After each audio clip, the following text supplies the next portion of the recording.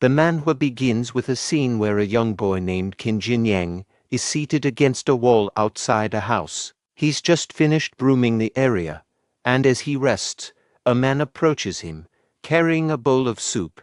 Qin Jinyang, the boy, looks at the soup in his bowl and can't help but think to himself, shit, it's another bowl of swill again.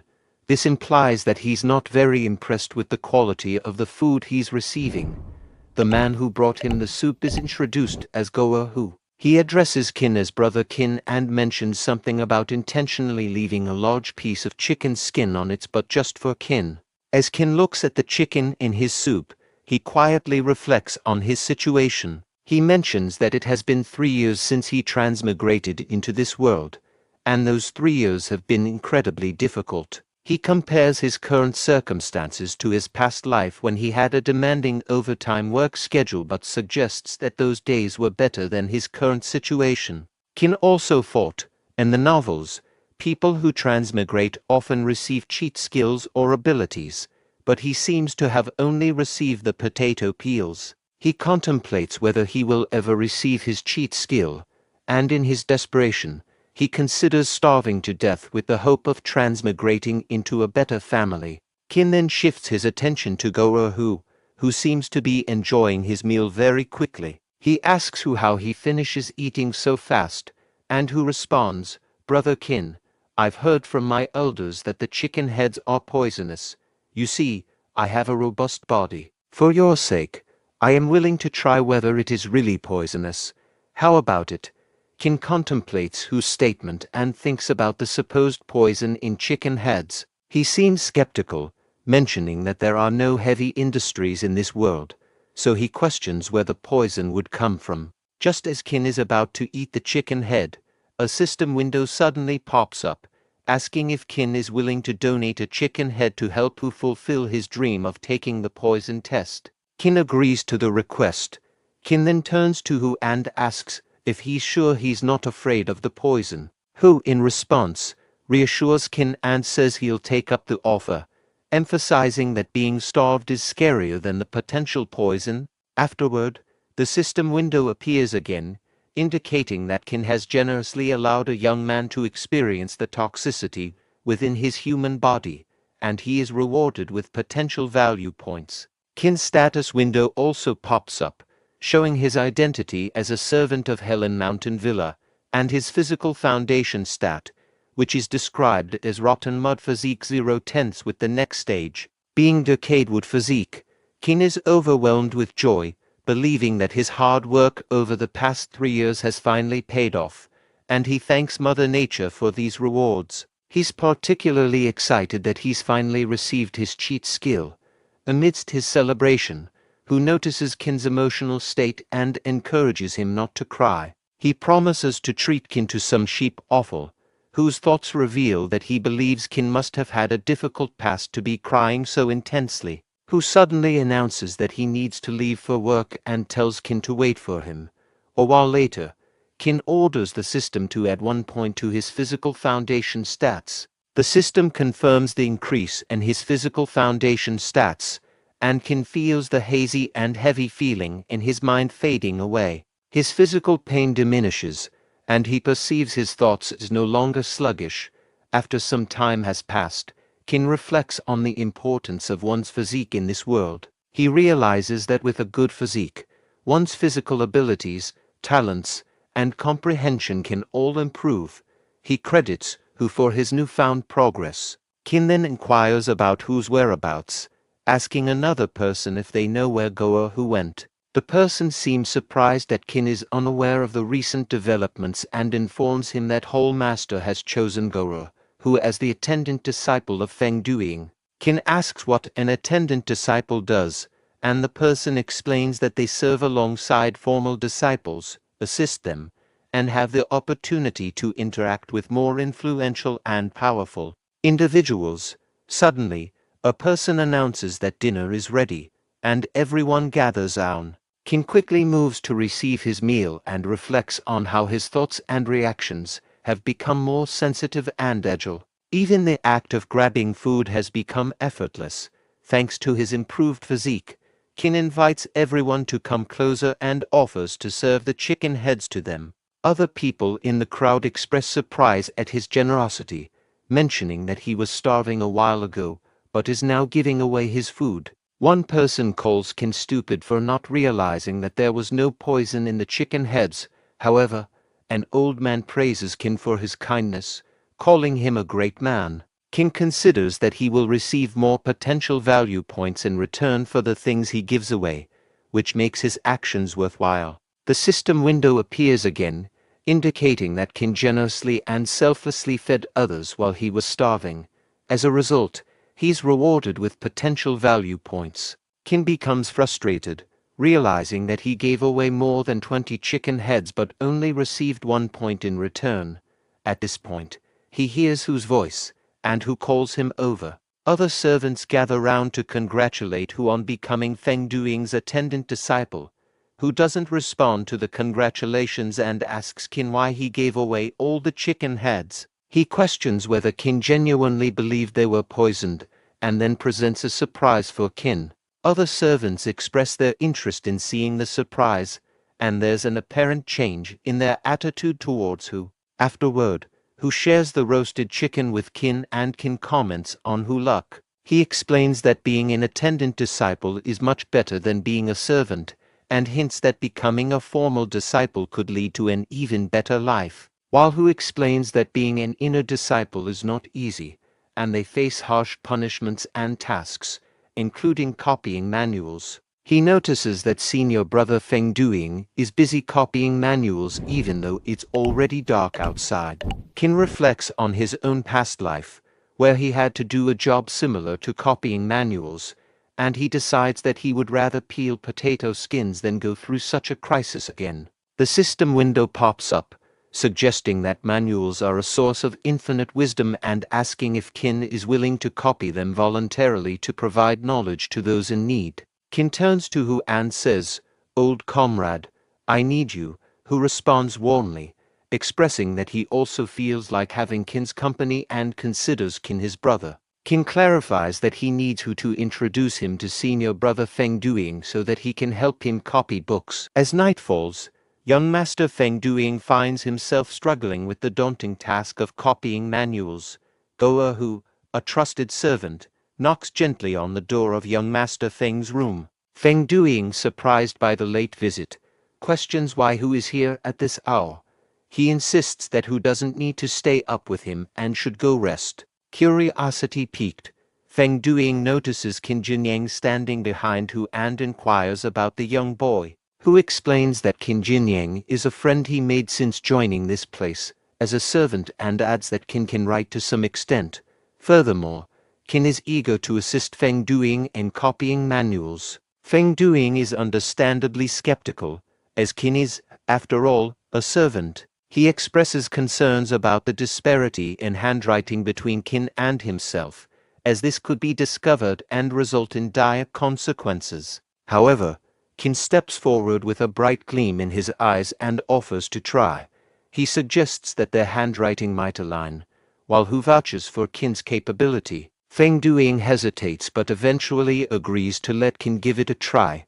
Nevertheless, he warns Qin about the repercussions if he were to deceive him. Both Feng Duing and Qin take their seats, and Hu stands nearby, watching attentively.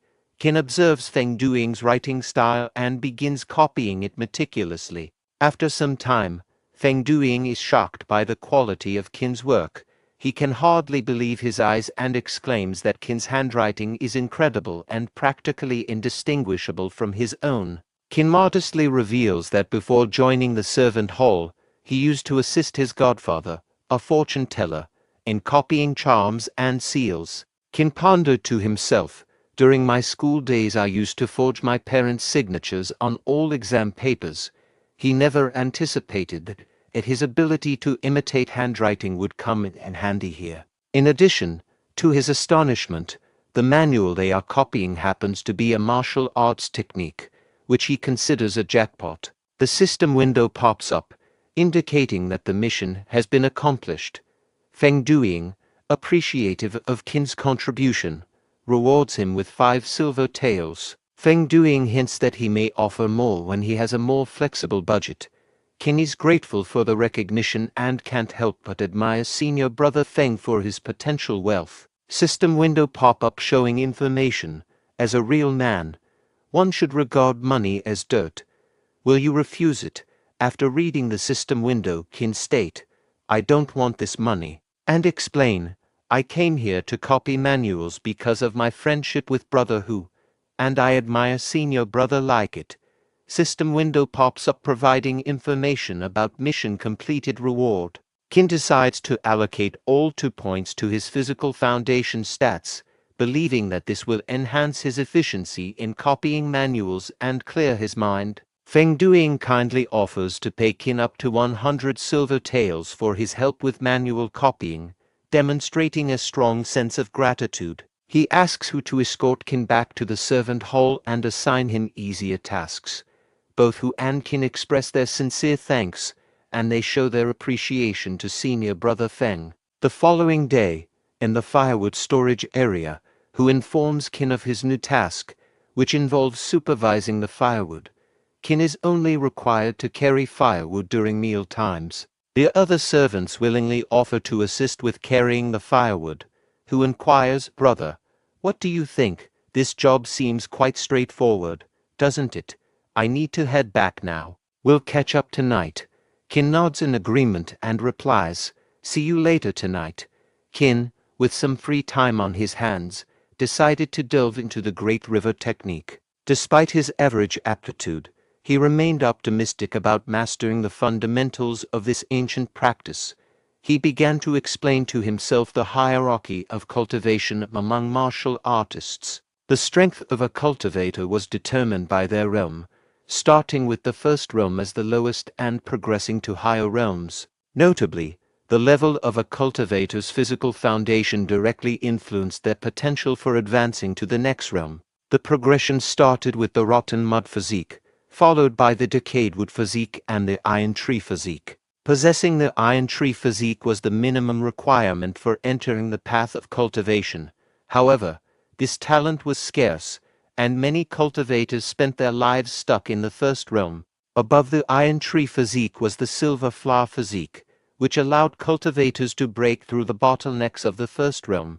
With diligent practice and the aid of secret techniques and elixirs, it was even possible to reach the third realm. Beyond that was the coveted golden physique, granting a cultivator an almost ethereal path of cultivation. The lord of the Helan Mountain Villa possessed the golden physique and had reached the formidable fifth realm. Further up the hierarchy was the white jade physique, a mystical existence across the Jianghu. Rumor had it that an even more precious jadeite physique existed above it, although it remained a legend. As Qin contemplated the Great River technique, he knew that this practice had a soothing effect on the mind, bringing inner peace. He also understood that those hot-blooded and impulsive martial artists who attempted to copy the technique often found themselves drained and fatigued. In addition to a strong physical foundation, Qin recognized that there were other prerequisites for ascending to the first realm as a martial artist. Cultivators needed to possess a certain abundance and purity of true qi. However, Qin was honest with himself. He acknowledged that his current level in the Great River technique was merely at the entry level, signifying that he had much room for improvement. While engrossed in these thoughts, a voice called out from behind, startling Qin. He turned to find an old man named Lao Liangtu. In a surprised tone, Qin addressed the old man, "So it's you. What has happened?" Lao Liangtu stumbled and fell into Qin, causing both of them to tumble to the ground. In a distressed voice, he implored, "Little brother Qin, I beg you, please save me." Qin advised, "Take a seat first and speak slowly." Old Lao began to explain his dire circumstances, his eyes welling up with worry. "Brother Qin, I might be laid off, and I have nothing left. Outside of this place," he confided. "Can you please ask Goerhu to request young Master Feng on my behalf to plead for me to stay here, because this is the only way left for me to survive." Glancing around cautiously to ensure no prying ears were nearby, old Lao handed brother Qin a bag. He nervously continued, "This bag has 200 copper coins, all my savings. Brother Qin, you must help me. Qin, touched by old Lao's plight, replied, you can keep the money for yourself. Just remind me later, and I will talk to Goahu on your behalf. Old Lao, with a mixture of relief and gratitude, uttered, it's okay, little brother Qin. You can have it. He handed over the bag of money. He quickly disappeared for his place. While darting away, old Lao couldn't help but shout, back, thank you, little brother Qin. You must help me. At a mealtime, Qin pondered to himself, wondering why old Hu had not yet shown up for their usual shared meals. What's taking him so long? Today, as he contemplated, he overheard people talking to each other, their voices filled with shock and concern. Have you heard? Someone died. Are you serious? Is it really Goahu? This news sent a shiver down Qin's spine, and he asked loudly, who do you say died just now? A person explained the grim details. I heard that after paying a visit to young Master Feng, Goahu died on his way back. They say he suddenly spewed out a mouthful of black blood that splattered all over. Then he fell to the ground and passed away.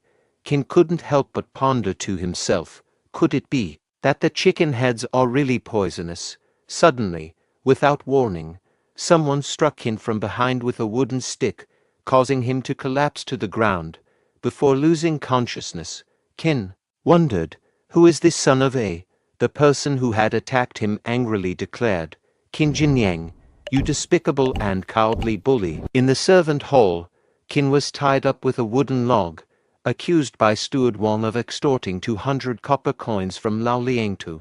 The gathered people warned Qin that if he confessed now, they'd only break his legs and exile him from the mountains.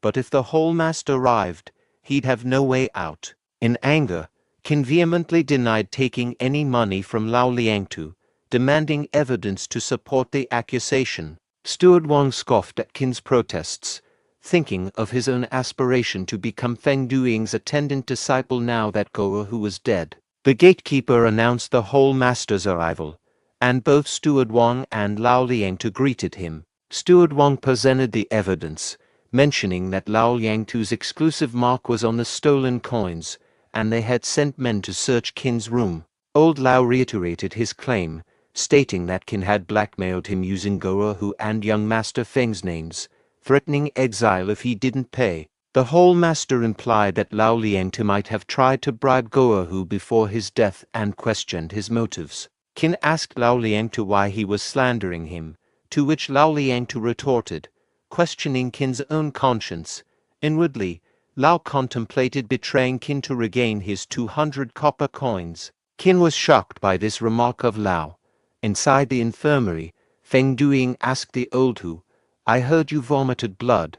How do you feel now? In response, Hu stated, young master, I'm all fine now. In fact, I feel more energized than before. Feng Duing turned to the physician and asked, how come old Hu is perfectly fine, even after vomiting so much blood? The physician explained, he must have had stagnant poison in his body, and may have accidentally consumed another poison. Since those two poisons happened to neutralize each other, it led to him vomiting out the stagnant poison along with his poisoned blood that had been accumulating all these years. In response, Hu stated, but I haven't come into contact with any poison recently. The only possibility is that the chicken head brother Qin gave me contained poison. The physician explained, since that's the case, it must be that chicken head. Chicken heads don't usually contain much poison, but that poison just happened to nullify the stagnant poison within your body. Who stated, then, doesn't this make brother Qin my savior? Young master, I have something to ask of you. An old servant is about to be dismissed. Qin Jinyang told me to request on his behalf to arrange a job for him, so that he may continue staying here. In response, Feng Duing stated, no problem. I'll let this old servant clean my courtyard when I return. Qin Jinyang is our lucky star. We can at least do him this favor. Who stated, thank you very much, young master. I'll relay this good news to him right away. Feng Duing asked, what's the rush? It's not as if you'll die if you wait for a while. Meanwhile, the servants returned after completing their task of checking Qin's room. They entered the hall and reported to the master. The steward Wang silently contemplated, thinking to himself, Qin Jinyang, the evidence is here. Once the hall master gives the order, I will swiftly end your miserable life. The hall master inquired, what is the situation? One of the servants responded, Hall master, this subordinate thoroughly searched and overturned the entire quarter, but couldn't find a single copper coin. Steward Wang was shocked by hearing the report. Steward Wang turned towards Qin and demanded, how is that possible, Qin Jinyang? Where did you hide the money? Qin spoke up, addressing the hall master. I would like to lodge a complaint. I am being framed by Lao Langtu and Steward Wang. Please search Lao Langtu's quarters. The money may be hidden beneath his bed. The hall master issued the order to search Lao Langtu's quarters. In response, the servant acknowledged. Yes, sir, Steward Wang exclaimed. Bullshit. Who do you think you are? Why would I frame you? Lao questioned Qin. Qin Jinyang, things have already reached this state. Why are you still trying to deny it? At most, I'll burn more paper money for you after you die. Qin retorted. Lao Langtu, it seems you've been groveling at Steward Wang's feet for the past 2 days. Qin recalled the memory of when he had Lao's money. A system window appeared, instructing him to give the old man his hard-earned money. Qin thought to himself, I'll return it, since that's what the system says. When Lao Langtu left for work, Qin discreetly placed the money beneath his bed. At that moment, the servant returned with the money in his hands. The hall master asked, have you thoroughly checked it? The servant replied, yes, sir. This bag containing exactly 200 copper coins was found beneath the bed in Lao Langtu's quarters. There is no mistaking it. These are all Lao Langtu's copper coins, and they even have marks on them. Lao Langtu silently cursed, crap, this bastard, Qin Jinyang, must have found it inconvenient and decided not to help me, so he returned the money. You should have informed me, bastard. You've screwed me over big this time. In the midst of the commotion, whose voice echoed as he shouted for the door, calling out, Brother Qin, he has done what you asked of him. Steward Wang found himself deep in thought and wondered, Goer who, didn't he already die? Undeterred, Hu continued, revealing, young Master Feng agreed to let Lao Langtu stay and clean his courtyard. Seeing crowd of people gathered in front of him, Feng Duing inquired, why are so many people gathered here? Then they both noticed Hall Master. With respect, they both greeted, Hall Master. Steward Wang explained, Hall Master, this old thief came to complain to me. He was just enforcing the law impartially and thus apprehended Qin Jinyang. He didn't know anything about all this. Following the way of the main hall, he'll kill this old thief right away. The Hall Master intervened firmly, stating, stop right there. Hu expressed his concern, saying, brother, you've had it hard. In response, Qin exclaimed, good gracious, brother Hu, you're fine. The Hall Master, making a decisive move, announced, Qin Jinyang, I'll pass this sword to you. You may do as you wish regarding Lao Langtu. It's up to you whether you kill, spare, or slowly torture him. Lao Langtu pleaded, Qin Jinyang, I beg you, please spare me. I was wrong, I was blinded by greed. Killing me won't bring you any wealth. My life isn't worth you dirtying your hands. Please spare me. Remembering the man's previous actions, Qin used the sword and swiftly chopped off his head in one strike. A window popped up, displaying the message, mission accomplished. He had successfully ended his life and liberated the old man from life sufferings, rewarding potential value, 3 points. Seeing this, the Hall Master commended, you're quite courageous, Qin Jinyang. From today onwards, you will be the guard of the servant hall. You may patrol with the guard squad tomorrow. Qin expressed his gratitude, saying thank you, Hall Master. The Hall Master then instructed, Duing, follow me to my study room. In response, Feng Duing obediently replied, yes, father. Who reassured Qin, there is no need to overthink. You just killed an ungrateful snake. You just received a huge promotion. I'll treat you to a meal to celebrate this occasion later. Qin reflected to himself, at best, gods are bodyguards. This time, everything was entirely down to chance. When I'm framed again, will I be as fortunate? In reality, a person who is excessively kind is only met with death. The world's rule is an eye for an eye and a tooth for a tooth. No matter what, I have to get stronger. At the servant hall, Qin contemplated the unstoppable force of luck that had bestowed upon him. Upon becoming a god, his salary had arrived promptly, leaving him with some time to spare. It was then that he decided to extend an invitation to old Hu for a delightful meal. With a warm smile, Hu exclaimed, "Brother, I finally found you. I've been searching all over for you." In response, Qin joyfully replied, "Old Hu, you've arrived just in time. I was actually planning to seek you out. Have you happened to cross paths with Xiao Guzi, the young one who usually accompanies me on patrol and never leaves my side?" Pointing in a certain direction, Hu remarked, "Are you in search of Xiao Guzi? Isn't he right over there?" In a loud and hearty voice, Qin called out, "Hey, Xiao Guzi!" Xiao Guzi turned around, his voice quivering as he spoke. "Master Qin and Master Hu?" Curious, Hu inquired, "What's troubling you, my lad? You seem so downcast. Have you missed your meals or something?" Qin chimed in. "And why are you carrying all those belongings?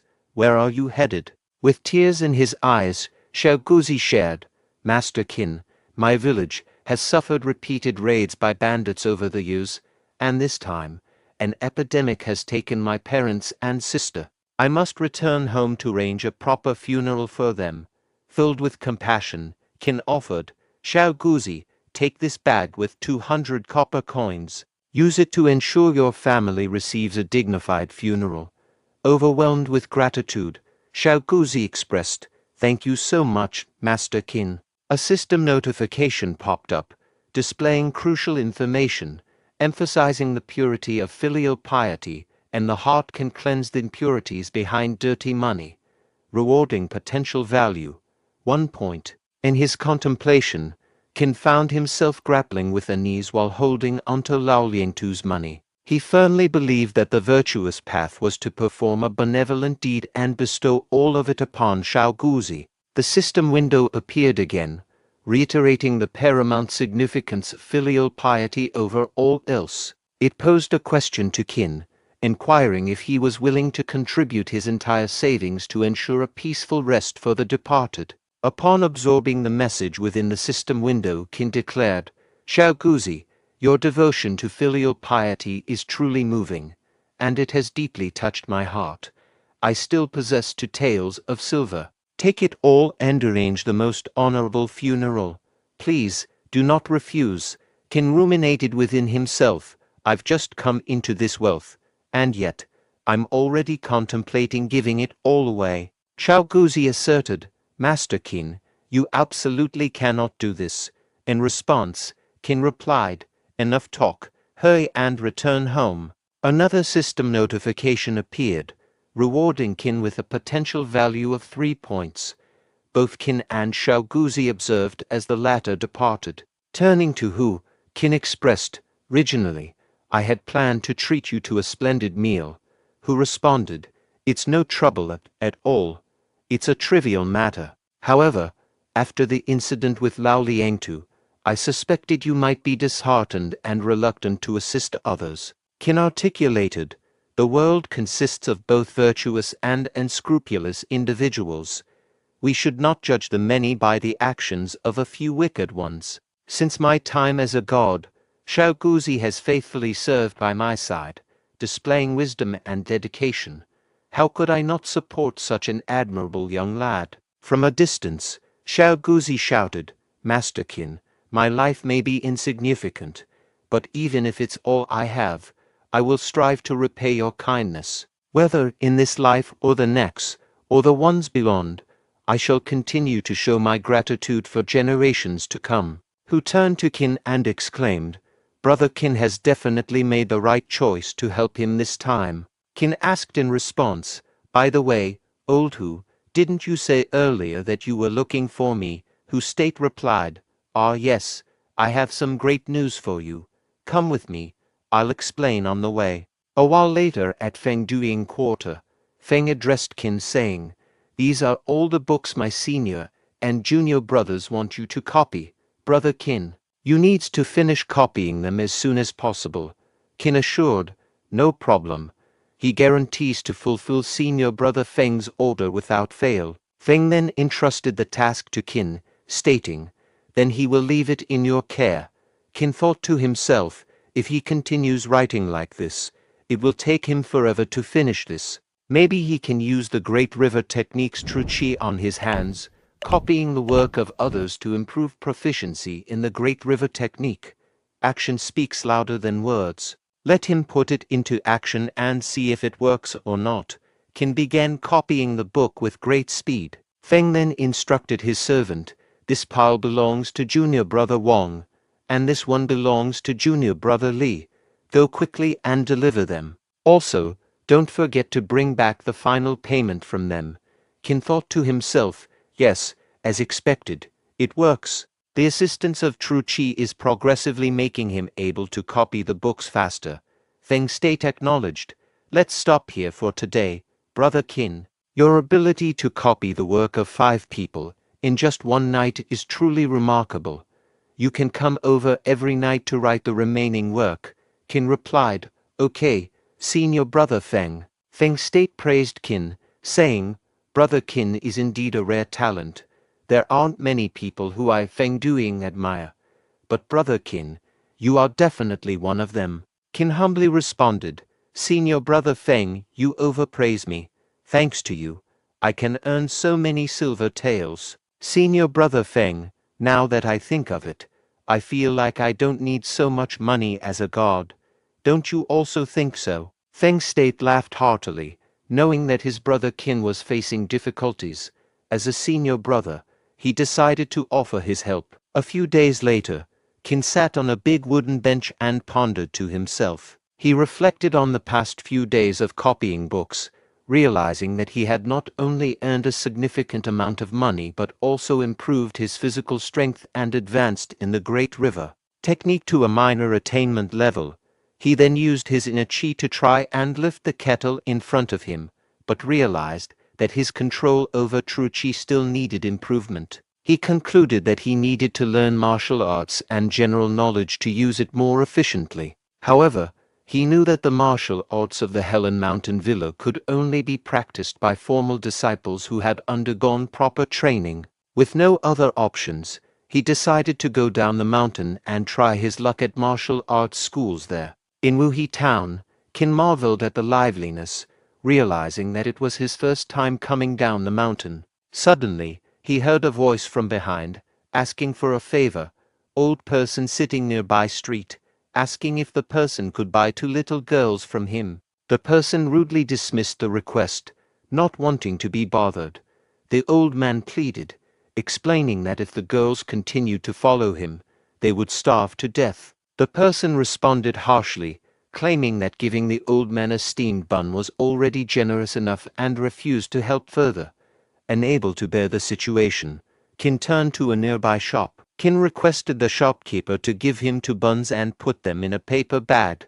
The shopkeeper agreed and prepared the order. The old man, still crying, told his daughters that they could share the steamed bun. He blamed himself for their current situation, expressing his inability to grow crops or sell them to provide a chance for his daughters to survive. One of the children comforted their father, urging him not to cry. Moved by their conversation, Qin approached the old man after purchasing the buns. Approaching near the old man, Qin stated while hiding behind a wall, There is some broken silver under the buns in the paper bag beside you. Go back and use it to farm. Don't make too much noise. Hearing that, the old man turned toward his right side and found a bag. After looking inside the bag, he started crying again. The children worriedly asked, Father, are you okay? The old man stated, Bodhisattva, a bodhisattva came to my rescue. Wife, did you see that? I've encountered a living bodhisattva. A system window popped up, showing the information. He saved a struggling family, rewarding potential value. 2 points. Qin stated, the next step of the plan is. Then he heard a voice of a child saying, I can sing and do shameless things. I can also sell myself for my whole lifetime. Another child said, my mother is seriously ill. I am willing to fight for just 1 copper coin. Who wants to fight with me? A notification prompt appeared. Would he help a filial daughter bury her deceased father? Would he help a lost teenager return home? The system asked Qin, is he willing? Is he willing? After all, later, a system window showed information, potential value, 22 points. Qin thought to himself, he really earned so many potential points. In this world, where the weak are preyed upon by the strong, life is so difficult for the common people to live through. If old who were to know that he gave away so many silver taels, he would probably be angry to death. Forget it. Let's not think about these things for now. System, add all of his potential points into his physical foundation. A system window popped up, showing information. One should refrain from overburning oneself with too many techniques. He cannot upgrade his physical foundation if he is proficient in less than 3 martial arts. Qin felt disappointed after reading the system window. A trio of bandits stands at a distance, observing Qin's peculiar behavior. One of them remarks, hey, do you see that kid over there? He's acting really odd. Is he unwell or something? The person on the left responds, why bother? What matters is that he seems to be carrying money. The person in the middle suggests, let's plan to ambush and rob him once he leaves town. Qin reached the entrance of a prestigious town academy, exclaiming, at last, I've found it. Contemplating, he mused, I scoured the entire town to discover a martial academy like this. I wonder about its interior. Opening the door, he queried, hello, I'm seeking a master for training. Why is the martial academy so dark inside? It's not haunted, is it? Seated in a chair, an old man named Kenway replied, a customer, disciples, come out and welcome the newcomer. Aligned, the disciples greeted, yes, master. One disciple addressed Qin, greetings, newcomer. Watch me perform. White crane spreads its wings. Another added, observe angry crow takes flight. Observing, Qin apologized, I believe I'm in the wrong place. Chief Kenway stood and reassured, no, young martial artist, you're in the right place. Enquiring, he asked, what would you like to learn? Qin questioned. Then, what martial arts do you teach here? Chief Kenway clarified, our academy offers everything, including 18 weapon types. We master all, cultivating Taihi, true Qi internally and strengthening externally. No fees if you can't learn, and no extra charges during the process. Turning to his disciples, he commanded, demonstrate for our young martial artist. Qin declined, saying, it's okay, just tell me about each technique. Chief instructed, watch Han Yuan's shadowless sword, observe Xing Yi's diamond fist, witness Tan Ton's lightning whip. Disciples insisted, you should showcase something too. As Qin covered his eyes, he pondered, should I leave now? What is this? An hour later, every disciple collapsed from demonstrating techniques. Tan Tong inquired of Qin, young martial artist, what's your preference in martial art techniques? Qin replied, let's forget it. I'll pass. Chief, enraged, questioned, what do you mean by let's forget it? You watch our martial artists for an hour, and all you say is let's forget it. Are you here to mock us? No mockery allowed. You won't leave until you learn one technique. Did you come for a free show? Qin explained, Chief, it's not that I'm unwilling to learn. It's just, Chief interrupted Qin, stating, young martial artist, if you're bored with martial arts, we also teach musical instruments, cooking, or even foreign languages. A system notification appeared, revealing, the Martial Academy is struggling financially. Would you consider leaving a silver tael as a tip? Chief directed his disciples, keep performing. Impress this young martial artist. Qin pleaded, stop, enough. Chief, to be honest, I'm involved in the underworld and urgently need a martial art technique, but what these seniors are demonstrating might not be suitable. I apologize for taking up your time. Consider these silver tails as a tip, and I wish your academy the best. A system window displayed. Your heroism earns respect from the chief, rewarding potential value. 2 points. Qin, departing, remarked, I'm leaving, no need to escort me out. And Qin contemplated, realizing that trading a silver tail for 2 rewarding potential value points was quite a worthwhile deal. He only wished there were other martial academies in town. Chief intervened, stating, Young master, please wait, and instructed the disciples to exit. They acknowledged, Yes, master. Once alone, Chief turned to Qin, acknowledging, You have a discerning eye. You saw through those superficial martial arts used to deceive outsiders. Our academy indeed possesses unique martial arts techniques. Qin reflected. Special techniques. This is an unexpected gain. He inquired, Could the chief demonstrate them for me? Chief, seizing sand from the ground, declared, Certainly. I'll give you a taste. Don't blink, throwing the sand toward Qin. It passed in front of his eyes and struck the practiced dummy behind him. Qin questioned, Is that all? Isn't this just throwing sand when you can't win a fight? Chief replied, You're too naive, young man. Have you heard of hidden weapons? Qin asked. Hidden weapons? Like techniques using shurikens and darts for a single-shot kill, Chief inquired. That's nothing. Are those just ordinary weapons? What makes them worthy of being labeled hidden weapons? He continued, Listen carefully. The essence of hidden weapons lies in their concealment. Catch your enemies off guard. Strike when they're unprepared. Additionally, they should be portable and ideally carried at all times. A handful of sand can confuse enemies, buying time for escape or forcing them to reveal weaknesses. For the final blow, a blade is still preferable. Examine the dummy's eyes closely. Qin, visibly surprised, thought, It's filled with tiny nicks resembling needle pricks. Chief elucidated. This is the application of our dirt field technique.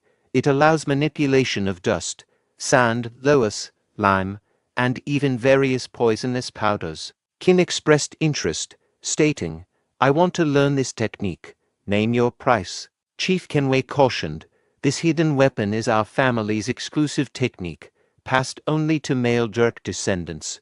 You, an outsider, consider learning our secret technique. Qin insisted, Just state the price. Chief proposed, Given your unique skeletal structure, you are an extraordinary martial arts talent. 300 taels, I guarantee mastery. Qin countered, 10 taels of silver. Take it or leave it. In a hushed tone, he added, Why not resort to robbery? Chief agreed, Fine, 10 taels it is. I'll teach you for a day, with no guarantee of mastery. Follow me to the training ground if you accept. Chief pondered.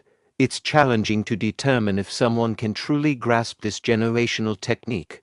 Even our great-grandfather, with a silver root bone, took 61 days to learn the basics. Learn some basics and then scram.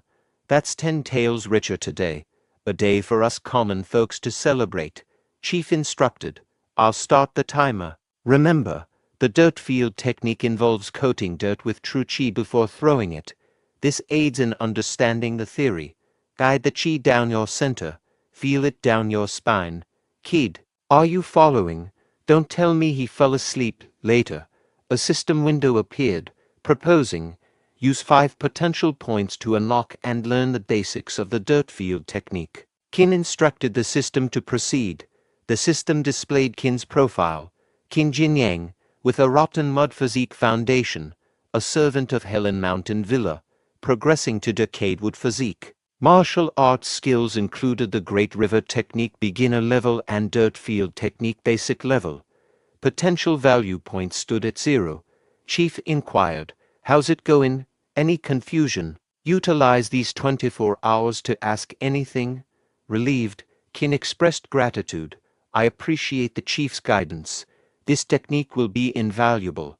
I've successfully learned it. Chief questioned, Learned it. Are you kidding? Don't dream of a refund even if you leave now. Internally, he mused. Learned it so easily. Who does he think he's fooling? Let's see if I can beat some sense into him if he asks for a refund later. Are all young people this arrogant? The system window appeared again, suggesting that the chief was suspicious of his extraordinary intellect and wondered if he would showcase his abilities to broaden his narrow perspective. System inquired if Qin would demonstrate the dirt field technique, challenging the narrow-minded man to recognize a true genius. Casting doubt, Chief asserted that even top-tier geniuses couldn't grasp it instantly, let alone Qin. Criticizing Qin's pretentious demeanor, Chief accused him of feigning genius martial artistry. Complying, Qin demonstrated the dirt field technique on the chief by swiftly grabbing his leg and tossing him to the ground like a pile of dirt, leaving Chief astonished and collapsed on the ground. A system window appeared, heralding that Qin's talent and diligence had garnered admiration, earning him 2 points of potential value. Post-demonstration, Qin departed the martial art academy, returning to the mountain. Contemplating that he'd acquired a worthwhile technique, he happily anticipated a nap upon his mountain return. Unexpectedly, a person confronted Qin, brandishing a sword and demanding money. The system window identified the assailant as a Grade 1 martial artist robber. Acknowledging the situation, Qin assured the person that the money would serve as his travel fare. Other companions of robber judged Qin as a gradeless, timid individual, wealthy yet frightened. Dismissing Qin's intervention, he believed the 2 present was sufficient, and beknownst to them, Qin schemed to use the dirt field technique on the Grade 1 martial artist and his companions. Qin employed the technique to blind all. In response, the martial artist remarked, "Your fate is sealed, kid. You've offended the Steel Dragon tribe, and your face is etched in his memory." Qin retorted, "Now that you recall me, that's even more reason not to spare you." The martial artist protested, "You can't kill me, I am." Qin interjected, "Don't move. My blade might find a new path the moment you do." He swiftly used his blade to dispatch the robber. The system window displayed, he successfully eliminated a threat, ensuring the area's safety. Rewarding potential value, 2 points. You successfully eliminated a threat, ensuring the area's safety. Rewarding potential value, 1 point. You successfully eliminated a threat, ensuring the area's safety. Rewarding potential value, 1 point. The following morning, outside Qin's quarters, someone knocked on the door. Qin shouted, "Who's there? It's too early. I'm on leave today." Old Hu replied, "Brother, it's me, Old Hu." Qin, opening the door, inquired, "What's so urgent?" Old Hu, "It's early." Hu suggested, "Let me take you somewhere nice." Qin promptly shut the door, declaring, "I'm not interested." Undeterred, Hu persisted, knocking hard, and insisted, "Qin, open up. There's good food and pretty ladies." Qin, lying on his bed, mused, "Pretty ladies, is Old Hu smitten?" A system window appeared, stating, "His friend has a wish. Will he generously fulfill it?" Qin thought, "Fine, I'll go this once for Old Hu's sake." Another system window appeared, noting, "You generously fulfilled his brother's wish, rewarding potential value, 1 point. Your considerate gesture towards your brother is commendable, rewarding potential value, 1 point." Surprised by their location, Qin pondered, "The original networking group. Well, that's unexpected. I thought this kid fell for someone." Qin declined, saying, "Old Hu, I'll skip your Squire Tea party." Hu insisted, "No way, you have to go, even if you don't want to. Do it for me." Secretly, Hu thought, "I went through so much trouble to bring you here. I can't let you escape." A system window appeared, stating, "Your brother sincerely wishes for your participation. Will you do him this favor?" Qin considered, "Oh well, it's a chance to meet more people in this world." Another system window appeared, noting, "By doing your brother a favor, you've proven your loyalty, rewarding potential value, 1 point." Who urged, "Brother, let's go." Let me introduce you to everyone. Brother Zhang, meet my brother, Qin Jinyang. He's a god in the servant hall and even knows how to read. Perfect for Miss Changlin. I brought him here to meet her today. What do you think? Who exclaimed. Qin thought. Is he setting me up on a blind date? Miss Changlin retorted. Who's that? Which Tom, Dick, and Harry dares to say they're worthy of me? Who, sporting a smile, remarked, Sister Changlin, my brother possesses limitless potential. You'll undoubtedly be satisfied. Changlin inquired. You're my blind date. Why are you just staring? Don't you have a gift for your blind date? Qin stood there, dumbfounded. Zhang commented, Brother who? It appears this man lacks the courtesy to bring a decent gift. If this is your introduction, let's just forget about it. Nervously, who responded, Brother Zhang. Zhang, unrelenting, remarked, a god, elevated from servant to a miserly god, earns a bit more and forgets his status. Marry someone on your level. Do you understand what that means? Take a good look in the mirror. Changlin intervened. My brother is only conveying this out of respect for Senior Feng. Don't embarrass yourself any further. Recalling memories from his past life, Qin thought, I won't let myself be bullied again. Addressing Zhang, he asked, What makes you think I can't come with a decent gift? Zhang retorted, Are you foolish? If you bring a decent gift, I'll kneel and call you father. And if you can't, onlookers conversed. So exquisite, a top-grade jade bracelet. I've only seen Senior Sister wear one like this. Is it that good to be a god? This bracelet looks expensive. This kid isn't half bad. Zhang, turning to see the bracelet, was taken aback. He thought, this luster and clarity, it should be worth around 20 taels. In the midst of the scene, a system window appeared, inquiring if the person would generously bestow the bracelet upon a narrow-minded individual lacking real power. Simultaneously, Qin pondered whether people in this era were familiar with the term daddy. Qin then declared, I don't need you both to call me father. Instead, refer to me as daddy, and I'll gladly give you this bracelet. How does that sound? Zhang questioned internally if daddy was the person's nickname and estimated the bracelet's worth at least 20 taels. Addressing his sister, Zhang asked why she wasn't expressing gratitude to daddy. She replied, Thanks, daddy. Pleased with her response, Qin instructed her to take the bracelet. She added, Daddy, listen up. Don't assume you stand a chance. The people pursuing me could form a queue extending out of the mountain villa. However, I can introduce you to a female worker from our intricate craft hall. A system window popped up, confirming the successful gifting of the bracelet, with the recipient expressing genuine liking, rewarding a potential value of 3 points. Qin, feeling relieved, thought it was a good outcome. Initially, he believed he was assisting old Hu with his date, only to end up presenting a gift to his blind date. Turning to Qin, who inquired about the meaning of the word daddy and why Qin preferred to be called that. Qin explained that, in his hometown, daddy is a respectful way for a son to address his father. Amused, Hu laughed and asked if it was the same as father and meant thank you daddy instead. From a distance, Zhang expressed gratitude to daddy for the gift and announced that he and his sister would be departing. Qin, smiling, remarked on Zhang even expressing gratitude. As Zhang moved away, he informed his sister Changlin that he initially doubted Goa Hu's claim about this god's wealth. He advised her to string the fool along and extract money. Changlin replied, Got it, brother.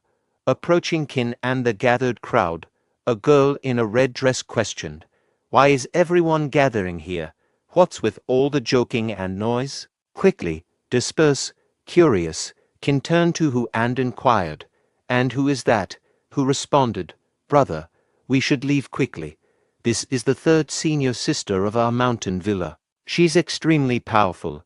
As they departed, someone grabbed Qin's shoulder from behind and praised, Beautifully done.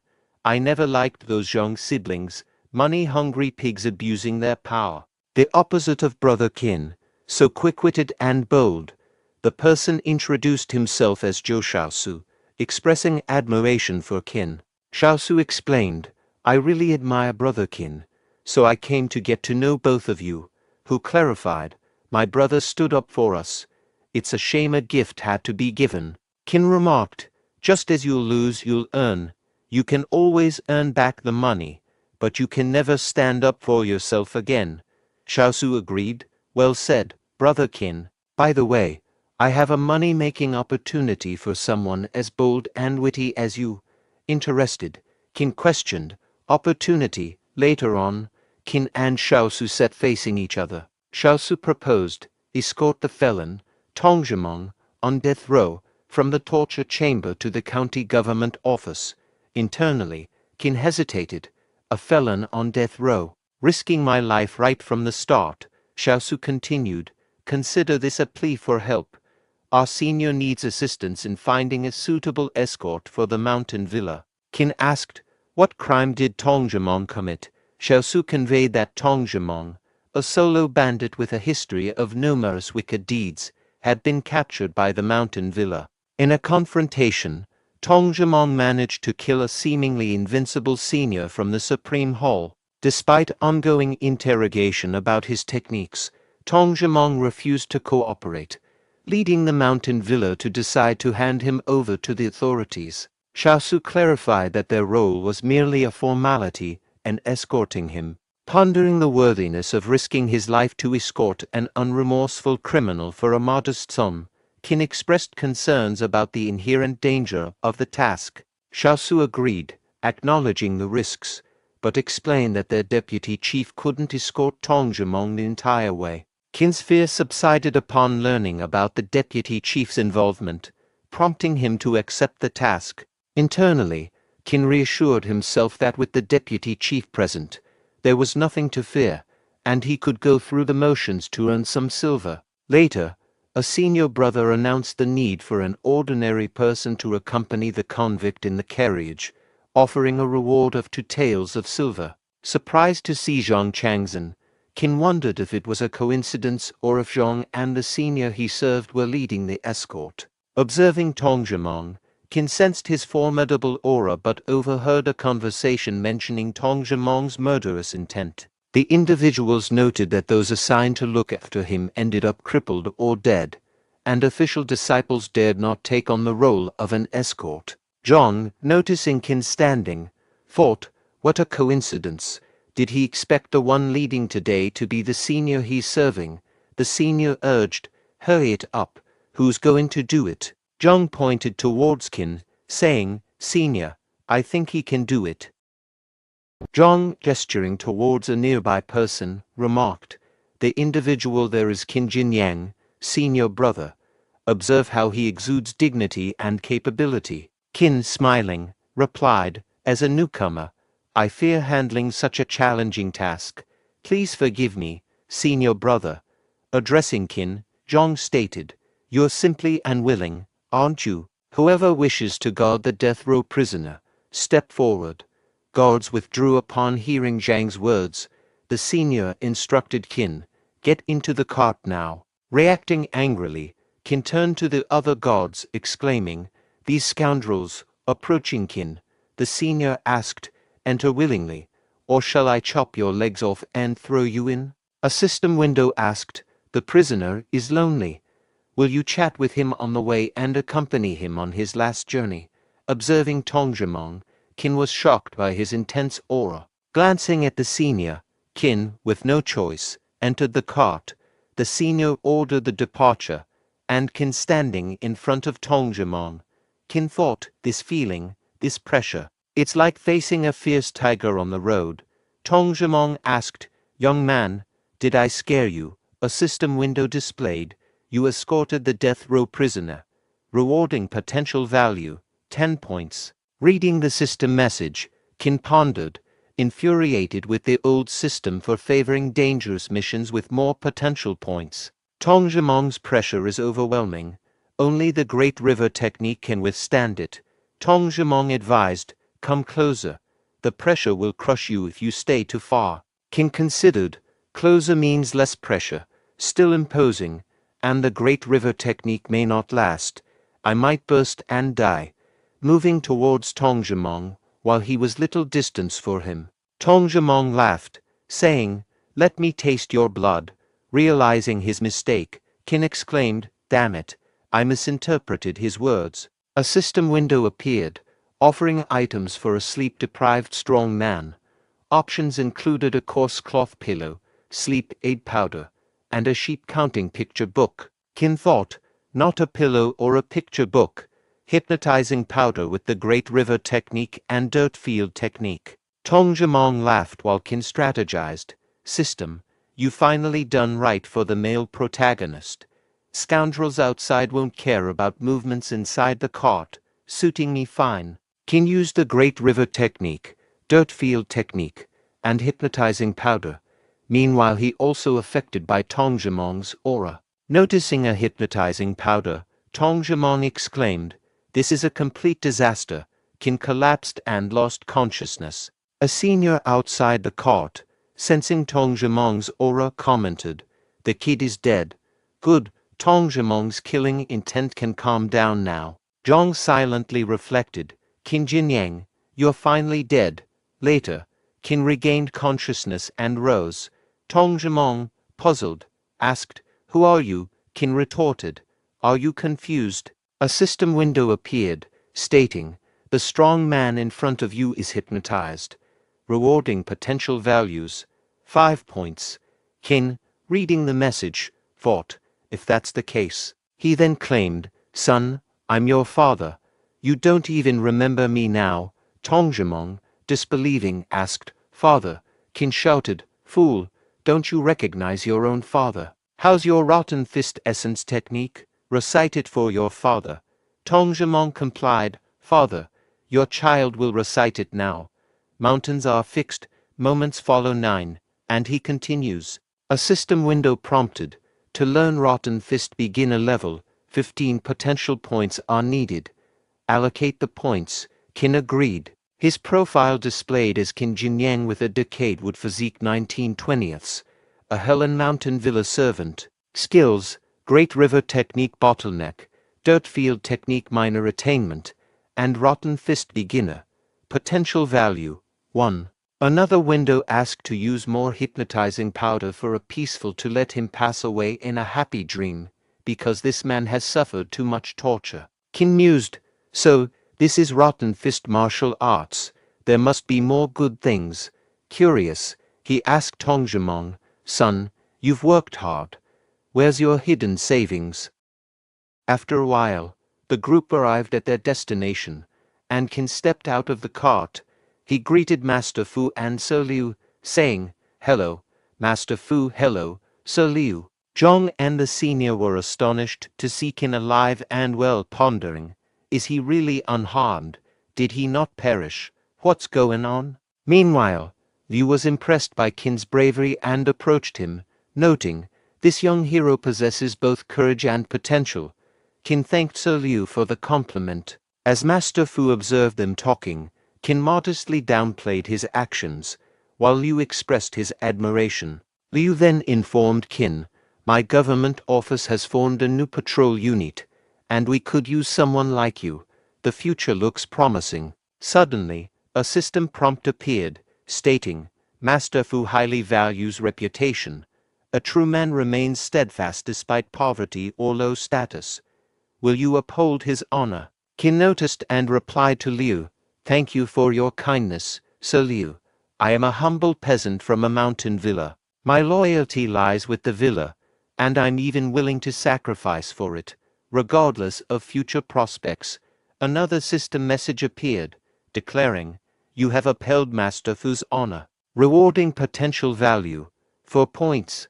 Liu smiled and announced, "Well said. Bring 10 taels of silver to reward this young hero."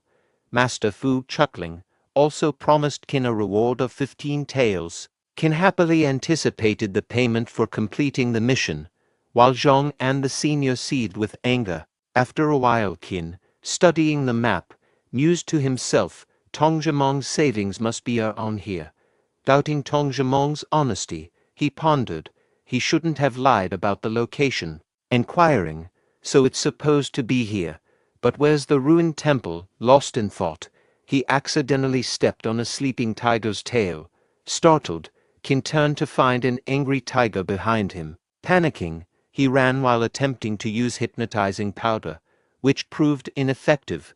Bewildered, he resorted to throwing various items from his inventory. Fearing the tiger, he decided, I should hide in the bushes for a moment. Unfortunately, hiding led him to a cliff, and he tumbled down, thinking, ouch. Relying on rotten fist and dirt field technique isn't sufficient. I need to learn Qigong soon. Surveying his surroundings, Qin discovered the desired ruined temple. Examining the area, he speculated, someone tried to take Tongjiang's treasure, but the divine statue protected it. Outsiders can't grasp the rotten fist technique. Perfect opportunity to test it. Using the technique, the statue crumbled, revealing a wooden box. Excitedly, Qin, open it, he exclaimed. Golden leaves, I'm rich, and this small bottle. Is it medicine? A system window appeared, presenting information. The system asked Qin if he wanted to spend 20 potential points to appraise a bottle of high-grade medicine. Qin replied, expressing insufficient potential points but acknowledging the medicine's value. He assured that the rest was manageable and he moved to a village orphanage, and upon leaving, he mentioned having enough food for half a year. Grateful, the person referred to Qin as a benefactor and living bodhisattva. Another system window notified Qin that his kindness had saved the entire orphanage and provided winter sustenance, rewarding him with 10 potential points. Qin continued helping poor villagers, and they expressed gratitude. Qin then instructed the system to upgrade his physical foundation. A profile window displayed information about Qin Jinyang, the god of Helan Mountain Villa, with a 39 out of 40 iron tree physique. His martial arts skills included a bottleneck-level Great River technique, minor attainment in dirt field technique, and beginner-level rotten fist. His potential value stood at 17 points. Another window outlined the requirements for upgrading Qin's physical foundation to a silver flower physique, indicating the need for 5 martial arts at the perk level and 30 potential points to upgrade the Great River technique. The third senior sister noticed Qin. Recognizing him from a recent gathering of junior disciples, she asked Shaoji to find out which hall the god belonged to. Pondering Qin's purpose, the senior sister noted his seemingly sneaky actions along with his benevolence toward the elderly, weak, and sick people. Spotting Qin, Changlin whispered to herself, finally, the long-awaited moment. She approached Qin with a smile, saying, what a coincidence, it's Qin Jinyang. I heard you not only excelled in escorting that dangerous man, but also earned Mr. Fu's appreciation. Qin inquired, Changlin, what brings you to Labor Hall? She replied, just passing by and thinking of you, so I came to say hi. A system window appeared, noting Changlin's lack of experience in the weaving hall and suggesting Qin help her learn. Qin decided to start with pickup lines, expressing, Changlin, since you care about me so much, I need to tell you that my life isn't complete. She asked why, and Qin responded, my life isn't complete without you. Another system window rewarded Qin with 5 potential points for surprising her. Qin, realizing her unfamiliarity with such lines, thought, this girl really has never heard these pickup lines before. Let me just try another one. Life without you is like a broken pencil, pointless. Once again, a system window rewarded Qin with 5 potential points for favoring her. Meanwhile, Wang approached and questioned them. Attempting to grope Changlin, a system window pop-up, stating that pickup lines alone were not enough to make her obsessed with him and asked if he was willing to keep his hands off her and give her peace of mind. Qin intervened, grabbed Wang's hand and asked Mr. Wang, aren't you being too handsy? Wang shouted, Qin Jinyang, don't think you can be arrogant just because you've made a contribution to the Grange. I've detested you for a long time. In response to Wang's attack with his sword, Qin punched the sword and caused it to break. Wang, astonished by Qin's strength, thought, when did this guy become so powerful? If he had hit me in the head, the information was displayed as the system window popped up. Having successfully thwarted the intrusive man and ensuring Changlin's peace of mind, he earned 10 potential points. Impressed by his strength and dependability, Changlin thought to herself. Suddenly, a distant shout informed Mr. Wang of an urgent meeting with the head, prompting Wang to hastily retreat, sparing his life for the moment.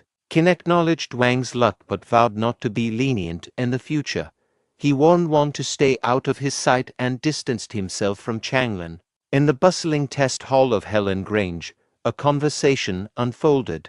One person queried another about the new hall at Helan Grange this year, learning that only 5 would be accepted with treatment akin to the upper hall. Qin pondered his strength and the potential advancement of his Great River technique, wondering if he could enter Haoxing Hall. While reviewing information on the system window, Qin was interrupted by a voice. A man complimented a girl, suggesting she be his concubine instead of learning martial arts. Refusing, she drew her sword, leading to a confrontation. Qin reflected that someone of that strength wouldn't survive in Helan Grange, believing it crucial for the weak to comprehend the harsh reality of a world filled with martial artists. The system window reappeared, disclosing the newcomer's status as a scion and asking if he would be informed that martial artists' strength held greater importance than wealth. Advancing toward the individual, Qin asserted, "Stop it." Startled, the person retorted, "Who's being nosy?" only to receive a forceful punch to the stomach from Qin, sending him crashing to the ground. A system window materialized, conveying information. "You've emphasized the significance of martial artist strength. You're rewarded with 10 potential points." Turning to the distressed girl, Qin extended assistance. Another window displayed information. "The world is perilous, and people are enigmatic. Are you willing to offer encouragement to the confused and restless girl?" Qin greeted her, saying, "Hello, miss. I'm Qin Jinyang, sort of a Grange member." Grateful, she introduced herself as Wang Jixiang, thanking Qin for his help. Qin assured her, "If you encounter any trouble, don't hesitate to inform me. Despite not being a disciple yet, I have many connections here." Wang Jixiang expressed gratitude, mentioning she was alone. Qin complimented her, predicting a successful entry into Helan Grange. Overjoyed, she said, "Really thank you." A window displayed information. "You provided hope to a confused and restless girl. You're rewarded with 5 potential points." With a smile, Qin encouraged, "Let's fight for it." Simultaneously, as they conversed, onlookers in the line whispered about the girl in the red dress, recognizing her as Yao Shaoji, Zhu Bingbing's servant disciple. Shaoji, addressing Qin, remarked, "Qin Jinyang, right, you don't have to wait in line. Go inside first." Qin asked if he could take Wang Jixiang in with him, prompting Shaoji's incredulous thought. "Are you kidding me?" she replied. "Take her with you." Upon entering Helan Grange, a system window appeared with information. During the entrance test, candidates meditated on spiritual stones inside a cave, feeling a mysterious pressure that increased gradually. Responding unconsciously, they released qi, interacting with the stones. Qin, reading the system message, noticed a group ahead and turned to Wang Jixiang, suggesting, "Let's see what they're doing." Approaching, they overheard a conversation where one person called them lowly peasants, another admired a girl, and a third questioned their desire to join Helan Grange. Jixiang, confused, was asked to be a servant disciple. Qin intervened, proclaiming, "I disabled someone as arrogant as you." Lu Shuqing, the first disciple of Star Hall, stepped in, emphasizing recruitment based on root bones rather than background. He urged harmony and directed them to the main hall for Ru explanations, wishing them success in the test. The concept of root bones was explained, mentioning that some mud would be generated in the cracks of the spiritual stones, and candidates who couldn't hold on would have sludge-level root bones. On the other hand, if candidates managed to hold on, roots would grow in the mud, indicating deadwood-level root bones. Eventually, the roots would harden and grow into branches, signifying ironwood-level root bones. Upon the branches, silvery flowers will bloom, signifying silvery flower-level root bones. If the black bark breaks, emitting golden light, candidates possess golden branch-level root bones. Those with spirit-stabilizing pills should secure seats. In case of struggle, taking the pill is advised, but Helan Grange disclaims responsibility for any resulting accidents. As the test begins, 2 fainting candidates need removal, and 1 deceased individual must be taken out. Qin pondered, "Let me reach the high rank of the ironwood level and enter the housing hall. I won't expose my silvery flower-level root bone to avoid jealousy." A system window offered to replenish chi for 10 potential points in the chi-rich environment, but Qin declined, confident in his silvery flower-level root bone. Curious about Wang Jixiang, he mused on her potential decision to take the spirit-stabilizing pill, acknowledging she might not join Helan Grange. A wealthy boy demanded Qin's pill, offering 300 taels of silver, followed by higher bids from others. Qin considered selling it for 350 taels if an offer came. Kong dismissed those relying on pills as unfit for Helan Grange. The wealthy boy, recognizing Kong as a son of Gu family, turning to Qin, he increased his offer to 500 taels, prompting a system window asking if Qin would sell the pill to him. Declining, Qin conveyed his unwillingness to proceed. Another window surfaced, presenting information. Was this a setback? Qin aimed to make the wealthy boy realize money wasn't everything, revealing the unpredictable nature of society to Mr. Gu. Consequently, Qin earned 12 potential points. Glancing at Jixiang, he pondered her situation. A system window revealed a strong girl in pain, asking if Qin would show kindness by giving her his pill. Contemplating, Qin admitted finding her prettier in pain and determinedly handed her the pill, urging her to eat it immediately. Despite Jixiang's gratitude, Qin interrupted her, emphasizing actions over words. The system window rewarded him with 10 potential points for this kindness. Jixiang, grateful, was asked to repeat her thanks but quickly retracted her statement. Simultaneously, the wealthy boy struggled with pain. Jixiang informed Qin of his achievement reaching the high rank of the ironwood level. Exiting the test site, Qin and Jixiang observed many falling unconscious. Jixiang expressed surprise at Qin's success without the spirit-stabilizing pill. Qin clarified that the pill couldn't truly enhance his root bone, intending to reach the silvery flower level before the test. Acknowledging Qin's capabilities, Jixiang inquired about his whole choice. She, in the middle rank of the ironwood level, considered Flame Hall. Qin declared his intention to join Haosheng Hall. Inquiring about recruitment, Jixiang asked if Haosheng Hall was accepting new members this year. She relayed to Qin that Haosheng Hall wasn't recruiting due to the leader discovering disciples with someone copying books for them. Outraged, the leader took all disciples to meditate under a mountain waterfall, and they hadn't returned. Jixiang also heard of a man who single-handedly copied books for everyone in Haosheng Hall, sparking amazement and curiosity about his identity. Qin acknowledged the man's remarkable feat. Planning to stay in Flame Hall temporarily, Qin aimed to achieve something before eventually joining Haosheng Hall. He informed Jixiang of his decision to go to Flame Hall, and they agreed to go together. Suddenly, accusations arose from behind as the rich boy accused Qin of cheating. Rich boy, angered by Qin's refusal to sell the pill, told him to go to hell. Observing from behind a tree, Lu Shuqing thought no one expected Zhu Bingbing to investigate Qin secretly. Determining to let his men teach Qin a lesson, Lu Shuqing aimed to prevent anyone from gaining favor with Zhu Bingbing, his beloved. Qin instructing Jixiang to hide behind him. Meanwhile, Rich Boy and his friends moved towards him, prepared to attack. With a smile, Qin swiftly defeated them, turning to remark, "You overreached yourselves."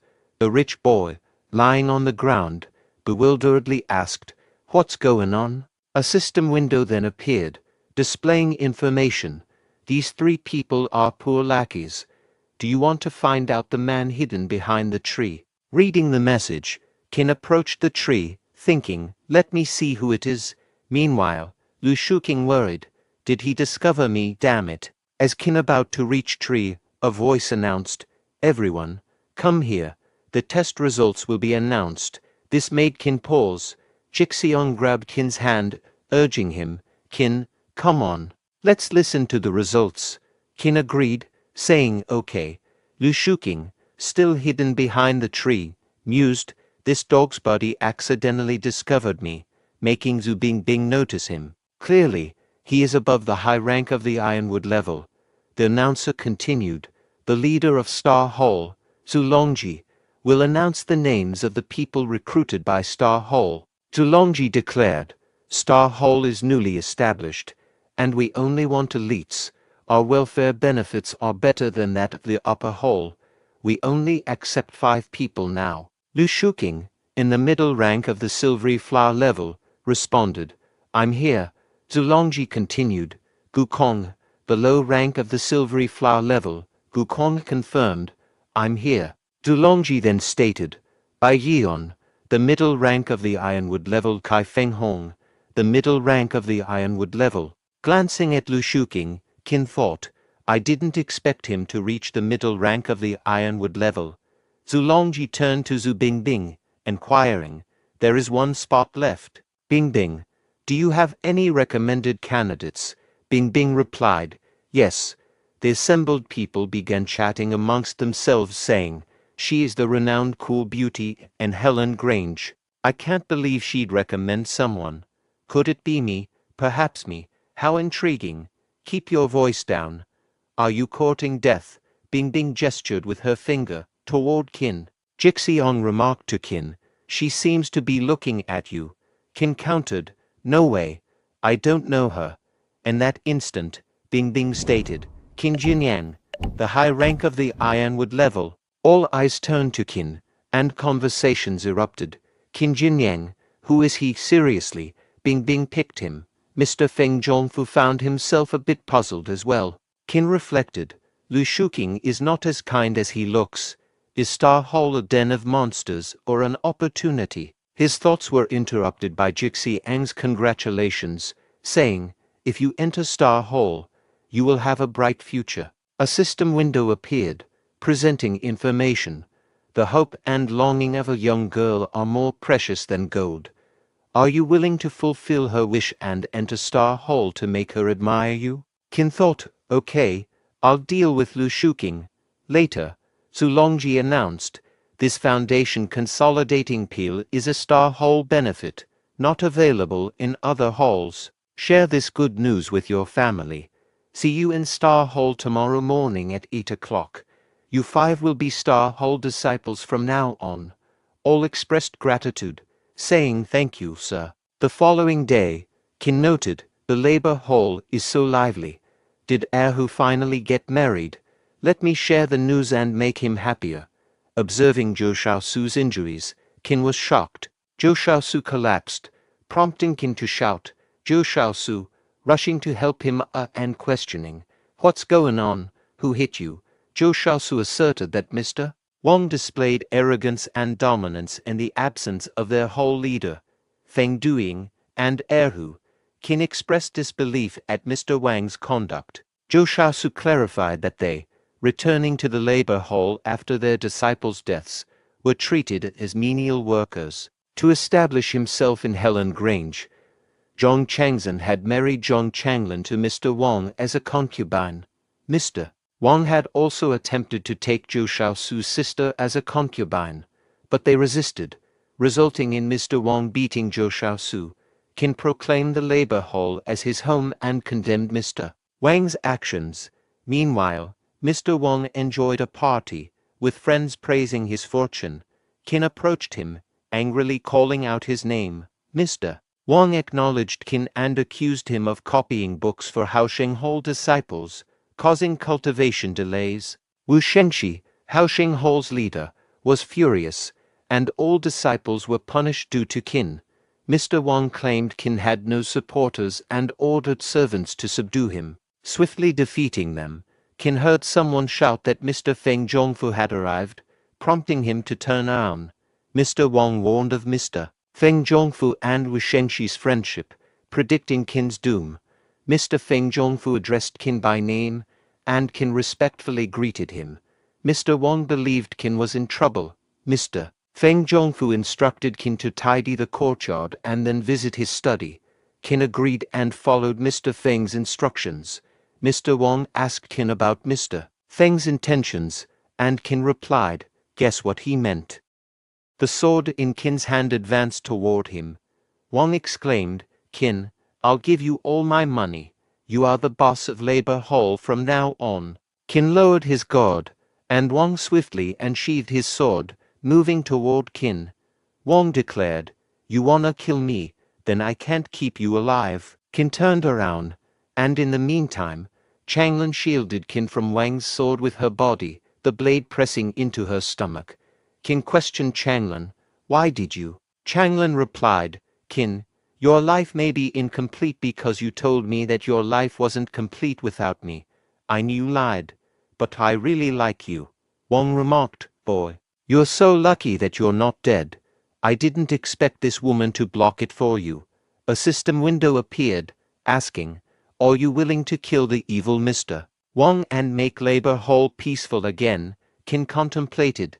Zhang Changlin is somewhat domineering, but sometimes she is kind and lovely. She is keen on getting petty advantages, but she doesn't deserve to die.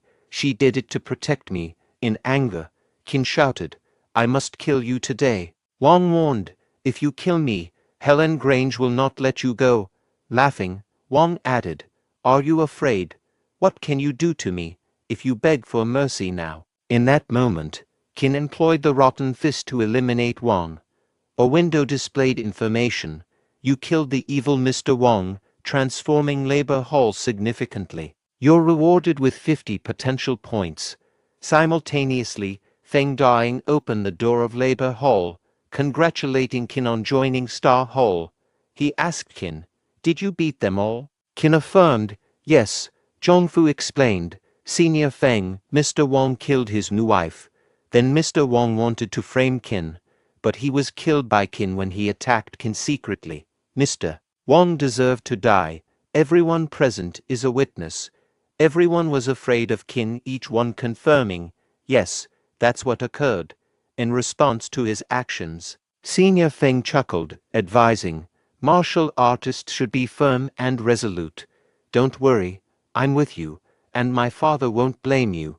Qin expressed gratitude to Feng. The next day at Star Hall, he wondered if unique techniques like the Great River technique existed there. A system window displayed information about Qin Jinyang, noting him as a Star Hall disciple of Helen Grange with a silvery flower level root bone.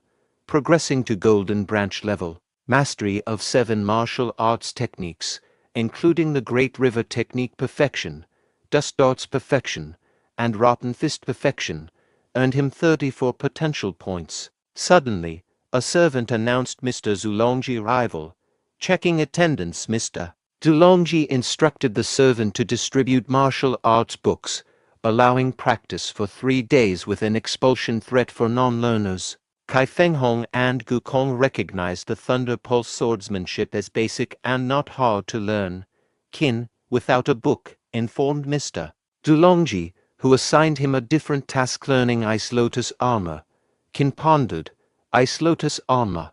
Meanwhile, Gu Kong expressed concern, stating that Qin only had a high-rank Ironwood level root bone and it may not be appropriate. He explained that reaching the beginner's level of Ice Lotus armor was extremely difficult, and even if someone reached the perfection level, they wouldn't be mighty. Upon hearing this, Qin wondered, is reaching the beginner's level extremely hard?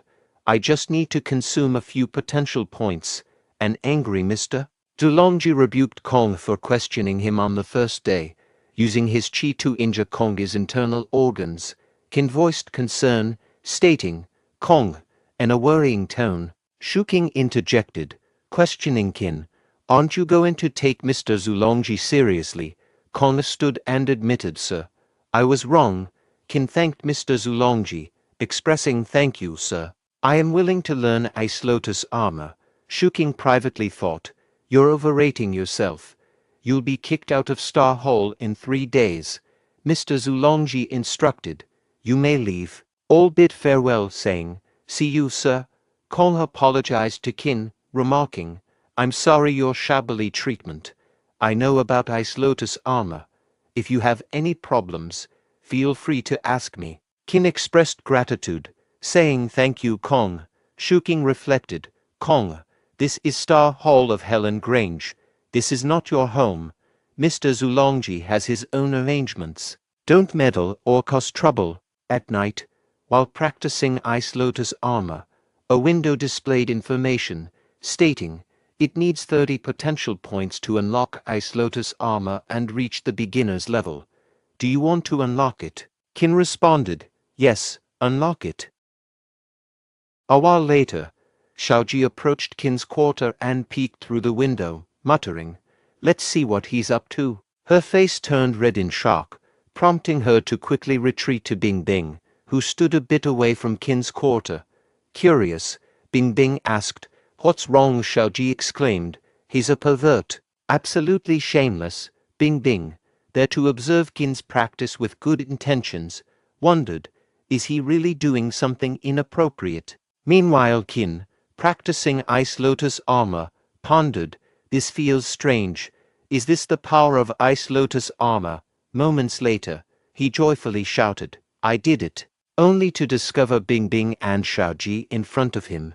Feeling embarrassed, he greeted, "Hi Bing Bing." Noticing Qin's chi flow, Bing Bing inquired, "Did you succeed?" Qin admitted, "Maybe it was luck. I just tried, didn't expect it to work." Bing Bing thought, he tried and succeeded. A pop-up window appeared. "Zhu Bing Bing doubts your talents. Want to show your latest achievements?" Bing Bing said, "I have to go. It feels like Ice Lotus armor, but keep practicing. You're still learning." Qin asked, "Like this?" Another window appeared. You surprised her and earned 10 potential points. 3 days later, at Star Hall, Mr. Zulongji instructed, "Show your progress." They agreed, and Mr. Du praised Shuking and Kong. Shuking teased Kong, and Qin reflected, "People envy those with talent, but I just need to meet the standard." Mr. Zulongji noted that Kai Fenghong and Bai Yuan just scraped by, shifting his attention to Qin Jinyang and criticizing his lack of talent, asserting that Star Hall wouldn't retain someone of his caliber. Trying to console Qin, Shuking mentioned that even if expelled from Star Hall, Flame Hall and Tiger Hall would still value him. In response, Qin questioned what would happen if he demonstrated something and proceeded to unveil his Ice Lotus armor, stunning everyone, confirming his passing. Mr. Zulongji was perplexed about when did he learn it. Kong congratulated Qin and expressed surprise at his talent, to which Qin humbly accepted the praise.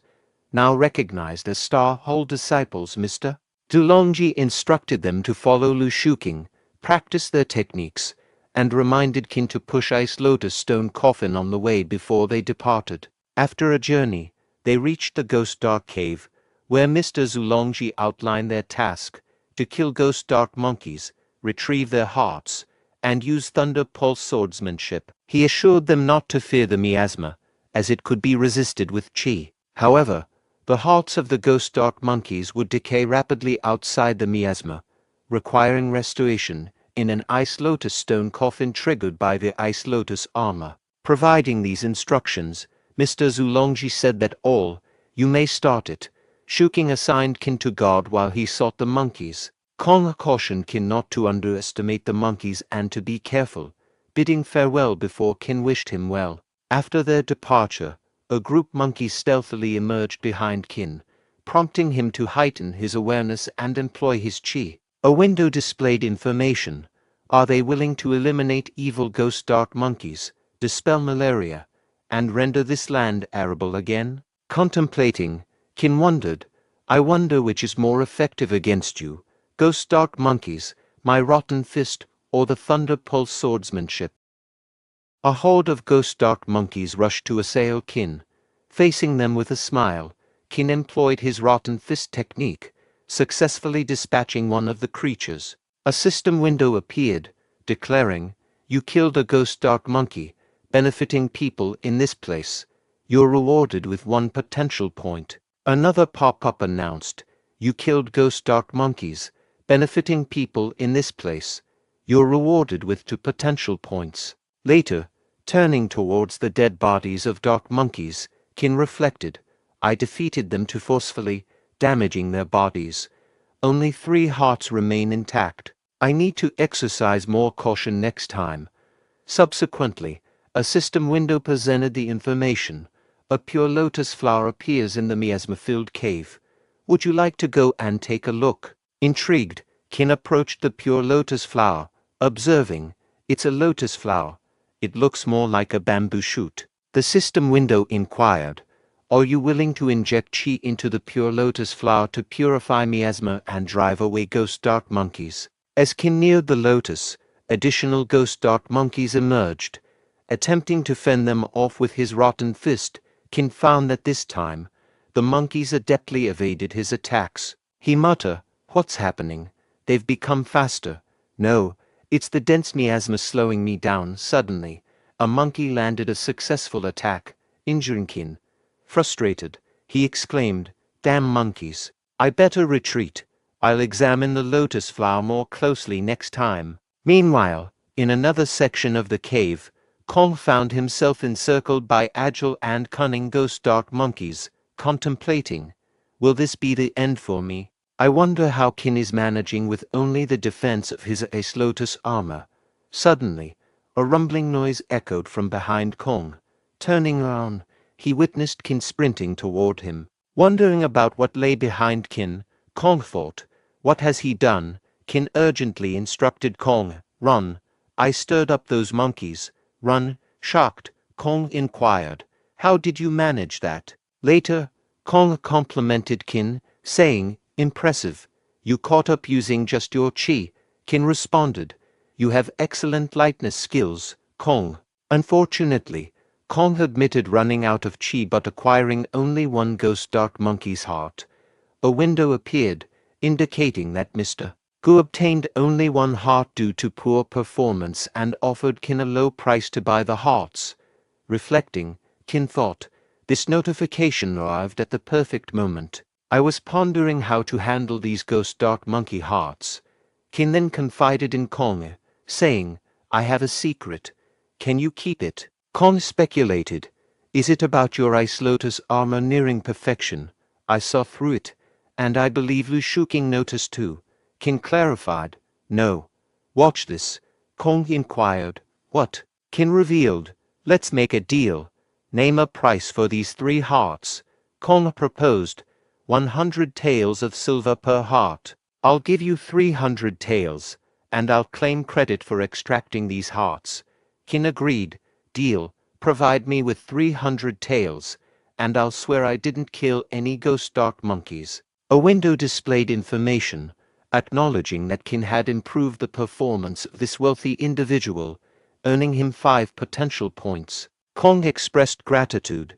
You've been a great help, Qin Jinyang. Qin nonchalantly replied, it's okay, and both burst into laughter.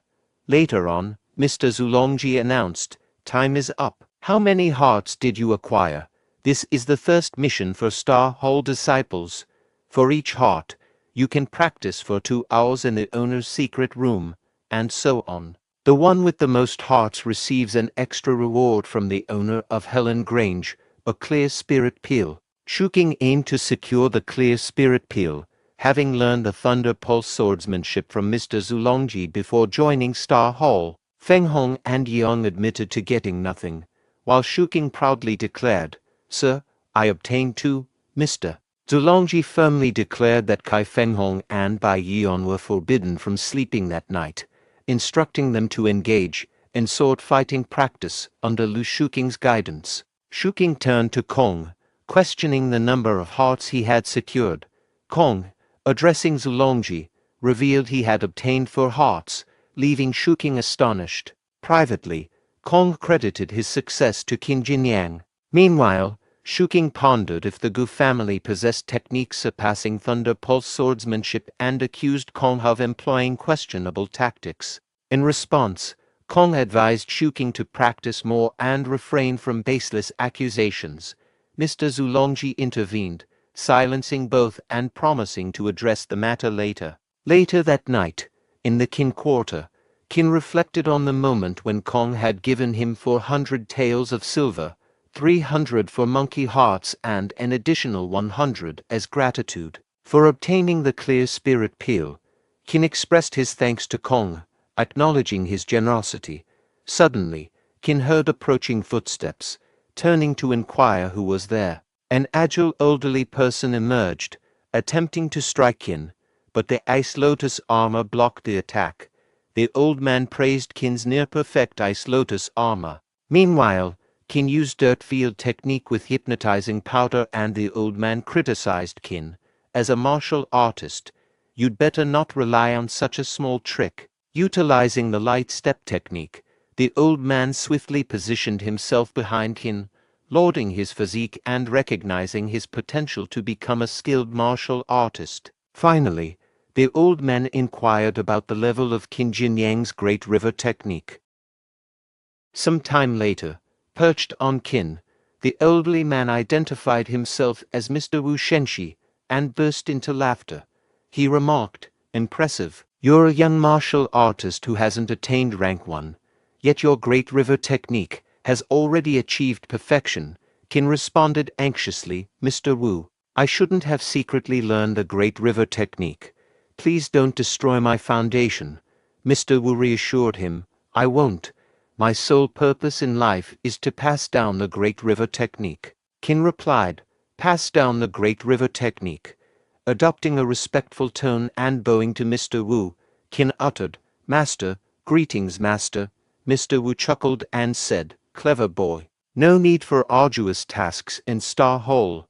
Come to Haosheng Hall." Qin explained, "I have some personal matters to attend to, so I can't go to Haosheng Hall now.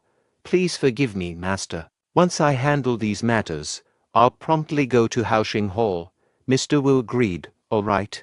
I'll teach you a martial arts technique to assist you. What would you like to learn?" Qin replied, "I want to master leap onto roofs and vault over walls. Do you have a technique for that?" Mr. Wu expressed surprise. "I didn't expect you to choose the lightness skill. Aren't youngsters like you more inclined towards combat skills?" Qin explained, "Master, I've considered it. The lightness skill is most beneficial for me at the moment." Mr. Wu concurred. "Very well. Follow me." Qin gratefully said, "Thank you, Master." Later, outside the villa, Mr. Wu turned to Qin and instructed, "Qin, observe closely. Follow the direction and go with the whirlwind. Qin Jinyang, engrave that formula in your memory and circulate Qi beneath your feet. Come on, boy, keep pace with me." A window displayed information. The lightness skill, Blackfeet, has been discovered. Do you want to spend 20 potential points to unlock Blackfeet? You've unlocked Blackfeet, reaching near perfection directly. Excitedly, Qin exclaimed, "Master, I'm coming, Mr. Wu responded with approval, thinking to himself, he's indeed a once-in-a-century genius. Instantly grasping the essence of this skill, I have no regrets teaching him and doing. Annually, on the first full moon night after new disciples join Helan Grange, a banquet is organized. Mr. Zhou, in charge of the event, instructed his subordinates, "Speed up." The subordinate replied, "Yes, Mr. Zhou, all disciples, regardless of their gate status, attend the banquet." Both Duing and Jixiong greeted Qin, saying, "Hey, Jinyang." Qin replied, "You guys are here too on the surface. It offers new disciples an opportunity to get to know each other. In fact, Helan Grange wants to make these newcomers fight, and the owner and the leaders of various halls can find disciples they like during the fight." With a sudden impact, Qin is struck by a watermelon. If no fights erupt naturally, the owner of Helan Grange will instigate trouble. Jixiong defended Qin, exclaiming, "How dare you hit Qin?" Duing added, "How dare you hit my buddy?" As expected, this year is no different, and the new and old disciples engage in combat, creating a harmonious scene. Mr. Zhou urged, "Speed up. We need more jars to smash." Qin confronted a guy who was eating the watermelon before and questioned, "Did you bully Wang Jixiang?" At that moment, someone tapped Qin's shoulder, prompting him to launch a punch, easily blocked by Mr. Wu. In response, Mr. Wu asked Qin, enjoying the fight. Qin halted and addressed him as master. Mr. Wu instructed, "Come with me. I'll introduce you to other hall leaders and Grange managers." Qin followed Mr. Wu, entering Helan Grange. Mr. Wu pointed out, "Here we are, Qin. Meet Mr. and Mr. Ding, deputy managers of Helan Grange." Mr. observed Qin, remarking, "I've seen you before. You seem destined for greatness." Qin expressed gratitude, saying, "Thank you for your kind words, Mr. O." Mr. Ding recognizing Qin, stating, "So you're Qin Jinyang. Mr. Wu has spoken highly of you, claiming to have found a talented disciple." Qin responded, expressing contentment, "I'm pleased my master holds me in high regard." Mr. Ding proposed a test, asking, "Allow me to assess your skills. Does Mr. A have a strategy to defeat me in this game?" Qin replied, sharing his perspective. "In my view, Mr. A faces a challenging situation, but he still holds a potential path to victory." Both Mr. Ding and Mr. O were taken aback by Qin's comments. Mr. Wu whispers to Qin if he was sure that Mr. Ding was the best Go player in Helan Grange, mentioning that no one had ever defeated him in a decade. Confidently, Mr. Ding retorted, challenging Qin by noting that Qin's master had lost to him just 3 days ago. However, Qin privately assessed Mr. Ding as a novice based on the game pieces and pondered if martial artists were generally bad at playing Go. Qin revealed his experience, mentioning leading an online Go game project and playing against professional Go players at levels 2 and 3 before time travel. He assured his master that he could win the game for Mr. Mr. agreed, offering that if Qin win, he could request anything he desired. A system window appeared, exposing that Mr. lacked Go skills but was arrogant and resistant to defeat. "Do you want to give him a victory, Mr. Wu?" cautioned Qin that if he failed, it wouldn't personally affect him, but Qin would offend both Mr. Ding and Mr. A. Qin reassured his master, prompting another system window indicating that Qin's master felt uneasy after losing to Mr. Ding and inquired if Qin wanted to reassure him. Meanwhile, Mr. Ding privately thought that today's youth displayed arrogance. Another system window emerged, revealing Mr. Ding's obsession with Go and his lack of encounters with true Go players, asking if Qin wanted to broaden his perspective. Feeling the weight of 3 tasks, Qin expressed to Mr. Ding and Mr. O that they should refrain from ridiculing his performance.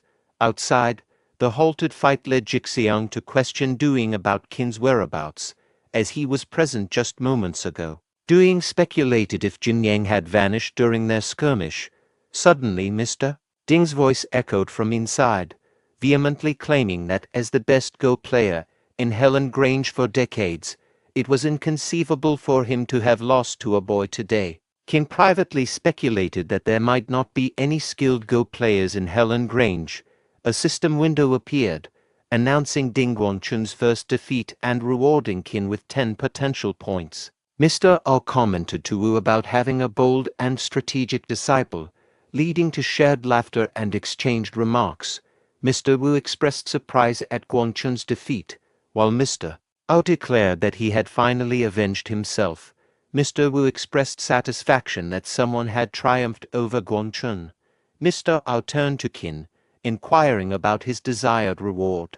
Another window presented an option for Qin to ask Mr. O to open the dark pond for everyone, considering Qin's role in the chaos, but staying out of it. Qin requested the dark pond to be opened, allowing all Hall disciples to spend a night bathing. Qin considered that staying in the dark pond could condense qi and refine one's root bone, wondering if he could confirm it that day. Doing excitedly conveyed Qin's wish, sparking enthusiasm among the disciples. Mr. O agreed, instructing the medical hall to prepare for the dark pond's opening in 4 hours. Qin expressed gratitude, while Mr. Ding pondered the reason of his failure. Mr. Wu advised Qin that the dark pond's effectiveness decreased with frequent use, and since no one else was present, Qin could proceed to use it. Qin acknowledged his master's counsel.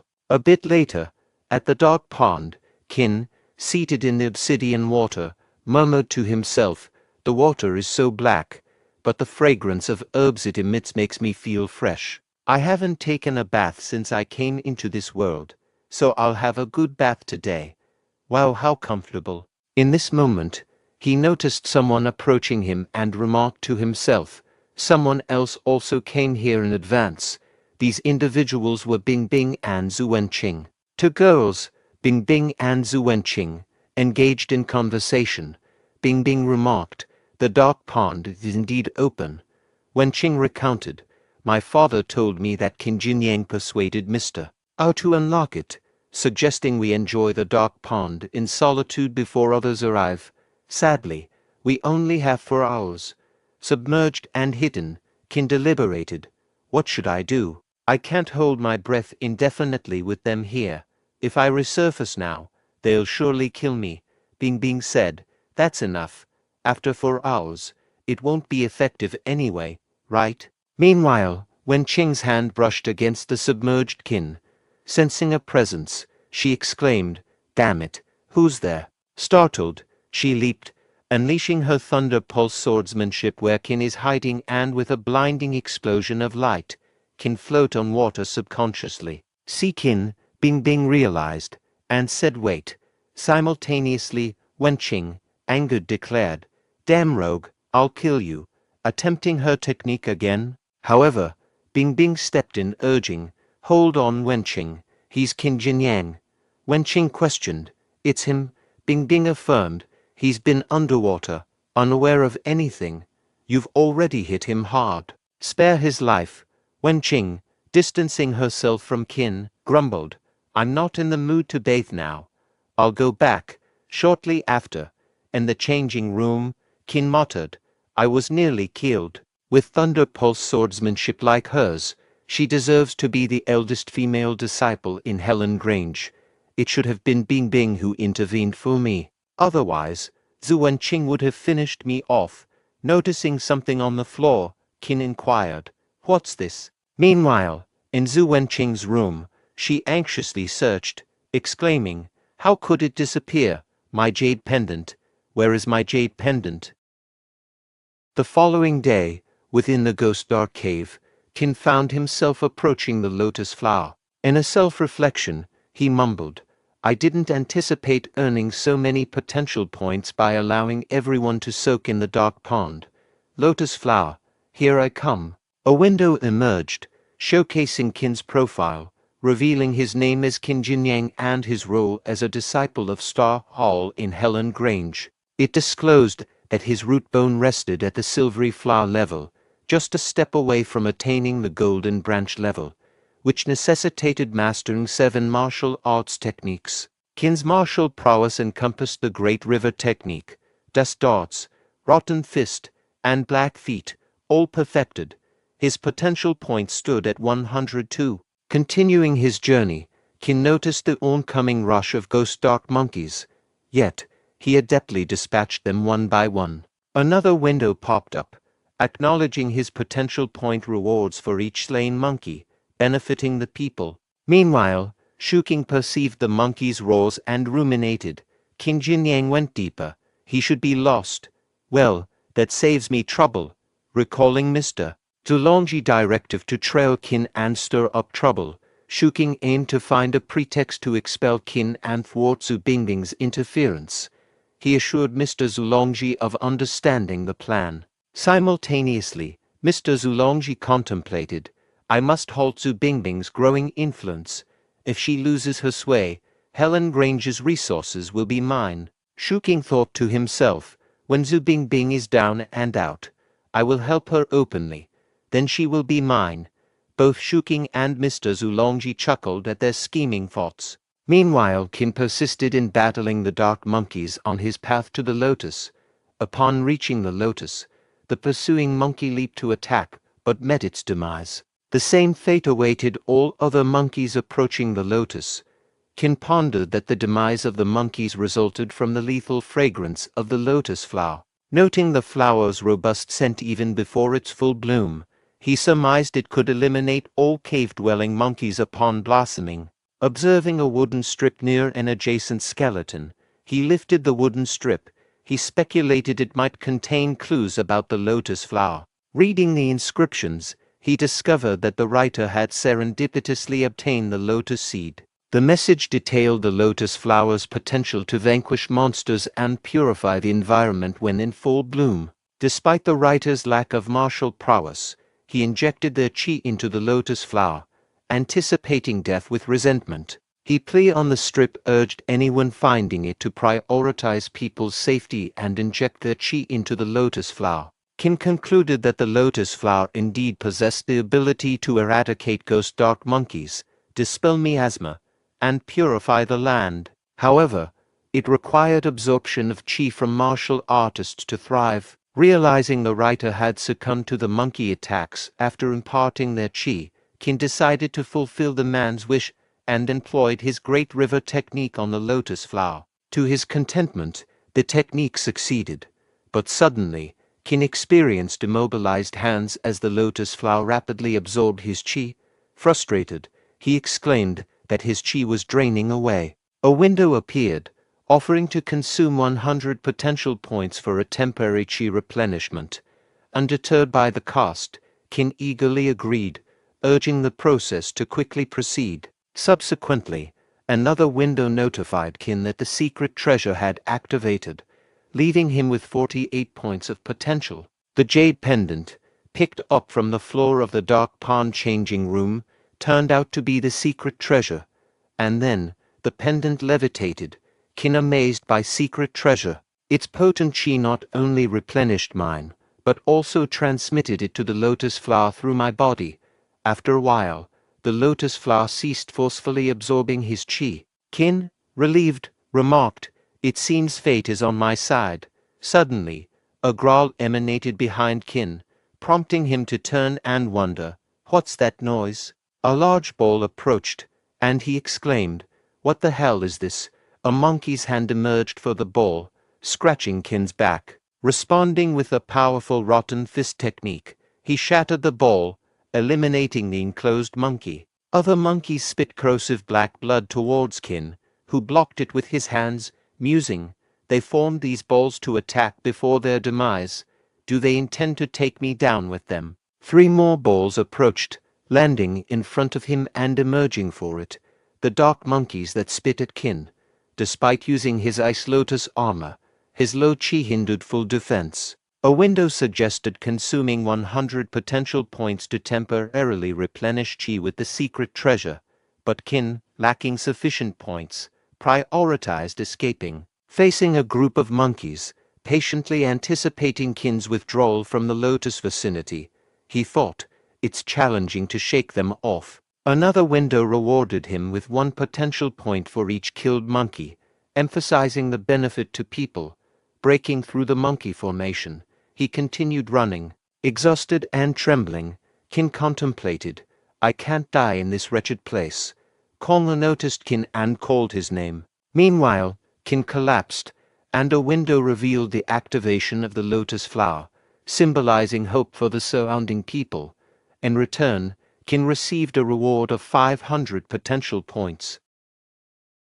Let's aim for 100 likes on today's video. To show your support, consider subscribing to the channel. In the outskirts of the Ghost Dark Cave, Kai Fenghong and Bai Yuan exchanged thoughts, wondering about Konga's extended absence. Mr.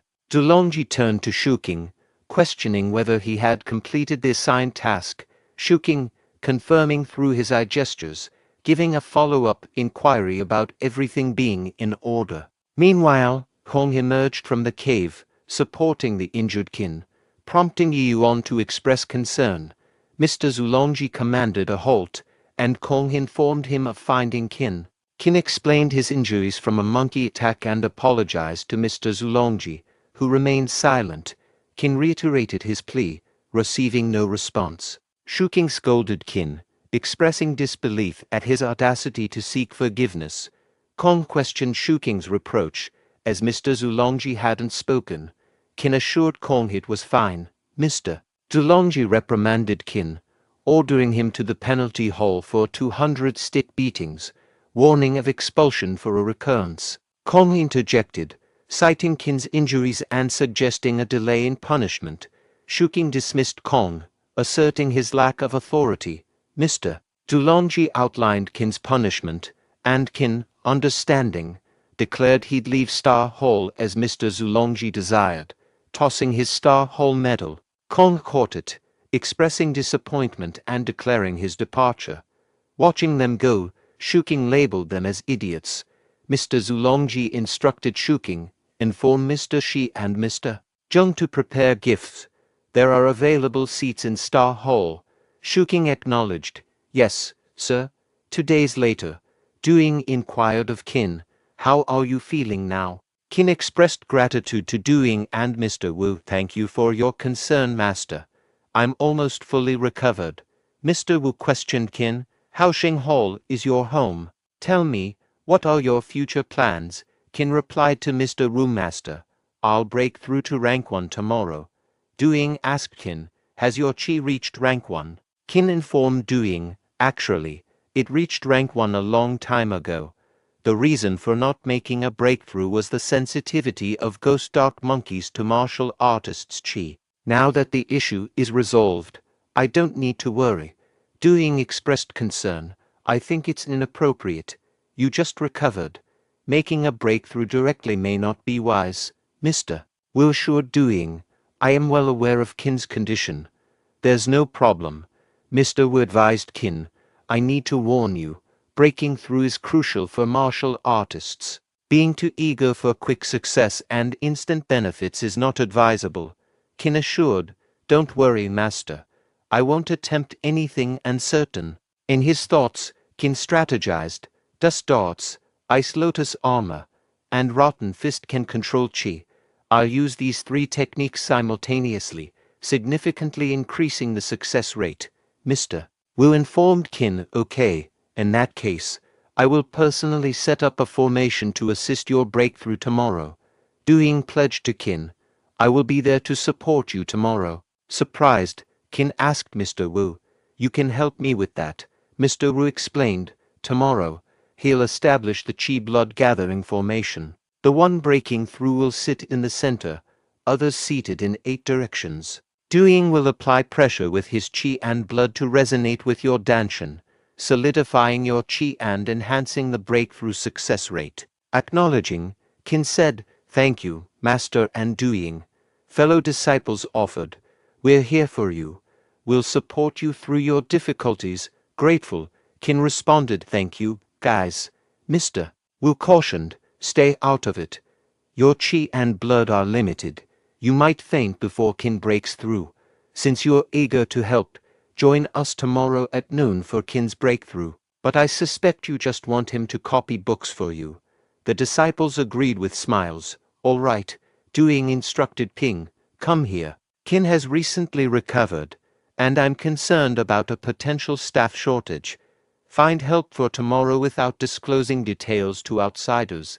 We don't want trouble. Reassuring Duing, Ping said, I can keep a secret. Duing thought, we might not be adequately prepared.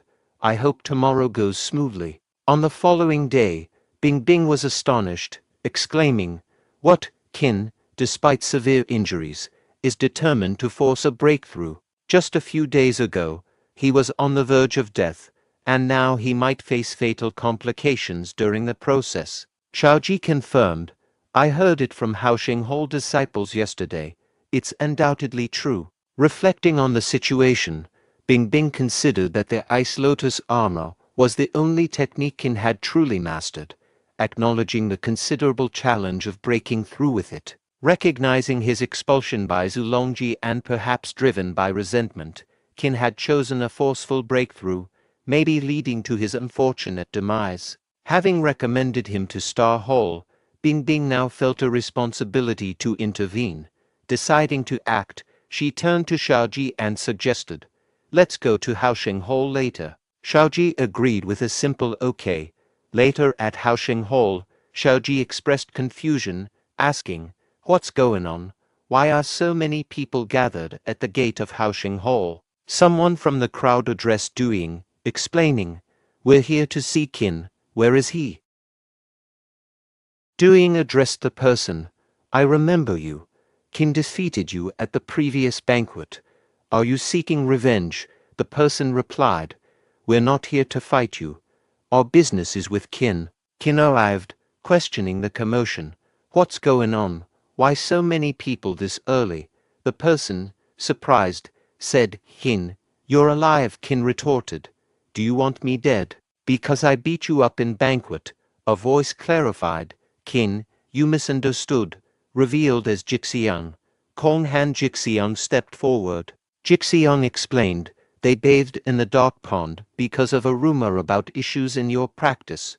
They're here to check on you." Qin, understanding, asked the person, "Why the stern face if you're here to visit?" The person replied, "Can't help it. Born this way." Kong offered help. "Are you breaking through to rank 1? I'll guard the formation with them." The group eagerly agreed, having benefited from the dark pond. Bingbing volunteered too. People murmured about Zhu Bingbing assisting Qin. Qin questioned her presence, and she explained her decision to help him break through. Qin hesitated, interrupted by Mr. Wu, who instructed, "Let them in." Qin protested, "Master, Mr. Wu explained that while setting up a large formation might deplete their qi and blood, it wouldn't harm their foundation significantly." Through telepathy, he assured Qin that he'd manage the formation to prevent any issues. Qin thanked him and turned to the group, seeking assistance for his breakthrough. The group eagerly supported him, recalling his past help in opening the dark pond and promising help him this time. The newcomers and Haosheng Hall disciples positioned themselves in a formation around Qin. Mr. Wu informed Qin that the breakthrough was imminent and asked if he was ready. Qin confirmed, and Mr. Wu initiated the process. A powerful qi tornado formed around Qin, challenging Mr. Wu to guide it. Bingbing noticed the potential strain on weaker individuals and marveled at Qin's ability to resonate with the qi. Qin recognized the contributions of Kong Jixiang and others, including Zhu Bingbing, his master, and fellow disciples. A window appeared, offering Qin the chance to use 60 potential points for a breakthrough. Reflecting on the system's role, he acknowledged its shortcuts, but expressed a desire to break through with others' help. He then addressed his master, "Mr. Wu," directed Qin, "Take it," with a mental note praising, "Good boy. The big formation has only been active for half a circle." Qin harnessed qi, conjuring a roaring dragon that vanished with a powerful explosion. Emerging from the smoke, Qin struck a triumphant pose, signaling a successful breakthrough. A window appeared, announcing, "You've reached rank 1. Fellow disciples, astonished, whispered about the quick success, contrasting it with their prolonged efforts. Celebrating Qin's breakthrough, Jixiang embraced him and handed over a golden paper. Intrigued, Qin inquired, "What's this?" Jixiang explained, "You introduced a servant disciple to me. His sister, Zhou Shaohua, is marrying the owner of a restaurant in Yonfang town. The wedding is in 3 days." Excited, Qin exclaimed, "Zhou Shaosu's sister. I'll happily attend that joyful occasion." Meanwhile, Zhang assured Madam, "Everything is going smoothly," harboring dark thoughts about Helan Grange members. Madam praised Zhang for his massage skills, unaware of his ominous contemplation. Meanwhile, Doing remarked to Qin, "Buddy, you broke through so quickly. Any special skills? Spill the details." Qin explained, "Just luck. Condensed the qi into a big bell, collided it with external qi, and it happened." Doing, reflecting on his own experience, thought, "Easy for you to say. I barely broke through with depleted qi and suffered soreness for 3 days." Doing complimented Qin, saying, "Impressive, buddy." Mr. Wu advised Doing to practice, warning of Qin's potential to surpass him in few days. Doing claimed Qin's exceptional talent as the reason. Mr. Wu urged him to focus on practicing instead of chatting. Qin, feeling content after 3 years, considered it a homecoming. A system window suggested Qin treat everyone to a dark pond bath. Qin enthusiastically announced his decision to the group, and Doing gladly accepted. Leading the way, Xiaoji congratulated Qin, surprising him. Qin suggested Xiaoji join Bing Bing at the dark pond, to which Xiaoji jokingly warned about potential beatings. Qin requested Xiaoji to put in a good word with Bing Bing, who gifted Qin a blade technique. Qin expressed gratitude, and Xiaoji revealed that Bing Bing had carefully selected the technique known for its deadly effectiveness against higher-ranked opponents. Expressing gratitude, Qin thanked Bing Bing, who then turned to Xiaoji, suggesting they leave. Xiaoji agreed, and before departing, Bing Bing cautioned Qin about the boiling demon blade's potential to induce impulsivity and bloodthirstiness. She advised him to use the Great River technique and Ice Lotus armor flexibly during practice. Qin assured her, saying, "I'll meet your expectations." The next morning, a window indicated the completion of identification, revealing that learning the boiling demon blade consumed 20 potential points and had a 20% chance of inducing madness with each upgrade. Qin, surprised, thought about, "It consumes potential points. I'll reach the beginner's level first. What the hell? This scene seems different from before." As the technique made contact, it attacked his mind, revealing past moments of his anger and despair. Qin recalled Bing Bing's advice to use the Great River technique and Ice Lotus armor, and he successfully fought off the demon trying to control his mind, and another window informed him that his boiling demon blade had reached the beginner's level. Qin thought to himself, "Fortunately, it reached the beginner's level, but it may be hard to upgrade it in the future. Why do I feel so sleepy?" After a brief interval, Qin opened his eyes and was surprised to find Erhu standing before him. He inquired, "Erhu, when did you arrive?" Erhu replied, "This secret book belonged to Mr. Feng Duiying, but Mr. Wu has said it is yours now." Qin exclaimed, "We haven't seen each other for a long time. Shall we have a drink?" Erhu declined, saying, "No, Mr. Feng asked me to do other things. I'll go back first." Qin wondered to himself, what's wrong with Erhu? Is he worried about anything? A window popped up, displaying information. It stated that some martial arts techniques could be integrated. The window then asked if the person wanted to consume 80 potential points in order to integrate these techniques and practice the new technique to reach the beginner's level. Qin inquired, "Can martial arts techniques be integrated?" A notification window appeared, presenting information. The message indicated that the tiger collapsing blade and boiling demon blade originated from the same source. It inquired whether Qin wished to invest 80 potential points to amalgamate these two martial arts techniques and acquire the new technique at a novice level. Qin contemplated, doubting the efficacy of the tiger collapsing blade. He perceived it as a mundane, low-tier blade technique that might subject him to ridicule in combat. Conversely, the boiling demon blade, while potent, lacked versatility. Considering the potential for acquiring something novel through their combination, Qin opted to experiment and give it a shot. Out of nowhere, the devil aura made its way toward Qin once more, making an attempt to seize control of his mind. Irritated, Qin voiced his frustration once more. "I'm tired of this." Another system window materialized, presenting an option to utilize two potential points to introduce a progress bar for the cutscenes and manipulate the progress at will. Appreciative of this choice, Qin directed the system, "Thank you, fast forward."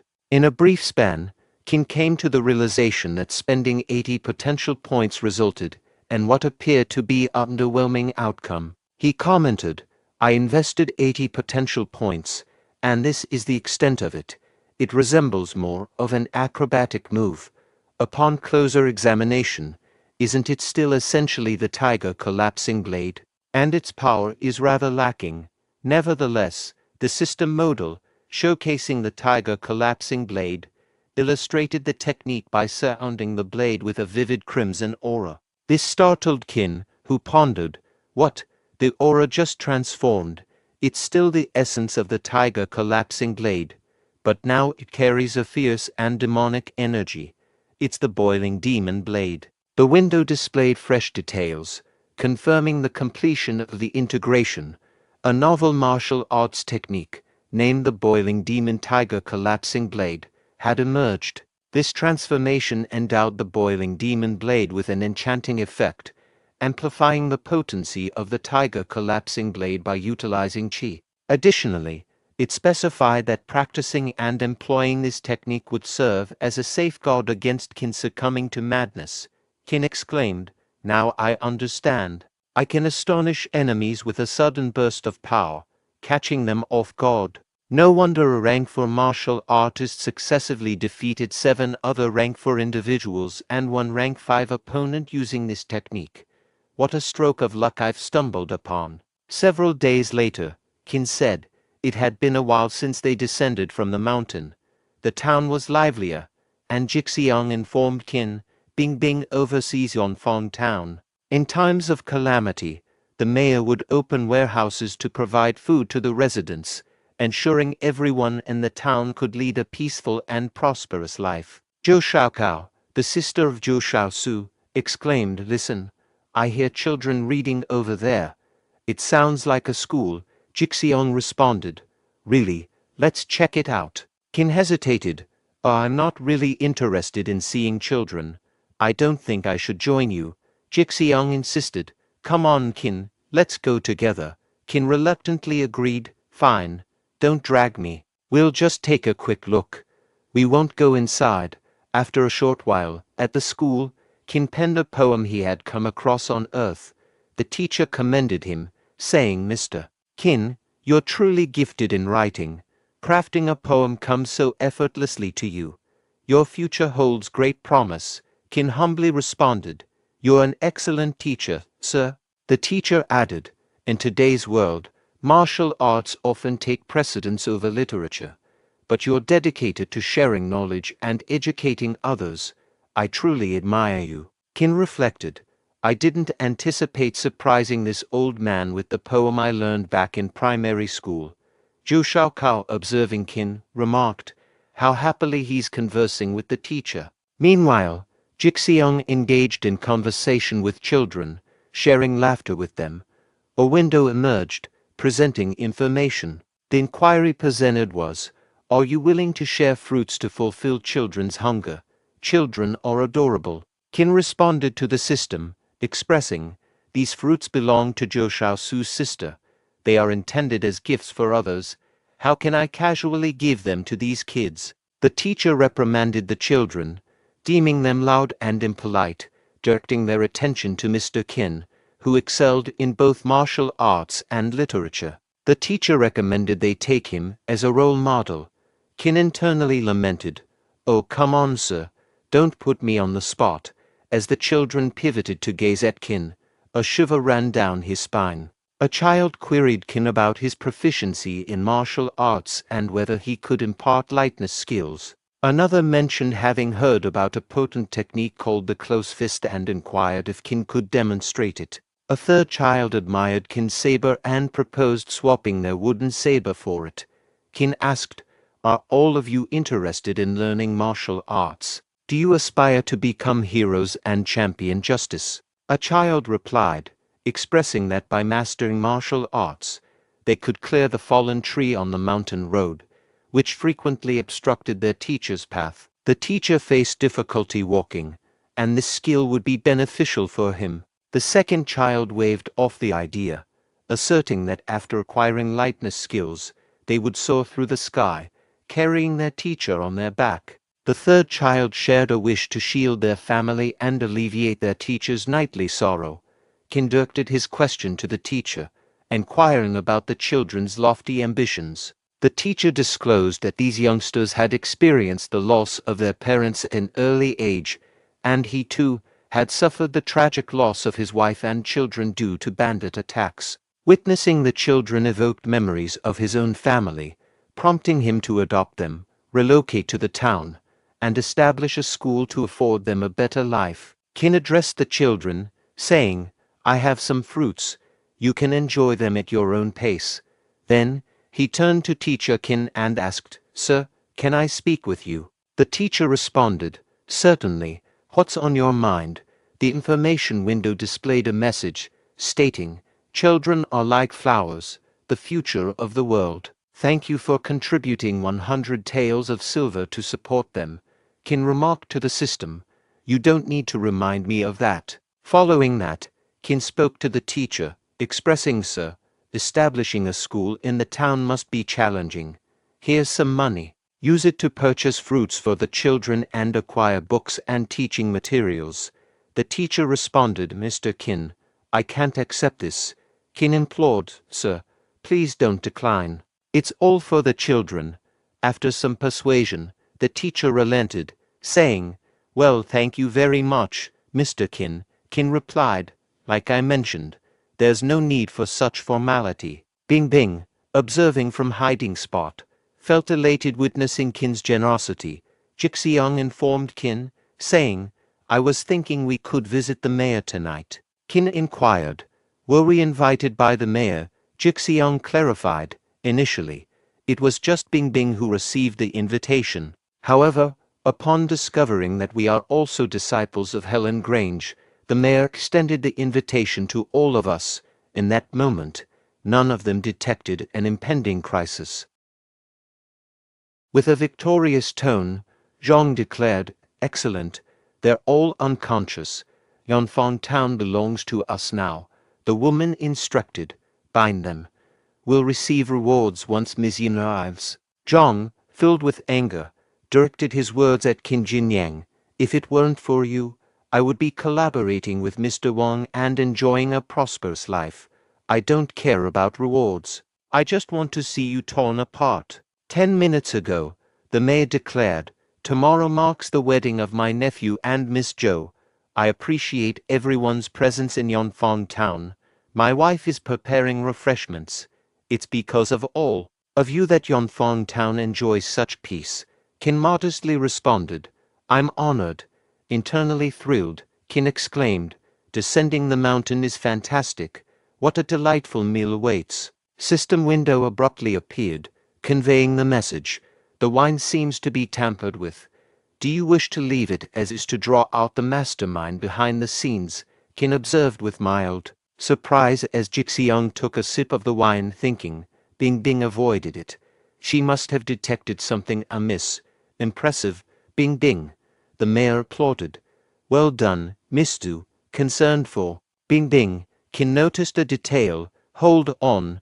Bing Bing used qi to freeze the wine. She's improvising too. The mayor drank it. Is he unaware? I'll feign unconsciousness and discover who drugged us. The current moment, Qin saluted Zhang, saying, It's been a while, my friend. Zhang, in disbelief, questioned, How are you unharmed? Bing Bing reassured him, We're all unscathed. Zhang directed his attention to Qin and exclaimed, So, you're not affected by the poison? Qin, with confidence, responded, I executed this maneuver well before you did.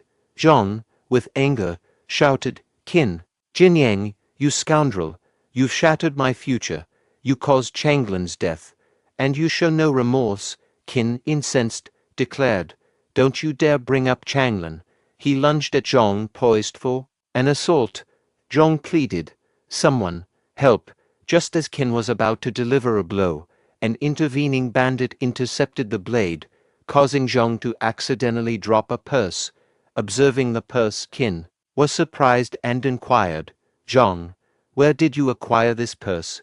Zhang laughed and answered, My leader rewarded me with it. Qin refuted, Ridiculous. I contributed this for the school in the town. The intervening bandit added, School. Ah, that rings a bell. Our leader has developed a peculiar technique that involves using children's blood for enhancement. So she took this purse when, upon learning this, Qin became worried about the children's safety. Simultaneously, the bandits approached Qin, issuing threats like, Ready to die.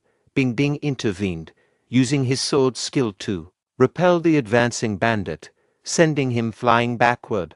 Tauntingly, another bandit mocked, Thinking of saving those brats at the school, our leader, Yin Yanyan, is way stronger than you. You'll end up dead. In his thoughts, Bing Bing reflected, Yin Yanyan, the Iron Dragon bandit group's first leader, holds rank 2, advising Qin. Bing Bing cautioned, Don't go to the school. You can't handle Yin Yanyan, return to Helan Grange, get reinforcements with Jixiang. In a crucial moment, a window appeared, questioning Qin. Bandits have spread throughout. The safety of the children and the school is uncertain. Are you willing to take the risk and go to the school? Qin responded with confidence, absolutely. He positioned Jixiang in a secure location nearby and directed her. The bandits are occupied looting the town, and the route back should be safe. Return to Helan Grange and inform the others. I have another task at hand. Jixiang nodded and warned Qin. Understood. Take care. Upon Qin's departure, Zhang approached Jixiang, questioning if she had the luxury to concern themselves with others. Meanwhile, at the school, Yin Yanyan delivered a powerful punch to the teacher, causing him to spit blood and kneel on the ground. With a sinister tone, Yin Yanyan inquired about the next victim. The teacher clutched Yin Yanyan's leg and urged the children to flee. Despite Yin Yanyan insulting the teacher, presuming him dead, she proceeded to twist his head to ensure his demise.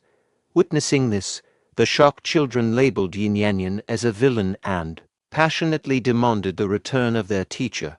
Fueled by a desire for vengeance, the children aimed to end Yin Yanyan's life.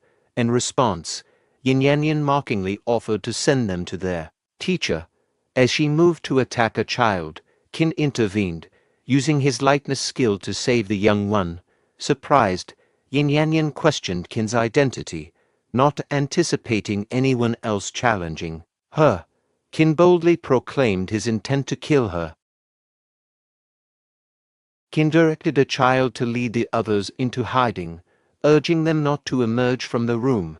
The child responded affirmatively, addressing Qin as Mr. Qin. Yin Yanyan sarcastically praised Qin's chivalry, remarking that whether she killed Qin or the child first, the outcome would be identical, followed by a sinister laugh. Several windows appeared, questioning Qin's willingness to eliminate Yin Yanyan to rescue the children, avenge the teacher's demise, bring solace to the souls of the 541 deceased individuals across 7 towns, or safeguard the people in Yanfang town. In his mind, Qin strategized that understanding Yin Yanyan's unpredictability could be exploited, and to execute his plan successfully, he needed to make her underestimate him, exploiting her vulnerability. Employing the Blackfeet skill, he swiftly advanced toward Yin Yanyan, surprising her with a sudden tiger collapsing blade technique attack. Yin Yanyan acknowledged the strength of Qin's slash but taunted that he couldn't land a hit on her. Amused, she urged him to unleash all his techniques. Qin, in response, tried to employ the dust darts technique to throw poison at her, only to find that she effortlessly dodged the attack. Realizing the ineffectiveness of the dust darts, Qin adjusted his approach. Yin Yanyan swiftly positioned herself behind Qin, condemning his underhanded tactics. Qin countered by activating the Ice Lotus armor skill, mitigating the impact of Yin Yanyan's assault. Impressed by Qin's martial arts proficiency, Yin Yanyan cautioned him against overestimating his capabilities. Qin, unimpressed, urged her to skip the warnings and get straight to the point. Capitalizing on Yin Yanyan's momentary lapse in defense, Qin seized the chance to execute the tiger collapsing blade technique, landing a successful strike. In his thoughts, Qin emphasized, "You made a mistake underestimating the tiger collapsing blade. This slash is devastating." However, to his surprise, Yin Yanyan managed to evade the blow despite the considerable force behind it. Qin realized the formidable pressure she exuded and muttered, "This is intense. What incredible strength." Reflecting on an old memory, Yin Yanyan recalled his master's words, "Impressive. You is truly worthy of being the best disciple of the Blood Demon sect. The future for the youth looks bright and promising." His master continued, "Good girl. Only you can achieve the perfection level of Blood Demon kill. It's the finest technique in our sect. Once mastered, with a blood supply, we become unmatched. However, it's just..." Yin Yanyan interjected, addressing his master, "No, master. I will be the strongest. The ultimate strength belongs to me alone." In the current moment, Yin Yanyan boldly asserted. I stand as the strongest. Qin wondered. Is she out of her mind? Yin Yanyan menacingly warned. Prepare to be torn to shreds, boy. Qin pondered. A demonic skill with enhancements. Winning seems impossible. But wait, enhancements. Jixiang informed Zhong. You lack martial arts skills, so you can't hinder me. Zhong retorted. That was true, but things have changed. I've taken pills from the second and third leaders. Jixiang, after dealing with you, I'll finish off Qin. And consuming one of the pills, Zhong chuckled, remarking, it truly boosts my strength. Jixiang cautioned, before you reach Jinyang, you'll have to get through me first.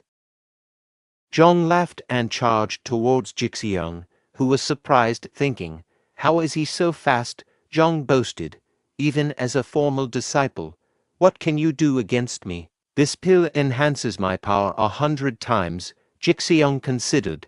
Is this still Zhong? His power is unimaginable. I'm weaker, so speed might be my only advantage. Jixiang declared. It's done. No matter your strength, your speed has its limits.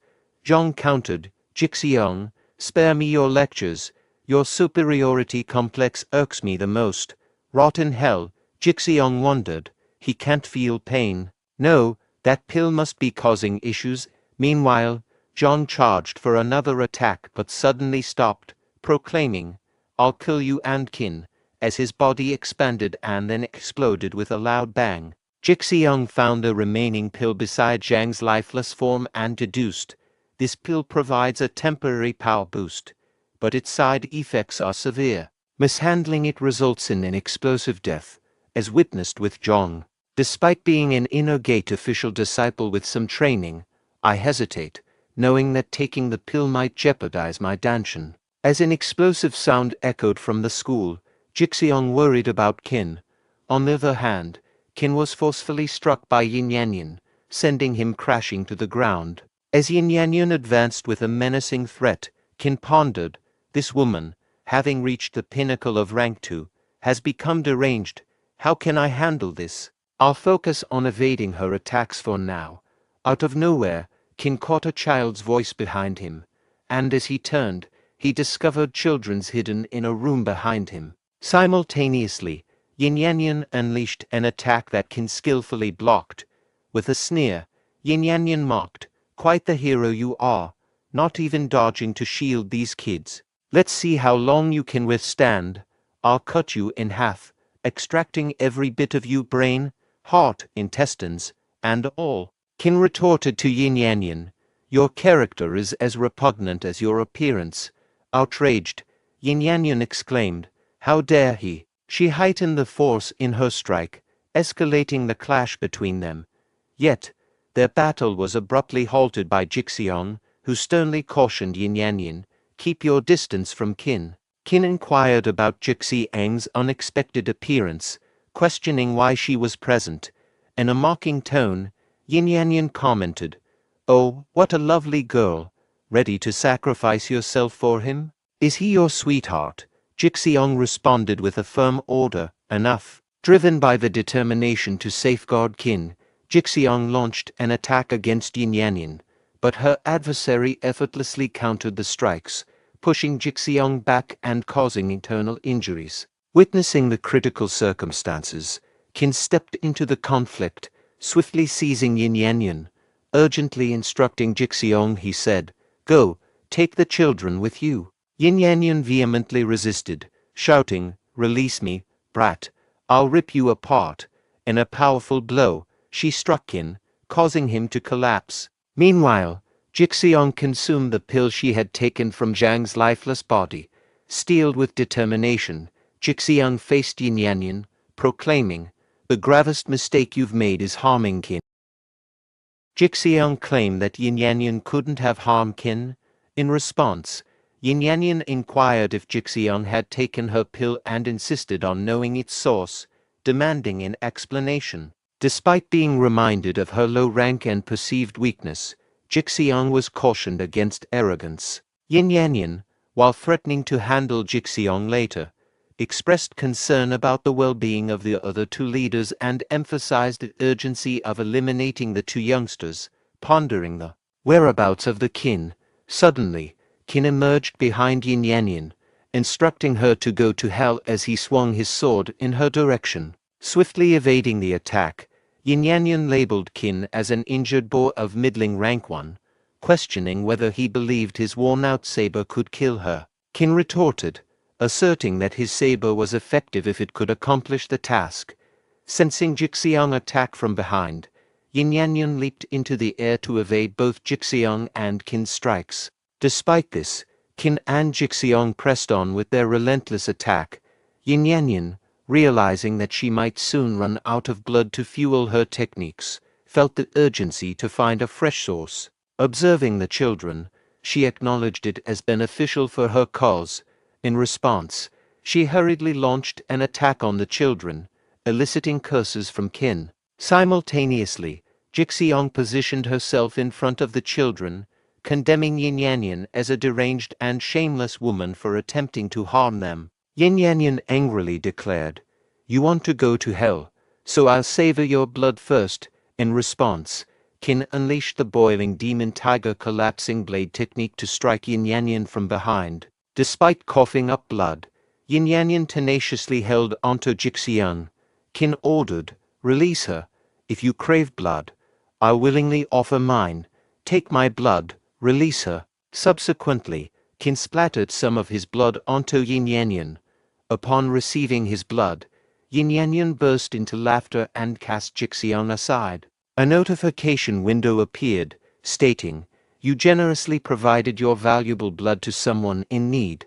You're awarded 20 potential points, bringing your total to 400 potential points. Additionally, a hidden task is activated. The power of all your techniques will receive a 40% boost, effective for 1 minute." Qin exclaimed, "Well, this is quite the surprise system." In this scenario concurrently, Yin Yanyan remarked, "Impressive. You clean up nicely. I'm almost hesitant to end you." Qin retorted, "End me. I'll gladly escort you to hell." Yin Yanyan taunted, "No saber, no chance. You still aim to end me?" Calling him a stubborn boy, she charged towards Qin. Simultaneously, a child hurled his wooden sword at Qin, who skillfully caught and firmly grasped the weapon. Yin Yanyan chuckled, questioning the impact of a wooden sword on her. Qin triggered all his techniques, their power elevated by 40% courtesy of the system. These techniques encompassed Black Feet, Great River Technique, Rotten Fist, Ice Lotus Armor, and Tiger Collapsing Blade. The system provided details, confirming that Qin had achieved perfection in the Boiling Demon Tiger Collapsing Blade, with its power now amplified by 40%. Subsequently, the strikes from both Qin and Yin Yanyan converged. Moments later, Yin Yanyan grinned and inquired if Qin believed he could defeat her with a wooden saber. Qin responded confidently, asserting that indeed he could. Yin Yanyan was momentarily perplexed by this answer, until she comprehended that the wooden sword had already penetrated her stomach. The system interface presented details, indicating that Qin had successfully eliminated Yin Yanyan, safeguarding the children and gaining 50 potential points. Additionally, Qin had sought vengeance for the teacher's demise, earning him an additional 20 potential points. Moreover, his actions had comforted the souls of 541 deceased individuals across 7 towns, resulting in a reward of 541 potential points. Finally, Qin's heroic act of saving the residents of Yonfang Town had garnered him an impressive 800 potential points. Qin's profile details appeared on the screen, revealing his occupation as a disciple of Haoxing Hall in Helan Grange. Notably, he possessed a silvery flower-level root bone. Proficient in martial arts, he had attained perfection in techniques such as the Great River Technique, Dust Darts, Rotten Fist Blackfeet, and Boiling Demon Tiger Collapsing Blade. His potential was rated at 3 points. Yin Yanyan uttered her last words, regretting that she hadn't taken the situation seriously and finished the job. She also mentioned that Zhao Jiki hadn't informed her about Qin, Upon hearing this, Qin speculated that Zhou might be the one orchestrating Yin Yanyan's attack on the town. Jixiang stated, "We emerged victorious. The pill I consumed appears to be affecting my danshan." Qin cautioned Jixiang, saying, "Stay awake, Jixiang." Jixiang uttered, "I fear I'm perishing. Even if I endure, I'll likely be impaired." Qin reflected, "No, I can perceive her skin through the stone's crevices. Jixiang isn't entirely petrified." Jixiang disclosed, "I've harbored something to share with you for a while. I'm afraid I won't get the chance unless I say it now. In reality, I—" Meanwhile Qin pondered, did the effect dissipate after Yin Yanyan drained Qin's blood? The Qin-touching petrification on Jixiang's body caused her petrified stone to crack and shatter. Qin exclaimed, "Jixiang, fantastic. Your danshan is unharmed." Jixiang responded, "Qin, please don't look at me." Qin apologized, "I'm sorry. Put on my clothes first. By the way, let's go assist Bing Bing." Jixiang agreed, "Okay." Bing Bing asserted, "I'll give you a few minutes. Share everything you know." The bandit retorted, "I won't tell you anything." "Don't think you can use us as hostages," Bing Bing declared. "I only need one hostage. If you don't talk, I'll kill you." The bandit defiantly stated, "Kill me? All of you will die when Ms. Yin is here." Qin declared, "Behold, it's Ms. Yin, or at least a part of her." The bandit reacted, "Is that Ms. Yin's saber? What is he carrying?" In response, Qin tossed Yin's head in front of the bandit, stating firmly, "Take a good look." Both bandits exclaimed, "This can't be real." One bandit pleaded, "Ms. Yin, life without you is unbearable." The other bandit lamented, "It's the end. The Iron Dragon bandit group is finished. We're all finished." Qin confronted the bandits, stating, "Disclose all the information you possess. As bandits, I assume you're familiar with the strategies employed by Penalty Hall in Helan Grange." The bandits exchanged glances. One of them admitted, "I'll spill everything. A few days back, someone approached Mizyin, instructing us to infiltrate the town and eliminate the mayor and Misu. Following that, they planned to seize control of Yanfang town, citing the eradication of bandits. We get the money, and they get the town." The second bandit corroborated, "Indeed, everything he said is true." Qin rebuked the second bandit, saying, "Fool, now that he spilled everything, you're of no use to us." The second bandit pleaded, "Wait, I can reveal the locations of all the Iron Dragon bandit group's treasures." Qin responded, "Fine, take your time." Their conversation was interrupted by Jiaojiki, a disciple of the Bright Cloud sect, who exclaimed, "Bing Bing, I've heard so much about you. Finally, I meet you. But I never expected to find your lifeless body. I swear to avenge your death and that of the mayor. I'll dismember Yin Yanyan." Zhao was taken aback to see Bing Bing alive and in good health. Qin replied, "Here's Yin Yanyan's head. Cut it into pieces if you can." Zhao exclaimed, "What on earth?" In his thoughts, Zhao considered, "Yin Yanyan is dead." Zhao proceeded to crush Yin Yanyan's head and declared, "Yin Yanyan was the leader of the Iron Dragon bandit group. She deserved this fate." Qin commended him, saying, "Well done, my friend. You've eliminated the wicked woman, setting a commendable example for us. I'm Qin Jinyang from Helan Grange. May I have the honor of knowing your name?" In his mind, Zhao questioned, "Qin Jinyang, why haven't I received any information about him? He wields the Iron Dragon saber. Did he defeat Yin Yanyan?" Zhao responded, "I'm Jiaojiki from Bright Cloud sect. As martial artists, safeguarding the world is our responsibility." Qin pondered, "Jiaojiki, Yin Yanyan mentioned your name before her death. We've just emerged from a challenging confrontation. Engaging in a fight now could be detrimental.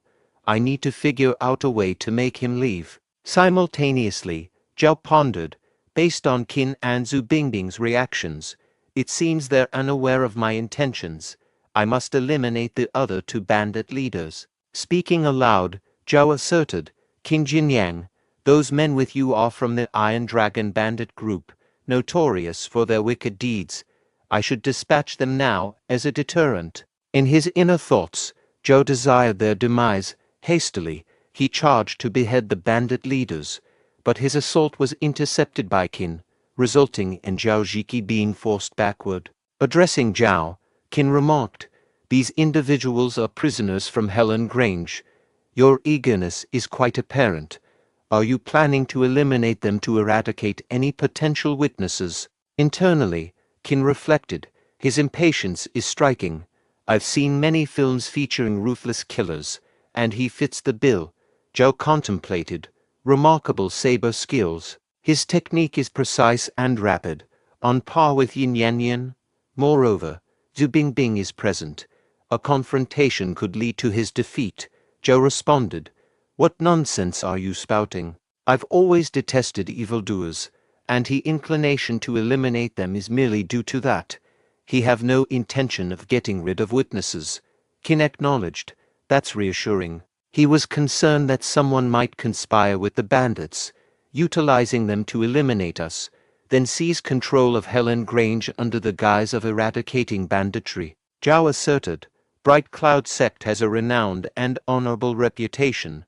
We would never collaborate with bandits." Internally, Zhao acknowledged, "He's correct on every count." Qin stated, "Given that, it's an internal affair of Helan Grange. Kindly return to your own domain, my friend." Zhao responded, "Farewell, Qin. Until we meet again." Zhao privately contemplated, "Never mind. Now that the Iron Dragon bandit group is eradicated, he'll help himself to their treasures. He won't leave empty-handed." Qin reflected, "Finally, they've departed. He can't endure any longer if they linger here." Owing to prior severe injuries, Qin collapsed onto the ground. Zhao's attendant disclosed the whereabouts of the Iron Dragon bandits' hideout. Entering the bandit hideout, Zhao expressed disbelief, exclaiming, "What, empty? How is it empty?" A window displayed information. "You selflessly distributed the acquired wealth of the Iron Dragon bandit group to those in need, earning you 1 potential point. You generously shared the ill-gotten gains of the Iron Dragon bandit group, earning you 2 potential points." Various notifications displayed information, expressing gratitude for his benevolence. Qin received 5 potential points as a reward. Someone shared that a masked individual had distributed money to households the previous night, while another person confessed ignorance about the benefactor's identity. Qin chuckled to himself, thinking, "Keep praising me." Yet, his contemplation was cut short by an elderly man who accidentally dropped his bowl while rushing. The bowl plunged into the water, prompting the old man to seek advice on salvaging it. Qin surmised the bowl's significance to the elderly gentleman and, feeling benevolent that day, decided to assist him. Fishing the bowl out, Qin observed its foul odor and harbored concerns about its usability. Qin presented the salvaged bowl to the elderly man, advising him to take good care of it. However, before he could complete his sentence, the old man inadvertently dropped the bowl into the water once again. Annoyed, Qin instructed the old man to wait for him, as he intended to retrieve the bowl and ensure it found its way back into the elderly man's hands. Despite Qin's offer to help, the old man insisted on retrieving the bowl himself, expressing concern that Qin's clothes might get dirty. He exclaimed, "Let me do it. How about letting me do it?" Flustered, Qin responded, "No, it's okay," but internally thought, "You said so. But you're just standing still, old man." Qin approached the elderly man, handing him the bowl. However, before Qin could say anything to old man, he tossed the bowl into the water for a 3rd time. Perplexed by the old man's actions, Qin pondered, "What is this old man playing at? I should see what he wants." Qin directly addressed the elderly man, questioning, "Are you tricking me for fun?" However, their exchange was abruptly halted as someone announced, "The butler of Prince Kang's mansion is here." The butler greeted the doctor and conveyed, "I have prepared a carriage. Please come with us to Prince Kang's mansion to treat the princess." Surprised by the revelation, the elderly man was taken aback and inquired, "Me, a doctor? Are you mistaking me for someone else? The butler responded sternly, Don't waste time. If you delay the princess's treatment, Prince Kang will kill you. It's crucial. Please come with us, sir. Qin too was astonished to discover that the old man was indeed a doctor. The elderly man made a request. My bowl fell into the river. Could you please pick it up? The butler directed his servant. Do as he says. Go pick it up. The servant obediently replied, Yes, sir. However, the old man suddenly changed his mind and said, Hold on. I want you to do it. The butler reluctantly agreed. Since you asked, I'll do it. After some time, the butler approached the old man and handed him the bowl. The elderly man examined the bowl and exclaimed, The bird pattern on my bowl is very vivid. This is not mine. You got the wrong one. I believe my bowl is still in the river. How about you look for it again? Enraged, the butler declared, I am the butler of Prince Kang's mansion. How dare you make fun of me, gods? Tie the doctor up and take him back to the mansion. Alarmed by the situation, Qin cautioned, Watch out. He couldn't believe they were daring to force the old man. Before Qin could act, the elderly man defeated all the guards. Qin pondered, What's going on? This old man is not simple. Did he seal the butler's acupoints with silver needles, making him unable to move? The butler threatened, Old man, wait and see. You've offended Prince Kang, and you can't live in peace anymore. Soon after, the butler collapsed to the ground. The elderly man instructed the guards, Take your butler away. He's fine, he just needs some rest. Take good care of him. As they departed, Qin inquired, Well, old man, doctor, do you still want me to search for your bowl? The doctor chuckled and replied, Silly boy, I didn't intend for you to find my bowl. I was merely testing you. As I traveled through here, I witnessed you distributing money and aiding the people. I appreciate your actions.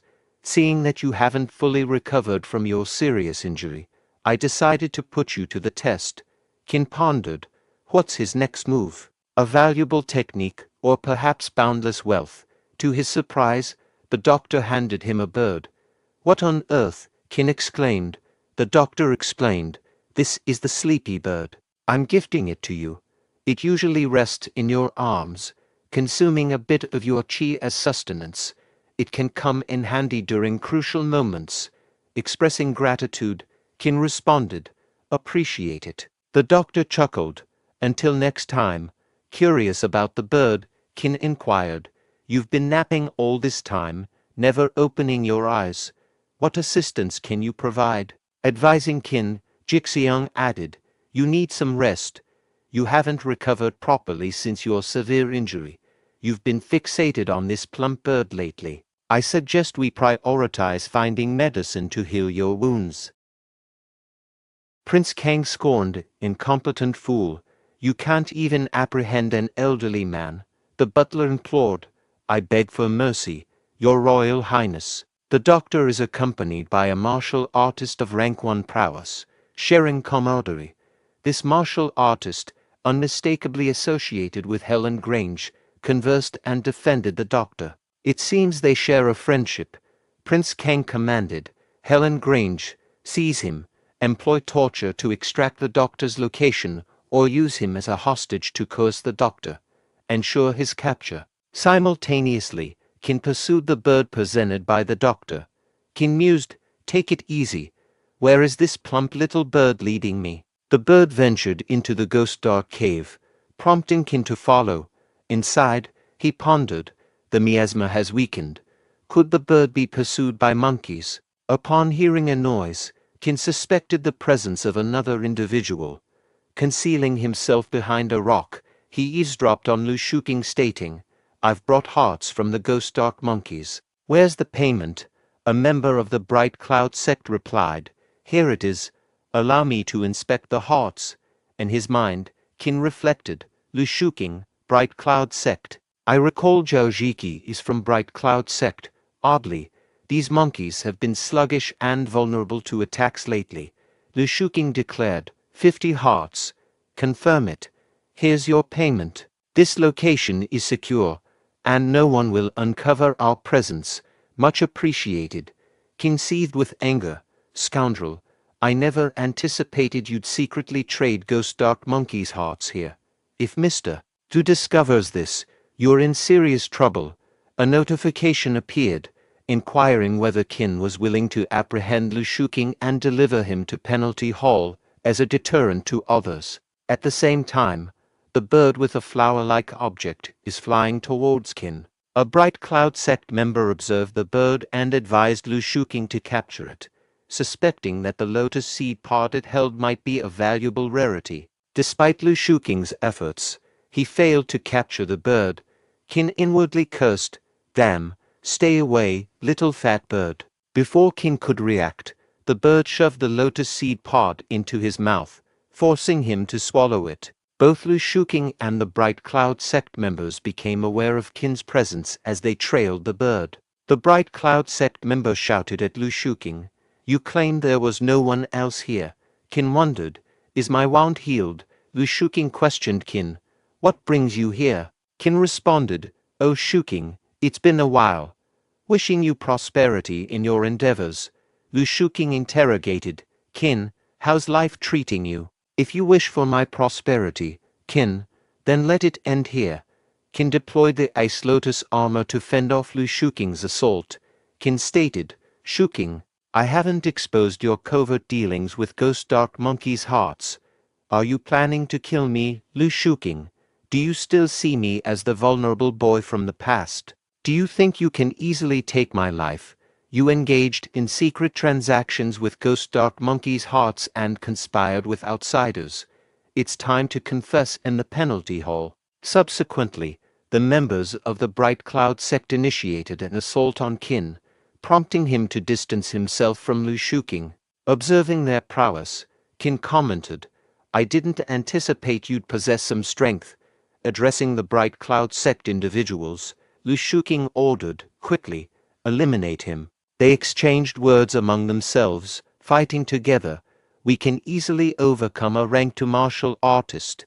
A message window appeared, presenting information. For wrongdoers engaged in a clandestine trade of Ghost Dark Monkey's hearts and expressed interest in the Lotus Seed pod. Are you ready to take punitive action against them? Qin said, "You claim to be capable of defeating a rank to martial artist. Are you more formidable than Yin Yanyan? Visit the penalty hall and admit your transgressions alongside Lu Shuqing," it asserted. Following that, Qin observed Lu Shuqing making a hasty escape. Shortly afterward, Lu Shuqing raised his voice, exclaiming, "Wenqing, there's a grave matter at hand. Qin Jinyang has been hunting Ghost Dark Monkey's hearts and covertly selling them to the Bright Cloud sect." Wenqing inquired, "Do you possess any evidence?" Lu Shuqing responded, "Indeed, I witnessed him carrying the gold leaves given by the Bright Cloud sect while attempting to eliminate those four swordsmen."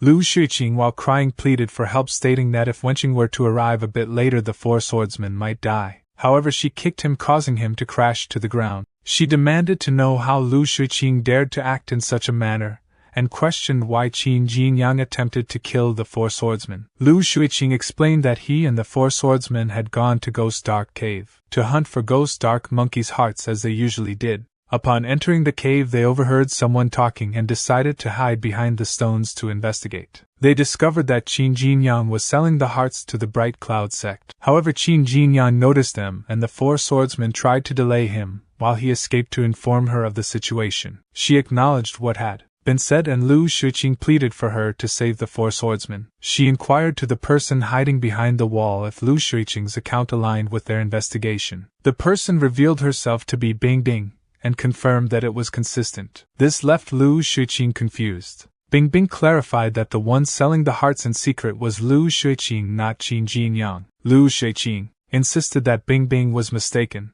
Wenqing ordered the guards to tie him up and take him to the penalty hall, to which the guards agreed. Wenqing thought to herself that if they hadn't sent someone to investigate beforehand, they would have been deceived by Lu Shuqing. Meanwhile, at Ghost Dark Cave, Qin Jinyang urged the four brothers swordsmen to hurry and keep up, threatening them with a harsh punishment in the penalty hall if they didn't disclose everything they knew. A window popped up providing information that the 4 villains were greedy and had been punished, rewarding Qin Jinyang with 10 potential points. Then his profile window popped up displaying information about him. It showed that his root bone's silvery flower level was at 119 out of 120. He had fully mastered the martial arts Great River technique. His skills in dust arts, rotten fist, black feet, and boiling demon tiger collapsing blade were all perfected. He had also achieved perfection in ice lotus armor. His potential points were at 675. The leader of the group, Mr. Qin, stated, "We have nothing to tell Qin." Another window appeared providing information that the 4 swordsmen loved money a lot. It asked if Qin was willing to play a game with them to teach them that friendship is more important than money. Then Qin Jinyang warned them to behave, as confessing their crime might allow them to survive, but going to the penalty hall would make their lives a living hell. The second brother inquired what is he going to do to them. Meanwhile, the third brother declared that he won't tell Qin anything even if he kills him. Qin Jinyang responded, "Oh, really? Is he challenging him? Let's play a game." A little later, Qin Jinyang tied all 4 of them to the trees. He announced, he will ask them a few questions and they can choose to answer or not. He will ask one person a question, and if the other 3 confirm that his answer is true, he will be exempt from punishment. But if he find out they are lying, they will be punished. Doesn't it sound fun? Mr. Qin gave up and stated, "Just kill me." Qin Jinyang inquired how much can he earn by doing this. Mr. Qin questioned why do he ask this. Qin Jinyang smiled and replied he is asking him a question. You can race to be the first to answer, and he will give the winner better rewards. He then threw a toad into Mr. Qian's pant. Mr. Qin shouted, "Damned brat." Qin Jinyang responded, since he feels so uncomfortable, he will let the snake eat the toad. Don't be afraid, and he threw the snake into Mr. Qian's pant. The others became afraid witnessing this, and second brother stated he will tell him everything. Lu Shuqing gave us 2 gold leaves, which meant each of the 4 of them earned 500 taels of silver. Qin Jinyang inquired, but he took 5 gold leaves. Second brother replied, but our boss Qin said to them that he got only 2 gold leaves. Qin Jinyang turned to the other 2 persons and questioned, is what he said true? Both third and fourth brother agreed. Then Qin Jinyang inquired, did Qian pocket the other 3 gold leaves? Mr. Qian stated, don't sling mud at him. Lu Shuqing only gave him 2. Third brother shouted, please explain this. After we finished selling hearts and split the money last time, he saw him go down the mountain to find that widow. We didn't have enough money to buy a good drink. They have been sworn brothers for so many years. Mr. Qian stated he went to the widow because he is a normal man and you and the second brother are gay. Don't think he don't know. And he stole the money from the fourth brother before. Third brother declined, and he stated that the second brother stole it. He saw it with his own eyes. Second brother stated that he gave him 100 taels of silver and told him to keep it a secret. Qin Jinyang suggested that they should calm down. Actually, he wants to work with them to make money. Why don't they contact Bright Cloud Sect themselves? There won't be any middlemen making a profit. We'll split the money equally. Mr. Qian stated to Qin Jinyang, let's abandon them. He know how to contact Bright Cloud Sect. He will contact him and he will kill monkeys. Second brother stated, don't believe him. No one knows how to contact the Bright Cloud Sect but Su Longjia. Qin Jinyang laughed and stated Su Longjia knows. During the period in the penalty hall, Lu Shuqing is tied with a rope. At the moment someone approached him, making him a little nervous. Lu Shuqing inquired, Mr. Su, is he here to save him? Mr. Su Longjia told him to lower his voice and stated although he is the leader of Star Hall, he have no right to let him go.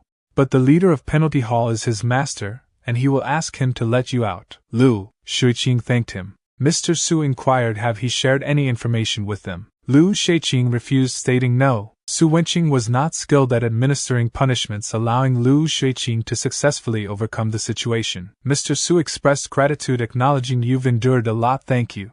Feeling anxious, Lu Shuqing responded it's his duty. Mr. Su with a sinister grin stated however he believed that only the deceased can truly keep secrets.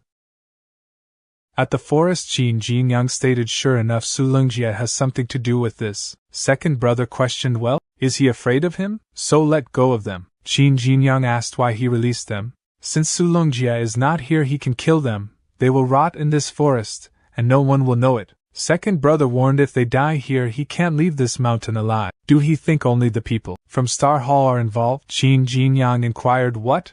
Do he have other allies? Second brother confidently replied, of course. Do he think the disciples from Bright Cloud sect can avoid Helan Grange's patrols and go to the Ghost Dark Cave on their own? They paid a lot for it. Mr. Qian interjected, shut up. You told him everything. Qin Jinyang addressed him, stating he is the second brother, right? He is so talented and strong. Why did he let him be his big brother? Did he forget how he betrayed him? He stopped you because he was afraid he would take all the credit. Let me ask you one question, do they have other helpers? Second brother revealed there is a mountain fastness less than 10 miles north from here, and their leader is at the middle level of rank 2. He was Su Longjia's confidant before Su Longjia joined the Helan Grange. They have been working together for a long time. Qin Jinyang pondered Su Longjia's mountain fastness. They must have made a lot of money by leading the way for Bright Cloud sect. Maybe he can get a windfall. Window popped up inquiring, is he willing to wipe out bandits and let those in need get the money?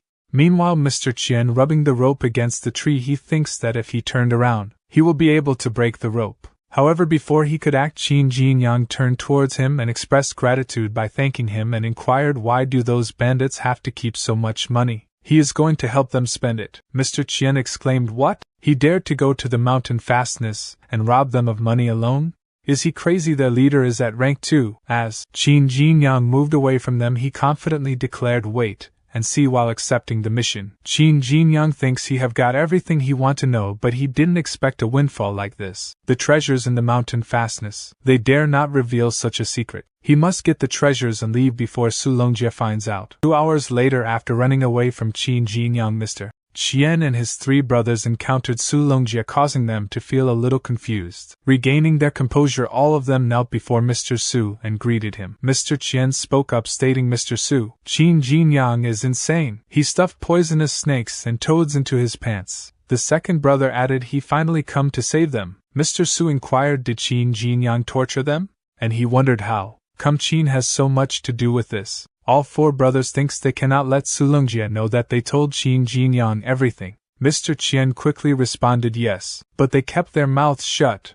They told him nothing. Mr. Su inquired, where is Qin Jinyang? Mr. Qian replied he went back to Helan Grange. Suddenly Mr. Su grabbed Mr. Qian's neck firmly and stated as soon as he received the news, he went straight to Ghost Dark Cave. Qin Jinyang was either in Helan Grange, none on the way back. Did he tell him anything? He tightened his grip, choking Mr. Qian. The second brother quickly interjected, no, they dare not betray him. However, Mr. Su swiftly turned towards him and killed him in an instant. The remaining 2 brothers became frightened by Mr. Su's actions. They both confessed yes, they told him everything. Qin Jinyang has known that they sell monkeys' hearts to the Bright Cloud sect and collude with the bandits. He went to those bandits 2 hours ago. Then Mr. Su heard a cracking sound from his pocket. He cursed and exclaimed, something is wrong. As he thinks back to when he had said to bandit leader of mountain fastness to crush this jade when there's an emergency, and he will come to him as soon as possible. Mr. Su realized that he shouted in anger to kill Qin Jinyang. A little later, Qin Jinyang exclaimed, good, he found it. A window popped up, displaying the information, you wiped out the bandits and gave the people a safe and peaceful world. He is rewarded with 200 potential points. Qin Jinyang thinks so far so good. He did better take the treasures and go back to Helan Grange quickly. In that instant, the bandit leader fell to the ground, dropping a broken pieces of jade that made a clattering noise. Hearing this, Qin Jinyang turned around in confusion. However, upon closer inspection of the jade, he became slightly shocked. Unexpectedly, Mr. Su appeared behind him, launching an attack. Qin tried to block it, but the impact forced him backward, resulting in internal injuries and causing him to bleed from his mouth. Mr. Su confidently stated he blocked it, which means he have some strength, but he will be killed by his next blow. Qin Jinyang defiantly replied he can do more than he think. A window popped up displaying his profile information, occupation disciple of Hoshing Hall in Helan Grange. Root Bone's silvery flower level was at 119 out of 120. He had fully mastered the martial arts Great River technique. His skills in dust arts, rotten fist, black feet, boiling demon tiger, collapsing blade and ice lotus armor were all perfected. His potential points were at 875. Mr. Su scoffed, stated don't think he can fight someone at the peak of rank 2 head-on after he defeated Yin Yen. In the midst of the battle, Qin Jinyang attempted to utilize the formidable boiling demon tiger collapsing blade technique. However, Mr. Su with a sinister grin intervened and halted Qin's execution, resulting in Qin being forcefully pushed back and crashing. to the ground. Qin Jinyang couldn't help but think that Mr. Su was exceptionally swift. With a confident Mr. Su revealed he have informers positioned around Bingbing and Yanfang Town. He is aware of his blade technique, which possesses the ability to unleash sudden power. As Mr. Su swiftly advanced towards Qin, he menacingly exclaimed, "Go to hell." Yet before Mr. Su could reach Qin, someone unexpectedly interfered, launching an attack that sent Mr. Su crashing to the ground. Realizing that his assailant was far more powerful, Mr. Su concluded it would be wise for him to retreat from this place. Curious about the identity of his savior, Qin Jinyang inquired, "Who is he?" The individual introduced himself as he is Wang, the butler of Prince Kang's mansion. A little later, Mr. Wang stated that it was a good saber, but it would go to waste if it was used with the current strength. He mentioned that if the potential of the saber was fully triggered, he wouldn't be beaten up by that loser. Qin Jinyang wondered if he was calling Su Longjia a loser. Mr. Wang then suggested that they go to Prince Kang's mansion together, as Prince Kang's son wanted to see Jinyang. At the mansion, Prince Kang's son Li Kuang shouted at Doctor, calling him a useless bastard who couldn't even handle a trifling matter. He had repeatedly told him that the medicine must be made from 99 hearts of 3-year-old girls, but he had used hearts from 4-year-old and 5-year-old girls instead. The doctor tried to calm down Li Kuang, explaining that it was difficult to find so many 3-year-old girls in such a short time. However, Li Kuang mentioned that the doctor had a 3-year-old daughter and suggested using her heart for the medicine. He threatened to wipe out the doctor's family if he didn't comply. The doctor pleaded with Li Kuang not to harm his daughter, but Li Kuang insisted that it was the doctor's honor to sacrifice his daughter's heart for the medicine. Li Kuang's mother consort Kang expressed her disapproval of the disgusting medicine and stated that it was no use. Li Kuang justified his actions by stating that he had no other choice as his mother had been unwell for a long time. Just then Mr. Wang entered the room and informed Li Kuang that he had brought the martial artist who was with the old doctor previously. Qin Jinyang is shocked while thinks at the requirement of 99 hearts of 3-year-old girls, calling Li Kuang a devil. He thinks that the stories in history books were true, as lords in feudal society did not treat common people as human beings. Li Kuang inquired Qin Jinyang about the whereabouts of the old man who was with him last time, but Qin Jinyang replied that he had no idea and also wanted to know where he was. Li Kuang shouted at Qin Jinyang, "How dare he speak glibly, pariah," and ordered the guard to take him out and cut off his hands. Let him see if he can keep being stubborn. Qin Jinyang in response stated, "Hold on, he really don't know where the doctor is, but he is his last disciple and he learned all his medical skills." This statement surprised everyone present. Confused, Consort Kang asked if he was telling the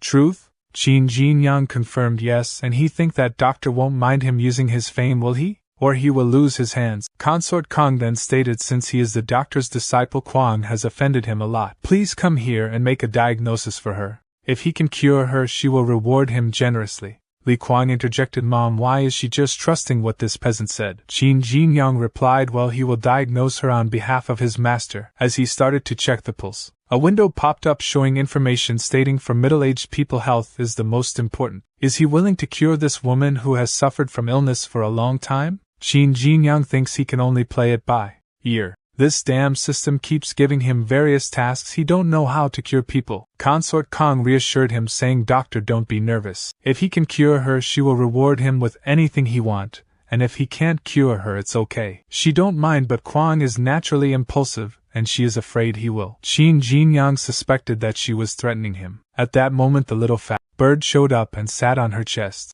Qin Jinyang thinks this little fat bird took him to a ghostly dark cave where he saw Lu Shiqing selling hearts secretly. Looks like it's intelligent, it showed up suddenly, could it be? He touched the part where the bird was sitting, causing others to be shocked at his actions. Qin Jinyang concluded sure enough he vaguely felt many extremely tiny particles under her skin. If it weren't for his dust darts which allowed him to control and sense particles, he might not have found the cause. Qin Jinyang apologized for his actions and utilized the dust dart technique on her, causing her to cough up blood. Li Kuang then ordered the guards to apprehend Qin Jinyang and inflict severe harm upon him. The guards agreed and swiftly moved forward to attack. In response, she shouted at them, urging them to cease their rudeness. Mr. Wang proceeded to explain that Qin Jinyang, as the doctor's disciple, had employed his internal power to expel poisonous beads from Consort Kang's body. This revelation clarified why she had been suffering from a prolonged illness that defied treatment. It became evident that these poisonous beads had been embedded in her body continuously, emitting toxins. Li Kuan questioned the truthfulness of this explanation. She turned to Mr. Wang and demanded to know who had planted such malevolent objects in her body, and when it had occurred. She entrusted Mr. Wang with the task of uncovering the truth. Mr. Wang agreed to take on the responsibility. Then addressing Qin Jinyang, she expressed her gratitude, admitting that she had initially believed he had lied in order to save himself. However, she now realized that he was truly an exceptional disciple of the doctor. Qin Jinyang modestly stated that it was an easy task and that his master had taught him to do his utmost to heal every patient. Suddenly a window appeared displaying information that Qin Jinyang's excellent medical skills had successfully restored the woman's health. As a reward, he was granted 50 potential points. Overwhelmed with gratitude, she proclaimed Qin Jinyang as her benefactor and promised to carefully consider how to repay him. She suggested that she could cut off his hands and feet, allowing him to remain in the mansion as her personal doctor forever. She questioned if any reward could surpass this offer. Li Kuan stated what a good reward. Humans without limbs made by her mother are all top art pieces. This peasant should be grateful for having the honor. Qin Jinyang thinks, holy shit, this mansion is full of nuts. He did better get out of here. She commanded, take him down, tie him up as usual. She will handle him herself. The guards agreed and charged at Qin Jinyang, but he effortlessly deflected their attacks and swiftly struck both, instantly ending their lives. 2 windows popped up showing information stating he killed the bad lackeys in Prince Kang's mansion and upheld justice for the innocent people who have died tragically. He is rewarded with 5 potential points. Li Kuan inquired, what the hell, old bastard? Didn't he say he was only at rank 1? How come he killed 2 rank 2 men of mine? One advised, my young lord, step back, don't get yourself hurt. Meanwhile, as Qin Jinyang attempted to exit the mansion, Wang appeared, obstructing his path and prompting him to launch an attack, only to have it blocked by Wang. Following the block sword attack, Qin Jinyang employed the rotten fist technique to breach Wang's defense and successfully land a hit, prompting Wang to think, something's amiss. This technique is weird. Wang swiftly created distance between himself and Qin Jinyang, thinking he has strong and immense qi. No way could he only be a rank 1 martial artist. He must fight him with his full might. Wang lunged forward at tremendous speed, catching Qin Jinyang off guard with an attack that pinged him down with immense force, shattering the floor beneath. Qin Jinyang, think, what technique is this? His body is as hard as a stone and he also suppresses his qi. Wang declared he have great potential. Given time, he will be very powerful and promising. Unfortunately, he can only stop here. Li Kuan praised, well done, old man. This bastard killed 2 of his good subordinates. You must torture him. Break his legs first. Hurry up. Raising one hand, Wang aimed to fracture Qin Jinyang's leg, stating don't blame him as he prepared to attack. However, Prince Kong intervened, inquiring what's going on here. He addressed Wang, saying, Mr. Wang, he just heard that a disciple of the doctor cured her wife, so he came here to take a look. Why is he bullying him? Wang immediately knelt before Prince Kong and greeted him by saying, Royal Highness. Consort Kong interjected, stating Mr. Wang didn't bully him. The disciple of the old doctor insisted on showing his martial arts skills to me, so Mr. Wang is competing with him in martial arts now. Li Kuan questioned, saying, Mom, aren't they going to cut off his hands and feet? Meanwhile, Qin Jinyang observed Prince Kong and thinks, so this is Prince Kong. He looks kind and easygoing. Wait, there seems to be something wrong. Prince Kong and Consort Kong both have single eyelids, which is the most common in the world. But Prince Kang's son has double eyelids, which is extremely rare. He was pretty good at biology when he was in middle school. If he remember correctly, double eyelid is the most typical dominant inheritance pattern. To give birth to a child with double eyelids, one of the parents must have double eyelids too. Parents with single eyelids can have a baby with double eyelids. As for who the young lord's real father is, he can only say that it is too coincidental that this butler also has rare double eyelids. Before Qin Jinyang could delve further into his thoughts, Prince Kong interrupted, inquiring, boy, is he listening to him? He just asked him what reward he did like to receive. Qin Jinyang responded, stating he don't care about rewards. He is here to enforce the principles of life taught by his master, that is, to practice medicine to help people and save all patients. A window popped up, inquiring, this middle-aged man's life is full of difficulties. Is he willing to share his findings with him? Another window appeared asking is he willing to solve the problem that has been hanging in his mind for 20 years, urging Qin Jinyang to consider his options. Qin Jinyang informed that Consort Khan had been cured, but he discovered a larger issue that could potentially contradict his master's teachings. Prince Kong expressed appreciation for Qin Jinyang's consideration and inquired about the problem. Qin Jinyang clarified that it involved the identification of the young lord's biological father,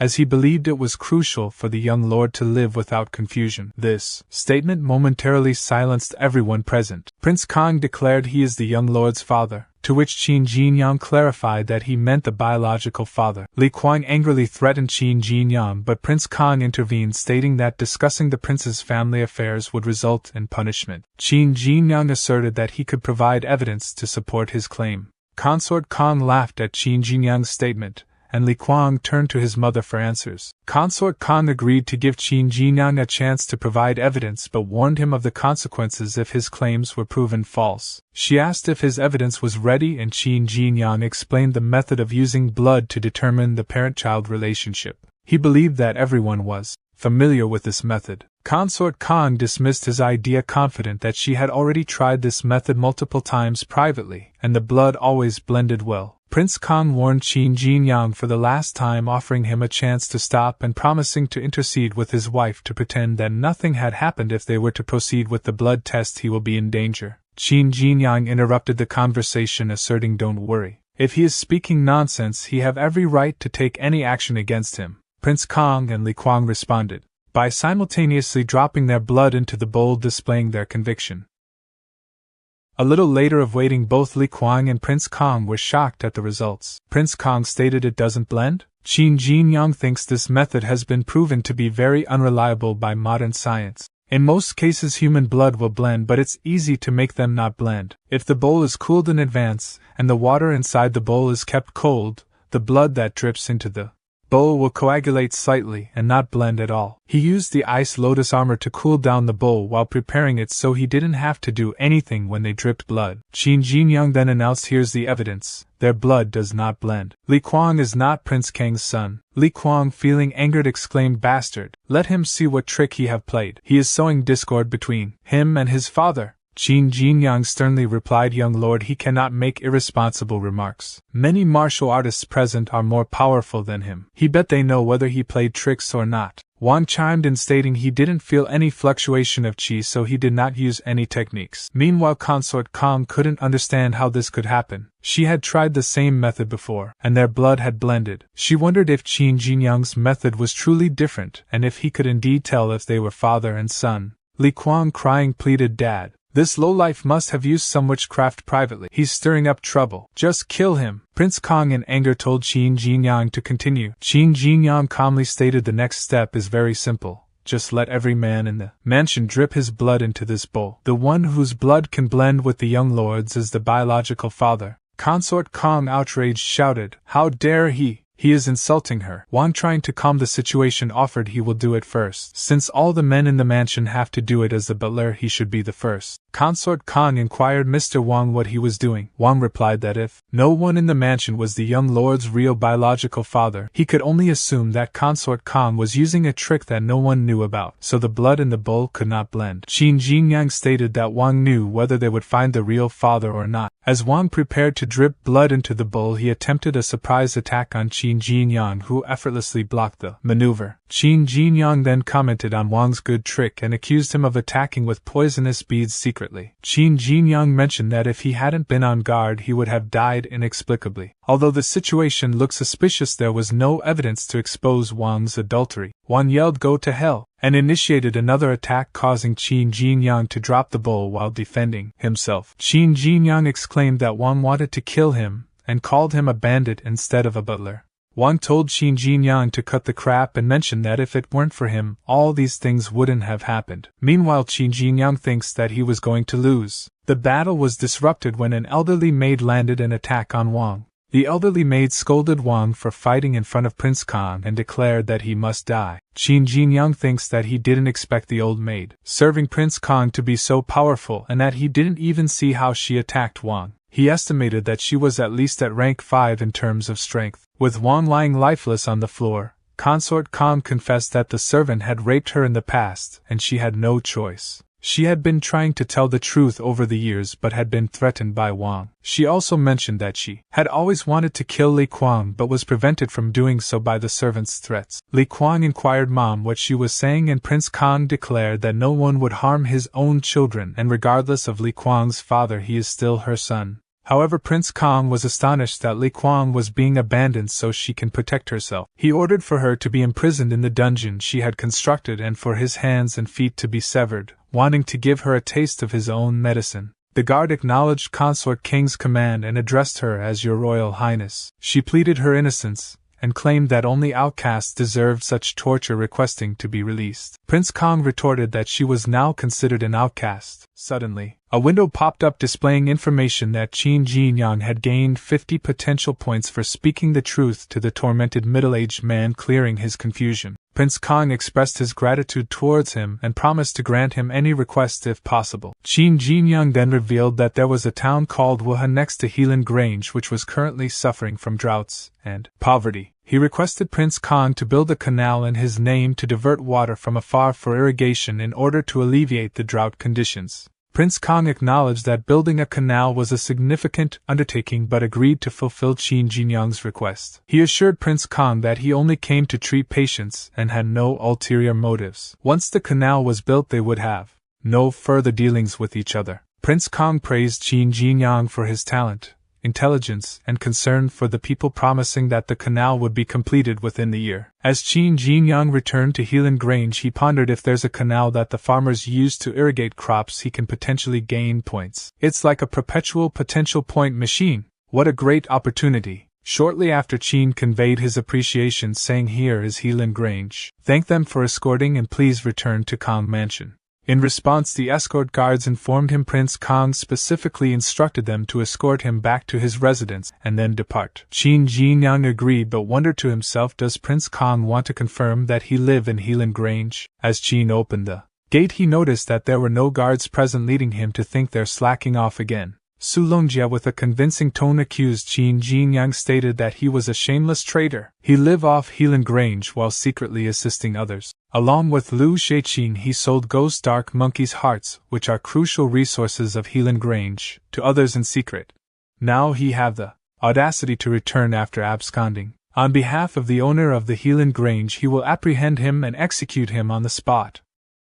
Su Longjia and the guards from Helan Grange obstructed Qin Jinyang's way to his residence. One of the escort guards of Prince Kong stepped forward and stated Prince Kong ordered them to escort the disciple of the doctor back to his residence. Why is he blocking them? One guard inquired, what is the disciple of the doctor? The second guard stated he haven't heard of it, but Prince Kong is a big shot. Qin Jinyang has a powerful background. Su Longjia stated he don't care if he's a disciple of the doctor. Qin Jinyang is a member of Helan Grange. Even Prince Kong should not interfere in our internal affairs without authorization. Su Longjia announced, listen up. The owner of the Helan Grange will offer those who take this thief down a large reward. The escort guards positioned themselves for a fight and stated who dares to hurt him. The owner of Helan Grange inquired what's going on, and the guard respectfully greeted him. Su Longjia thinks he wanted to kill this bastard in the name of the owner, but Prince Kang's men meddled in it, and the owner came here and cursed him. The owner of Helan Grange stated Longjia he did ask him to investigate the matter of selling ghost dark monkeys' hearts secretly, but he also asked him to report to him as soon as he found something. Now he is facing off with the people from Prince Kang's mansion on his behalf. What the hell is going on? Su Longjia stated, sir, he was eager to kill the traitor and he didn't want to disturb his rest. That's why he brought guards to arrest the traitor in his name without telling him. He have found out that the thief who sold ghost dark monkeys' hearts to others in secret is Qin Jinyang. He used to be a disciple of Star Hall. When he was in Star Hall, he once went to Ghost Dark Cave. Unexpectedly, he has always coveted Ghost Dark monkeys' hearts. Qin Jinyang didn't excel in martial arts, so he colluded with the four swordsmen and Lu Xueqing. The four swordsmen killed monkeys and took hearts in the cave, while Lu Xueqing and Qin Jinyang secretly sold hearts to the Bright Cloud sect. The traitor Lu Xueqing wrote a confession before committing suicide in the penalty hall. It says how he colluded with Qin Jinyang. This is irrefutable evidence. Qin Jinyang stated that Lu Xueqing was dead, allowing others to say whatever they wanted. Su Longjie was about to express his anger but was stopped by him. The owner of Helan Grange announced that the guys from Prince King's mansion should have heard the news. He claimed that the hearts of ghost dark monkeys were the most valuable resources of Helan Grange, and they had the right to detain Qin Jinyang for interrogation. He assured everyone that they would prove his innocence if he truly was innocent. However, if he had sold the hearts, he hoped Prince Khan would understand the actions he would take. Su Longjie thinks about what would happen when Qin Jinyang entered the penalty hall. The escort guards agreed that it was okay.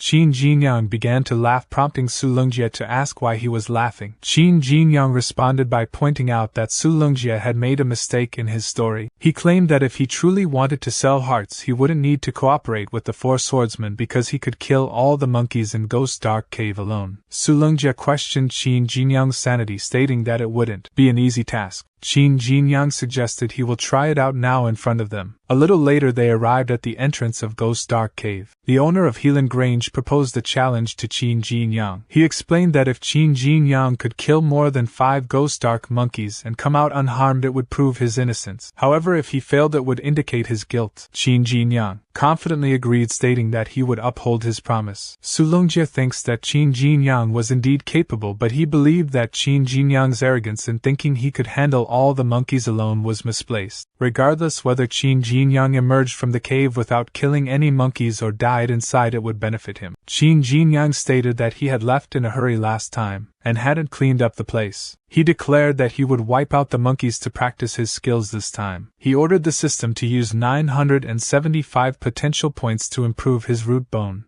The system window popped up, displaying the results that his root bone had made a breakthrough. It informed him that his current root bone was at the golden branch level, which had cost him 800 potential points. Another window showed information stating that if he wanted to upgrade his root bone to the white jade level, he had to break through to rank 3. Qin Jinyang stated that the prerequisite for the white jade level root bone had changed, and he no longer needed to practice martial arts, but instead improve his rank. His profile window popped up, revealing that he was the disciple of Hoshing Hall in Helan Grange. With a golden branch level root bone completed 799 out of 800, fully mastered Great River Technique, perfection in Dust Arts, Rotten Fist, Black Feet, Boiling Demon Tiger, Collapsing Blade and Ice Lotus Armor, and had 175 potential points. Qin Jinyang nonchalantly stated that the golden branch level root bone was enough to deal with these monkeys. A little later, the fourth brother of the four swordsmen concealed behind a rock, gasping for breath. The fourth brother stated that he thinks he was okay now and urged his companion to go. Upon examining his hand, he only saw the arm of his companion, which startled him, causing him to emerge from hiding, only to find a multitude of ghost dark monkeys staring at him. He shouted for help as he sprinted away from them. In that moment, Jinyang appeared and swiftly eliminated most of the monkeys in an instant. Multiple windows popped up displaying information. One window informed that the ghost dark monkeys had been killed, the miasma cleared, and the land made arable, rewarding Qin Jinyang with 8 potential points. Another window informed that the ghost dark monkeys had been killed, the miasma cleared, and rewarded him with 10 potential points. Qin Jinyang inquired if the fourth brother was one of the four swordsmen, and questioned why he was in that location. The fourth brother expressed gratitude towards him, and pleaded to be taken out of the dangerous situation. Qin Jinyang, slightly disgusted, told the fourth brother to let go of him and mentioned that he remembered the fourth brother having a sword technique that could effectively suppress the ghost dark monkeys. He questioned why the fourth brother was being chased by just a few monkeys. The fourth brother explained that those monkeys were just informers. Suddenly a resounding roar echoed, causing both of them to feel terrified. The fourth brother exclaimed that it had found them and was coming. Qin Jinyang inquired who was coming and urged the fourth brother to tell him. The fourth brother, while trembling, declared that it was the Ghost Dark Monkey King.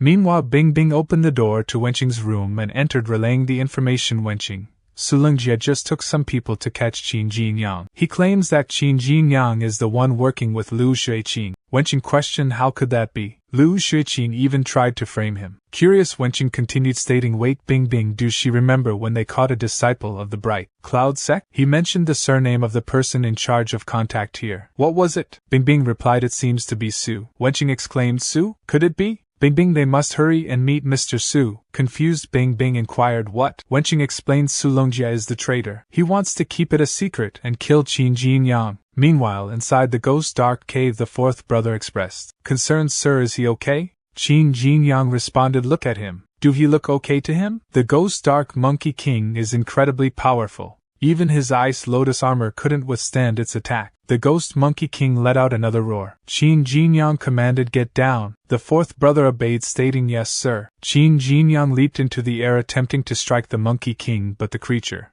blocked his attack. Undeterred, Qin Jinyang utilized the boiling demon tiger collapsing blade and successfully beheaded the monkey king, causing its head to fall to the ground. Despite losing its head, the monkey king continued its assault, catching Qin Jinyang off guard and landing a hit, causing him to crash to the ground. Confused, Qin Jinyang wondered, how is this possible? It's still moving without its head. The fourth brother pleaded, please don't kill him. The monkey king grabbed its severed head and reattached it to its body, immediately merging as the monkey king roared. The fourth brother thinks, is it on drugs? Qin Jinyang picked up the fourth brother and started running away from the monkey king. The fourth brother pleaded, don't kill him. After a while, Qin Jinyang threw the fourth brother to the ground and stated, shut up. It can't catch up for now. Qin Jinyang inquired, what the hell is that? Tell him. Why couldn't he kill it even after cutting its head off? Fourth brother stated he don't know after he left. Sulungjie caught them and killed two of them. Only he and another dude escaped. They decided to hide in the ghost dark cave for the time being since they had nowhere else to go. At that time, those ghost dark monkeys were perversely watching them from a distance instead of hiding. We didn't take it seriously since they knew the corresponding swordsmanship to fight them, and then that huge monkey came. They never saw it before, but their swordsmanship didn't work on it at all. Yet its every blow was so powerful. It must be the king of the ghost dark monkeys. He must get back at them because he have killed too many monkeys. At first they tried to escape, but the ghost dark monkey king could locate them as long as a single monkey saw them. There was no way to escape.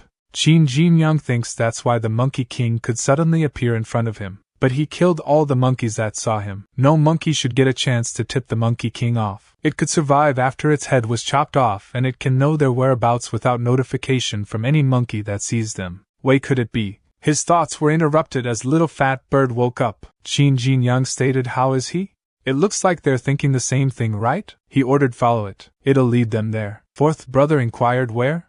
After a short while, Qin Jinyang shattered the entrance to the secret room and exclaimed, finally he got him. Inside they observed an old monkey sitting within a magical formation shielded by it with its eyes closed in complete concentration. The fourth brother inquired, is this old monkey the ghost dark monkey king? Meanwhile the old monkey laughed. Qin Jinyang stated, yeah, he noticed something strange when he first saw these monkeys. Normally a monkey group would consist of monkeys of all ages and genders, but he have only seen young male ghost dark monkeys that look exactly the same. Just now he killed all the ghost dark monkeys that saw him, so no one could tell the monkey king what happened. But that armored giant monkey still found him immediately and approached him. The only explanation is that their senses are all interconnected. These strange things make him suspect that the ghost dark monkeys and the giant monkey are all puppets. Someone is secretly manipulating them. And that's why the giant monkey can still move even without its head. The old monkey stated, human, you are smart. All the monkeys here, the so-called ghost dark monkeys and that giant monkey, he created them with his transformation formation. Qin Jinyang thinks it can speak human language? The old monkey stated he don't mind him humans killing some of his puppets. Maybe he just want the transformation cores inside. Since he didn't take many, he never took it seriously. But what about you two? You charged deep into his cave, and he even said he would kill all his monkeys. The ground trembled with rumbling, causing walls to break. Shortly after, a considerable number of ghost dark monkeys emerged before them.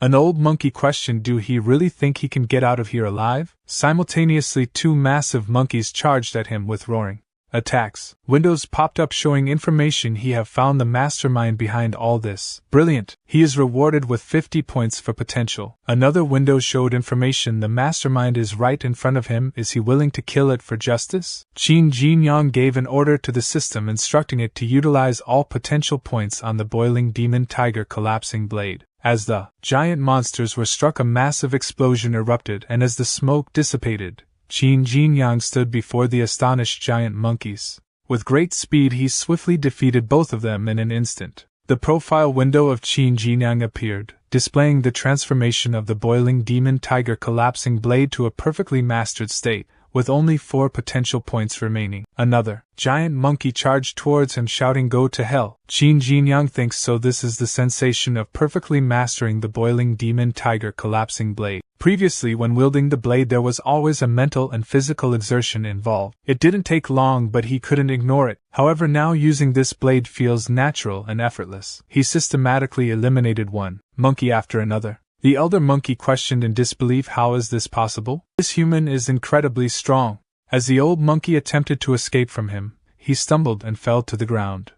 Struggling to stand up, the old monkey pleaded, "Please spare his life. He know of a secret treasure here. He will take him there if he spare him." Actually, he had to stay here. His master brought him here decades ago. He was kind to him. He came here for cultivation and set up this transformation formation. One day he went out for some materials and never returned. He had been waiting here hoping that one day he would come back. Fourth brother, slapping the old monkey, impatiently stated, "Get to the point. Don't waste his savior's precious time with meaningless chatter." Taking advantage of the distraction, the old monkey attempted a sneak attack on Qin Jinyang. However, Qin Jinyang swiftly failed the old monkey's plan by eliminating him without hesitation. A window popped up showing information that Qin Jinyang had offered to fight the evil monkey and kill it completely. He was rewarded with 500 points for his potential. The fourth brother inquired, "Sir, how did he know it was going to attack him? And is it true about the treasure?" Qin Jinyang inquired, "You're from a nearby village, right?" The fourth brother replied, "Yes, but why is he asking that?"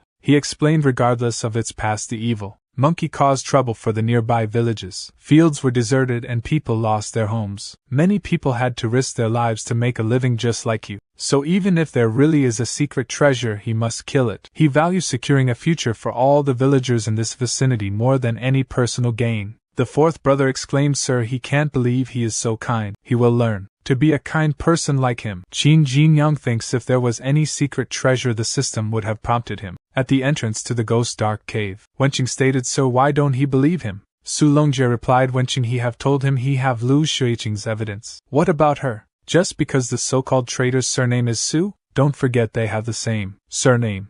It could also be her." "No." Infuriated, Wenqing attempted to approach Su Longjie, but Bing Bing intervened to prevent her. The owner of Helan Grange stated, "All right, Wenqing, stop it." Qin Jinyang said he would prove his innocence, but it has been almost 2 hours since he went in. He must have died there. He think Longjie's speculation is right. Qin Jinyang is the traitor. He knew he would suffer and then get killed in penalty hall, so he made an excuse and went into the cave to kill himself.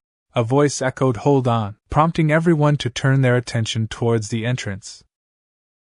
Qin Jinyang declared he have eliminated all the ghost dark monkeys inside. "Please verify." This statement surprised both Bing Bing and Wenqing. Wenqing inquired, "He killed all the monkeys?" Su Longjie questioned, "What is he talking about? He think this lame trick could work on them?" Qin Jinyang responded, "Check it with their own eyes if you don't believe him." The owner of Helan Grange moved to check inside the cave and seeing the dead bodies of the ghost dark monkeys, he exclaimed, "There are so many bodies of ghost dark monkeys. How the hell did he make it? Look at the wounds. He must have efficiently hit every fatal point with one blow. This way the monkey hearts would remain intact. He must have at least perfectly mastered his blade technique. It doesn't matter, the top priority is to freeze the bodies to preserve the hearts. As for Qin Jinyang, he's really something. Got to look into him later." A little later, the owner of Helan Grange stated he have had a look. Every ghost dark monkey inside has been killed. Su Longjie exclaimed, "Impossible." Qin Jinyang, what kind of tricks did he play? A window popped up showing information stating Su Longjie pushes his luck and refuses to accept the truth despite his embarrassment. Would he like to provide solid evidence and make everything clear? Su Longjie drew his sword and tried to attack fourth brother, but Qin blocked the attack.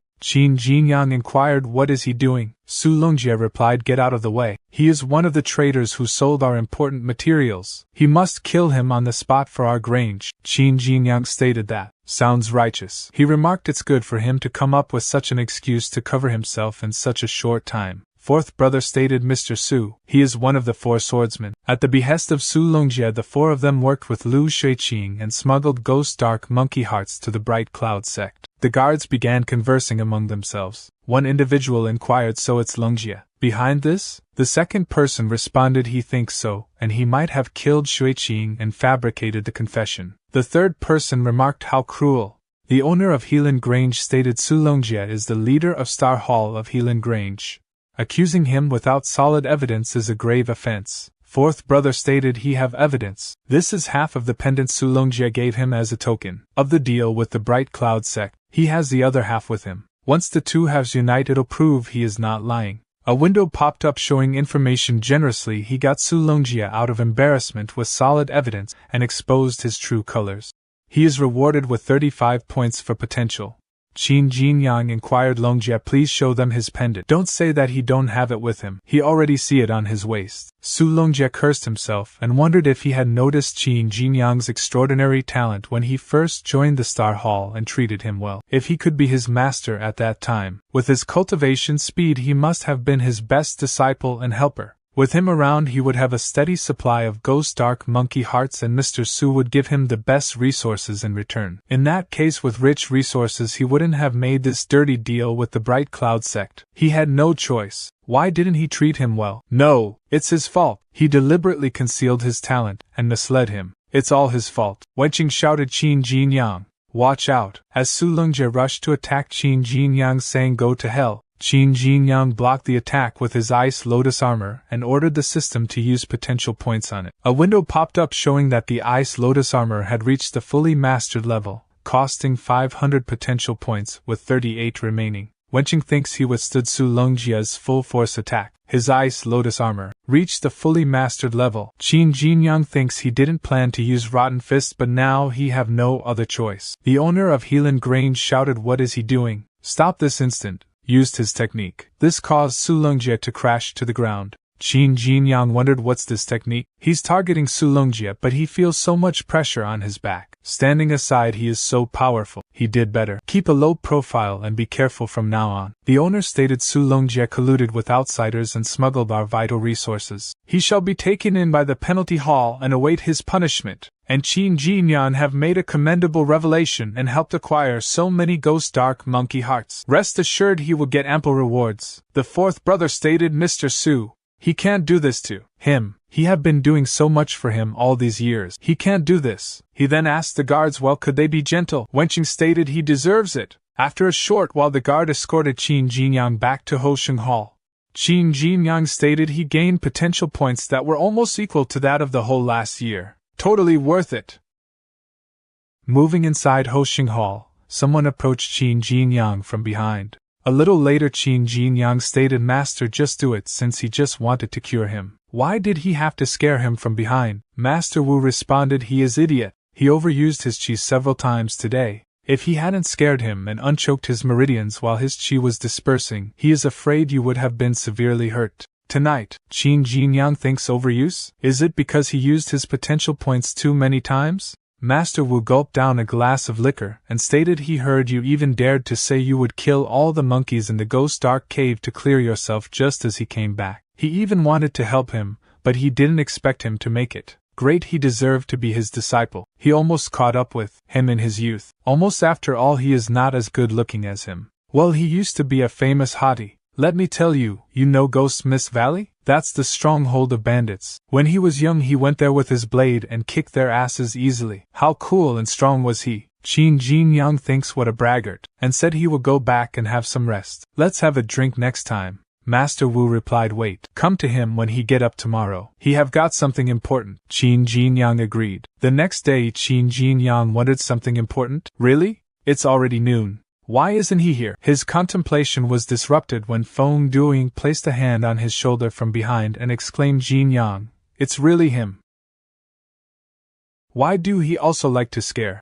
Don't learn that from Master. Feng Duing informed Qin Jinyang that their master had mentioned taking them and another disciple on an important mission, and Feng Duing suspected that Qin Jinyang might be the other disciple. Feng Duing mentioned hearing about Qin Jinyang's accomplishment of killing all the monkeys in the Ghost Dark Cave the previous day, expressing admiration. Qin Jinyang modestly stated that he knew some tricks to deal with the monkeys. Feng Duing acknowledged this as the reason for his success but expressed concern that their master's task this time might be challenging. However, Feng Duing assured Qin Jinyang that he would protect him and urged him not to worry. Master Wu entered the room and confirmed that both disciples were present, indicating that everything was fine. He then collapsed onto the floor. Feng Duing quickly approached the master, assisting him in standing up, and inquired about his well-being. Addressing Qin Jinyang, Feng Duing reassured him that the master's behavior was normal after a hangover and advised him to get used to it. Master Wu declared that it was time to go now that both disciples were present. Feng Duing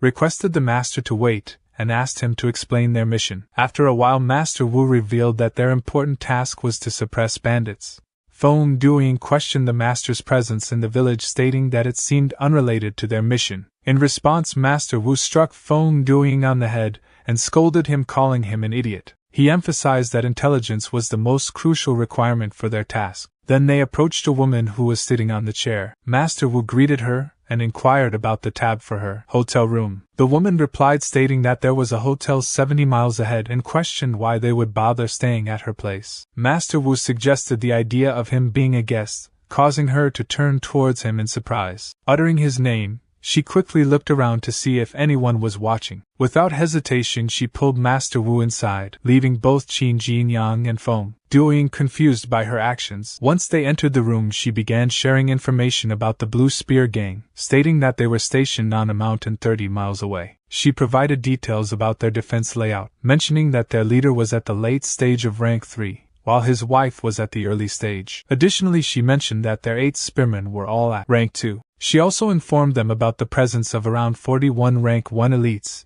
and over 200 ordinary members. Furthermore, she revealed that the leader Lan Gumiao would be celebrating his birthday the next day, suggesting that their defense might be loose and presenting a good opportunity for Master Wu and his disciples. Master Wu agreed with her assessment, and stated that they would stay at her place that night and proceed to suppress the Blue Spear Gang the following day. Feng Duing expressed concern about their ability to handle the situation considering the numbers and ranks mentioned. Master Wu reassured him, stating that he would handle the leader and his wife alone, while Qin Jinyang and Feng Duing would stall the 8 rank 2 spearmen. Once he was done, Master Wu planned to easily take care of the 8 spearmen as well. Feng Duing continued to express doubt, pointing out that Master Wu was only at rank 3. In response, Master Wu questioned if there was a problem with him being able to defeat every ordinary member and no higher than rank 1 with one blow. He dismissed any concerns and told Feng Duing that if he had a problem with it, he deserved whatever consequences came his way. Feng Duing then mentioned that Qin Jinyang was only at rank 1. Qin Jinyang exclaimed, "Nice blade," and thinks this is a typical powerful blade. With no fancy trimming, it looks rough but fierce. Master Wu declared this is the famous fierce blade. He have killed so many rank 3 masters with it.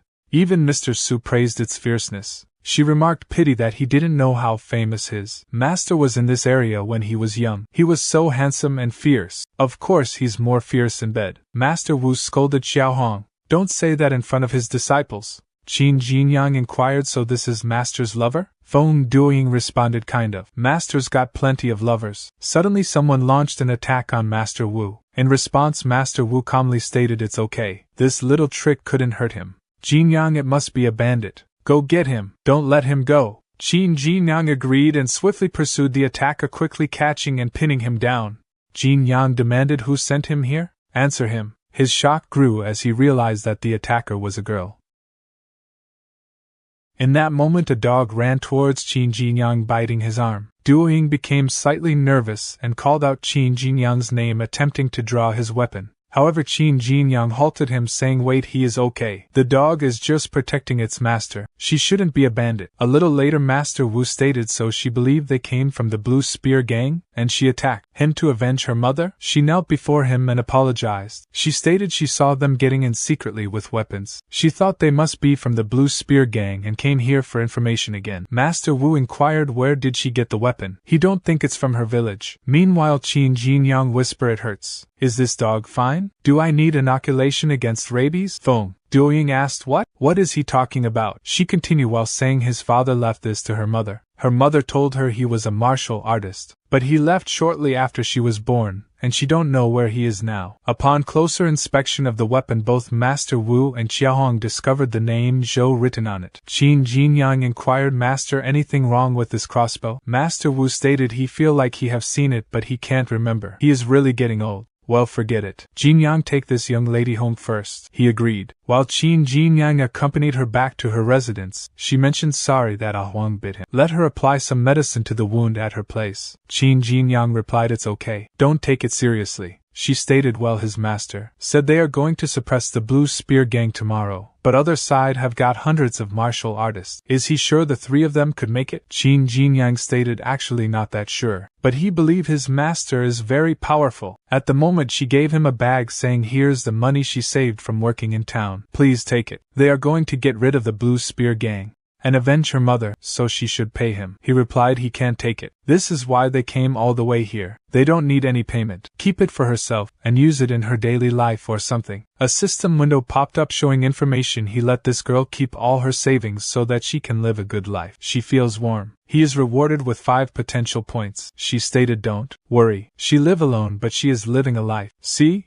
All along, and she lived there. It's comfortable despite the roof being blown off sometimes. He replied, well, but the wind's blowing the roof now. She exclaimed, my roof. He offered, well, let him help fix it for her. Another system window pop-up showed information. The girl's home has been destroyed by the wind. Will he help her rebuild it? While later he stated he haven't done any manual labor for a long time. He even feel a little uncomfortable now. The window popped up showing information. Kindly he helped the girl rebuild her home in time. She's so moved. He is rewarded with 15 potential points. He stated, wait, this dog knows how to build a kennel. She approached him and offered the bag. Take it this time for rebuilding her house. He agreed to take the bag. She inquired, by the way, is he martial artists married at a young age? For example, is he married at this age? He replied, no, it's not true. He is not married. She stated, all right. Ah Huang and she need to have some rest now. He can go. Don't forget he need to do his work tomorrow morning. He replied okay and bid his farewell. As he seemed a bit distant, she shouted, hey, come back alive and come see her. Teach her some martial techniques in his spare time, alright? She will pay for it. Give it to him then, right? And Ah Huang barked in response. At night, Qin Jinyang thinks, oh my god, Feng Duoying snorting even louder than his college roommates. Suddenly he smells something burnt, but it's faint. He wake up. He attempted to wake up Duoying. Feng Duoying rubbed his eyes and inquired, what's up? Qin Jinyang replied, the bandits are already here. Feng Duoying inquired in surprise, what?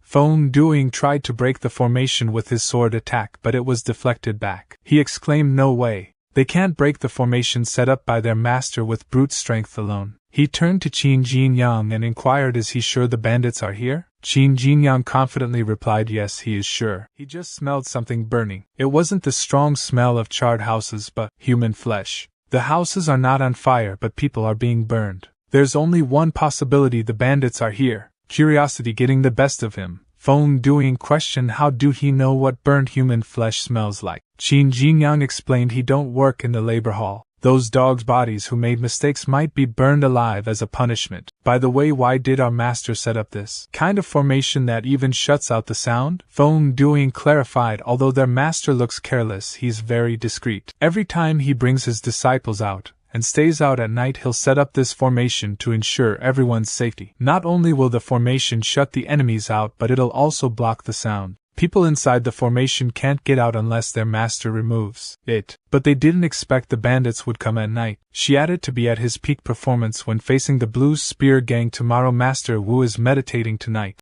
If they wake him up now to remove the formation, it'll be too dangerous for him. Qin Jinyang inquired, does the formation go down into the ground? Feng Duoying replied, no, it doesn't. What do they do now? Qin Jinyang determinedly stated, the clock is ticking. Let's get out by digging a tunnel. Then the scene shifted to the village where bandits were burning the houses and killing the villagers. One of the villagers inquired the bandit if they would keep their word. The bandit group leader replied that the Blue Spear gang gave their word. They promised to spare the lives of the villagers' father, mother, wife and children as long as the villager jumped into the fire. The villager wife pleaded with him not to do it, but her arm was pierced with a spear by a bandit who commanded her to shut up. The person then turned to the other villagers and declared that for the sake of their wives, children and parents, they should all follow him and jump. All the villagers agreed. As he moved toward the fire, the first person to step into it suffered a swift and fatal burn, causing the other villagers to cry. The group leader commented that he had given these cowards a glimmer of hope, but they had stopped fighting and killed themselves instead. He found this scene fantastic and couldn't get enough of it. Another bandit whispered to his group leader that after these men died, he preferred to see the expressions of the women and children when they were buried alive. The group leader agreed, saying that they would chop off their heads instead of burying them alive this time. Their boss had instructed them to collect 99 women's heads and make liquor with them as a birthday gift for Mr. Lon. The bandit assured the group leader that he knew their head-chopping skill. Suddenly an attack landed on the bandit's head, killing him instantly. The group leader shouted a warning, alarming the other bandits. One of them asked where the attack was coming from. At that moment, Feng Duing utilized his sword technique, swiftly dispatching most of the bandits. Standing on the dead bodies of the bandits, he blocked the path to the burning houses. The group leader exclaimed, "How dare he! Do he have any idea who their boss is?" Qin Jinyang responded with interest, asking, "Who is he?" The group leader replied, "He's one of the Blue Spear Gang's 8 spearmen, and a rank 2 martial artist. He also came here this time. Pleaded him to spare his life. He can do whatever he want." Qin Jinyang dismissed the offer, stating no need. He don't need a scumbag to do anything for him, and proceeded to kill him. Approaching Qin Jinyang, Feng Duing informed him they killed all the bandits here. But the villagers told him that their boss was still outside the village. Realizing something, Qin Jinyang exclaimed no, and started running. Concerned, Feng Duing called out, "Wait, Jinyang. It's too dangerous for him to go alone." Qin Jinyang instructed Xiaohong and Duing untie the villagers first. Meanwhile, outside the village, she aimed the crossbow at the bandit leader. Leader questioned why do she resist him. She is good looking. Why not be her woman and go back with him? What do she say? She did better answer him as soon as possible. Even though she didn't injure her internal organs, she can't hold on for long if she continued to bleed like this. The earlier she surrendered, the sooner he can help her to stop the bleeding. She used the crossbow and launched a metal ball towards him, but he caught the ball with 2 fingers and using his technique to throw the ball at a dog, severely injuring it. Seeing this, she started to cry. Bandit leader remarked, "Forget it. He disliked those who don't appreciate the kindness of others. He will be the raw material for his liquor," as he prepared another attack. Meanwhile, she shut her eyes, and upon reopening them, she saw Qin Jinyang standing in front of her. Leader inquired, "Who is he? May he know his name?" Qin Jinyang responded, "He is dead meat to him." Qin Jinyang aimed his sword at the bandit leader. The bandit leader sneered, "Brat, don't think he can play the hero here just because he learned a little bit of martial arts. Well, he is nothing to him." He used his martial art technique. A window popped up displaying information about the bandit's notorious deeds. It revealed that as a rank 2 martial artist, he had caused great mischief everywhere. The question asked if Qin Jinyang was willing to kill him for the sake of justice. Effortlessly, Qin Jinyang blocked the bandit leader's attack, creating a golden shield around himself. The bandit was astonished by Qin Jinyang's formidable defense. Qin Jinyang swiftly moved forward, closing the distance between himself and the bandit. He launched a sword attack that severed one of the bandit's hands, causing him to fall to the ground. The bandit shouted, "Impossible! He is one of the Blue Spear Gang's 8 spearmen, and a rank 2 martial artist." "Who the hell is he?" Qin Jinyang replied, "A rank 2 spearman? He is nothing to him." He used the rotten fist technique to kill the bandit. A window popped up congratulating Qin Jinyang for his strength and standing up for what is right. It mentioned that he had killed a bandit who was a rank 2 martial artist, bravely fighting for justice. He was rewarded with 100 potential points. She inquired, can he help her to check on Ahuang? Qin Jinyang replied, "Sure. Hold on. He is taking her to the doctors with Ahuang." As Feng Duing arrived at the scene, he exclaimed, "When did his lightness skills improve so much?" Observing a decapitated bandit about to attack Qin Jinyang from behind, Feng Duing warned him. However, it was too late for Qin Jinyang to turn and defend against the attack. Master Wu swiftly launched a spear, hitting the bandit and causing bandit to crash into the wall. Master Wu stated that the bandit had practiced martial arts with a forbidden parasite, and even in death, the parasite could still manipulate his body. He warned Jinyang not to be careless. Xiaohong stated she was already dead, as the poisoned wound had caused her demise rather than the blood loss. It was clear from the beginning that those responsible did not intend to keep her alive. At that moment the sky was graced with thunder and lightning, followed by the start of rainfall. Master Wu apologized for being late and admitted that he should have been more careful. He had not expected the sudden attack by the Blue Spear gang on the village that night, leaving him unprepared. Simultaneously wounded Ah Huang approached Qin Jinyang while barking and handed him a coin before succumbing to its injuries. Feng Duing commented that the dog had held on until Jinyang arrived, but now it was dead. A window popped up displaying information that the dog had given Jinyang the last entrusted coin. Another window appeared inquiring if Jinyang was willing to undertake the commission to exterminate the Blue Spear gang as the dog hoped. Master Wu expressed that such occurrences happened constantly on this land, making a peaceful life a luxury beyond the reach of common people. He revealed that he had come to the Helan Grange to learn martial arts, with the intention of eradicating all the robbers and bandits in the world. However, he had just discovered that he couldn't accomplish it. Qin Jinyang shouted, "Master, he wants to exterminate the Blue Spear gang right away." Feng Duing added that's what he thinks too. Master Wu replied, "Okay, let's go and exterminate the bandits now. Remember, kill them all and don't spare anyone." Both Qin Jinyang and Feng Duing replied affirmatively, saying, "Yes, master." At the main base of the Blue Spear gang a celebration was underway. The bandits were laughing and enjoying the party. A bandit guard mentioned it's Mr. Lan's birthday today, but they won't even let them drink. "What a bummer!" Another bandit complained they won't even let them have a good time. "What's the point?" The boss of the guard bandits approached them, stating, "What the hell are they talking about?" One of their spearmen took the others to look for women's heads to make liquor for Mr. Lan's birthday. Don't they need someone sober enough to open the door for them? The two bandits became agitated while pointing towards his back. The boss bandit questioned what's wrong with these two now. Are they under some kind of spell? As he turned around he discovered Feng Duing and Qin Jinyang standing on the wall behind him, their expressions filled with anger and determination.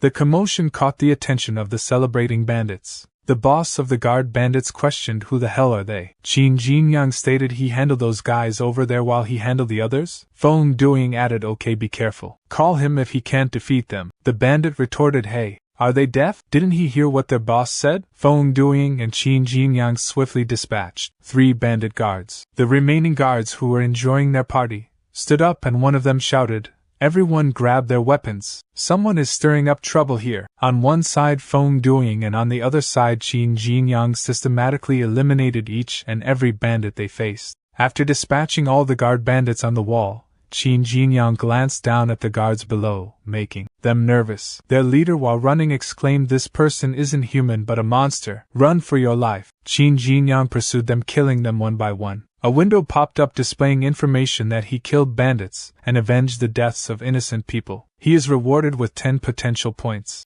Another window showed he killed bandits. He is rewarded with 12 potential points. Meanwhile, Feng Duing dealt with the bandits on the opposite side, informing Qin Jinyang he have killed all his enemies and inquiring what about him. Glancing around, Feng Duing became a little surprised and remarked, "Well, Qin also cleared his side as well." Within the base, Lan Gumiao, the leader of the Blue Spear gang, a rank 3 martial artist, sat on the throne. Beside him was his wife Lan Hongmiao, also a rank 3 martial artist. Gumiao inquired, "There is a distinguished guest coming this evening. Where is Laojiao?" One of the 8 swordsmen of the Blue Spear gang replied, "Laojiao went to prepare a birthday gift for him. He'll be back soon. He'll surprise him by then and laugh." Hongmiao remarked, "Laojiao is full of tricks. Let's give him a bit more time." Suddenly one of the guards rushed inside shouting, "Mr. Lan, there is a situation." Someone broke in while kneeling in front of him. Gumiao was surprised at his remark, followed by an explosion at the gate. The Blue Spear gang's 8th swordsman, coughing, exclaimed, "Who dares to stir up trouble here?" He was immediately pierced by a spear from Master Wu, killing him and causing another explosion. Master Wu stated, "Long time no see, mad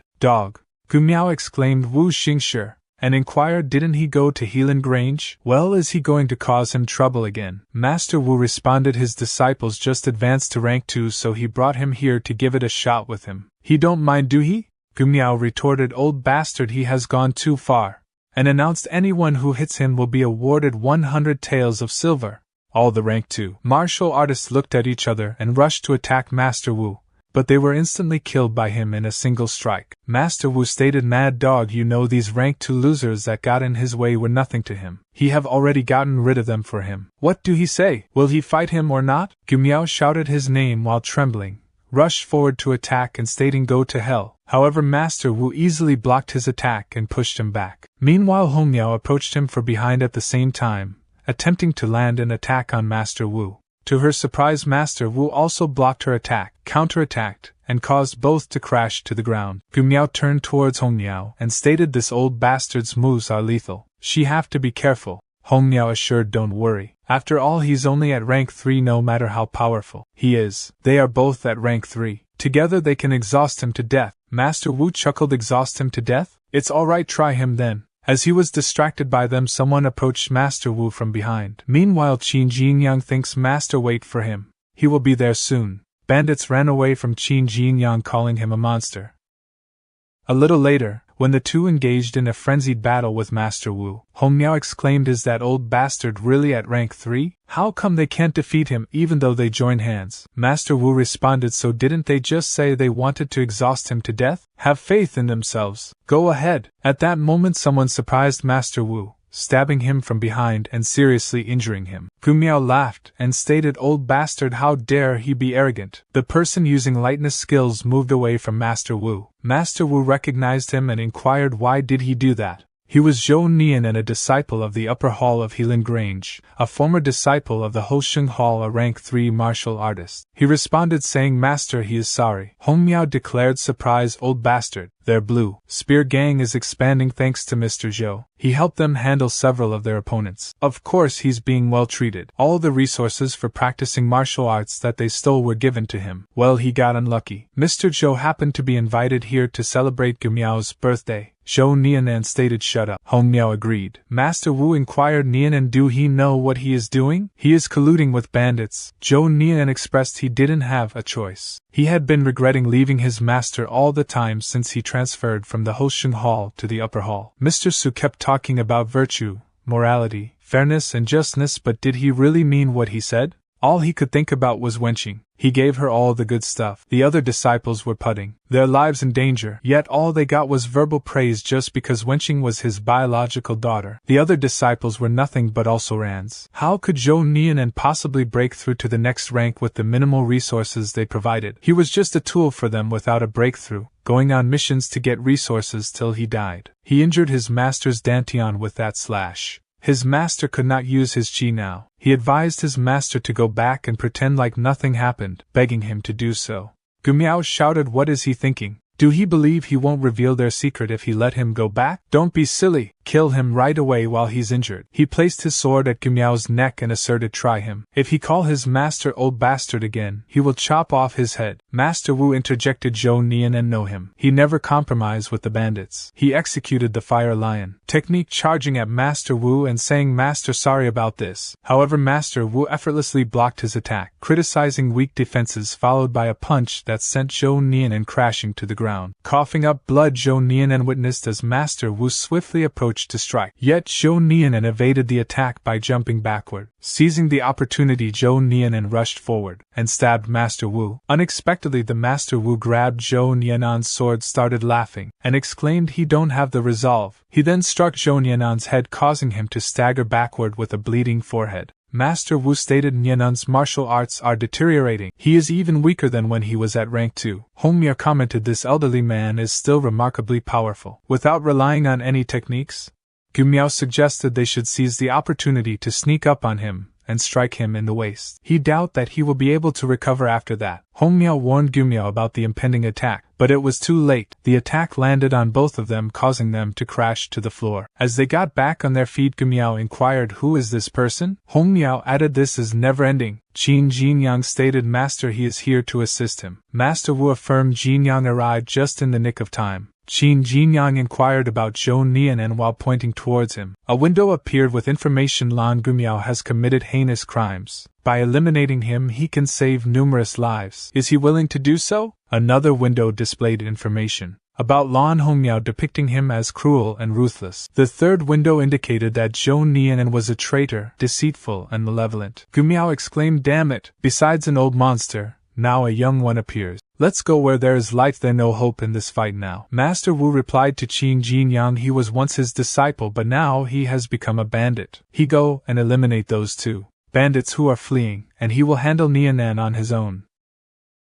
Feng Duing wiped his sweat and stated he finally killed all of them. He did better rush to help his master, and Jinyang. At that moment a spear thrown by Gumiao was about to hit Feng Duing's head, accompanied by Gumiao's declaration whoever stands in his way will die. However, Qin Jinyang swiftly intervened, blocking the attack and saving Feng Duing. Gumiao questioned, don't he know the rule? He should show mercy when there's room for it. Qin Jinyang asserted their Lan Gumiao and Lan Hongmiao. Don't let them escape. Feng Duing assured him, saying don't worry. He is here with him. Hongmiao warned, don't push them too far. Do he really think they are pushovers? She turned to Gumiao and instructed him to use a particular trick. Gumiao threw a spear infused with his aura, causing it to multiply and launch towards both of them. Meanwhile, Qin Jinyang utilized his golden shield to stop the attack. As the shield neared its limit, Feng Duing employed his sword technique to get rid of the remaining spears. Hongmiao rushed forward while laughing and exclaimed, they're falling for it. Checkmate. As she attempted to stab Qin Jinyang, Feng Duing, expressing concern, called out his name. To their surprise, her dagger didn't penetrate but was instead blocked. Seizing the opportunity, Qin Jinyang countered by stabbing her with his sword. Confused, she inquired why weren't he stabbed, and dropped dead on the ground. Meanwhile, Gumiao attempted to escape, declaring just he wait, he will get even with him, but Feng Duing subdued him. Gumiao questioned why. We never offended them before. Why do they have to cause them trouble? Qin Jinyang responded, did people in the Baifeng village offend them? Gumiao turned around and inquired what village. However, Qin Jinyang swiftly cut his neck with a dagger. A notification appeared stating Qin Jinyang eliminated Lan Gumiao, the head of the Blue Spear Gang, and secured justice for innocent lives, earning him 400 potential points. Another notification stated that his intelligence and courage in taking down Lan Hongmiao,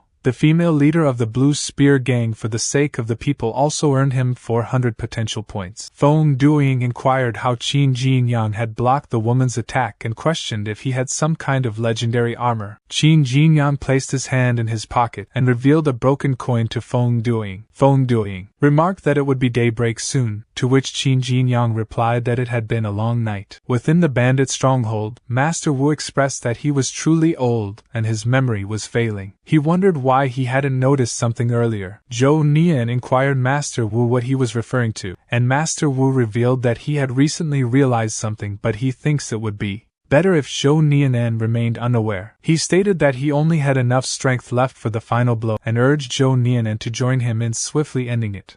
Zhou Nianan declared that he was with Master Wu. As Zhou Nianan reminisced about the past at Helan Grange, one disciple scorned him, telling him to go beg somewhere else. Another disciple exclaimed that he didn't even know what this place is. Upon Master Wu's approach, the other disciples grew uneasy. Master Wu greeted him and inquired the boy's name. The boy replied that his name was Zhou Nianan. While Zhou Nianan was training, a fellow disciple mocked him, saying, "Hey bumpkin, why he is even practicing?" Mr. Wu was soft-hearted and took him in.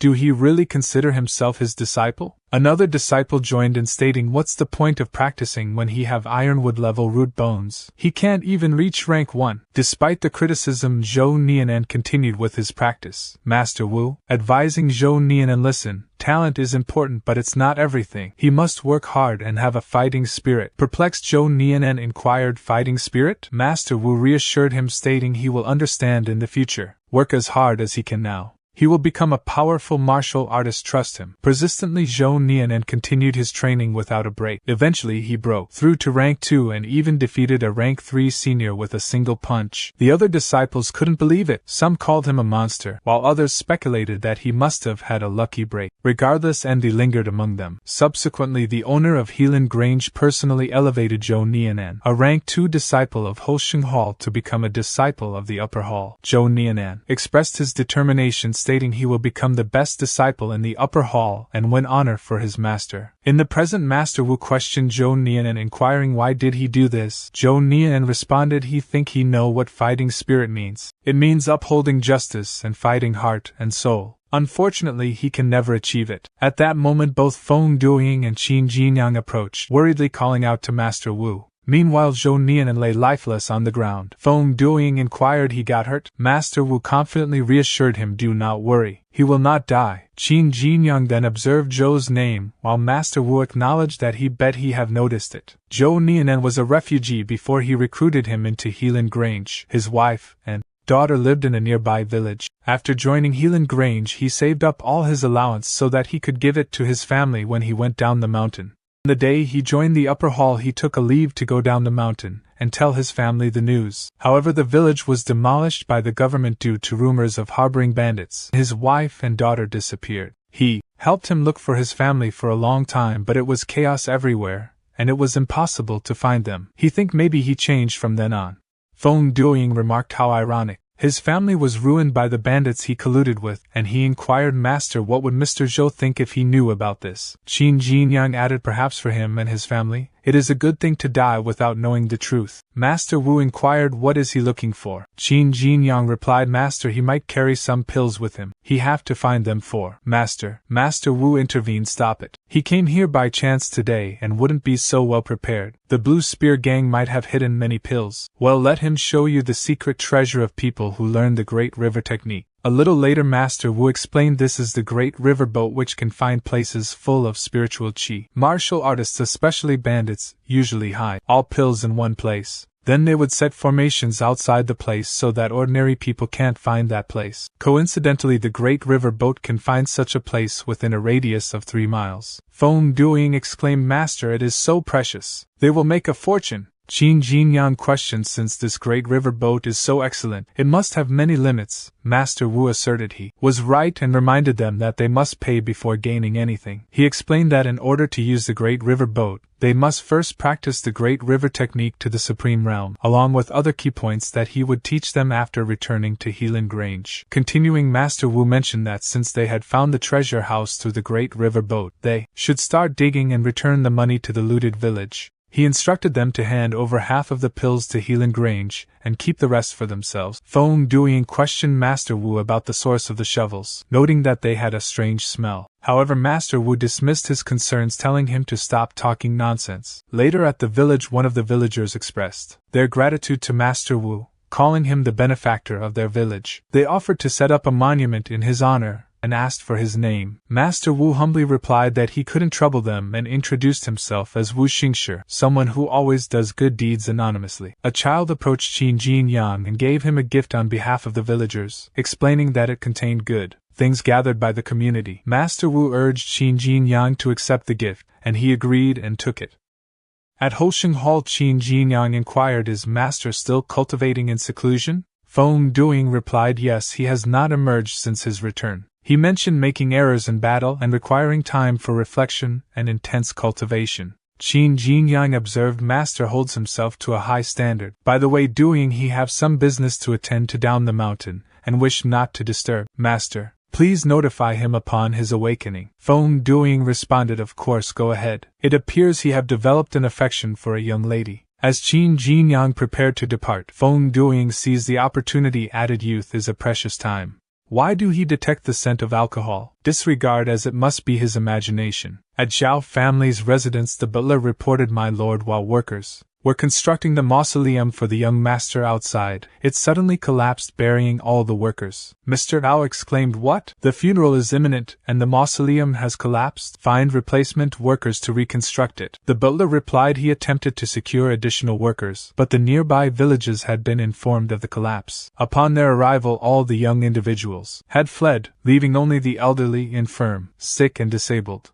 They were unable to locate any available workers. Mr. Gao angrily commanded, incompetent, proceed to the main road, lay an ambush and forcibly bring back any young man he encounter. Do he comprehend, fool? Furthermore, have he informed his second son? Instruct him to expedite his return from Helan Grange and attend his brother's funeral. The butler reassured, fear not, my lord. He have dispatched a messenger to notify him. He believe he is en route. A notification window appeared displaying the same information in multiple windows. The canal constructed in his honor is supplying water for the people's farmland, and they expressed their gratitude towards him. He have been granted one potential point. Qin Jinyang remarked, Prince Kong is remarkably efficient. The canal was constructed swiftly. As anticipated, the canal serves as a continuous source of potential points. He shall descend the mountain to inspect it and allocate additional funds. Multiple windows popped up displaying Qin Jinyang's progress in martial arts. He have perfectly mastered dust darts, rotten fists, black feet, and ice lotus armor.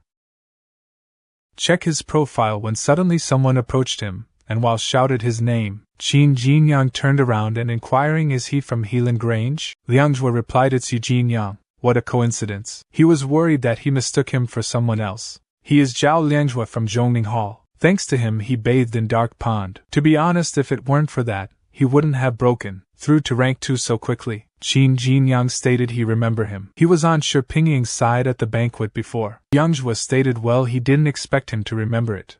At that time he didn't know about him, so he took the wrong side. He was thick-skinned and followed Fan Yongli to bathe in dark pond. Thank him for letting that pass. Qin Jinyang stated it's okay. They did it for a lark at the banquet, so he won't hate him. Liangjue laughed and stated he is so magnanimous. Qin Jinyang questioned Liangjue, "Where is he going?" Liangjue replied he is going to Chongshan town ahead. Something's cropped up at home, and his family asked him to hurry back. Suddenly a rope appeared in front of them, blocking their path ahead. Qin Jinyang shouted, "Who is it?" and he grabbing his sword. The butlers exclaimed, "Gentlemen, he is sorry to disturb him. The road ahead is being repaired and they are guarding it. They are here to prevent anyone from moving forward, accidentally and getting hurt. May he know their official positions? Why are they coming to Chongshan town?" Liangjue exclaimed, "They are ordinary people and they are here for personal affairs." "Why do he ask?" The butler replied, "Ordinary people." "Then don't blame them for being rude. The Zhao family in Chongshan town wants both of them to work for them. Be smart and come with thee or they will suffer." Liangjue inquired, "The Zhao family in Chongshan town? Is he not familiar with him?" The butler retorted, "Who do he think he is?" He appeared deceitful and untrustworthy. It is evident that he is not an honorable man. Why should they recognize him? As Qin Jinyang prepared to unsheath his sword, Liangjue intervened, advising, "Hold Jinyang. It has been a while since his return. If he have the time, please accompany him." He wished to assess the situation within the Zhao family. The butler remarked, "Well done, he is astute. Do he believe himself to be swordsman merely by riding horses and brandishing worn-out swords? Dismount quickly." Qin Jinyang acquiesced, stating he will join him. A notification appeared showing information: the Zhao family in Chongshan town has laid an ambush on the road. Further investigation is required. Is he willing to take the risk? In the prison cell, Qin Jinyang observed Liangjue. It appears he is not warmly welcomed in his household. Liangjue explained, "Indeed, he have been absent from home for a considerable period. He departed to train at a young age, and his father prohibited him to return until he completed his training. His stepmother and elder brother managed the family in his absence. Unfortunately, his elder brother passed away from an illness, prompting his father to summon him back." Qin Jinyang inquired about his mother. Liangjue disclosed his mother passed away during childbirth. Qin Jinyang expressed his condolences. Liangjue reassured it is fine. His stepmother treated him kindly despite not being her biological son. His mother was a mere servant. He suspects she became his father's concubine due to her beauty. His elder brother, the legitimate heir, was his half-brother. His mother bore 3 other sons. Initially he was not recognized as a member of the family. However, his mother accepted and adopted him, designating him as the second young master. At that moment the guard entered the room and announced, "Hey." At the Zhao family's residence, Mr. Zhao inquired, "Have all the guests arrived here for the sake of his second son?" "They are all waiting for him. Why has he not returned yet?" The butler responded, "My lord, he personally went to Helan Grange to inform the residents there. They assured him that they would relay the message to the second young master." "He swear it is true?" Lord Wife exclaimed, "What a disgrace. He entered Helan Grange and became a cultivator, looking down on them. His brother has passed away, yet he did not return for the funeral. She regret treating him well." Mr. Zhao cursed, "Incompetent fool, he cannot even handle such a simple task. If he does not return within the hour, he will have him oversee the construction of the mausoleum." As he labored, Qin Jinyang questioned, "When he worked in the labor hall, they were provided with food. Here they expect them to work without offering any sustenance." A guard rushed forward with a whip to punish Qin Jinyang, scolding, "How dare he complain?" Liangjue intervened and took the punishment in Qin Jinyang's place. Concerned, Qin Jinyang turned to Liangjue and asked, "Is he alright?" Liangjue reassured him he came here with him. He cannot let him suffer. Do not worry. Once he understands the situation, he will seek justice for all. The individual with the whip remarked what loyal friends he is. Let them see how much punishment he can endure for him.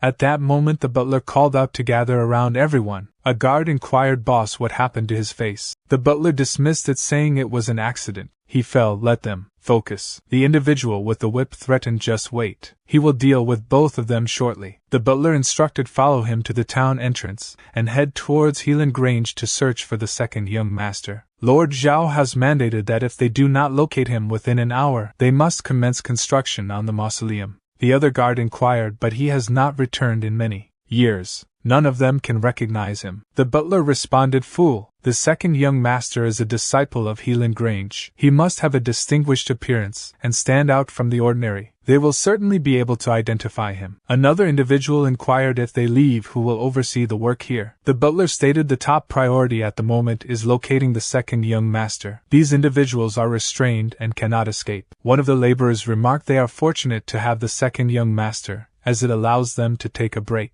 An elderly worker inquired, excuse him, they both do not appear to be locals. How did they end up here? Liang Zhuo explained they had business in Chongshan town, but they were intercepted by those individuals on the road. Family always so overbearing? They openly seize individuals on the streets and force them into labor. The elderly individual elaborated they are outsiders, hence they may not be aware of the influence the Zhao family holds in Chongshan town. The majority of the land in the town is owned by the Zhao family. Furthermore, the second young master of the Zhao family is an inner disciple of Helan Grange with a promising future. Recently, the eldest young master of the Zhao family passed away, and his mother insisted on constructing a tomb for him on the mountain. Unfortunately, a collapse occurred at the site some time ago, resulting in the deaths of numerous laborers they had recruited from the town. This incident became widely known in the area, prompting locals to hide when the Zhao family sought more laborers. Unable to acquire workers from the town, the Zhao family resorted to setting up an ambush on the road and forcibly bringing passers-by here. They have had an unfortunate encounter. He hailed from a nearby village, and he was deceived into believing that he would be paid for his work here. However, upon arrival he discovered that he was merely an unpaid laborer. It has been a decade, gentlemen. Escape is futile. There is no way out of this predicament. They are destined to toil for the Zhao family indefinitely. Flustered, Liang Zhuo exclaimed, how could the Zhao family be so unreasonable and lawless? If the second young master knows about this, he will never allow it. Qin Jinyang questioned, why did the Zhao family build a mausoleum on the mountain? Normally people will dig down in a flat place beside the mountains and rivers to build a tomb. He have never heard of someone digging a cave to build a mausoleum. Another worker chimed in, stating, sir, he have keen powers of observation. Allow him to disclose the truth. In reality, the reason why his mother wanted to build this mausoleum was not to bury her son but to search for the treasure left by the second young master's birth mother. And stated he heard that the second young master's birth mother was just an ordinary maid. How could she have a treasure? The worker explained, well, how did he know? Indeed, she was an ordinary maid. However, he heard that she used to be the daughter of a major family. After her family's downfall, she came here to work as a maid. After she gave birth to the second young master, the lord's wife was very angry and killed her, secretly. Before she died, she muttered that she had a family heirloom for her son. Liang Zhuo stated he heard she died in childbirth. The worker retorted, nonsense. Everyone in the Zhao family is under the command of the lord's wife, so she wouldn't admit to killing the concubine. The poor second young master only cared about cultivation and didn't know anything. He even took the lord's wife as his mother. How misguided he is! Liang Zhuo stood up in anger and exclaimed, this is unfounded. He is spreading falsehoods. After hearing some tales in a tea house, he have the audacity to spread rumors. He have been deceived by those stories. The old man stated, young man, please calm down. What he said is accurate. If he doubted, he can go ask that man. He served the concubine during her pregnancy. It is said that the concubine confided in him about the location of the treasure. After the lord's wife killed the concubine, she sought to obtain the treasure. She then took him and tortured him, but he ultimately, the lord's wife gave up and abandoned him here. He has since worked here like a ghost. Liang Zhuo stated, given his current state, what can he ascertain? Suddenly the old servant stood up and exclaimed, second young master, is it him? Finally he have come. Confused, the other workers questioned each other, is he the second young master? Liang Zhuo inquired, how did he recognize him? The person replied he saw the birthmark on his foot. Yes, he remembered it very well. He is the second young master. Liang Zhuo advised, get some rest first. No hurry, speak slowly. Old servant revealed, second young master, he is dying. Since he have come, what he have done is worth it. He heard that his mother left something for him in the temple down the mountain. As he lay down on the ground, he exclaimed she treated him well. Finally he have a chance to repay her. He have his wish fulfilled. He have grown up. Just go, second young master, and he took his last breath. Qin Jinyang checked him and stated he's dead. He think he held on for so many years just for this moment. Liangzhua sat down and reached the fetters, breaking it with his hand, and asked Qin Jinyang can he go to the temple with him. Qin Jinyang responded with pleasure. A window popped up displaying information. People from the Zhao family in Zhongshan town set up an ambush on the road, and there was more to this. He took risks, infiltrated the Zhao family to investigate, and got clues. He is rewarded with 20 potential points. He found the hidden secret of the Zhao family, and Liangzhua is uneasy.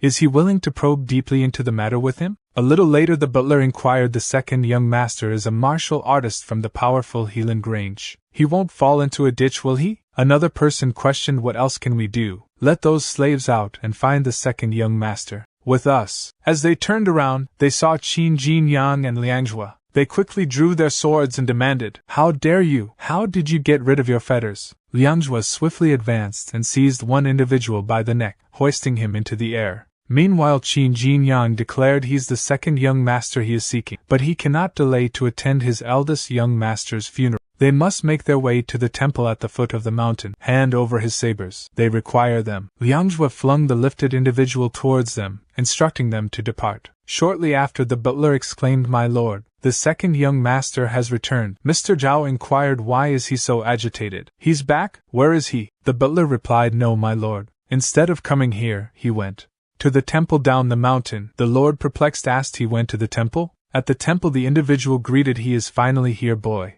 Liangzhua inquired, do he know him? The individual responded, no, but he is familiar with his mother. He is aware that he is her son, and the reason for his presence here. His mother was the sole offspring of a martial arts family that faced a decline during her youth. Consequently, she roamed aimlessly before finding refuge here. His master took her in and provided shelter within the temple.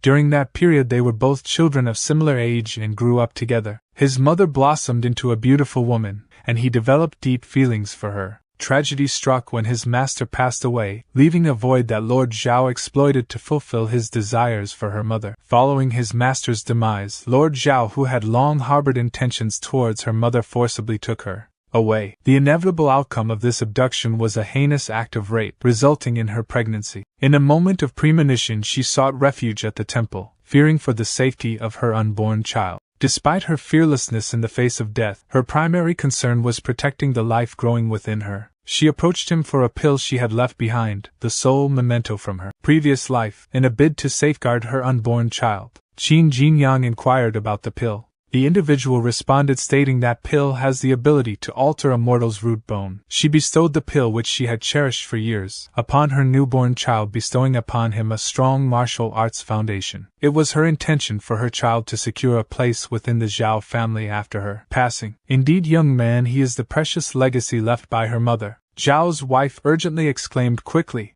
that scoundrel has discovered this location without informing her. She should have anticipated this. The valuable inheritance left by that woman is hidden within this decrepit temple. The butler inquired if the second young master were to discover his actions. She retorted, it is of no consequence. That young scoundrel has always been timid since childhood. Furthermore, he views her as his true mother deep within his heart. Even if certain individuals attempt to sow discord between them, he will not be swayed. He is a worthless individual. He brought that scoundrel back to serve as a slave, causing him to encounter the former servant of that woman. He was complicit in this. Remember? With a resounding sound the door swung open wide. She remarked, Liangzhua, his father and numerous guests are awaiting his presence at the funeral. What brings him to this place? Liangzhua greeted her formally, stating it has been a considerable amount of time since they last met, mother.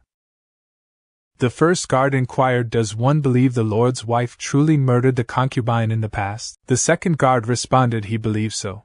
It is widely known that the Lord's wife is exceedingly cruel and heartless. He suspects the second young master discovered some evidence in this rundown temple, prompting the Lord's wife to hastily come here. The third guard questioned then why does she have the audacity to remain inside? The first guard explained the second young master has always regarded her as his true mother since childhood. He holds great respect for her. Additionally, the Lord's wife is known for her persuasive abilities. Just wait and observe. It won't be long before she convinces the second young master to return with her obediently. She lamented Liangjue he have always treated him as his own son, yet he choose to believe these deceitful individuals over her. How wretched she feel. She have always been kind to him, but it seems to have been in vain. The butler interjected saying second young master he have served the Zhao family for numerous years and have heard various rumors, none of which hold any truth. His mother passed away during childbirth. He witnessed it firsthand. Liangjue reassured her saying he trusts her and also believe her. He heard rumors of a treasure within this temple prompting his visit. Surprisingly, there truly is a treasure here. She eagerly inquired, a treasure? Liangjue, that is wonderful news. Where is this treasure? Show her. Liangjue chuckled. Startled, she questioned what is the reason for his laughter. Liangjue confessed he have been foolish. He failed to see through her deceitful facade. He mistook the murderer as his mother, causing his true mother sorrow in the heavens. She asked, what is he implying now? Liangjue revealed, allow him to disclose the truth. Wicked woman, the treasure left by his mother is he. She exchanged her fundamental essence with the only pill she possessed, shaping him into who he is today. She quickly moved towards the door and attempted to leave while thinking, something is amiss. He knew the truth. She must seek refuge with the Lord to avoid him first. What terrible luck! He rarely returned, but upon his return, he was tasked with constructing the mausoleum and encountered that accursed servant. That treacherous Taoist aims to have her killed. Just wait when the Lord takes him back to Helan Grange. She will return and exact her revenge. She exclaimed, hurry, this individual is deranged. Escort her back. She will inform the Lord. Qin Jinyang utilized the dust dart technique to hurl rocks at her. One of guard remarked, my lady, her leg. It was then that she noticed his injured leg. Liangjue expressed his gratitude saying thank you. Qin Jinyang replied he is welcome. In agony she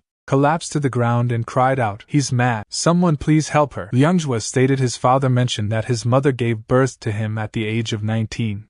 Coincidentally, he is now 19 years old. If his mother were still alive, she would be 38 years old. Therefore, in fairness, he must stab her once for each year on her behalf. According to her nominal age, he must stab her 40 times today. Qin Jinyang approached a guard and requested, friend, did he hear that? He requires a saber. Kindly return their sabers to them. The guard complied, saying, yes, sir. Qin Jinyang tossed the sword to Liangjue. She pleaded help. Whoever can eliminate this individual, she will reward with 100 taels of gold. No, 1,000. 10,000 taels of gold. Liangjue assured her, do not fret. He will ensure her safety until he have finished. Liangjue commenced counting the sword strikes. The butler became frightened and while trembling, he stated he will tell him everything. Please spare his life. He revealed that his mother was killed by their lady, and he witnessed it firsthand. Despite wanting to speak up, he was forced to remain silent by the lady, who promised him the position of butler in exchange for his silence. The Zhao family was under the control of the lady's family, and Lord Zhao was only interested in fishing. The butler expressed his fear of speaking out against them. Qin Jinyang responded he did not ask for his confession, but he have revealed everything. He have a favor to ask of him. The butler eagerly agreed to help in any way he could. Qin Jinyang instructed he must first atone for his sins, kneel before the spirits of the laborers who died because of him 3 times. A notification appeared stating that Qin Jinyang had avenged the deaths of the laborers and had been rewarded with potential points for killing the treacherous butler. Meanwhile, Liangjue's strike count had reached 40, but she perished before he reaching his goal. Qin Jinyang speculated that the lady's family had a connection to the deaths of the laborers in the mausoleum. Liangjue vowed to seek justice for her mother and all those who had died unjustly. At the Zhao family residence, the gathered crowd inquired about the absence of the second son, who had joined Helan Grange. Mr. Zhao explained that his son had been away for many years and his wife had gone to retrieve him. A guard interrupted with news of the second son's return. Mr. Zhao reassured the crowd and inquired about his son's whereabouts. Qin Jinyang informed him he is at the door.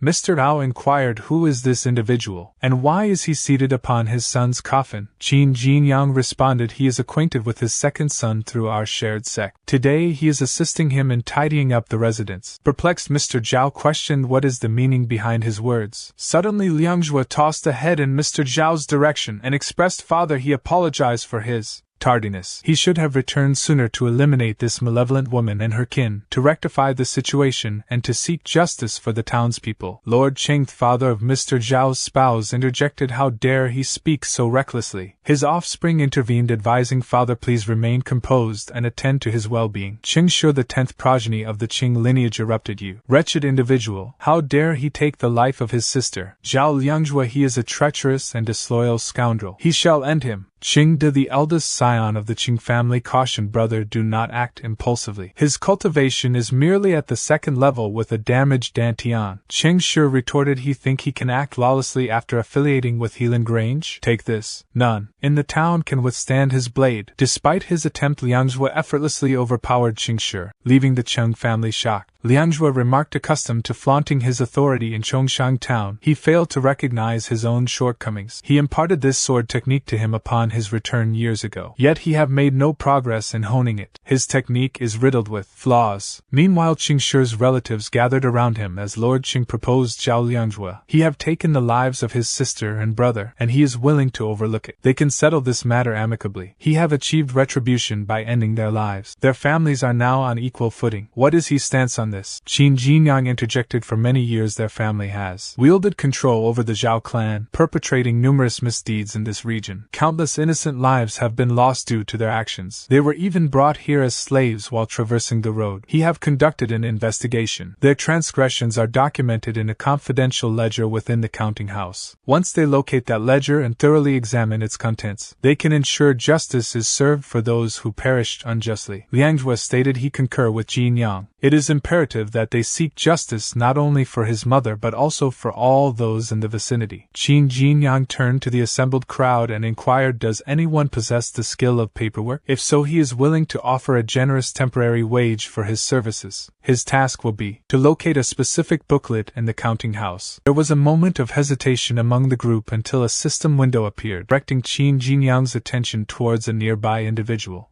The window provided details the Zhao family is in need of a new butler. Would he be willing to assist Qian Xuansan in starting his career with the Zhao family? Another window revealed Qian Xuansan is proficient in arithmetic and paperwork. However, his talents have gone unnoticed due to his humble background and timid nature. Will he aid him in working for the Zhao family? Qin Jinyang pondered. Qian Xuansan, could he play a significant role? It is peculiar that the system has brought his name to his attention and asked for his assistance. Approaching him, he declared, is he Qian Xuansan? He believe he is capable. He choose him. Qian Xuansan affirmed, yes, he is skilled in paperwork. Suddenly a guard burst in with alarming news, the counting house is engulfed in flames. Mr. Zhao anxiously inquired, what? Qin Jinyang speculated, they have destroyed the evidence so brazenly. Is the Qing family truly so reckless? Lord Qing addressed young master, with the counting house ablaze, it is impossible to verify the existence of the mentioned booklet. In the presence of the villagers, will his persist in accusing the Qing family without proof? Liangzhua responded, he is correct, there is no evidence, before swiftly advancing and dispatching him. Liangzhua stated the individuals from the Qing family are accustomed to behaving in a domineering manner. It appears that none of them are thinking rationally. Jinyang simply wishes to incriminate them before they execute them. They do not require evidence, only a list for retribution. Do they comprehend? One member of the Qing family began to flee, exclaiming he has lost his mind. His sibling inquired, what is he doing? Subsequently they all commenced running, declaring let them depart while they still can. A member of the group grabbed the leg of the fleeing individual and remarked, how disrespectful he is. In this crucial moment he have chosen to flee alone, abandoning him. The individual shouted, he is a deceitful elder, was he not feigning unconsciousness just a moment ago? Liangzhua instructed Jinyang he shall eradicate the Qing family within this chamber and pay tribute to his mother and the innocent souls in heaven,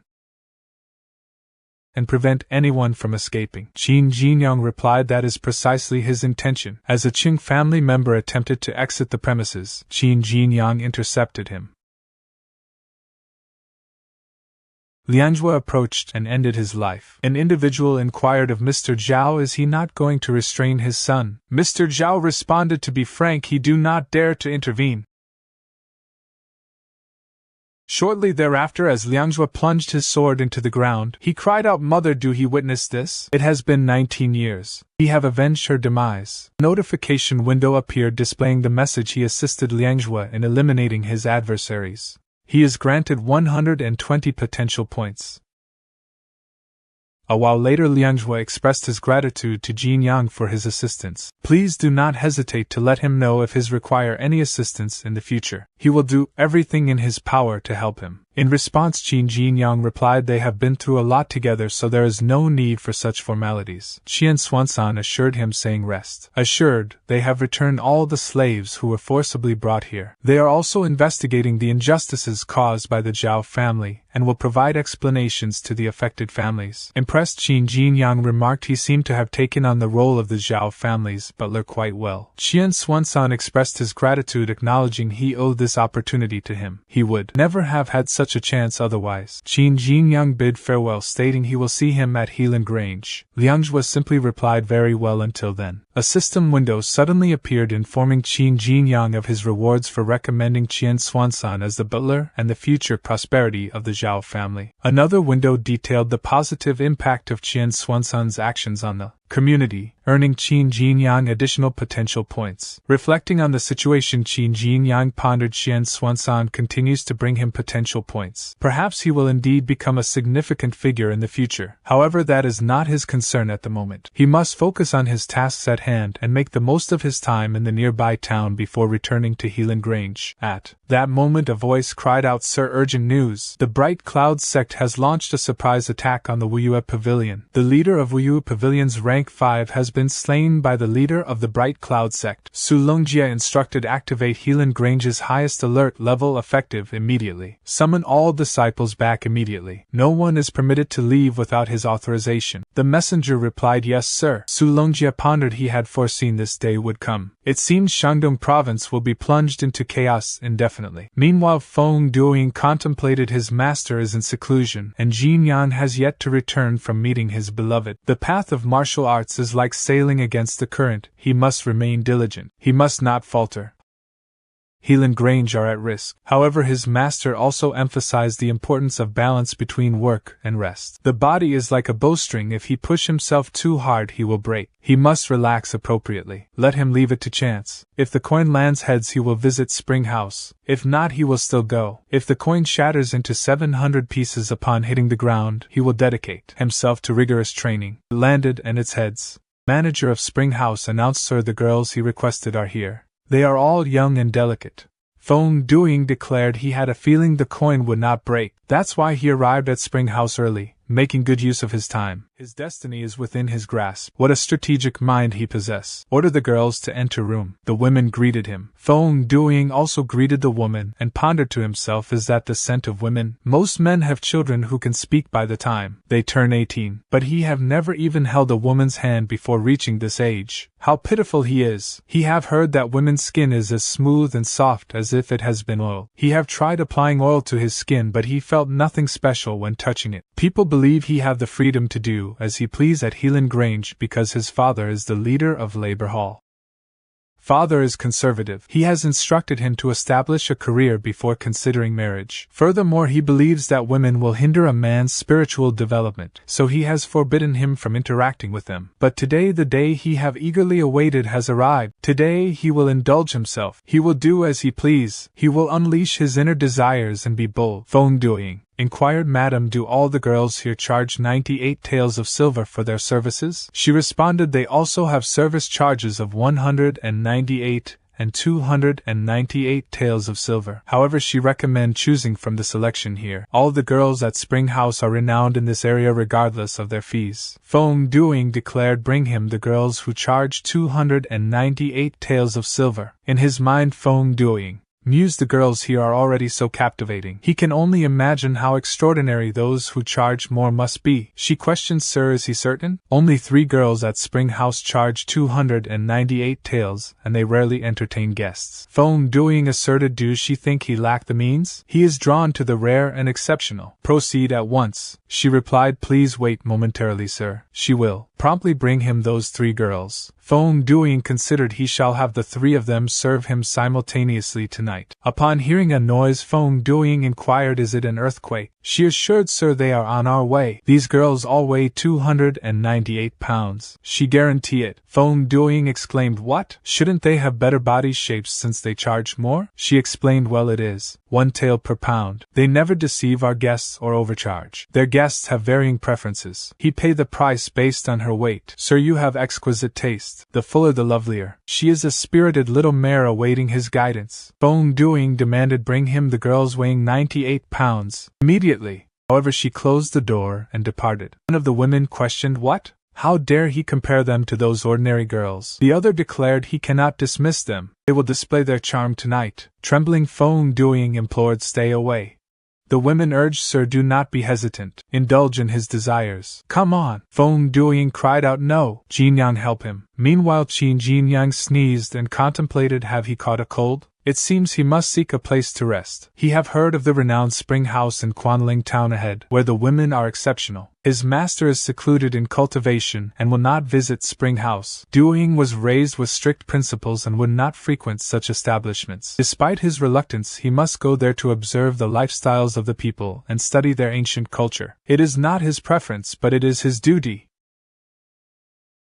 Feng Duing mentioned that he couldn't drink anymore, but one of the girls, who weighed 298 pounds, encouraged him to have more to drink. The second girl agreed, saying it was going to be a long night. The first girl advised Feng Duing not to force himself to drink if he couldn't handle it, suggesting they do something exciting instead. Feng Duing, feeling pressured, claimed he could drink more. Suddenly all the girls' heads began spinning, and they all fell unconscious to the floor. A monk approached Feng Duing and greeted him with Amitabha, suggesting just let them take a break. Monk apologized for bothering Feng Duing, who inquired about his identity. Monk explained that your father had saved his master's life 30 years ago, leading the master to ask him to return the favor. They had heard Feng Duing was in town and unintentionally disturbed him. He expressed his apologies for the disturbance. Feng Duing responded that he did not disturb him. He mentioned that he had already helped him a lot and returned the favor. Monk, handing over the letter, exclaimed, but despite Feng Duing's words, he dared not disobey his master and requested him to go to the temple with him. Feng Duing expressed surprise at the sudden request to accompany him. Upon opening the letter, he found a message instructing him to listen to the person and follow his directions. Recognizing his father's handwriting, he began to tremble. The monk grabbed Feng Duing's arm and said, "Get ready, sir." Confused, Feng Duing questioned, "Get ready for what?" Meanwhile, Master Wu Xingshi inquired about someone requesting 3 girls weighing 298 pounds, expressing surprise at such peculiar taste. The girl agreed, calling the person weird and sharing her experience of being rudely treated. Master Wu Xingshi advised her to ignore the individual and complimented her appearance. Feng Duing advised the monk to slow down and mentioned that he hadn't paid the bill yet. Suddenly the window door fell onto the table where Master Wu Xingshi was seated, causing him to angrily question the situation. Someone explained that the person upstairs had run away through the window without paying the bill. Master Wu Xingshi expressed disbelief at the shameless act and then realized he had forgotten his wallet before leaving. Some homeless individuals were conversing, with one person exclaiming when he woke up this morning he found a bag of money in his arms. The second person responded, "Did he also?" A woman sitting nearby remarked, "It must be God's blessing. Qin Jinyang thinks Spring House should be right ahead." As he looked at the system windows providing information, it showed that everyone is suffering, but he had saved a struggling family and was rewarded with 2 potential points. Another window displayed that maternal love is unparalleled, as he had enabled a mother to feed her children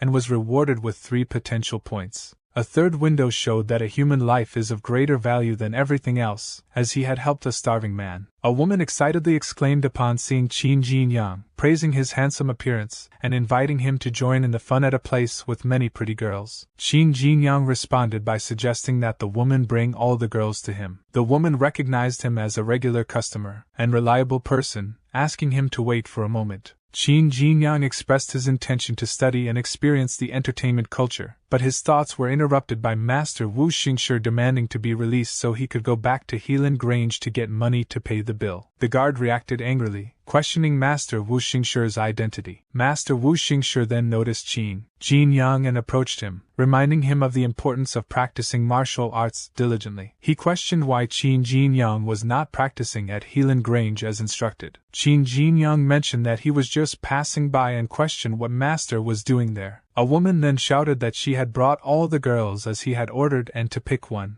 Master Wu Xingshi replied that he had something to do in town, so he passed by as well. A guard shouted from behind, accusing Master Wu Xingshi of not paying for the 4 girls he had asked to serve him the previous night. The guard warned him not to try to escape as their boss was at rank 2. Master Wu Xingshi then asked Jinyang if he had his wallet with him and requested to borrow some money, to which Jinyang replied with okay. The following day, as Master Wu Xingshi and Qin Jinyang were walking on the street, a bird approached Master Wu Xingshi. He caught the bird and removed the message attached to its leg. Upon reading the letter, Qin Jinyang inquired about its contents. Master Wu Xingshi burned the letter and revealed that it contained the ciphertext of Helan Grange, which only the leaders of the halls could understand. The letter mentioned that Bright Cloud's sect had raided Wuyue Pavilion and completely destroyed it overnight. The leader of Wuyue Pavilion had been beheaded by the leader of Bright Cloud sect. The owner of Helan Grange urgently requested their return. Qin Jinyang expressed surprise at Wuyue Pavilion's sudden downfall, considering its strength comparable to Helan Grange. Master Wu Xingshi explained that Bright Cloud sect had been rapidly gaining power, leading to the unexpected elimination of Wuyue Pavilion. This event disrupted the balance among sects in Yundong province, raising concerns that Helan Grange could be the next target. Qin Jinyang understood why the owner was anxious for everyone to return. Their conversation was interrupted by a sudden exclamation of excitement, as someone shouted, "Come on, there's something fun happening." He heard that a strange person visited Spring House last night. The crowd gathered around a woman who began recounting the events of the previous night, pointing towards a portrait of Feng Duing. If they come across this young man, please let them know that she will provide free service to those who inform them. One of the girls, weighing 298 pounds,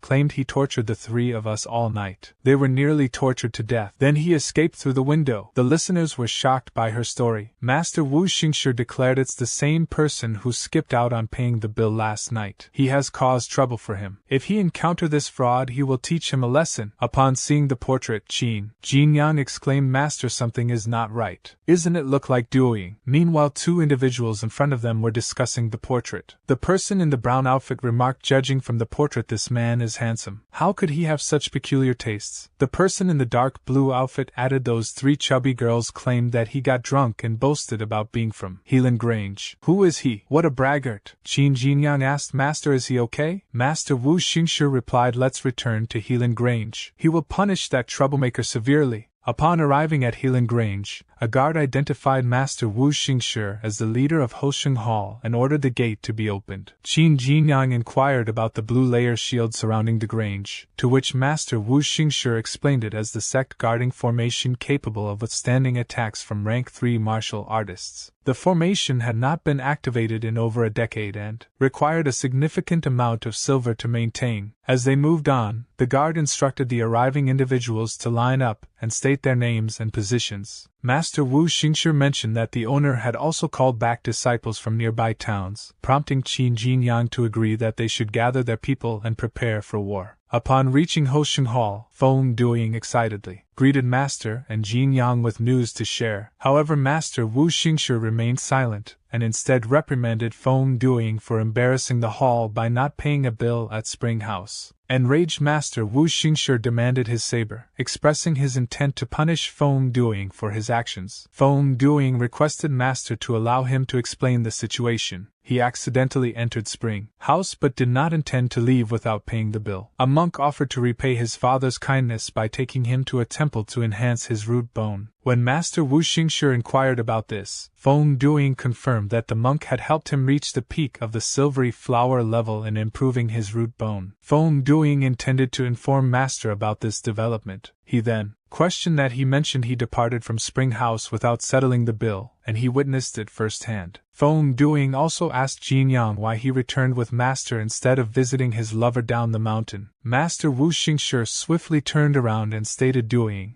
since he have improved his root bone he forgive him, just let it go. None of them is allowed to mention it again. Qin Jinyang agreed with master, and he is right, and encouraged Duing to say yes. Feng Duing responded affirmatively while expressing her concerns. The scene then transitioned to a room focused on self-discipline and social commitment. Master Wu Xingshi acknowledged the progress made by both individuals during this period and expressed his satisfaction. He then mentioned the changing situation and the impending war, prompting him to share some wisdom. He asked what is the highest level of martial art. Feng Duing answered to fully master it. However, Master Wu Xingshi disagreed, expressed his belief that martial arts evolve over time as they are passed down through generations. He emphasized that no martial art remains unchanged, and even if one masters it, it may still be modified in the future. By breaking through the limits of a martial art, one can improve and potentially surpass its founder, reaching what he called the Supreme Realm. Feng Duing inquired about the Supreme Realm, to which Master Wu Xingshi responded affirmatively, stating that the Great River Technique can indeed reach the Supreme Realm. He mentioned that he had achieved this before, but found it to be extremely complex and obscure, making it difficult to articulate. Despite his limitations, he attempted to summarize key points of the Supreme Realm of the Great River Technique during his seclusion, naming it the Supreme Volume of the Great River Technique. Each of them receive a copy, acknowledging potential inaccuracies and encouraging them to interpret the information independently. Feng Duing then humorously asked Master Wu Xingshi if he was certain that his writings were not simply a product of being intoxicated. Master Wu Xingshi expressed disappointment in Feng Duing, who did not diligently copy the Great River Technique, emphasizing that he who has not fully mastered it will struggle to comprehend the Supreme Volume. He urged him to work hard in practicing the technique, and advised that once he achieved mastery like Jinyang, he should carefully read the Supreme Volume. Turning to Jinyang, Master Wu Xingshi acknowledged him as the only other person besides himself who may reach the Supreme Realm of the Great River Technique. He asked Jinyang if he understood the points he had written, to which Jinyang replied that he grasped some of it, recognizing the key points for reaching the Supreme Realm despite the disorganized presentation. Jinyang expressed difficulty in fully comprehending and reaching the Supreme Realm. Master Wu Xingshi reassured him and encouraging him to give it a try. While cultivating at night, Qin Jinyang's status window appeared, displaying his details as follows. Name Qin Jinyang, occupation at disciple of Hosheng Hall of Helan Grange, root bone at Golden Branch level, next stage is White Jade level. His martial arts skills include the Great River Technique, Supreme Realm, Ice Lotus Armor, perfectly mastered Dust Arts, perfectly mastered Rotten Fist, perfectly mastered Black Feet, perfectly mastered Boiling Demon Tiger Collapsing Blade, perfectly mastered, with 6,447 remaining potential points. Another window prompted him with the information that the Supreme Volume of the Great River Technique had been detected, asking if he wanted to use 2,200 potential points to enhance his Great River Technique to the Supreme Realm. He thinks unexpectedly that he can elevate his Great River Technique to the Supreme Realm by using up potential points. However, considering the high cost of potential points, he initially decides to abandon the idea. Nevertheless, he ultimately decides to give it a try and consume potential points to enhance his Great River Technique to the Supreme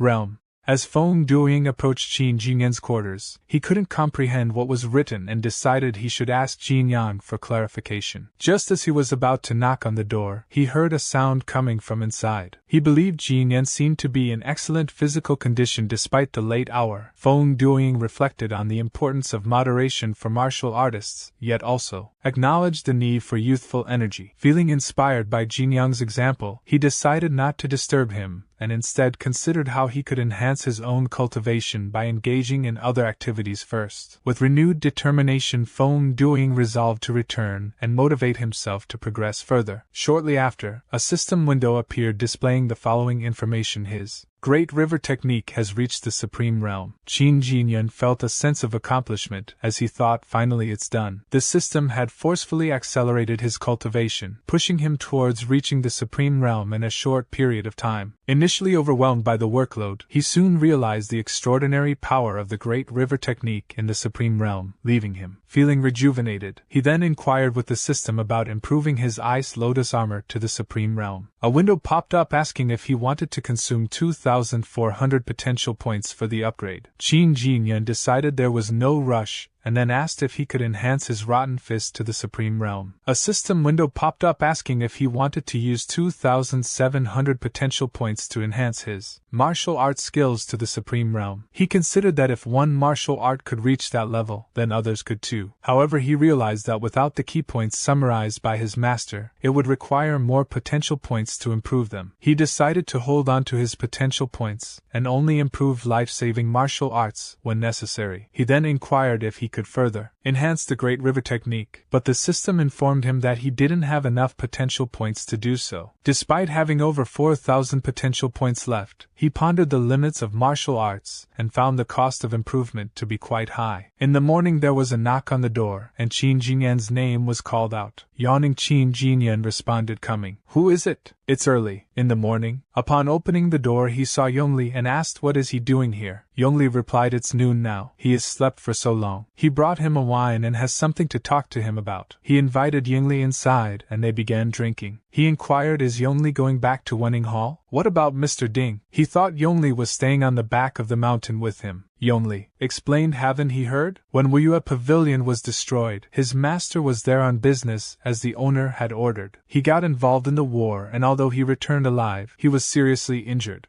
Qin Jinyang inquired that Mr. Ding was seriously injured while working at Helan Grange. "Is he currently recovering on the back of the mountain?" Yongli shared that his master has left Helan Grange, and the owner plans to hire a new deputy manager at rank 4 who may not allow Yongli to stay on the back of the mountain. Qin Jinyang expressed shock at the owner's decision to replace Mr. Ding, calling him cruel. Yongli explained that when his master departed the owner offered comfort, leading the master to feel worthless. Yongli understands the owner's challenges, especially with the bright cloud sect targeting them. He desired to accompany my master to provide care for him, but his master declined. He was only able to accompany him to the gate as the master left quietly with his injured body while carrying a bag. Qin Jinyang recounted meeting Mr. Ding while playing chess, only to find out he had left Helan Grange unexpectedly. Mr. Ding is a rank 4 martial artist, surprised Qin Jinyang with his departure. Yongli then revealed that his master had mentioned Qin Jinyang before leaving and had sent him to deliver something of great use. Yongli handed over 3 pills, which Qin Jinyang inquired about, leading Yongli to confirm they were the Golden Luck pill. Yongli explained that the pill is a unique creation known only to his master. It is highly effective for individuals at rank 2, potentially enabling them to advance to rank 3 directly. However, the pill demands a strong root bone. If the root bone falls below the golden branch level, an individual will experience meridian disorder, causing symptoms akin to losing control of one's power. In extreme cases, taking just 2 pills could completely destroy the dantian. Yongli shared a personal experience of taking half a pill, resulting in intense bodily pain and nearly causing his dantian to explode, but he was fortunately saved by his master in time. Qin Jinyang reflected on the significance of the pill's name, understanding that golden refers to the golden branch level and the importance of luck in its effectiveness. His contemplation was interrupted by Yongli calling his name, causing him to drop the pill. Yongli recalled Qin Jinyang's ironwood level root bone during the entrance test. Qin Jinyang nervously responded with a hesitant yes as he glanced at the system window displaying his root bone at the golden branch level. Yongli continued with expressed uncertainty about why his master believed the pills would benefit him. Despite this, Yongli gave the pills to Qin Jinyang out of respect for his master's decision.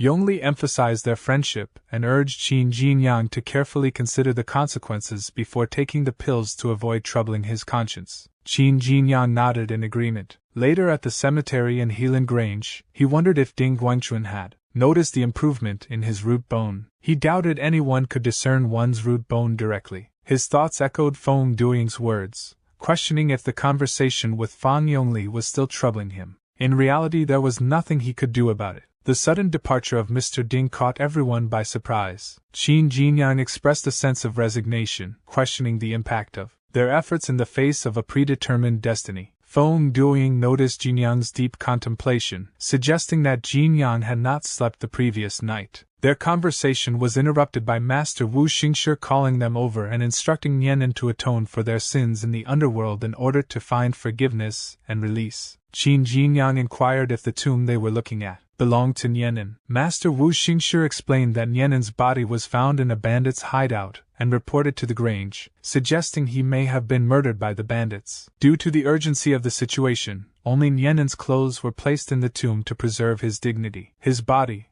along with his daughter, was buried in Baifeng village. Feng Duing observed that many tombstones along the way were marked with Upper Hall, prompting her to question if a significant number of people from the Upper Hall had passed away. Master Wu Xingshi commended Duing for using their brain and confirmed that the Upper Hall is indeed the hunting ground of masters. When Qin Jinyang inquired about the hunting ground, Master Wu Xingshi explained that it is a place where the strong prey on the weak, creating a world where humans consume their own kind. He elaborated that at rank 3, one's dantian becomes an insatiable abyss, requiring daily consumption of pills and resources. After several years or even decades, individuals may reach the bell-tolling stage, offering a precious opportunity to advance to rank 4. However, only a small percentage of those at the bell-tolling stage successfully break through, with the majority having to restart their journey. Pills are crucial resources for rank 3 martial artists, leading to fierce competition and conflict among practitioners. Master Wu Xingshi warned Duing and Jinyang that as rank 2 martial artists, they are currently safe outside as others assume they lack valuable pills. The upper hall frequently loses its members every month because they are at rank 3, and others are aware that they carry pills with them. This is the challenging environment of the Master's hunting ground. At night, Qin Jinyang reflects on Master's words, acknowledging the harsh reality that the weak are often preyed upon by the strong, and there will always be someone stronger. He realizes that if he is not strong enough, even reaching rank 3 will make him a target for those more powerful. A system window appears indicating that the pill is a result of Mr. Ding's extensive research, prompting Qin Jinyang to swallow it to prevent it from being wasted. Another window pops up, rewarding him with 80 potential points for not wasting the pill. Shortly after, Qin Jinyang begins to tremble in pain, exclaiming in frustration as he feels the burning sensation in his dantian. Despite the agony, he resolves to endure and tightens his grip on the side of the bed. In the morning, Master Wu Xingshi called out Qin Jinyang's name with concern. As Qin Jinyang opened his eyes, he was shocked to see his quarters destroyed. Master Wu Xingshi inquired about what had happened, while Feng Duing questioned if Qin Jinyang was responsible for the destruction the previous night, advising him to exercise caution despite his youth. Upon examining Qin Jinyang, Master Wu Xingshi exclaimed that he had advanced to the intermediate stage of rank 2 overnight, warning that progressing too quickly could result in dantian inflammation and high body temperature. The damage to the house was attributed to the elevated temperature caused by this advancement. Despite the progress, Qin Jinyang's meridians were in disarray, and his dantian was severely affected. Master Wu Xingshi urged Qin Jinyang not to overexert himself in his cultivation, as pushing too hard could lead to uncontrollable power. Qin Jinyang acknowledged the instruction from Master Wu Xingshi. Master Wu Xingshi assured that the cleaning task is being taken care of. The owner of the Grange requested Qin Jinyang's presence in the main hall. Qin Jinyang inquired, "Is it about the promised reward?" Master Wu Xingshi cautioned Jinyang about the complexity of the owner's thoughts and advised caution. At that moment, a server informed Mr. Su that Qin Jinyang had been requested to come. Mr. Su instructed to also ask Wenqing to come. Nervously, the servant inquired if Mr. Su was going to do that. Mr. Su responded, stating that the situation was unusual and that he had to take action. Upon entering the main hall of Helan Grange, Qin Jinyang marveled at the building, thinking it was his first visit. He was impressed by the structure and wondered why he was asked to come if the person who invited him wasn't present. Despite this, he decided to wait there. Mr. Su then asked Wenqing for her opinion on Qin Jinyang, to which she replied that Bing values him, but she doesn't know him well. She questioned why Mr. Su was asking about him. Mr. Su marveled at the young individual's mastery of various techniques, particularly highlighting their exceptional skill in the challenging Great River technique. Their talent for martial arts was described as astonishing. During the last encounter, he successfully defeated all the monsters in the Ghost Dark Cave using only a single sword. Upon inspecting the cave, he found that the Ghost Dark monkeys had all been dispatched with a single swift stroke. His speed and precision indicate his ability to grasp concepts quickly, showcasing his genius level of talent. Mr. Su expressed concern about the individual's weak root bone at the ironwood level, suggesting that without a miraculous change, their great potential might not be fully realized in the future. Wenqing expressed concerns to her father about being spied on, similar to how he spied on her mother. Mr. Su reassured her that he had no intention of spying on her. He explained that mastering the main part of the fire lion technique would be challenging and cautioned about the risks of incorrect cultivation leading to stiffness and reverse blood flow in the meridians. Mr. Su suggested that having someone assist Wenqing during her cultivation could help prevent such issues. He mentioned that due to time constraints and the aggressive nature of the Bright Cloud sect, he couldn't provide full assistance. Additionally, he noted that Qin Jinyang's lack of a good root bone would prevent him from learning the fire lion technique, but his quick comprehension skills could be utilized for sensing techniques to monitor Wenqing's meridians. Wenqing expressed her disapproval, but Mr. Su then remarked that Qin Jinyang's presence was a stroke of luck, indicating his potential as a genius. Wenqing confronted her father about her mother's death. Mr. Su, acknowledging her resentment, proposed a bet. If Wenqing won, he would refrain from giving her orders, but if she lost, she would have to accept his plans. Wenqing inquired about the terms of the bet. Meanwhile, Qin Jinyang lay on the ground yawning, and wondered why he had not arrived after an hour. As a sword attack came towards him, he defended himself with ice lotus armor. Qin Jinyang questioned Wenqing, asking what she was doing. Wenqing wondered if he had successfully blocked the attack and apologized to Jinyang. She then attempted to strike him with her sword again, but he once more blocked it with ice lotus armor. Finally, Wenqing swung her sword at Qin Jinyang for a third time, but he managed to dodge it using Black Feet technique. Qin Jinyang noticed that she appeared serious and decided not to show any mercy. A red lion-shaped manifestation of fiery qi enveloped her, prompting her to acknowledge Qin Jinyang's true capabilities and resolve to use the fire lion technique to secure victory. However, her plans were disrupted when Qin Jinyang unexpectedly used the dust darts technique to launch poison at her. She expressed surprise and concern, questioning his use of hidden weapons and the nature of the substance being thrown at her. Qin Jinyang responded she has left him no choice, Ms. Wenqing, and proceeded to attack her with the boiling demon tiger collapsing blade. However, Mr. Su intervened, stating that's enough. Wenqing, it's over, she lost. Wenqing claimed he used tricks and he tried to poison her, to which Mr. Su replied, in a life and death fight, people use every possible means to survive. There will only be a winner and a loser. No one cares about tricks. She can't deny her failure. 15 minutes ago, Mr. Su proposed a bet on the outcome of the fight between her and Qin Jinyang. He suggested that if she challenge him and emerge victorious, it will demonstrate her ability to protect herself, and he will refrain from intervening in the future. However, if she loses, Qin Jinyang will be considered qualified to be her assistant. Wenqing responded by expressing confidence in her abilities, stating that Qin Jinyang is only rank 2 and he underestimating her. He agreed to the deal and warned Mr. Su not to regret it. Qin Jinyang expressed that he was asked to come to the main hall, but Mr. Su was not present, and his daughter suddenly attacked him. Qin Jinyang questioned what he did to deserve this situation. Mr. Su told Jinyang to stay calm and not to blame Wenqing. He mentioned that he asked her to test him. Qin Jinyang inquired assess him, but for what purpose? Mr. Su explained he wanted to determine if he was capable of reaching the upper hall.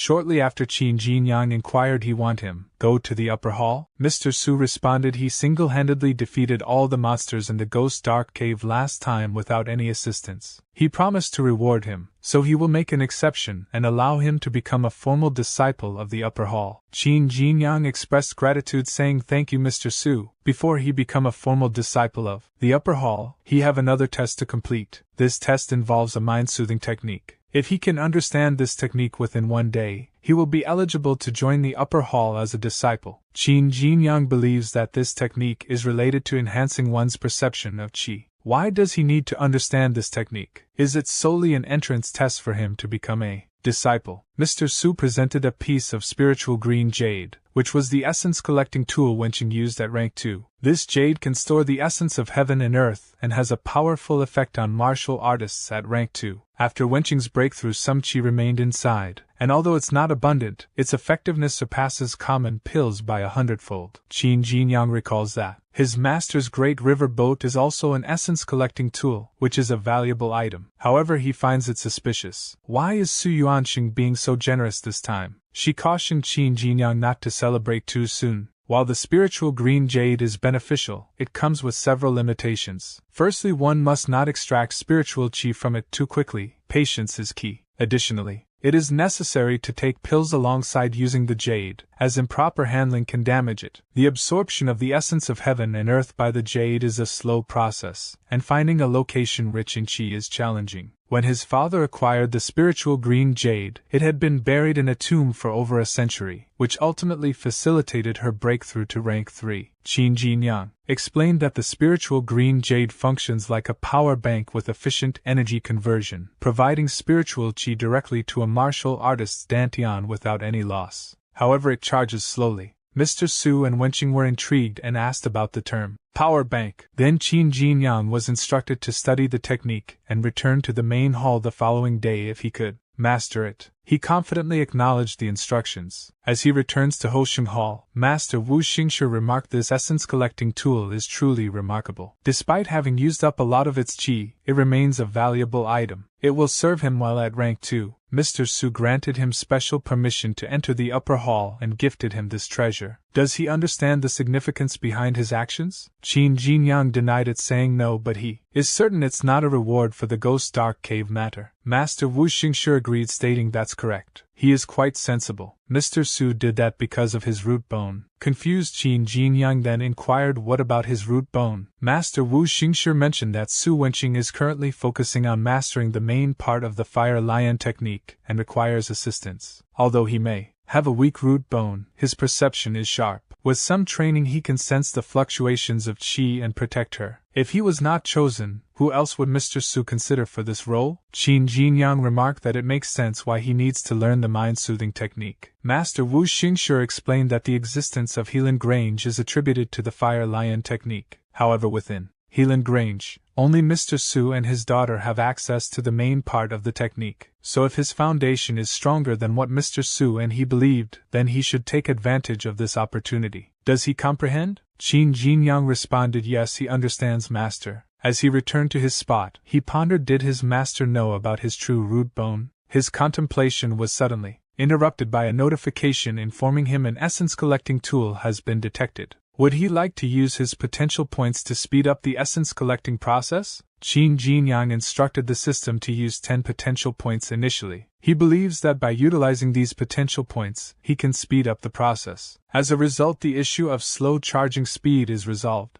A system window then appeared, confirming that 10 potential points were successfully used to accelerate the process. He exclaimed it was a success and directed the system to utilize 1,000 potential points to speed up the process. A window popped up displaying a message that the acceleration failed due to insufficient stored essence in the tool. It was then mentioned that 944 potential points could be consumed to accelerate the process. After consuming the 944 potential points, the acceleration succeeded and the essence was being used. He is pondering if there is a limit to the storage of this substance, recognizing its value as a true treasure. He senses the transfer of spiritual qi to his dantian and decides to begin practicing in this manner. Meanwhile, Mr. Su is greeted by Bing Bing, who refers to him as master. Mr. Su acknowledges the challenges of cultivating in seclusion and inquires about the results, asking if she failed. Bing Bing responded she wouldn't say she failed, but she didn't succeed either. She was just a step away from success. She believes she can break through to rank 3 in a couple of days. Mr. Su reassured her that it's alright. Her root bone is currently at the peak of the silvery flower level, making it challenging for her to reach rank 3. He mentioned an important task for her to undertake, overseeing the upcoming test in the upper hall. Understanding the significance of this matter to the Grange, he wants her to take charge of the test. Bing Bing inquired if Zhou Nianen was supposed to be in charge, and Mr. Su confirmed that he is deceased. A few days ago, members of Hosheng Hall discovered Zhou Nianen's body in the bandits' hideout, while on a mission to eliminate them. The situation at Helan Grange is tense both internally and externally. Her responsibilities may increase in the future. He recruited a new disciple today who can assist her during the upcoming upper hall test. Bing Bing inquired about the unusual recruitment of disciples, asking who the new recruit is. Mr. Su responded by saying that the new disciple is someone she's familiar with. He is Qin Jinyang. As he opened his eyes, a day is already passed by. The spiritual qi has filled 40% of his dantian. He thinks, what an essence-collecting tool. This outcome of a day is equal to what others can get after practicing diligently for 1.5 a year. He remembers the way the great river boat replenishes essence. It devours the essence of heaven and earth in the pills. The spiritual green jade should work in the same way. He places a pill next to spiritual green jade and orders the system to help accelerate it. But there is no response for a little while, then a system window pops up showing the pill cannot accelerate the process. He picks up spiritual green jade and thinks looks like these tools have different ways of collecting essence. The spiritual green jade can't devour the essence of heaven and earth in the pills as the great river boat does. He is afraid he has to absorb the most primitive wild spiritual chi like Su Wenqing said. But the place where wild spiritual chi gathers is hard to find. As he comes out of his tent and looked up the sky, he remembered that he forgot to go to see Su Yuanqing. Then immediately runs to Mr. Su mansion. Seeing him, Mr. Su stated he was 4 hours late. He in return noted that he is sorry, Mr. Su. After going back, he was so absorbed in studying the technique he gave him that he forgot the time. Mr. Su stated it's okay, tell me, how is he doing with it? And he thinks the mind-soothing technique isn't intended for advanced cultivators, but it's extremely complex, with numerous important details. Even he had to spend 7 days in mastering it. Qin Jinyang apologizes and notes, he is afraid he haven't grasped it very well as he is a slow learner. Hearing that, Mr. Su thinks of course, he couldn't learn it within a day. It's a good chance to give him a hard time so that he can control him more easily in the future. And Mr. Su stated he is going to be the disciple in the upper hall, but if he can't even master this preliminary technique, how can he? But his talk was interrupted as he saw a gray chi emanating from Qin Jinyang's hand. That shows the mind-soothing technique, beginner's level. Mr. Su was shocked by all this. Qin Jinyang asked, do he think it's okay to Mr. Su? And he thinks he was in such a hurry to come here that he could only reach the beginner's level with the system's help. Will Su Yuanqing grant him admission? As he did not get any reply from Mr. Su, he asked, is he okay? Mr. Su regained his composure and stated, well, it's not bad. He barely passed the test, and thinks this boy is a genius. The next day, Bingbing arrived at Mr. Su's mansion, seeing Qin Jinyang. She asked, why is he here? Qin Jinyang replied by saying Mr. Su asked him to work as an assistant like her from today on. He said, this was his first task after entering the upper hall. She asked, has he mastered the mind-soothing technique? He showed the gray chi that indicates the mastery of mind-soothing technique. Surprised by that, she asked, how did he master it within 2 days? And she thinks, what kind of talent does he have? If his root bone had been above the ironwood level, he would have been his father's core disciple now. And she noted, well, what a pity. Come with her then. As she turned around, he inquired about it, but she didn't answer him. Some time later, at the secret chamber at the back of Helan Grange, where the main part of the technique is stored, she utilized the hidden technique to summon the gate, swiftly breaching the barrier and entering with Jinyang before it could close again. Jinyang thinks, no wonder so many people want to get the main part of the technique, but no one knows where it is. This is a wonderful way to hide it. Bingbing asked, what is he waiting for? Get in the tower. Shortly after, he stands alongside Wenqing, gazing at the painting of a white tiger as its fiery chi enveloping his body. Wenqing notes he is the third person in Helan Grange to enter the chamber. He can't tell anyone what he hears and sees here, otherwise. Jinyang stated, please rest assured, he knows what to keep a secret. But since he has been here and known so much, will his dad, Mr. Su, kill him when he doesn't need his assistance? This is the classic plot line in those stories that he heard. She started laughing and inquired, what is he thinking? Kill you? Don't worry, his dad won't do that. Well, she wonders where he heard those stories. He nervously laughed as well and stated, okay, he believes her, and thinks he can't tell her that he read those stories before he traveled to this world. Then they both sit on the ground in front of the painting. She stated, okay, let's get down to business. She will start practicing. Stay focused and observe her state. Jinyang nodded in affirmation before she raising her right hand, from which a crimson chi radiated. As she continued to gather more and more chi that surrounded her body, he became a little worried, but she stated, don't panic, it's the spiritual chi, source swirl. This chamber is built in the center of the place where spiritual chi gathers in the Grange. Every time she starts to practice, she will set a spiritual chi gathering formation first. He noted, amazing. There is such an upsurge of spiritual chi. It's indeed a blessed land. And he thinks, no wonder Su Wenqing can be at the late stage of rank 3 at such a young age. With such luxurious things provided, even a pig can be a cultivator. His thoughts were interrupted by her saying, When she starts to meditate, observe her state with the help of the mind-soothing technique. If he finds that she looks abnormal, beware of the critical point. Judge wisely. Then she started cultivating. The system window popped up showing information. The spiritual chi source swirl is detected. The essence collecting tool can be charged. Will he consume his potential points to accelerate the process? He thinks he got the chance to fill the spiritual green jade so quickly. Orders the system to proceed. Another system pop-up showed information. The process is being accelerated. The essence collecting tool has started to store essence. 1,550 potential points are consumed. Then he noticed her arm and thinks, but why does she keep her arm raised all the time? Then she lowers her arm and Jinyang thinks, this should be the main part of the fire lion technique, but there is no prompt. That means, the main part of the technique isn't complete. Wenqing knows how to make this picture manifest the main part, but it seems only 1/9 of the whole content is shown. She thinks his root bone is only at the ironwood level and that he can't see the content at all, so she isn't on guard against him. Instead, it's probably because she can only practice 1/9 of the technique at a time now. In that case, he has to come here 8 more times to get the whole content of the Fire Lion technique's main part. After that, she began to sweat profusely. And she thinks, her whole body is aching, but her understanding is deeper, too. What she can gain during the time she takes a few breaths is hundreds of times more precious than gold. She hopes that he won't interrupt her at a time like this. But Jinyang stands up and calls her? And he thinks, this is obviously abnormal. As he expected, he can't count on the mind-soothing technique at the beginner's level. Should he intervene now? Is this the critical point? Then 2 system windows pop up showing information. Su Wenqing is suffering from the backfire of the martial art. And the second window informs, after 3 breaths, it will be the best time to interrupt her. Will you help her? He is surprised by that and thinks, he didn't know the system had this function. As the critical time approached, she thinks it's time for him to help her. At that instant, she was splashed with water by Jinyang, who asked, can't he interrupt her this way? She noted, yes he can, but the mind-soothing technique is meant to interrupt her. He stated he knows it now.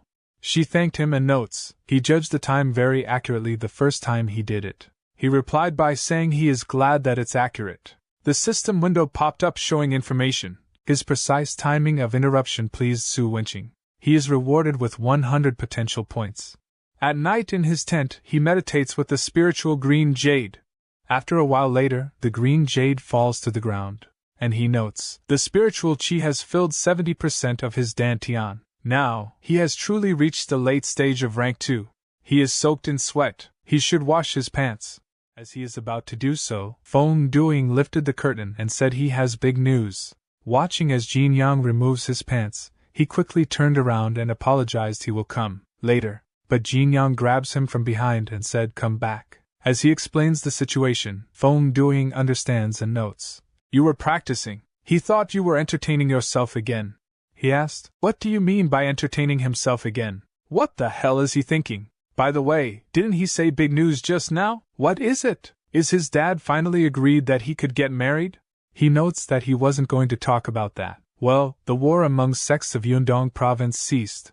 He continued by saying, speaking of that, it's all thanks to him emptying the ghost dark caves and getting so many ghost dark monkey hearts. Jinyang inquired for further elaboration on the matter. He started explaining. Just a few days ago, Mr. Su got a piece of void broken jade.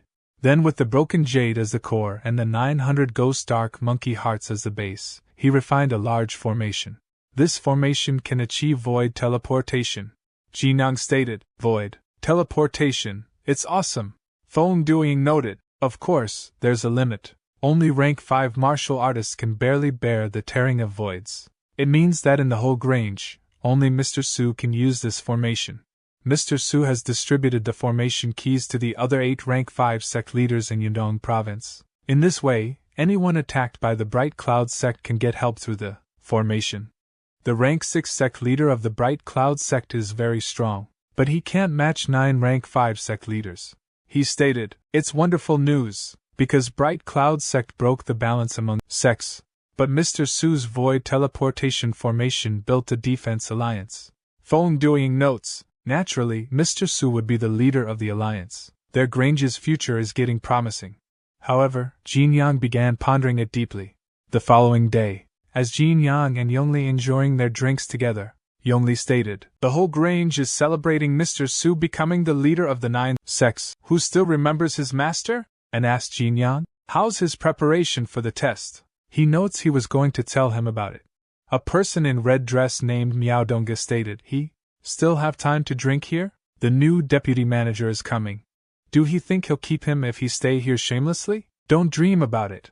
Jinyang stated, "Get your feet away." He asked, "Who is he? A useless servant with ironwood level root bone, isn't he? Do he think the ghost dark cave thing can make him awesome?" Hearing that, Jinyang clenched his sword tightly, but Yonli intervened, saying he will move out of here in a few days. "But he came here in person. Could it be that he held a grudge since he didn't agree with your insistence on serving me?" He became angry and kicked the table away, and stated he will teach him a lesson when he enters the upper hall. Jinyang stated, "What a jerk! He should have killed him just now." Yonli notes, "He's just a despicable man." Jinyang inquired, "But why do he feel this guy look a little familiar?" Yonli notes, "He's Miaodonga and from Wuning Hall. When his master was in charge of the entrance test of Upper Hall, he stayed at his door every day. Guess you just met him at that time. He's just a rat who'll try the best to please you if you are useful to him. But if not, he'll hit you when you're down." Jinyang stated, "How dare such a person believe he can enter the upper hall in a few days? Where did he get the confidence?" Yonli explains, "The problem is that he can. Don't he know the content of this test?" He replied by saying he doesn't know. Yonli continued by saying, 3 days ago, Bing Bing stated, "Master, what is he talking about? The upper hall's test is to disperse the spiritual chi locking formation?" Mr. Su notes, "Yes, he is going to finish the test at Wanjun Cave. In the past, disciples needed to test their root bones in Wanjun Cave first. Only those above the silvery flower level and the late stage of rank 1 can go out for further trials. However, the Outgrange trial is so time-consuming that it might not end even in a month. What's more, it is risky. There are always some disciples dying in the trials. This time, the disciples only need to refine spiritual chi in the cave. In one day, the one who can refine more spiritual chi will be the disciple of the upper hall." Bing Bing asked, "But every time Wanjun Cave runs, it needs a lot of spiritual liquid to supply energy. Even if they activate the spiritual chi locking formation and the spiritual chi leaks out, she is afraid the spiritual liquid required will still be massive." Mr. Su stated he has already arranged it. He didn't give them the formation keys for nothing. The spiritual liquid sent by each sect is on its way. In addition to you and me, only the hall leaders know about the test arrangements this time. Bing Bing stated, "Just rest assured, Master." Back to present, Jinyang asked, "How did he know about test arrangements?" Yonli stated, "Nothing is foolproof. Those who've known it are just pretending." Jinyang notes, "So Miaodonga is gifted with the ability to quickly refine spiritual chi? In other words, he can cheat?" Yonli stated, "It's not cheating. Miaodonga's ancestors were chosen by a master because of their talents and finally learned a formation art. This formation can gather spiritual chi and help a martial artist refine their essence faster. Therefore, Miaodonga is sure that he can pass the test and can also give some spiritual chi gathering formations to others." Jinyang stated, "No wonder he's so arrogant. He suppose a lot of people are flattering him now." Wang Jixiang appeared behind him and said to him, "He is here. No wonder he couldn't find him anywhere else. Bing Bing is looking for you." A little later, he arrived at Mr. Su's mansion and asked her if she is looking for him. She turned around and said she was. As she glanced at him, he recalled the old memory when he helped the person from the labor hall, and she said that time he's just a handyman, but he's willing to help others. This kind of person is really rare nowadays. Xiaojia thought he may become a powerful martial artist in the future. Bing Bing asked about it. Xiaojia noted, "Didn't she say that good people will be rewarded?" Hearing that, she started laughing. Back to the present, she chuckled recalling the past memories and stated it really makes sense. He asked what happened. She replied it's okay. She just thought of the past and was touched and congratulated him on joining the upper hall. He exclaimed, to be honest, he didn't expect it at all. She noted all the disciples here wanted to enter the upper hall desperately. He doesn't know how lucky he is.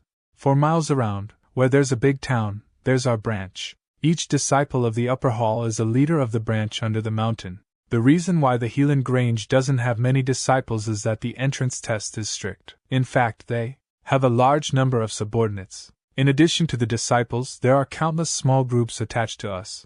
And our branches should deal with their needs and disputes. And he is the leader of these groups. Without exaggeration, if he is not happy, he can destroy a small gang overnight. He said he understands now and thinks he didn't expect Xue Bingbing to have such a frightening side. She noted anyway, there are a lot of things he has to learn by himself. Now she has something more important to tell him. He knows the upcoming entrance test of the upper hall, doesn't he? He replied, of course, but it has nothing to do with him now. She stated, no, it does matter. Master has arranged it. He and she will be in charge of this test. He surprisingly asked him in charge, as he leaves while thinking he didn't expect that it would be his turn to assess others. At that moment someone tugs on his clothing from behind, prompting him to turn around, only to find Ji Xiang standing there. She asked if Bingbing looked for him. Is everything all right? And he doesn't seem happy. He stated, well, it should be a good thing this time. He was about to say something but interrupted by Miao Dongge, who noted he is the monkey killer. He came to meet his lover just after getting out of Fang Yongli's place. A girl next to him said, Mr. Miao, it's too bad for him to expose them. Then he notes while laughing it's his fault. He shouldn't have messed up Jinyang's dating. But joy would be multiplied when shared. Why don't he bring her with him? She said he is just a stupid bastard. Qin Jinyang sighed, and started laughing at him. Miao Dongge's subordinate asked what is he laughing at. He notes he is laughing because you idiots have picked on the wrong person. The person asked the wrong person, who is it? He stated, it's me. They remain silent and think what he is trying to say, and they all started laughing at him. He stated he is afraid he doesn't know the content of the upper hall's entrance test this time. Do he? Do he know why they're all here with him? Because he will become a disciple of the upper hall soon, and he can also get them into it. When he joins the upper hall, you and your lover will stay here forever. If they dare to go out, he supposes he knows the consequence. His subordinate asked if he's just letting him go. Miao Dongge asked what's the hurry? They will have fun with him when they enter the upper hall. She worriedly called his name, and he replied by saying don't worry, he won't allow any one of them to get into the upper hall. At night, he was waiting for someone.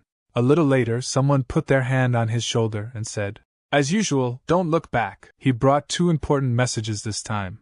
The first one is that Mr. Su promoted someone to a disciple of the upper hall exceptionally. Miao Dongge exclaimed, what a lucky man. I wonder what method he used. He then asked, what about the second message? But, as he didn't say anything, Miao Dongge became angry and said, seriously? I gave you 3,000 taels of silver last time. The person in the black dress stated, that's for the first message. This one is what you need most now. He replied, fine, I will put 3,000 taels of silver at the same spot tomorrow morning. The person noted, the second message is that Xue Bingbing and the newly promoted disciple will take charge of the entrance test of the upper hall. Miao Dongge said, just as I expected, Xue Bingbing would take charge of it. She's impartial and resolute, but I can start with that newly promoted disciple. He then asked, who is he? The person replied, that's beyond me. I am here only to send you messages. He asked, can you help me contact him? The person replied, it's a bit risky. He said, I can pay. The following day, Miao Dongge asked, it's only 5,000 taels of silver? The subordinate on the right replied, Mr. Miao, they gave you 3,000 taels of silver last time. They can't come up with another 5,000 anymore. The subordinate on the left added, yeah, as rank 2 disciples, money is needed in many areas. The girl next to him said, can you give them a discount for my sake? He seized her hair and forcefully slammed her head onto the table, saying, for your sake. Who do you think you are? You just slept with me for several nights. I can find other girls outside, and they're cheap. The money is not for me but for that newly promoted disciple. Only when he lets them sit together can they share the spiritual chi from my spiritual chi gathering formation. If they can't do it, just quit. Other disciples would be more than happy to join me. Do you hear me? Her response was affirmative as she replied with a resounding yes. On the other hand, Qin Jinyang came out of the secret chamber, thinking he learned another main part of the fire lion technique today. He would get the whole content after coming here 6 more times. Currently, the individual from earlier is prodding a dagger into his back and said, don't look back. Let's make a deal. You'd better not refuse it. It's good for both of us. He asked, what's so good about it that even made you take a forcible measure? Are you a disciple of the Helan Grange? Don't you know Mr. Su hates disciples engaging in private fights the most? The person said, Cut the crap. Someone wants to see you in the bamboo forest on the back of the mountain at midnight. You will get something good if you go. If you refuse, I will have no choice. To his astonishment, Qin Jinyang vanished before him, only to reappear behind him with his blade drawn. He dodged by swiftly bending down, but Qin countered with a rotten fist strike, causing him to crash to the ground. He thought, his punch. He's at least at rank 3. That couldn't have been an exceptional promotion. Damn it, I underestimated him. I'd better run away. Qin Jinyang called out. Hey, don't go. You said you wanted to make a deal with me. He thought, fortunately, I have fully mastered lightness skills. He won't be able to catch up. He's tougher than I thought. I should figure out other ways. His thoughts were disrupted when Qin Jinyang suddenly appeared in front of him using the black feet technique and blocking his path. He exclaimed, How is this possible? He stated, I hate being threatened the most. If you had been friendly, maybe we could have patched up a deal. Why did you have to use a dagger? The individual shouted, Stay back, before his cries echoed through the air. A little later he said, Someone asked you to send me the message? But why did he threaten me? The person responded, Sir, this wasn't my idea. The man who wanted to see you instructed me to do this. Then, he relayed what Miao Donga suggested, that you should showcase your strength when you talk to him. He believes it'll be easy for you, right? The person inquired, What's this for? Do you want to ask him for help?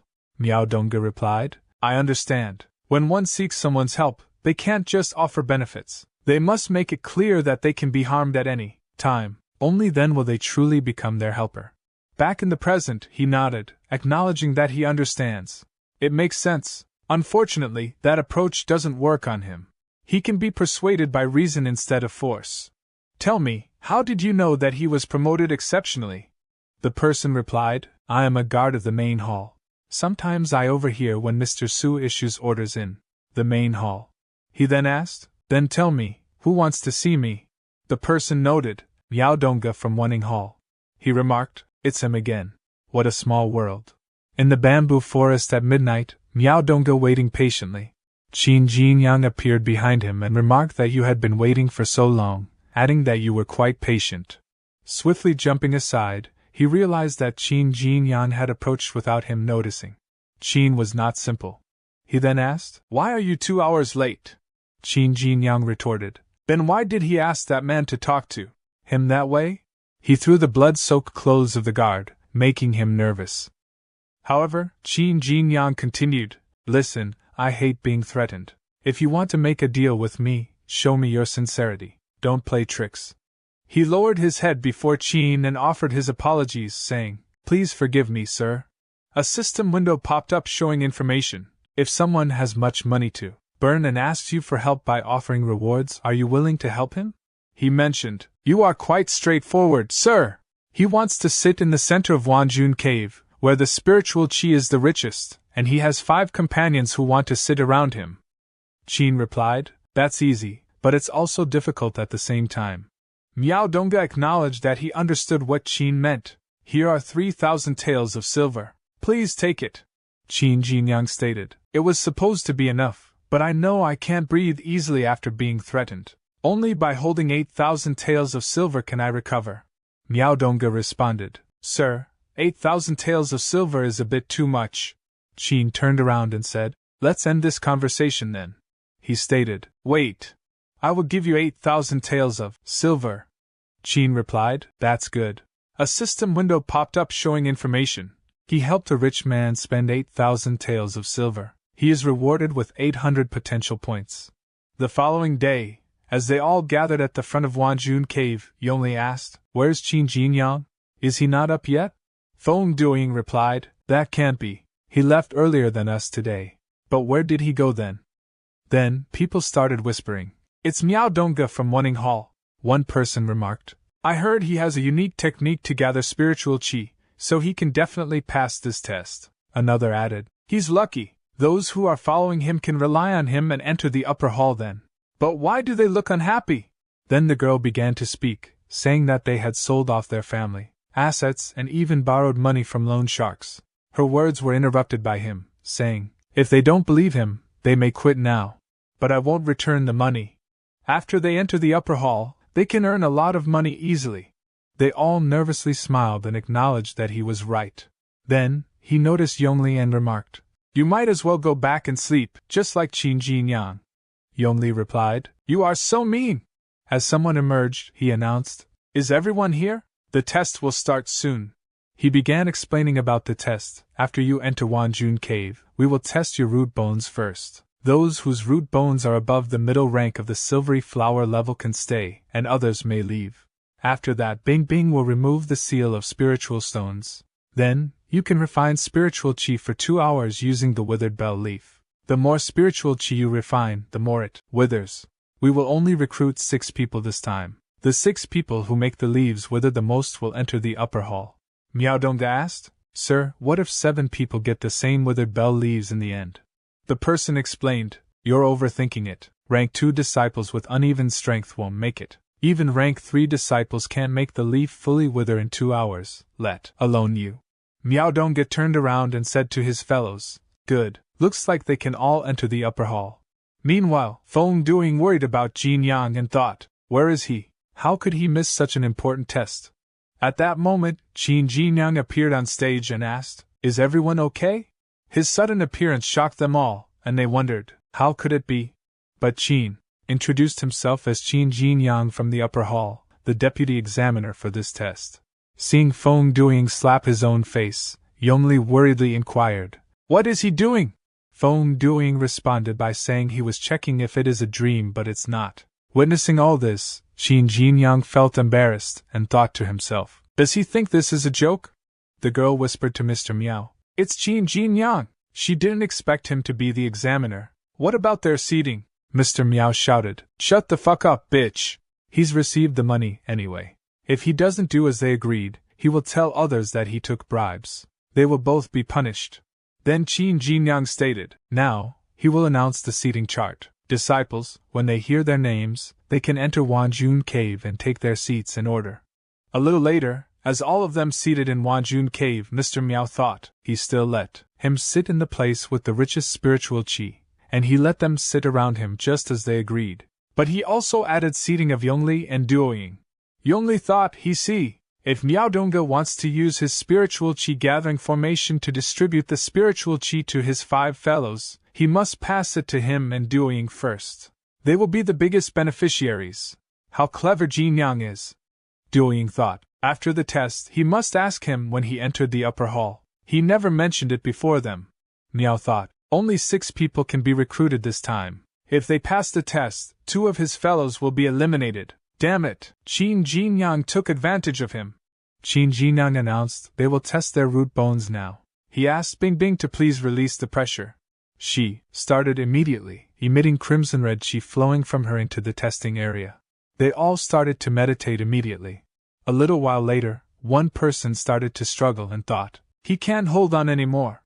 The low rank of the silvery flower level. Looks like he can never enter the upper hall in his life. Then he looked towards Duoying, who is at the top rank of the silvery flower level, and is close to the golden branch level. Seeing this, Qin Jinyang thought, so he didn't lie to him. A monk helped him improve his root bone. He is so jealous. Duoying has so many lucky breaks. Then he raised his hand and announced, the first test is over. Those whose root bones are at the low rank of the silvery flower level may leave Wanjun Cave. He then turned to Bing Bing again and asked her to remove the seal now. However, Mr. Miao thought, forget it. He can do nothing but accept it now. He will try his best to distribute spiritual qi. The amount of spiritual qi that his fellows can get depends on their own abilities. At least he didn't break his promise. Otherwise, if they expose what he did in despair, he will be doomed. However, his thoughts were interrupted when Qin Jinyang, seated behind him, that surprised him, and he asked, what is he doing here? Qin Jinyang replied, there is rich spiritual qi in Wanjun Cave. Of course, he should seize this opportunity to cultivate. And he also paid for it, so don't worry yourself. Both Yongli and Duoying laughed and stated, well done, Jinyang. Seeing this, Bing Bing wondered if he was pretending to be stingy. He could be generous enough to let all disciples bathe in dark pond, but at the same time, he never misses any small gains. She stood up from her seat and shouted, Silence. The 2-hour countdown now begins. And she removed the seal. Then a large amount of spiritual qi surrounded them, causing them to become a little nervous. But Mr. Meow immediately used his formation to gather most of the spiritual qi towards himself. He turned around and thought, Qin Jinyang sits here without absorbing the spiritual qi from his formation. What trick is he playing?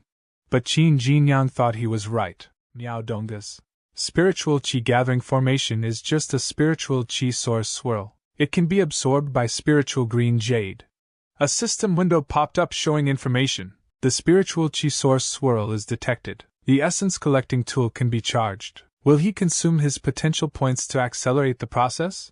And he thought, no hurry. He will let Doing and Yongli absorb some spiritual qi first, and then he will take it all after they finish.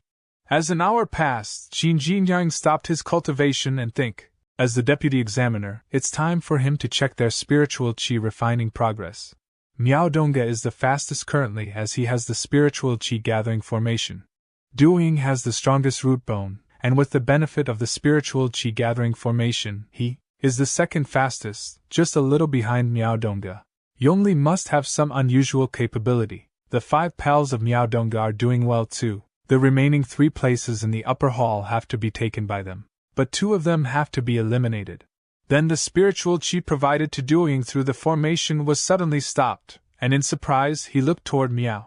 Miao with a smile noted, what is he looking at? Does he think it's fair game to steal his spiritual qi? It's a pipe dream. He won't let him have it. And Miao thought, with Qin Jinyang's disruption, 2 of the 5 persons cannot pass the exam. Since he will definitely offend the 2, the other 3 who can be selected might not be loyal to him. It makes no sense to keep sending spiritual qi. As he stopped sending them spiritual qi, she shouted, "He dishonest bastard! Give us back the money!" But their talk was interrupted by Qin Jinyang saying, "Quiet! If anyone makes noise again, he will have to ask them out." Miao thought, why would he take out the money he has already pocketed?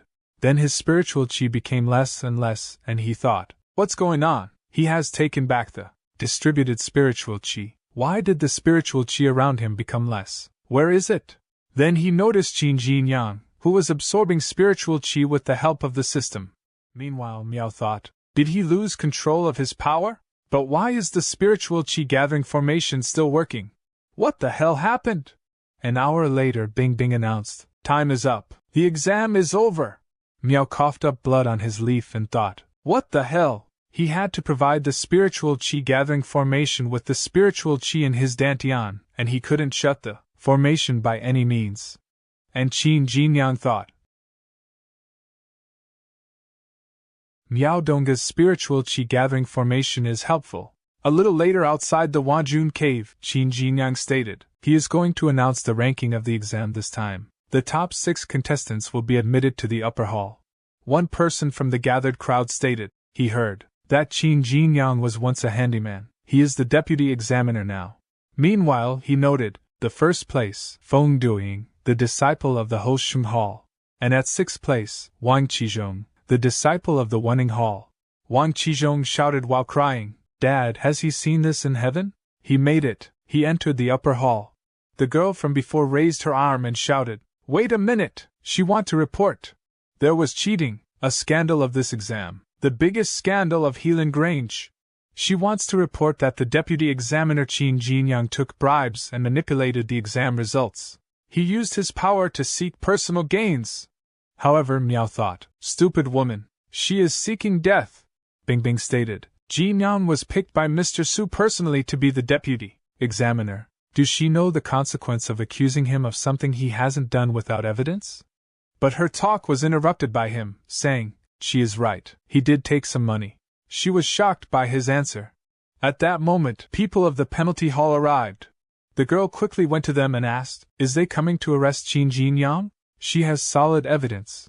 But the person said, get out of the way. She grabbed his arm and said she does have evidence. She requests another examination. The Helan Grange has scandals. The person pushed her away, causing her to crash to the ground. The person moved forward and ordered, Miao Donga, come with them to the penalty hall. He surprisingly asked, is he really telling this to him? He shouted no, why would they catch him? They got the wrong person, didn't they? He is not Qin Jinyang. He is. At the moment the guard that worked for Miao, which seems quite injured, shouted it's him. Miao Donga of the Wanning Hall. He forced him. That caused him to tremble in fear. Wenqing appear on the stage and explain Miao Donga of the Wanning Hall colluded with the servant of the main hall to explore the secret of the Helan Grange. That's a felony. Mr. Su consented to Jinyang's taking bribes. That was a trap to catch the spy. Qin Jinyang bowed and said that's what I should do. She stated he should be given credit for catching the spy in the Grange through the exam. Order the penalty hall people to take Miao away. The person replied they will punish him, she can be assured. While Miao showed to Qin Jinyang, he schemed against him. You wait, he will get his revenge. In anger, Doing said, does that guy still want to work against Jinyang in the future even in such a situation? You only note there is no future for him. Mr. Su always takes the secret of the main hall seriously. Miao Donga is doomed. Qin Jinyang stated, Wenqing, that he found that 5 people gave bribes to Miao Donga to cheat in this exam.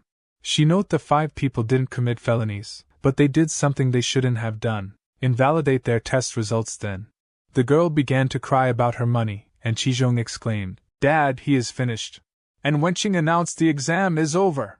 3 days later, he stated he has been helping Wenqing with her cultivation lately. That's exhausting. By the way, did she say they had a makeup exam?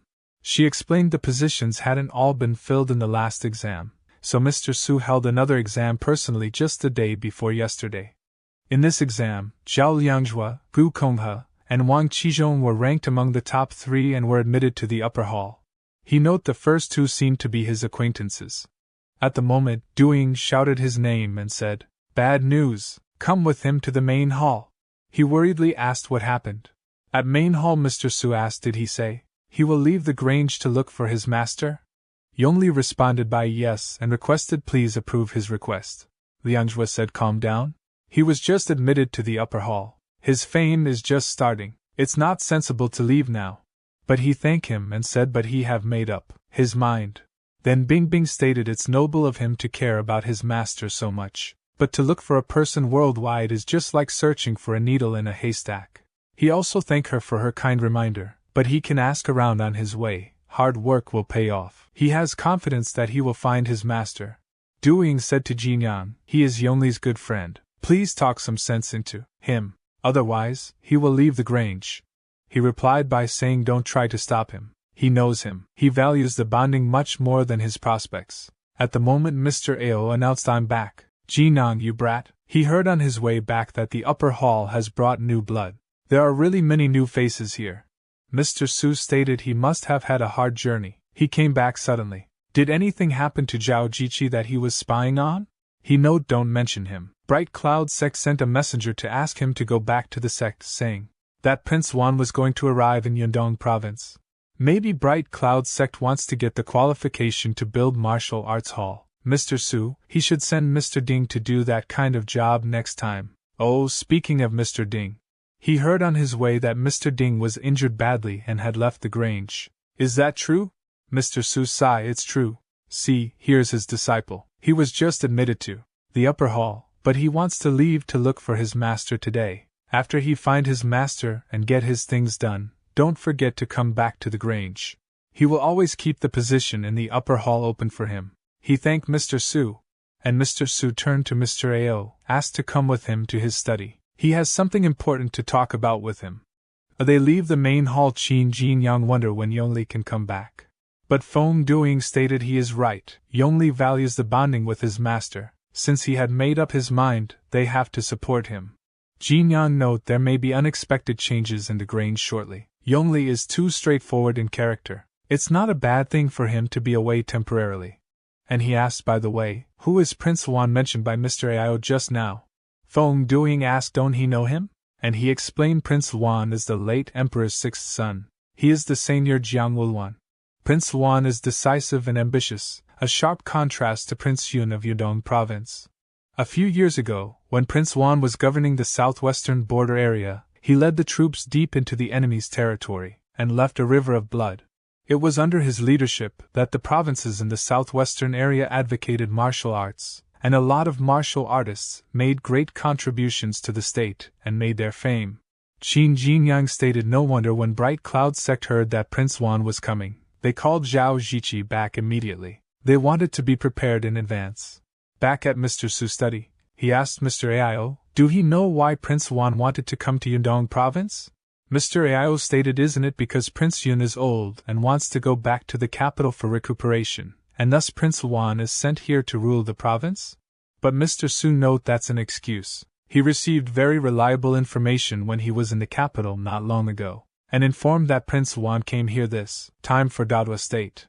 In surprise, Mr. Aio stated the border has been peaceful for over a decade. Are they going to have a war now?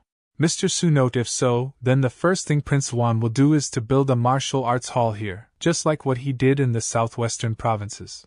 Mr. Aio stated then Bright Cloud Sect and Helan Grange will be the most suitable sites in Yundong province. He note, that's why they must get Prince Wan's favor this time. Only by then can you and I achieve great success, and even becoming a marquis or a general is possible. Early in the morning at the gate of Helan Grange, Yongli remark you for coming to see him off makes his time in the Grange even more worthwhile. Jinyang exclaimed he happened to pass by, but Jixiang stated he came to call them early in the morning. He was most anxious to come. As he covered her mouth, as Liangjue handed him a bag he said here's the gift they prepared for him, please take it. He examined the bag and found a lot of money inside. Then he thanked them and said his goodbyes to everyone. When he is a little distant for them Duiying shouted saying he have to come back, they will wait for him. And in response he raised his arm in agreement. At Mr. Su mansion, Yan Jingfei, new deputy manager of Helan Grange, stated there happened to be a riot of the rebellion army on his way here from the capital, so he was delayed. Please forgive him. Mr. Su asked rebellion army? And he stated it's the Xintian army, isn't it? It's okay. He is happy enough that he is willing to come. Then he asked about the person behind him. The individual identified himself as Pei Fengkong, the final disciple of Mr. Yen, expressing great joy at meeting him. Mr. Su responded it's pleasure to meet him as well. He leave quite an impression. The residence for the deputy manager is ready. They must be very tired after the long journey. Please go to rest early. As they leave, Pei Fengkong asked the thing they want. Is the main part of Fire Lion technique here? Mr. Yen note yes, but he is sure Su Yuanxing is very cautious. He won't let them know where it is easily. Seeing Wenqing coming he remarked maybe they can try some other ways. Meanwhile she said she have to say he is great. He woke her up at the exact time every time. It's a pity that his root bone is too bad. Otherwise, with his talents, he will be the top disciple in the Grange. He nervously smiled and note his root bone. He can't do anything about it. She stated she is not far from the 4th rank. After a few more times of cultivation, she will fully grasp the main part of Fire Lion technique. And he think he learned about 7 sections. After going to the secret room 2 more times, he can also grasp the complete main part too. Just as she was about to fall because her foot caught on a brick, Pei Fengkong quickly caught her and asked, "Is she alright, miss?" She started to blush and reply she is okay. Who is he? She hasn't seen him before. He stated she has sharp eyes. He is Pei Fengkong. He just arrived at Helan Grange today with his master, is the new deputy manager of the Grange. She thanked him, and he stated watch her steps, miss, and he see her later. As she thinks about Pei Fengkong, Qin Jinyang observe the brick and think it's strange. Is it his illusion? He keep feeling that there's spiritual qi wrapping this brick. It has a trace of being manipulated.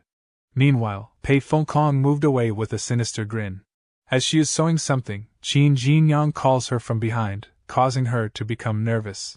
He note he finally found her. She hasn't been to the secret room these days. Is she going to cultivate today? She hides it behind her as she stands up and said well, today she happened to have something urgent to do. Let her see tomorrow. He thinks, is she still the wenching who went to cultivate early every morning? Then she leaves the place. At Mr. Su's study, Mr. Aio remarks, he heard that Yan Jingfei's disciple didn't behave well. He kept harassing Miss Su secretly. As he hears this, Mr. Su breaks the piece he was placing on the board. In anger, he states, secretly? No, he coveted her daughter openly. Just yesterday, Yan Jingfei came to him to propose a marriage on behalf of his disciple. He refused him directly. Mr. Aio notes, Yan Jingfei is so bold. Does he have some ulterior motives? Mr. Su remarks, he is referring to the main part of Fire Lion technique. He is not worried about that. The only way to get the main part of Fire Lion technique from Wenqing is to infer it from her meridians. but he has already planted a seal in her body. Even Wenqing herself doesn't know that. With the seal, even a god can't see the complete route of the operation of her meridians and infer the content of the main part. At that moment, Qin Jinyang enters the room, greets both of them, and asks, what is he referring to? He thinks, why does this old guy have such a strong need to control his daughter? He doesn't want to get involved in this matter. Then a system window pops up showing information. As a father, Mr. Su is concerned about his daughter's romance. Will he help him? And he states, Mr. Su, he understand, so don't worry. Wenqing's business is his business. He will do as he say. Mr. Su says, great. He will teach him a spell so that he can locate Wenqing's position. Don't let the two of them stay together for too long, okay? Mr. Ao asks, he just require them not to be together for too long. That's not his style. Mr. Su states he has to endure it for some time. Prince Wan will arrive soon. The matter of the martial arts hall is important, and Yan Jingfei is a critical person.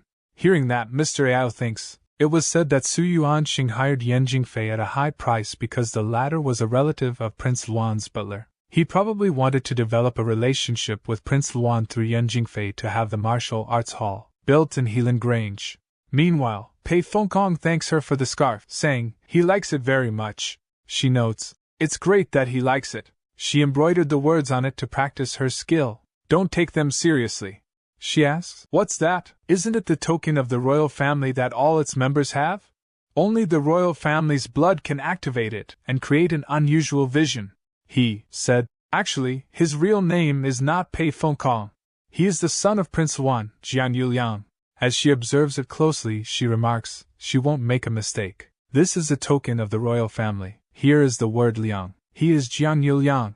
Meanwhile, a system window pops up showing information. The chastity defense war starts. Will he help Mr. Su locate the position of Miss Su? He casts the spell of detection that he learned from Mr. Su, and a butterfly formed from it started moving southeast. He states he is coming, Wenqing. If she wants to blame someone, blame his dad. Shortly after the butterfly disappears, Qin Jinyang remarks that Su Yuanxing's spell for detection is simplistic and unintelligent. He criticizes its limited capability, noting that it can only pinpoint Wenqing's rough location. Qin Jinyang takes credit for Su Yuanxing's luck in assigning the task to him. Qin Jinyang then retrieves a bird named Chirp from his pocket. He addresses Chirp, instructing it to inquire among its friends and relatives about any fluctuations in spiritual qi in the area. Qin Jinyang also mentions that he intends to find a good-looking female bird as a companion for Chirp. Chirp flies into the air and calls out to other birds for assistance. Many birds gather around Chirp, ready to help. Chirp asks the gathered birds if they have detected any fluctuations in spiritual qi in the area. Presumably, Chirp communicates with the other birds to gather information. After gathering information from the other birds, Chirp issues commands to them. The birds begin to move, presumably indicating that they have identified a direction or location related to the spiritual qi fluctuations. Qin Jinyang watches the birds move with a smile on his face. He assures Chirp that he will find a beautiful female bird for it within a few days. After following the birds to a hut, Qin Jinyang attempts to enter but realizes there is a position concealing formation blocking his way. He recognizes the nature of the spell and wonders why such a strong concealment was used, preventing detection through conventional means. Meanwhile, inside the hut under the concealment spell, Wenqing asks Fengkong about a pleasant smell she detects. She comments on how nice it is. Fengkong responds to Wenqing's question by asking if she likes the scent. He explains that it is a type of perfume from the western regions, though he admits it's not the best in terms of fragrance quality. Wenqing asks if there is a better perfume than the one Fengkong has shown her. Fengkong responds by telling Wenqing that the best scent comes from her. He expresses his desire to remember her scent for the rest of his life. Wenqing blushes in response to his flattery. Emboldened by Wenqing's reaction, Fengkong attempts to kiss her, thinking to himself that he didn't expect things to go so smoothly and that it's the right moment.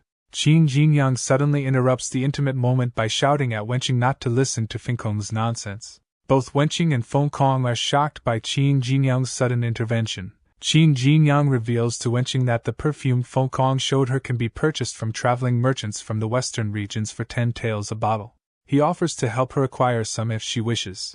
Angered by this revelation, Wenqing turns to Fengkong and asks if what Qin Jinyang said is true. She becomes upset and leaves the room in tears.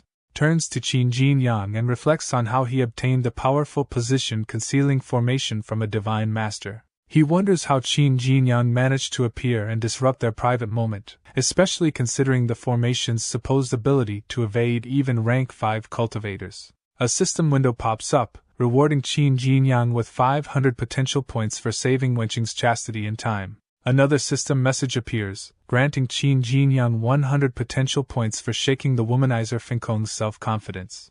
At Helan Grange, Yan Jingfei and Fenkong sit together on the roof of a house. Yan Jingfei, who is the leader of the eastern section of the Xintian army, addresses Fenkong. Yan Jingfei explains that Jiang Wulwan, driven by ambitions for greatness and success, will soon arrive in Yundong province. He intends to aggressively search for and arrest members of the Xintian army. Because of this threat, Yan Jingfei emphasizes the urgency of acquiring the main part of the Fire Lion technique and leaving the area as soon as possible to avoid capture and maintain their safety.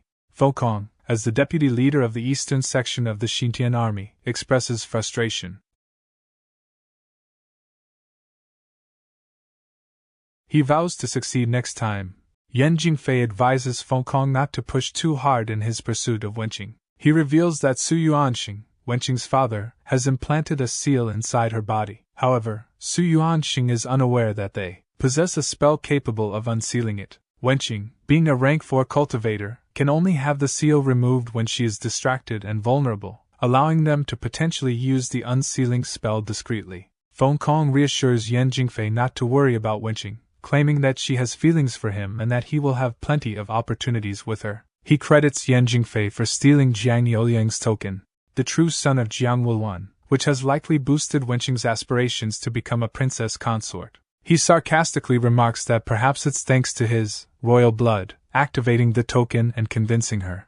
Fenkong reveals a personal vendetta against the late emperor, as his entire family was killed by the emperor. He expresses gratitude for the butler who swapped his son for him, which saved his life. He harbors ambitions to personally overthrow the current dynasty and exact revenge for his family. Fenkong then changes the subject and asks Yan Jingfei how many techniques the Divine Master has collected so far. Yan Jingfei estimates that the Divine Master has collected around 100 techniques so far. He dismisses these as common techniques, stating they are insufficient to break through from rank 5 to rank 6 in cultivation. Specifically, he mentions that even the Fire Lion technique, despite its name, is considered a common technique. Yan Jingfei acknowledges that the Divine Master possesses an extraordinary ability to derive perfect techniques from these common ones. He predicts that once the Divine Master succeeds in creating a perfect technique, the Xintian army will gain the strength necessary to rival the government. Fenkong chuckles at the idea of a perfect technique and the prospect of achieving rank 6 mastery.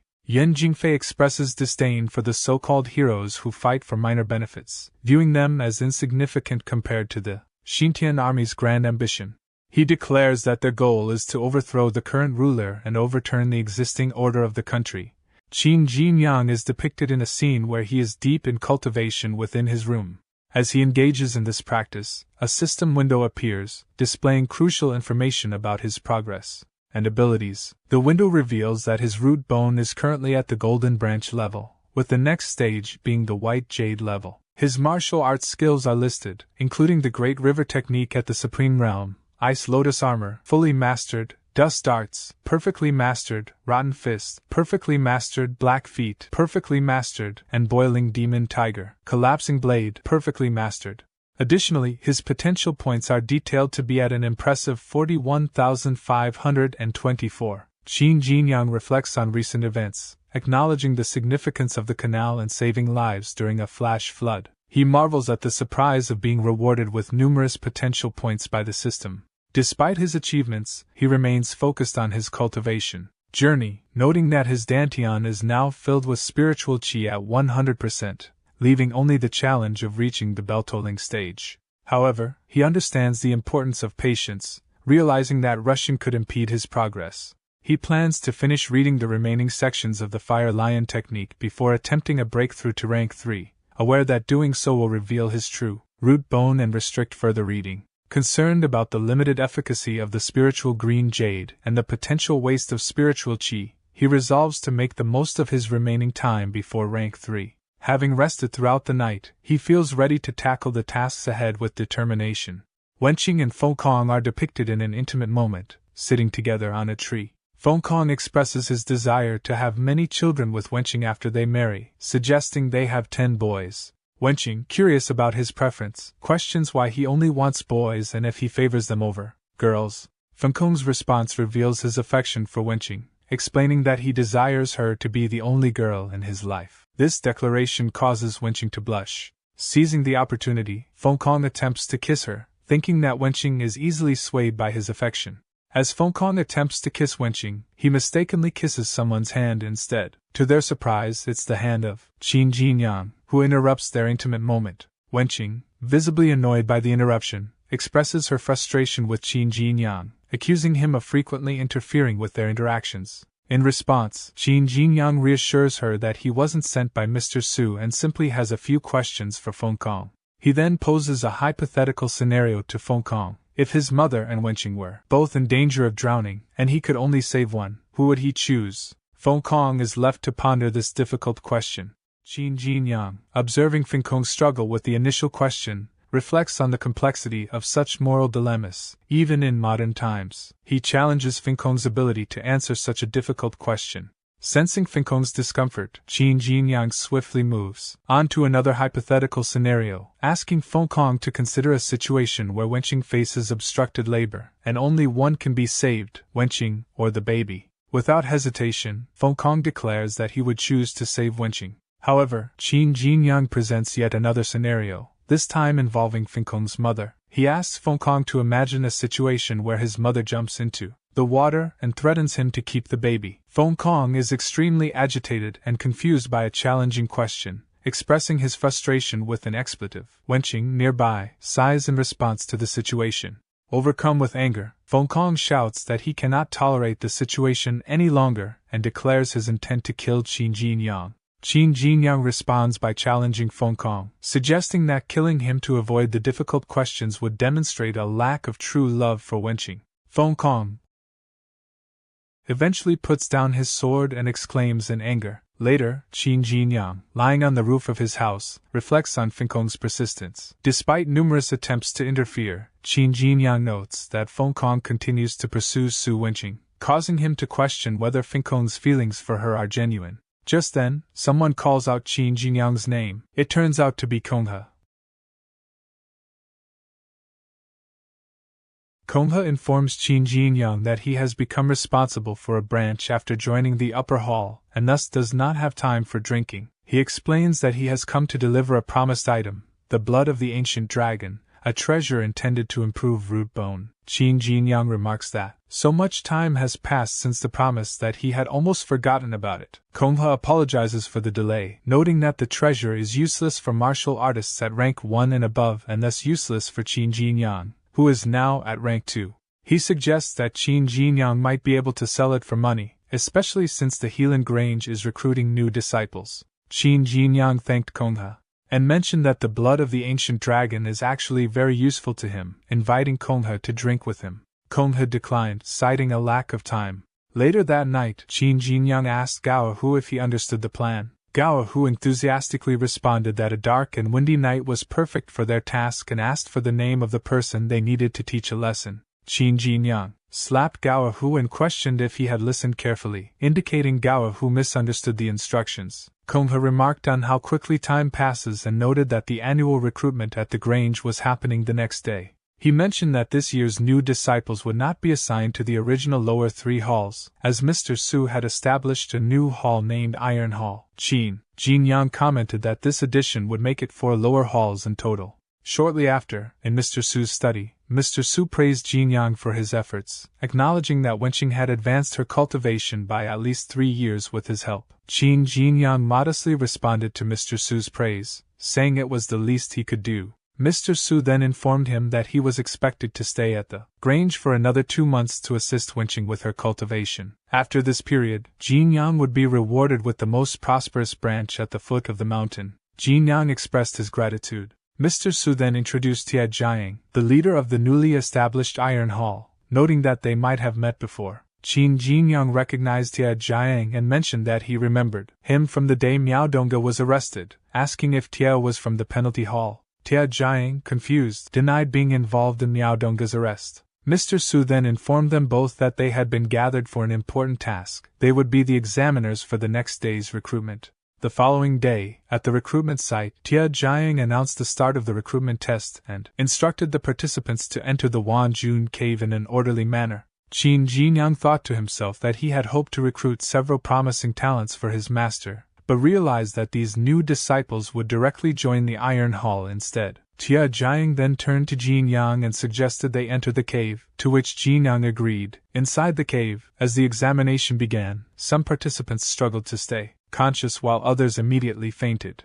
Tia Jiang shouted for those who couldn't hold on to be taken out of the cave, and the disciples promptly obeyed his order. Qin Jinyang expressed his disappointment in this year's candidates, noting that they collapsed as soon as the pressure was applied. Tia Jiang agreed and asked about the level of Jinyang's root bone when he took the entrance test. Jinyang replied that he only had a high-rank ironwood level root bone at that time. Tia Jiang was shocked by this and commented, while laughing, that Jinyang must be very talented.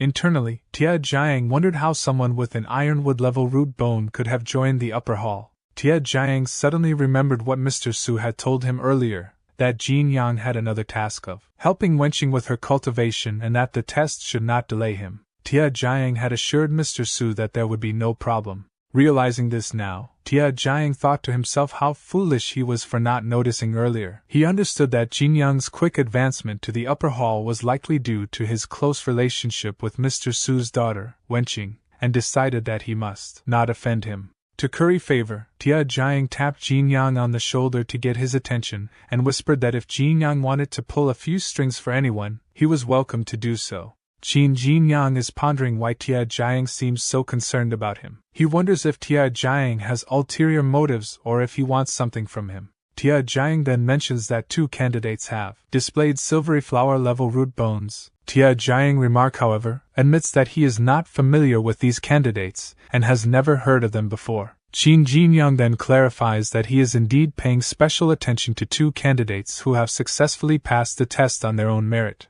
Tia Jiang seeks confirmation and asks if Qin Jinyang is referring to these 2 specific candidates. While Qin Jinyang and Tia Jiang are discussing the candidates with exceptional root bones, a messenger interrupts them. The messenger informs Qin Jinyang that Mr. Su has something urgent to discuss with him. Upon hearing this, the messenger whispers a message about Wenqing to Qin Jinyang. Qin Jinyang acknowledges this quietly within. Turning to Tia Jiang, Qin Jinyang informs him that Mr. Su has assigned him an urgent task that requires his immediate attention. He expresses his trust in Tia Jiang by stating that he will have to leave the test to him. Tia Jiang readily agrees, assuring Qin Jinyang that he will handle things in his absence. Before leaving, Qin Jinyang reaches into his pocket and retrieves 2 rank 3 pills, which he hands to Tia Jiang. He thanks Tia Jiang for agreeing to take care of the situation and for managing things in his stead. Tia Jiang reflects on how Qin Jinyang treats him well despite supposedly having Miss Su's support. He appreciates the gesture of receiving 2 rank 3 pills from Qin Jinyang, considering it a generous gift. Just as he contemplates this, a system notification pops up, recognizing Qin Jinyang's act of donating unused pills to those in need. He is rewarded with 100 potential points for his generosity. The setting changes to a lake where Wenqing and Fenkong are seated on a boat, seemingly about to kiss. However, Fenkong's thoughts reveal a different focus. He is irritated that Qin Jinyang, whom he refers to as that bastard, is invigilating the recruitment test that day. Despite this annoyance, Fenkong is determined to make Wenqing his today. As Fenkong leans in to kiss Wenqing, he notices her lips are unusually cold. Additionally, he detects a fishy smell, which raises questions. Fenkong, expecting to kiss Wenqing on the boat, instead opens his eyes in shock to find himself kissing a fish. He quickly realizes that Qin Jinyang is sitting in front of him, not Wenqing. Qin Jinyang, amused by the situation, laughs and teases Fenkong. He explains that Mr. Su wanted to see Wenqing, so she went to meet him. Wenqing asked Qin Jinyang to stay behind and keep Fenkong company. Qin Jinyang casually mentions that he caught a fish, jokingly commenting that Fenkong must have been hungry to kiss it. Fenkong, now angered by Qin Jinyang's teasing and the unexpected situation, declares that Qin Jinyang has gone too far. He vows to teach Qin Jinyang a lesson today, clearly upset by the embarrassment and the playful mocking he's endured. Late at night, Yan Jingfei expresses surprise upon hearing Fenkong's exclamation. Fenkong, visibly angry and grinding his teeth, confirms that he failed again despite using the concealing formation each time. He blames Qin Jinyang for always managing to find him and sabotage his plans. Yan Jingfei, puzzled by the repeated failures, questions whether it's mere coincidence, or if Qin Jinyang possesses a method to break the concealing formation and track Fenkong down. Fenkong dismisses the idea that Qin Jinyang could break the formation, stating that he's only at rank 2 of the Ironwood level. However, Fenkong bitterly describes Qin Jinyang as akin to a sniffer dog in human form due to his uncanny ability to locate him consistently. In frustration and anger, Fenkong suggests killing Qin Jinyang as a solution to their ongoing problems. Yan Jingfei responds to Fenkong's suggestion of killing Qin Jinyang. He advises against it, citing the potential consequences of adding an uncontrollable factor to their situation. Yan Jingfei expresses concern that eliminating Qin Jinyang could lead to their identities as members of the Xintian army being exposed. Instead, he suggests that everyone has a price and implies they could handle the situation through other means, possibly bribery or manipulation. Meanwhile, at Qin Jinyang's residence, he completes his cultivation session. Pleased with his progress, Qin Jinyang declares that his dust darts technique has reached the supreme realm. A system window displays Qin Jinyang's current martial arts achievements. Great River Technique and Dust Dart are both at the supreme realm. Ice Lotus Armor is fully mastered. Rotten Fist, Black Feet, and Boiling Demon Tiger Collapsing Blade are all at the perfectly mastered realm. Additionally, the system shows that Qin Jinyang has a total of 29,700 potential points. Lying in his bed, Qin Jinyang reflects on the recent expenditure of over 10,000 potential points to acquire a hidden weapon technique of the Supreme Realm. Despite the high cost, he sees it as essential for guaranteeing his survival. Shortly after, another system window appears, providing detailed information about the dust darts of the Supreme Realm technique. It explains that this hidden weapon technique revolves around manipulating objects with one's hands. After releasing an object, the technique allows the user to solidify space and retrieve the object effortlessly. Qin Jinyang contemplates the implications of this technique. He realizes that relying on stealing to accumulate wealth isn't a viable strategy due to the exorbitant costs involved. Qin Jinyang is interrupted by a knock on his door. Pei Fenkong identifies himself outside and asks if Qin Jinyang is home. He expresses his intention to have a chat with him. Once inside, Fenkong starts a conversation with Qin Jinyang. Fenkong asks Qin Jinyang if he believes in love. Qin Jinyang replies that he is not currently interested in any romantic love stories. Fenkong chuckles at Qin Jinyang's response and playfully remarks that Qin Jinyang is old. Qin Jinyang counters Fenkong's remark by asserting that he is actually the youngest among those in the upper hall. Fenkong continues the conversation by telling Qin Jinyang that he's mentally aged, implying that it's not about physical age but rather losing belief in love and having no dreams. He suggests that someone without dreams might as well be considered old. Qin Jinyang sarcastically responds, questioning if Fenkong came to discuss the meaning of life with him. Fenkong then gets to the point, asking Qin Jinyang to leave him alone when he's spending time with Wenqing.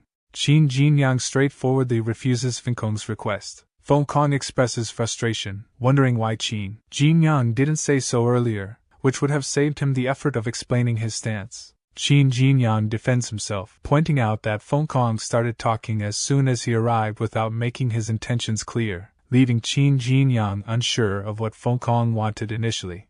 Fenkong inwardly expresses annoyance and frustration towards Qin Jinyang. Due to his perceived troublesome behavior, Fenkong places 2 pills on the table and addresses Qin Jinyang. He introduces one of the pills as the Meridian Purifying Pill, emphasizing its effectiveness in treating meridian disorders and stating that it's worth at least 1,000 taels of silver. Fenkong then asks Qin Jinyang if he likes it. Qin Jinyang responds cautiously, pointing out his role as Wenqing's assistant. He questions whether Fenkong is testing his loyalty to Wenqing by offering him the pill. Fenkong shifts the topic to another item, the Golden Bell Shield. He describes it as a high-quality magic tool that activates with spiritual qi to create a protective shield, ensuring the safety of its user.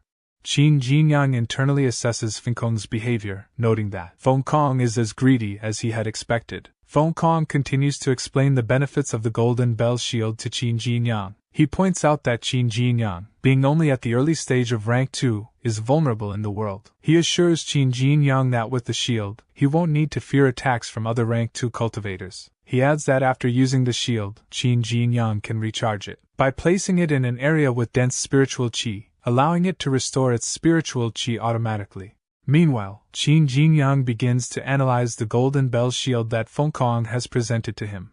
Fengkong thinks to himself that Qin Jinyang must be very surprised by the shield. Qin Jinyang responds to Fengkong, speculating about the shield's properties. He suggests that the spiritual qi in the shield decreases by 10% with each use. He then questions how long it takes for the shield to fully restore its spiritual qi, whether it's 3 years, 5 years, or 10 years. Qin Jinyang dismisses the shield, stating that such details are irrelevant to him and implying that he is not interested in items that require extensive maintenance or waiting periods. Fengkong is taken aback by Qin Jinyang's precise understanding of the golden bell shield's workings. Fengkong decides to retract the pills and confront Qin Jinyang directly. He asks Qin Jinyang what he really wants or desires.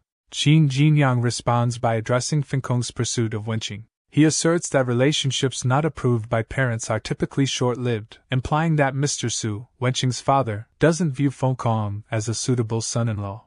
Fengkong counters Qin Jinyang's loyalty-based argument, stating that material wealth forms the foundation of life, prioritizing financial gain over loyalty or relationships. While he talks, Qin Jinyang uses a space distortion technique to retrieve a wooden box from Fengkong's pocket without Fengkong noticing. Fengkong continues his argument, telling Qin Jinyang that opportunities to make money are rare and more valuable than chances to display loyalty. Qin Jinyang firmly tells Fengkong not to try to persuade him. He declares that he will not allow any romantic involvement between Fengkong and wenching to occur, asserting his determination that no one can stop him from this decision. Internally, Qin Jinyang reflects on his recent mastery of the collecting technique. He sees an opportunity to practice and refine the skill soon after mastering it. A system window suddenly pops up, informing Qin Jinyang that he has successfully mastered the concealing formation. It prompts him to consider holding firmly to the technique and making good use of the magic tool associated with it. Misinterpreting the system prompt, Qin Jinyang initially mistakes it for information about the golden bell shield. He wonders what the concealing formation is and why he is seeing this notification. Fengkong abruptly grabs Qin Jinyang's shoulder tightly, breaking his train of thought and interrupting his confusion about the system notification. Feeling Fengkong's grip on his shoulder, Qin Jinyang becomes alarmed and wonders if Fengkong has somehow discovered about him. Fengkong shocks Qin Jinyang by asking directly if he is also in love with wenching. Pei Fengkong and Qin Jinyang are having a conversation. Pei Fengkong asks Qin Jinyang if his guess is correct. Qin Jinyang, somewhat hesitant, acknowledges Pei's comment and thinks to himself that the line of thought is unusual but notes that Zhu Wenqing is not his type. Qin Jinyang then uses a technique called space distortion to pick up another item and speculates that it might be the golden bell shield this time. Meanwhile, a system window appears, rewarding Qin Jinyang with 200 potential points for helping others dispose of waste considerately and another 100 potential points for secretly doing a favor for someone. Pei Fengkong observes Qin Jinyang's reaction and concludes that his guess was correct. He declares that there is nothing more to discuss and bids farewell to Jinyang, leaving with a parting remark to wait and see what happens next.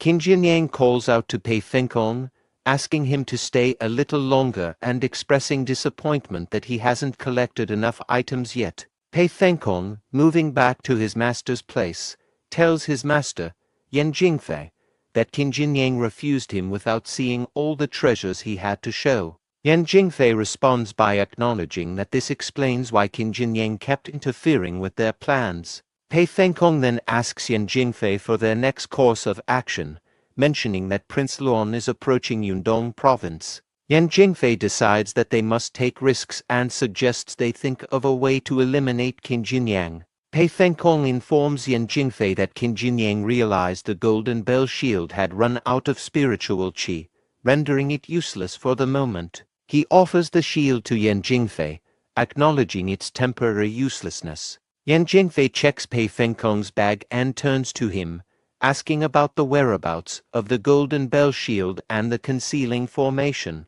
Pei Fengkong is surprised and confused, stating that they were in the bag a moment ago and questioning if he might have dropped them, though he deems it unlikely. Yan Jingfei expresses concern, stating that while losing the golden bell shield is acceptable, the concealing formation is highly valued by the Divine Master. If it is lost, the consequences for them could be severe. Pei Fengkong understands the gravity of the situation and promises Yan Jingfei that he will search for and retrieve the missing items. The next day, in Wu Town, Qin Jinyang reflects on how Pei Fengkong must have discovered the missing items by now, but reassures himself that Pei will never guess he has them. While in town, Qin Jinyang overhears a girl offering her services for 10 taels of silver, guaranteeing satisfaction. He contemplates whether it would be a good deal to pay her to seduce someone for him. Nearby, a person in a reddish-brown dress slams their hand on the table, expressing outrage over the Daduo state breaking a treaty and swiftly conquering Kimai City, putting the 30,000 people there in great danger. Qin Jinyang listens to this conversation quietly. Qin Jinyang overhears a conversation at a nearby table. One person mentions that the commander of the Daduo army has a grudge against Prince Luan and conquered Kimai City, and one day to intimidate him. Another person joins the conversation, asking if it's true that the Daduo people threatened to massacre everyone in the city and made a bet with the former magistrate. The first person confirms this and adds that many powerful fighters are heading to Kimai City, predicting an imminent bloodbath. As the discussion continues, Qin Jinyang listens quietly and enjoys his tea. Suddenly, a system window appears, asking if he will head to Kimai City to save the innocent people there with the knowledge and skills he has acquired in his life. This message repeats 2 more times, urging him to take action and head to Kimai City to help. Qin Jinyang realizes the urgency of the situation as the system notification repeats 3 times, indicating the gravity of the crisis in Kimai City. He puts down his tea and some taels of silver, then asks the waiter if there is a nearby horse shop, explaining that he has something urgent to do. The waiter agrees to show him the way. A little later, at the Wu Town horse shop, the horse dealer presents the best horse in the shop to Qin Jinyang. The horse costs 500 taels of silver, and the horse dealer emphasizes that there are no returns or exchanges once the horse is taken out of the shop, advising Qin Jinyang to consider his purchase carefully.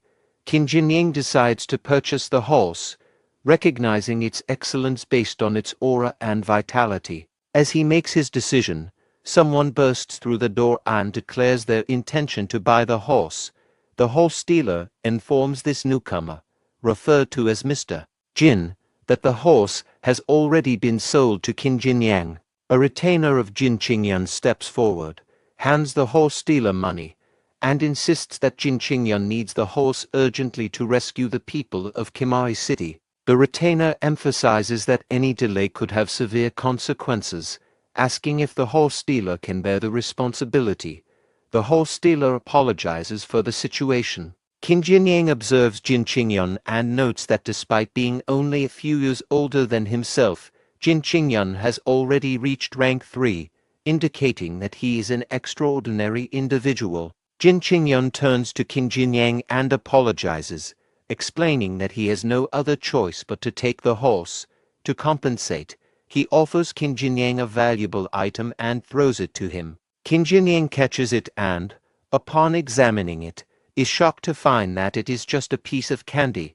Meanwhile, Qin Jingyang mounts the horse and speeds off towards Kimai City. Qin Jinyang, still holding the candy, expresses his disbelief. As Qin Jingyang leaves the Wu Town horse shop on the horse, his retainers tearfully bid him farewell, urging him to take care. The horse dealer then turns to Qin Jinyang and pleads for his understanding, explaining that the man who took the horse is Qin Jingyang, the grandson of Lord Jin, a former high-ranking government official.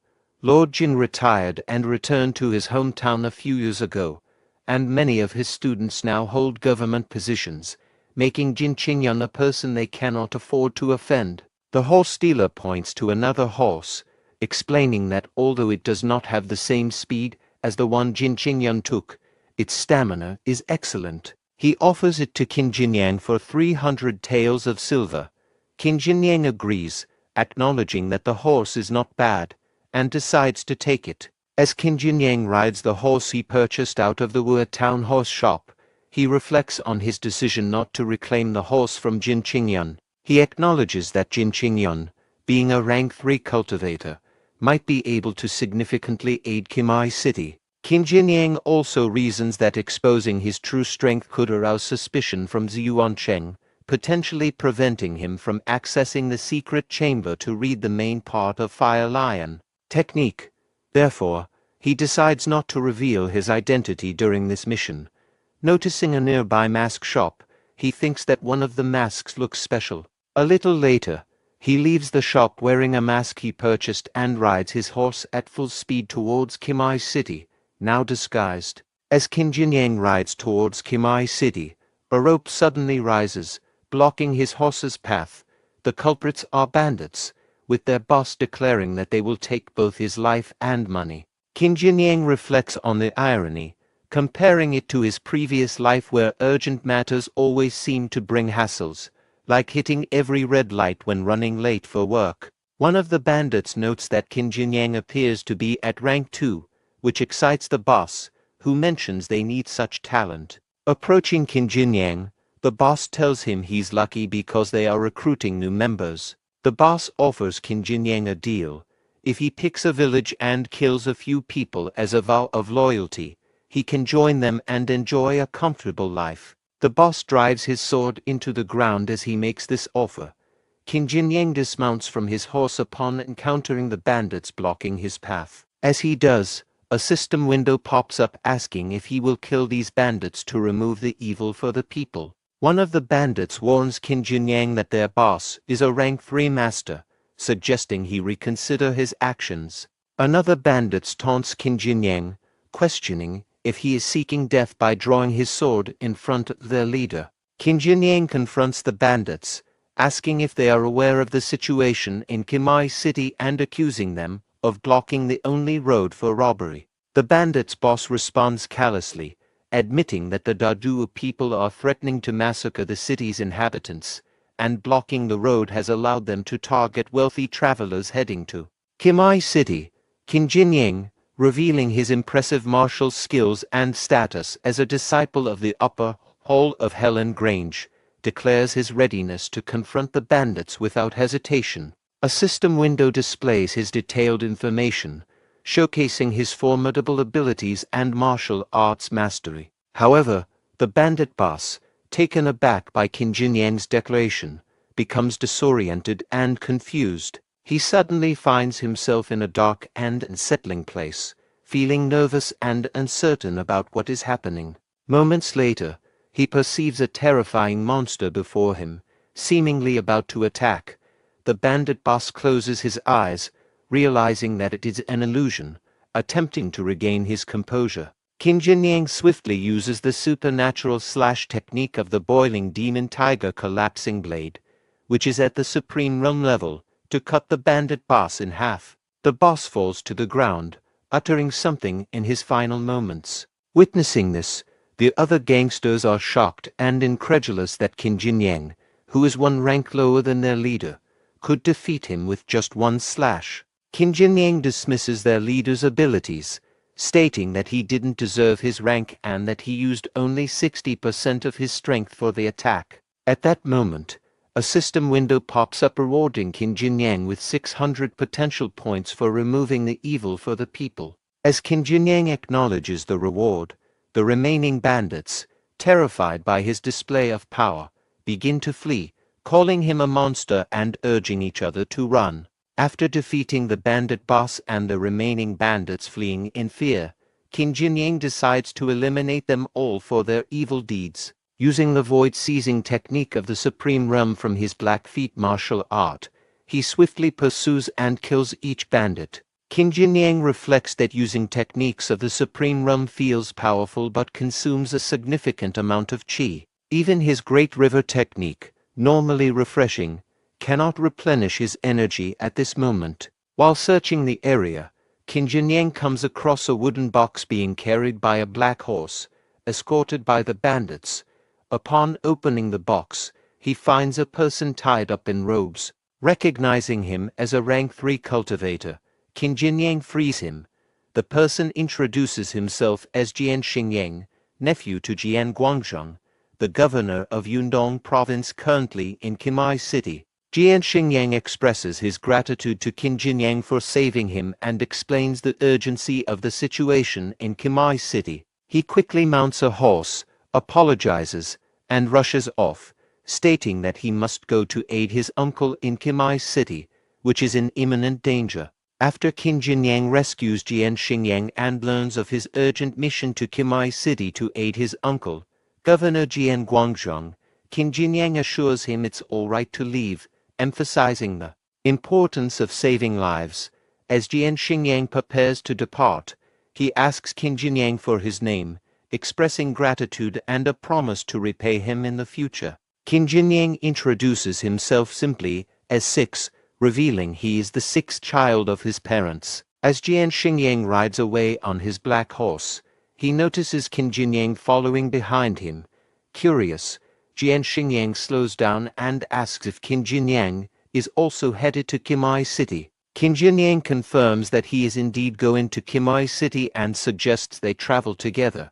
Jian Xingyang expresses gratitude on behalf of the people of Qimai City, thanking Qin Jinyang sincerely. Qin Jinyang then asks Jian Xingyang how he ended up being captured by the bandits. Jian Xingyang explains that upon hearing about the dire situation in Qimai City, he decided to leave secretly without attendants, hoping to arrive faster. Unfortunately, there was a traitor within his family who betrayed him, revealing his whereabouts to the rebels. The rebels then hired bandits to capture him, intending to use him as a bargaining chip.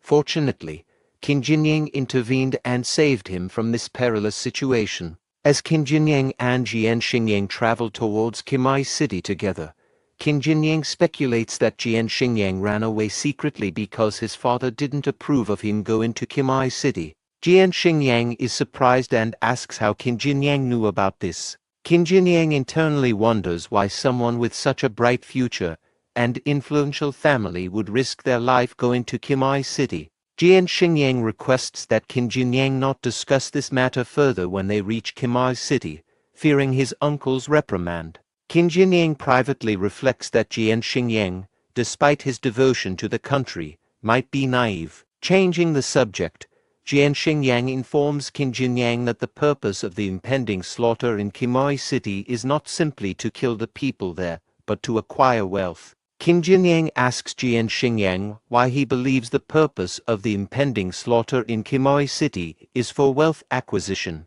Jian Xingyang explains that not all soldiers get to participate directly in the slaughter. Many must remain in garrison. Those who wish to join in must bribe their commanders to qualify, and the price of these qualifications rises each year because witnessing the looting by participating soldiers drives others to desperation. Jian Xingyang suggests that soldiers, driven by financial desperation, will resort to extreme measures during the slaughter, even if their victims have little to steal. He paints a grim picture of soldiers killing families to force them to reveal hidden riches, regardless of how meager the loot might be. He describes a scene of horror where corpses litter the streets, a situation worse than hell itself. Qin Jinyang acknowledges Jian Xingyang's revelation about the brutality of warfare and the motivations behind it, recognizing that both barbarians and their own imperial army are driven by incentives like money. He reflects on how these incentives fuel the courage to attack cities, causing civilian suffering in the process.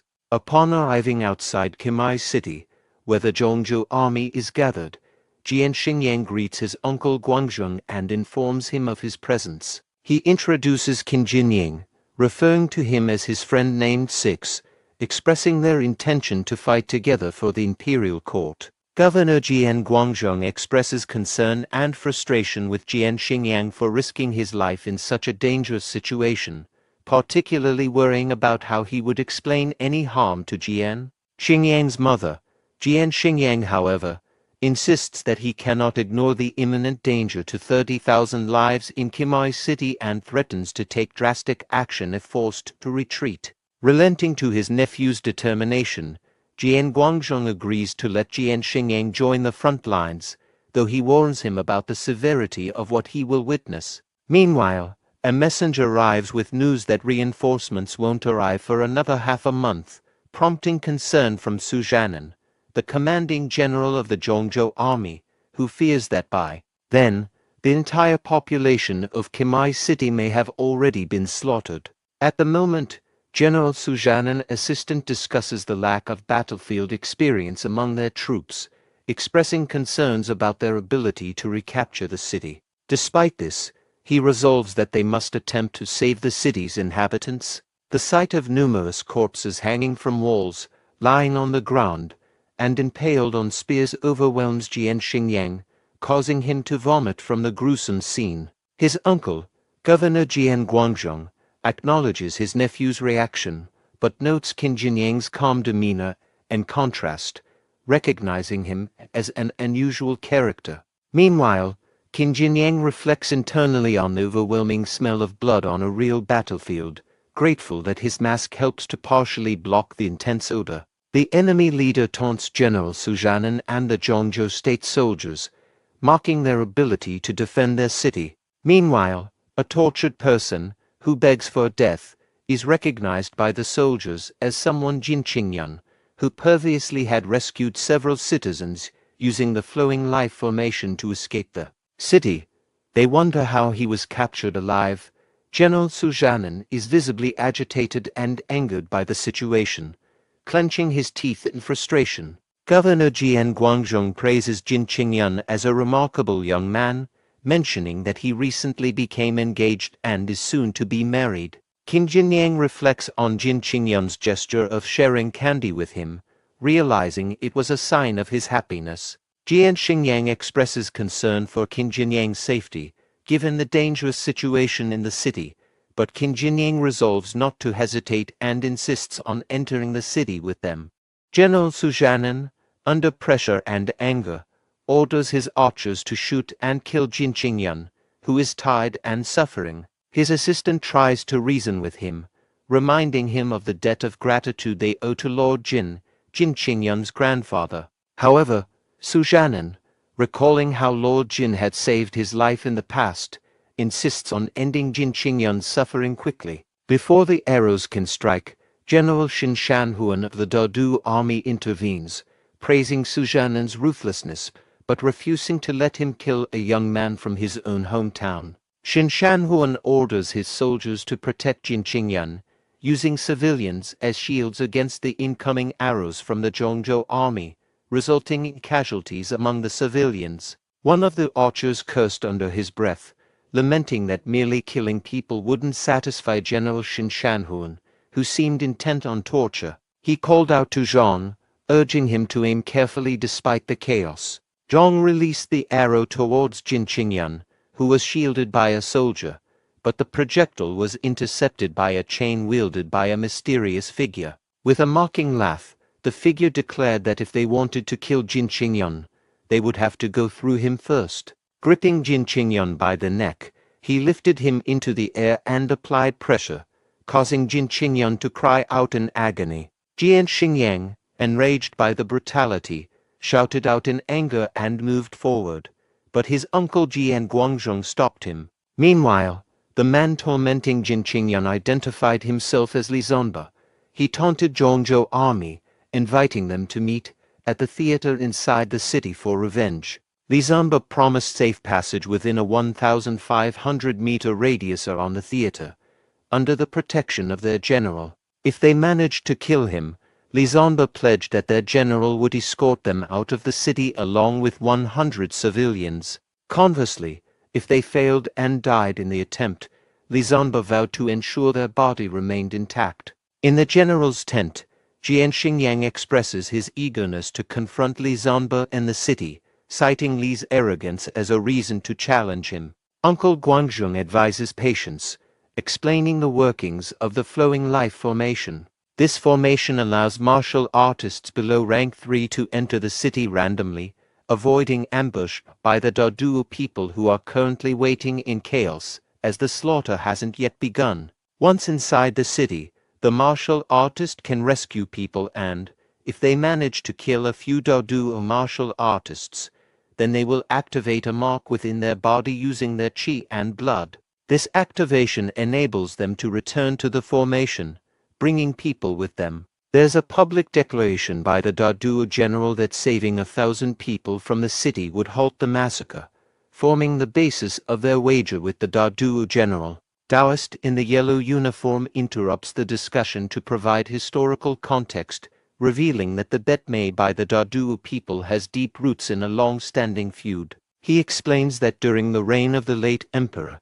who was ambitious and aggressive, Prince Luan accompanied him in an attack on Daduo state. This attack ended swiftly in a complete rout of Daduo, where a general of the late emperor made a similar bet regarding the lives of people in a Daduo city. Daduo state, unable to resist, suffered heavy losses among their martial artists, and the city's population was ultimately slaughtered by the general. At that time, Xin Shanhuan, unable to intervene, could only survive barely against the Zhongzhou army. Over the years, through persistent struggle, Daduo state grew powerful while Zhongzhou state, once unrivaled, began to decline. The current preemptive attack by Daduo state is aimed at Prince Luan, who commanded during the earlier massacre. Xin Shanhuan seeks retribution, wanting Prince Luan to pay with blood for the atrocities committed in that city years ago. Qin Jinyang's comment reflects his surprise upon hearing the historical background behind Xin Shanhuan's proposed bet. Taoist explains that the flowing life formation is a tool that collects essence, and it works best with younger martial artists. He suggests that rank 2 martial artists entering the city are vulnerable, likened to helpless prey, making their efforts meaningless. Only rank 3 young men have a chance to make a difference and potentially save the city. Jian Guangzhong reflects on how a former magistrate's recruitment notice received little response, implying that few are willing to risk their lives for nothing in such a perilous city. Amidst this, Zhang Shenghu, a rank 3 martial artist, kneels before Sujanan, expressing his intention to enter the city and save its people. Sujanan denies Zhang Shenghu's request, citing his age and the difficulty of using the formation to transport older individuals, let alone many people in the city. However, Zhang Shenghu insists that his primary motive isn't just to save the people, but to confront the enemy's challenge boldly. He argues that the Zhongzhou army's reputation cannot be trampled upon by the enemy without consequence. Faced with Sujanan's refusal, Zhang Shenghu dramatically threatens to take his own life on the spot if not permitted to proceed. Upon hearing this exchange, the soldiers of the Zhongzhou army express their support and solidarity by banging their wooden weapons to the ground, chanting for a fight, demonstrating their readiness to confront the enemy despite the risks involved. Sujanan acknowledges the heightened morale among the soldiers due to Zhang Shenghu's resolve and grants him permission to proceed. Zhang Shenghu moves towards the flowing life formation, where he stands ready as the soldiers continue to rally with chance of fight. Meanwhile, Jian Xingyang remarks on Zhang Shenghu's formidable rank 3 martial arts skills compared to Li Zonba, who is less advanced in his rank 3 abilities. He predicts that Zhang Shenghu will likely defeat his opponent. Qin Jinyang reflects skeptically on the smooth progression of events, wondering if there might be additional factors or individuals in the city that could complicate matters. As the flowing life formation activates, Zhang Shenghu is successfully teleported to the city. Simultaneously, the formation also brings back a martial artist and some civilians. The martial artist warns against approaching Li Zonba, cautioning that it's a trap and advising against falling for his deception. Jian Xingyan identifies Yan Xiaoyu as the young leader of the Bright Cloud sect, providing insight into Li Zonba's unusual ability to temporarily elevate to rank 4 despite being officially a rank 3 martial artist. Yan Xiaoyu warns that anyone who faces Li Zonba in combat underestimates the risk of his temporary power surge. Qin Jinyang ponders the dilemma of defeating Li Zonba, realizing that understanding the source of his temporary rank for power is crucial to devising a strategy against him. Amidst this, a dead body is thrown from the city wall, landing among other fallen soldiers outside. The soldiers of the Zhongzhou army react with shouts directed towards General Zhang Shenghu. From atop the city wall, Li Zonba taunts the Zhongzhou army, proclaiming that he kept his promise not to mutilate his challenger's body but deriding Zhang Shenghu's performance. He questions the caliber of Zhongzhou's soldiers and challenges their courage. General Su's assistant advises caution, interpreting Li Zonba's taunts as an attempt to demoralize them. Su Zhanan acknowledges this, understanding the psychological warfare being waged against them. Xin Shanhuan berates the soldiers outside the city walls, questioning why the wealthy and powerful elite, including the emperor's sons, generals' sons, and nephews of high-ranking officials, haven't come forward to face the challenge.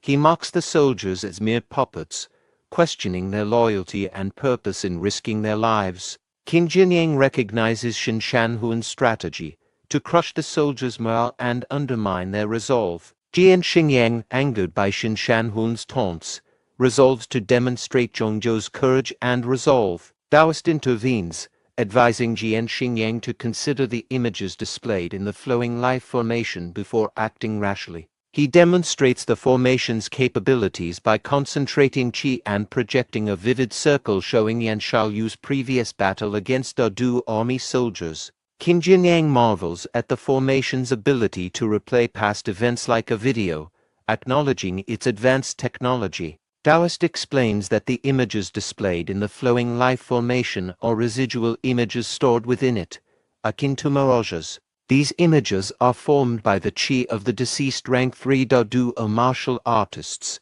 capturing moments of their deaths. Jian Xingyang agrees with the old man's caution, emphasizing the need to thoroughly analyze all available information before taking action inside the city. Qin Jinyang observes Yan Shaoyu's combat skills during the displayed fight, noting his impressive lightness skills. Jian Xingyang corrects Qin Jinyang, explaining that Yan Shaoyu's speed isn't merely from lightness skills but from the air-breaking technique, a unique ability of the Bright Cloud sect. This technique creates a magical domain within 100 steps around him, enabling extremely rapid movement akin to apparating. The technique's effectiveness relies on the presence of mirrors or reflective surfaces to enhance speed, which the Dadu or martial artists, clad in armor and wielding steel swords unintentionally, provided by reflecting light and making themselves easier targets. Qin Jinyang reflects on the significance of special techniques in martial arts, drawing parallels between Yan Shaoyu's air-breaking technique and the Fire Lion technique, both being special techniques that denote exceptional skill. He acknowledges Yan Shaoyu's status as a sect leader and speculates that Jian Xingyang, being the nephew of a governor, likely has access to similar resources and possibly special techniques. Qin Jinyang considers the formidable strength of Li Zonba, understanding that defeating him will be a daunting challenge due to his abilities. Observing Jian Xingyang's quick decision to apply to enter the city, Qin Jinyang notes his decisive action. General Su Zhanan responds to Jian Xingyang's request by advising caution. He suggests to Jian Guangzhong that it might be better for Jian Xingyang to remain with the army for now, instead of rushing into the flowing life formation too hastily. Jian Guangzhong firmly supports Jian Xingyang's decision to enter the city, emphasizing that he knows Jian Xingyang's character well and believes in his commitment to serve their country. He asserts that there's no reason to prevent Jian Xingyang from dedicating his life to their nation, despite his own influential position. General Su Zhanan acknowledges Jian Guangzhong's integrity and accepts Jian Xingyang's determination to enter the flowing life formation. Meanwhile, Jian Xingyang reaffirms his readiness to enter the formation, declaring his intentions to General Su and his uncle, Jian Guangzhong. In response, Qin Jinyang steps forward, expressing his decision to accompany Jian Xingyang into the formation. General Su Zhanan advises Qin Jinyang,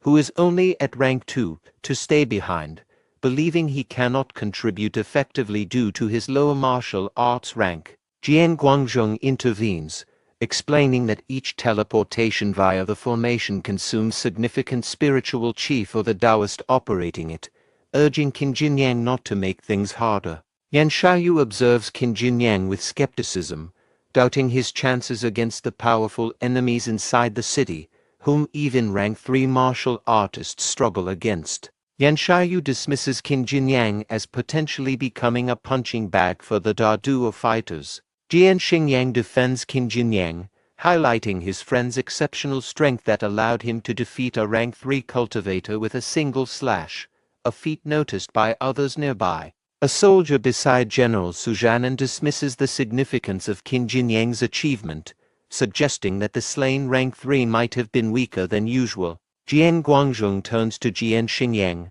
acknowledging Qin Jinyang's potential but expressing doubts about his current capabilities. Qin Jinyang reflects on the unexpected difficulty of entering the city, realizing that as a rank 2 martial artist, he may seem insignificant on the battlefield. Taoist, recognizing the oppressive spiritual aura surrounding the situation, questions Qin Jinyang's resolve to enter the city. Despite the dangers, Qin Jinyang affirms his decision. Qin Jinyang wonders about the old man's identity and intentions, intrigued by his sudden appearance and offer of assistance. A soldier attempts to intervene, but General Sujanan overrides him, respecting the Taoist's agreement to help Qin Jinyang enter the city. Jian Guangzhong emphasizes the danger ahead, and the possibility of not even recovering Qin Jinyang's body if he falls in battle. Qin Jinyang responds confidently, asserting that it will be the Daduo fighters who face defeat, not him. Later, the Taoist sits at the center of the formation, preparing to teleport those gathered around him. He warns them that their rival points inside the city are unpredictable, with the only certainty being the thin spiritual chi at their destinations. Qin Jinyang interprets the thin spiritual chi as an indication that there are no high-ranking martial masters nearby. This reassures him that they won't be immediately targeted upon arrival, unlike if they were teleported near Shinshanhuan. Jian Xingyang advises Qin Jinyang to be cautious inside the city, suggesting that if he encounters danger, his goal should be to eliminate a rank 3 martial artist and then retreat to safety. As Qin Jinyang advises caution, telling him not to overextend himself, before he knew he having already teleported into the city, quickly hides and assesses his surroundings. He notices the smell of wine in the air, recalling Jian Xingyang's earlier mention of the famous winery known for producing seductive sips, or wine exclusively brewed by a group of girls. The winery's owner is the son of the advisor who betrayed and surrendered to the Daduo forces after the city fell. Understanding his location, Qin Jinyang realizes he's in the house of the betrayer. At that moment, the son of the advisor welcomes 2 soldiers from the Daduo army into the winery house, inviting them inside. One of the soldiers requests entertainment, specifically asking for girls to be brought to them. The other soldier acknowledges the presence of many girls in the winery and suggests taking some for themselves. The son of the advisor responds, stating that their primary duty is to continue brewing wine as ordered by General Shin, and any diversion would hinder their production. One soldier proposes taking some girls anyway for amusement, but the other soldier advises against it, emphasizing the importance of not delaying the brewing process. He suggests waiting until General Shin initiates a slaughter, implying they can then act freely. The soldier agrees, foreseeing the opportunity for enjoyment later. Suddenly, a girl attempts to kill the son of the advisor, calling him a shameless betrayer. The soldier identifies the assailant as an assassin from Zhongzhou State. Despite the son of the advisor's plea to spare her, the soldier swiftly kills her. The son of the advisor rushes to her side, lamenting her unnecessary sacrifice and remarking that he wouldn't have resisted if she had approached him differently. The soldier mocks her capabilities, noting her weakness as a rank 2 martial artist. Meanwhile, Qin Jinyang, who was observing nearby, regrets not intervening sooner to save her, considering her death a pity due to her perceived vulnerability. The Daoist soldiers were moving away, when one of them turned back to the son of advisor and told him to stop crying and focus on completing General Xian's orders. then firmly closed the door of the winery. Inside, Quan Yoshing, the son of an advisor, turned to his servant and asked him to buy a coffin for a woman who had recently passed away. However, the servant explained that all the coffin shops were closed, and even if they were open, the shop owners would likely refuse to sell to the Quan family because they had fallen out of favor in the city. Realizing this, Quan resigned himself to using a straw mat instead. As the servant left, Quan, who was sitting next to the woman's lifeless body, gently closed her eyes, which were still open from the moment she had died. Nearby, a group of girls watched him nervously, unsure of what to do. At that moment, Qin Jinyang appeared silently behind Quan and demanded, "How do you want to die?" Surprised by Qin's stealth despite being only a rank 2 cultivator, Quan remarked on Qin's extraordinary skill and strength for his rank. Qin, without hesitation, raised his sword and told Quan to cut the crap and not to be a betrayer in his next life. He moved to strike, but as he swung his sword, a girl suddenly threw herself in front of Quan, taking the blow intended for him. Blood sprayed as she was struck, collapsing to the ground severely injured. Qin Jinyang, surprised and frustrated, asked the injured girl if she was crazy for intervening in his attack on Quan. Despite her injury, she pleaded with him to spare Quan's life. Another girl, who had been watching earlier, knelt before Qin and also begged him to let Quan go, even offering her life in his place. Qin, baffled, pointed out that they would be free once Quan was dead. One of the girls then explained her loyalty. After her husband died, her mother-in-law sold her to an abusive gambler who eventually sold her to a brothel. She wanted to end her life due to the humiliation, but it was Quan who paid to free her. Without his intervention, she would have been lost. Another girl shared that her father had sold her to an elderly man as a concubine to fund his drinking. She ran away, but with nowhere to go, she would have starved if Quan hadn't given her work at his winery. Finally, the injured girl told Qin that Quan had always treated them as his own daughters. When the city fell, Quan went to great lengths to protect them from the occupying Dadwa forces. Qin Jinyang remained skeptical, asserting that Quan's good deeds couldn't erase the fact that he was a betrayer. Quan acknowledged this but suspected Jinyang had been sent by General Su Jiannan to save people. He revealed knowledge of the flowing life formation, explaining that killing a rank 3 Dadwa martial artist would activate it, allowing them to escape with some people. Kneeling, Quan pleaded with Jinyang, asking him to save the girls before killing him. When Jinyang prompted him to elaborate, Quan proposed a deal. He would eliminate the hardened battalion, 32 elite soldiers who served in Shanhan, and included a rank for leader, stationed at the winery to oversee the production of a powerful liquor, seductive sips. In exchange, he asked that the girls be rescued. Jinyang dismissed the proposal, insisting a betrayer had no right to negotiate. Quan explained the harsh reality. Martial artists, offspring of officials, and wealthy families in Chimai City had protection, but these girls, without influence or wealth, had no hope. If the Dadwa forces began slaughtering civilians, Chimai City would descend into chaos, and he alone could not protect the girls in the impending carnage. A system window appeared before Qin Jinyang, asking if he was willing to save the girls and fulfill Quan's wish. Jinyang agreed, thinking he would have helped the girls even without the system prompt. With Quan's assistance, he believed their mission would be easier. Grateful, Quan laid out his plan. The hardened battalion soldiers guarded the winery, but could be lured into a courtyard banquet using the girls as bait. Since the soldiers were known to be lecherous, they'd likely fall for the trap. Quan would poison their wine, weakening the rank 3 soldiers, allowing them to be easily defeated. Quan suggested that Jinyang kill a rank 3 martial artist now to activate the teleportation formation, enabling him to return and request reinforcements and a protective artifact from General Su, which the girls would need for teleportation since they lacked chi. However, Jinyang confidently raised his hand, declaring that he didn't need additional helpers. He could handle the mission alone. Quan expressed doubt about Qin Jinyang's ability to carry out the mission alone, emphasizing that more helpers and a protective artifact were necessary for the girls' safe escape. In response, Jinyang commanded the girls to gather close, then activated the bell shield, creating a protective barrier around himself and the girls. To prove its strength, he invited Quan to strike the shield using the power of a rank 1 martial artist. Quan complied, surprised when his punch was completely blocked. Satisfied, Jinyang retracted the shield and asked if Quan now believed in his ability. Impressed, Quan acknowledged the power of Jinyang's artifact. At that moment, a system notification appeared, rewarding Jinyang with 200 potential points for gaining Quan's complete trust. Turning back to Quan, Jinyang questioned the effectiveness of poisoning the hardened battalion, suspecting that some of Xian Shanhan's elite guards might be too clever to fall for such a simple trap. Quan explained that his poison was unique, designed to mix seamlessly into the seductive sip's wine. Unlike traditional poisons, it wouldn't weaken the soldiers outright, allowing them to still use their qi and fight, but it would infiltrate their systems, creating lethal internal weaknesses. With Jinyang's speed, he could target these vulnerabilities to take down each rank 3 soldier with a single slash.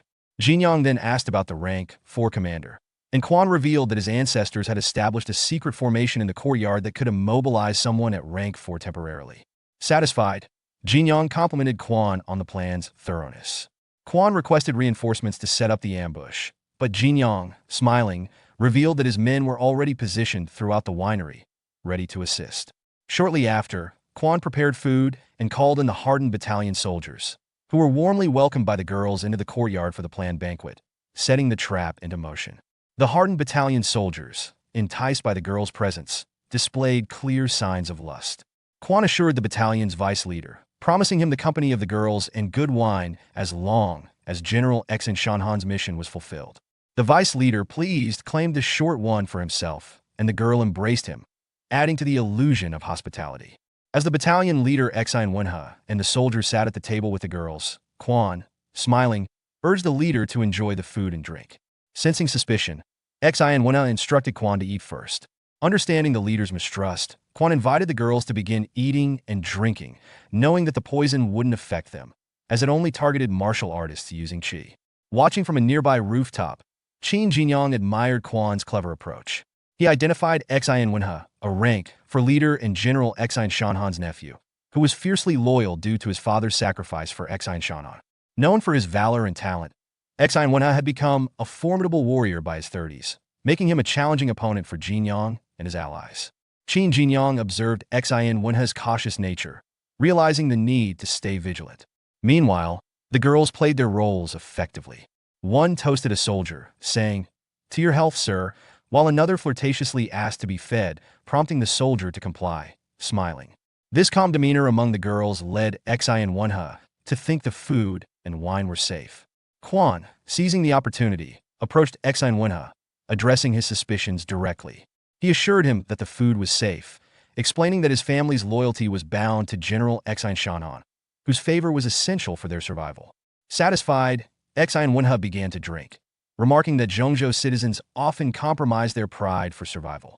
In the midst of the feast, one soldier, overcome with lust, placed a girl on the table, ready to act on his impulses. At that moment, Quan shouted to stop him, drawing the soldier's attention.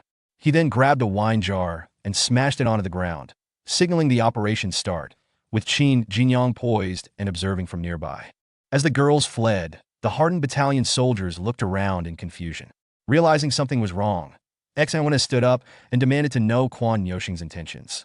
Quan reveals his deadly plan, taunted and reminded him they drank the wine, which now seals their fate. With a sinister smile, he declares that they will perish that night.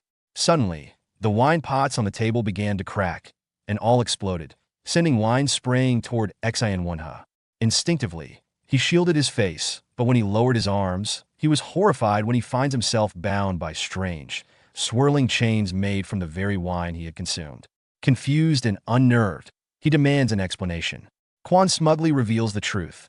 The wine chains are a deadly technique unique to the Quan family.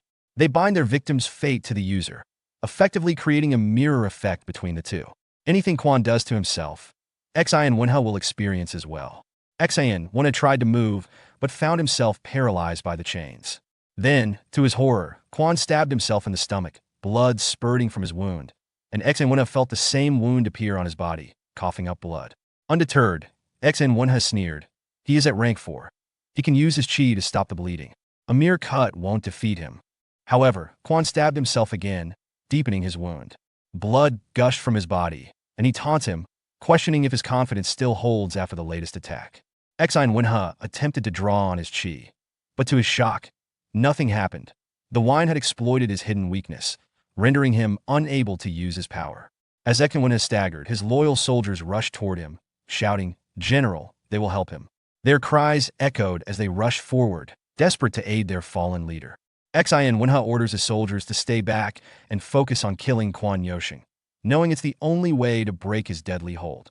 He ordered them to show no mercy, even ordering the death of the women who played a role in their capture.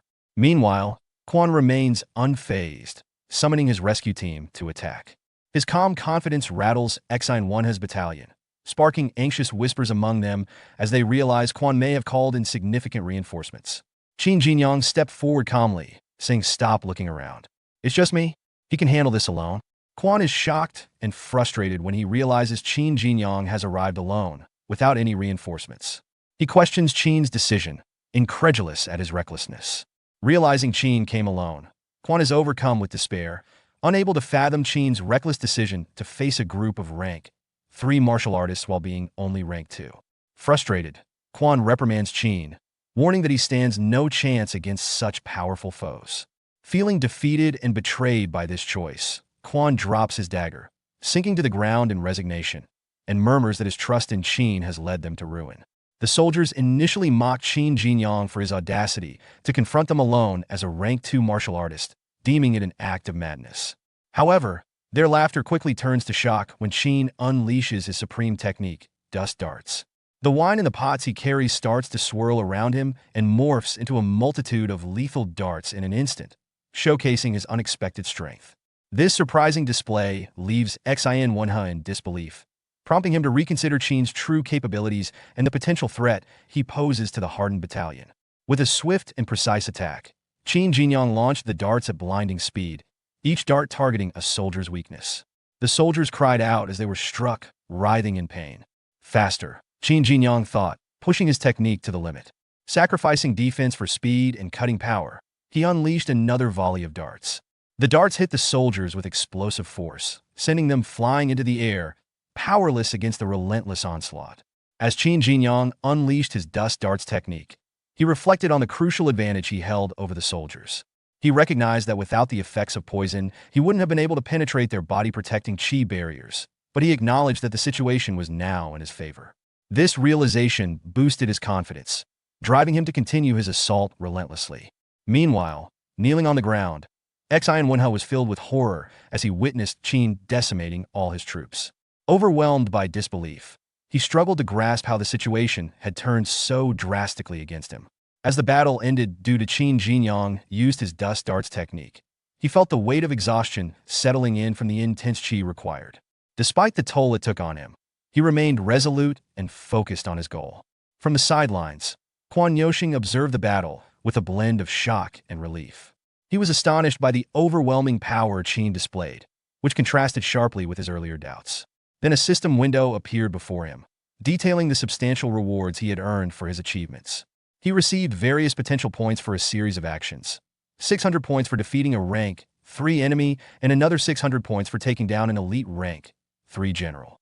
His efforts against a ruthless rank 3 soldier earned him 700 points, while eliminating a rank 3 criminal added another 600 points to his total. Additionally, he was awarded 1,000 points for removing a trusted follower of an enemy general and 600 points for keeping his promise to help Quan Yoshing.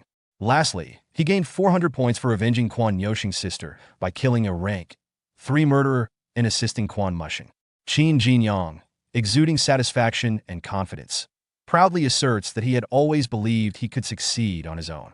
His declaration, paired with a thumbs-up gesture, stands in sharp contrast to the surrounding chaos, as the remnants of the hardened battalion lie defeated around him.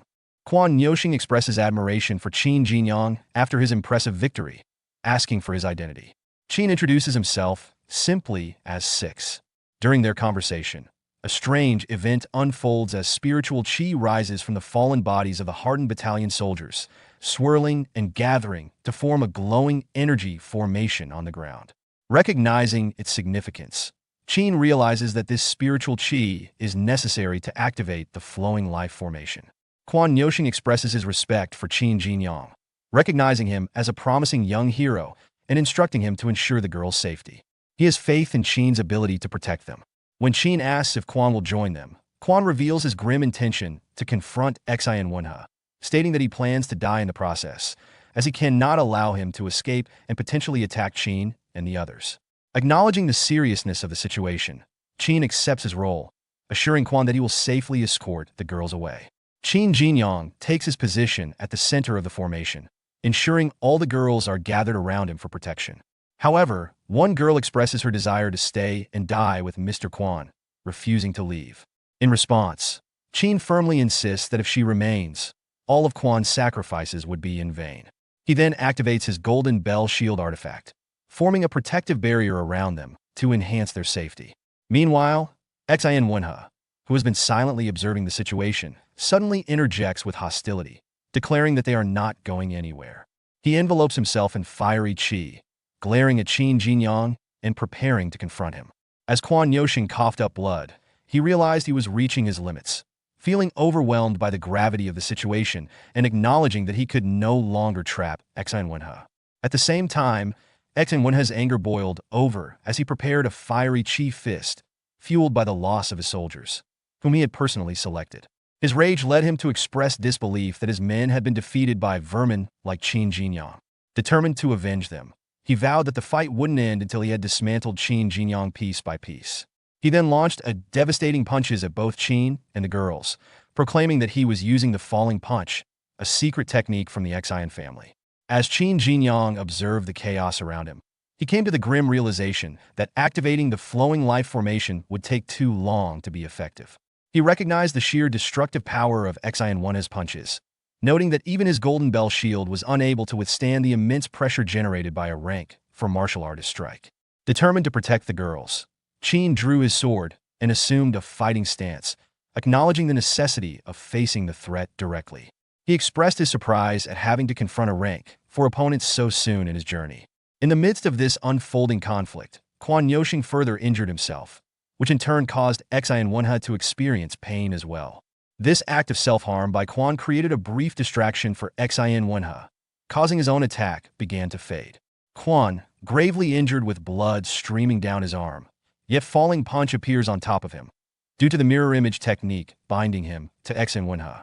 He reveals to Xian that since entering the courtyard, he has been trapped within this mirror image formation, making any escape impossible. Defiantly, Quan challenges Xian's endurance, declaring that he will continue to take the punches, inflicting shared damage on both of them.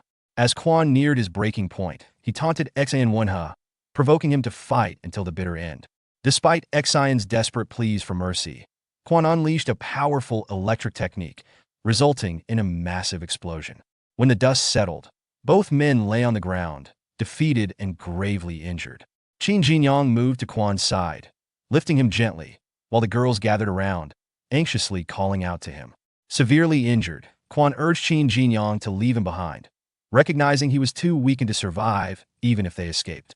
He emphasized the importance of capturing Xian Wenhe alive, reminding Qin that Xian would recover due to his rank 4 strength and that Xian Shan'an saw him as a son, making his capture invaluable. Qin respectfully agreed, honoring Quan's wish. He then lifted the unconscious Xian Wenhe onto his shoulders, carrying him back to the formation, ensuring the mission's objective was met despite the sacrifices made. As Quan observed Qin Jinyang's actions, he recognized a stark contrast between him and most martial artists, who would prioritize their own survival and flee from danger without hesitation.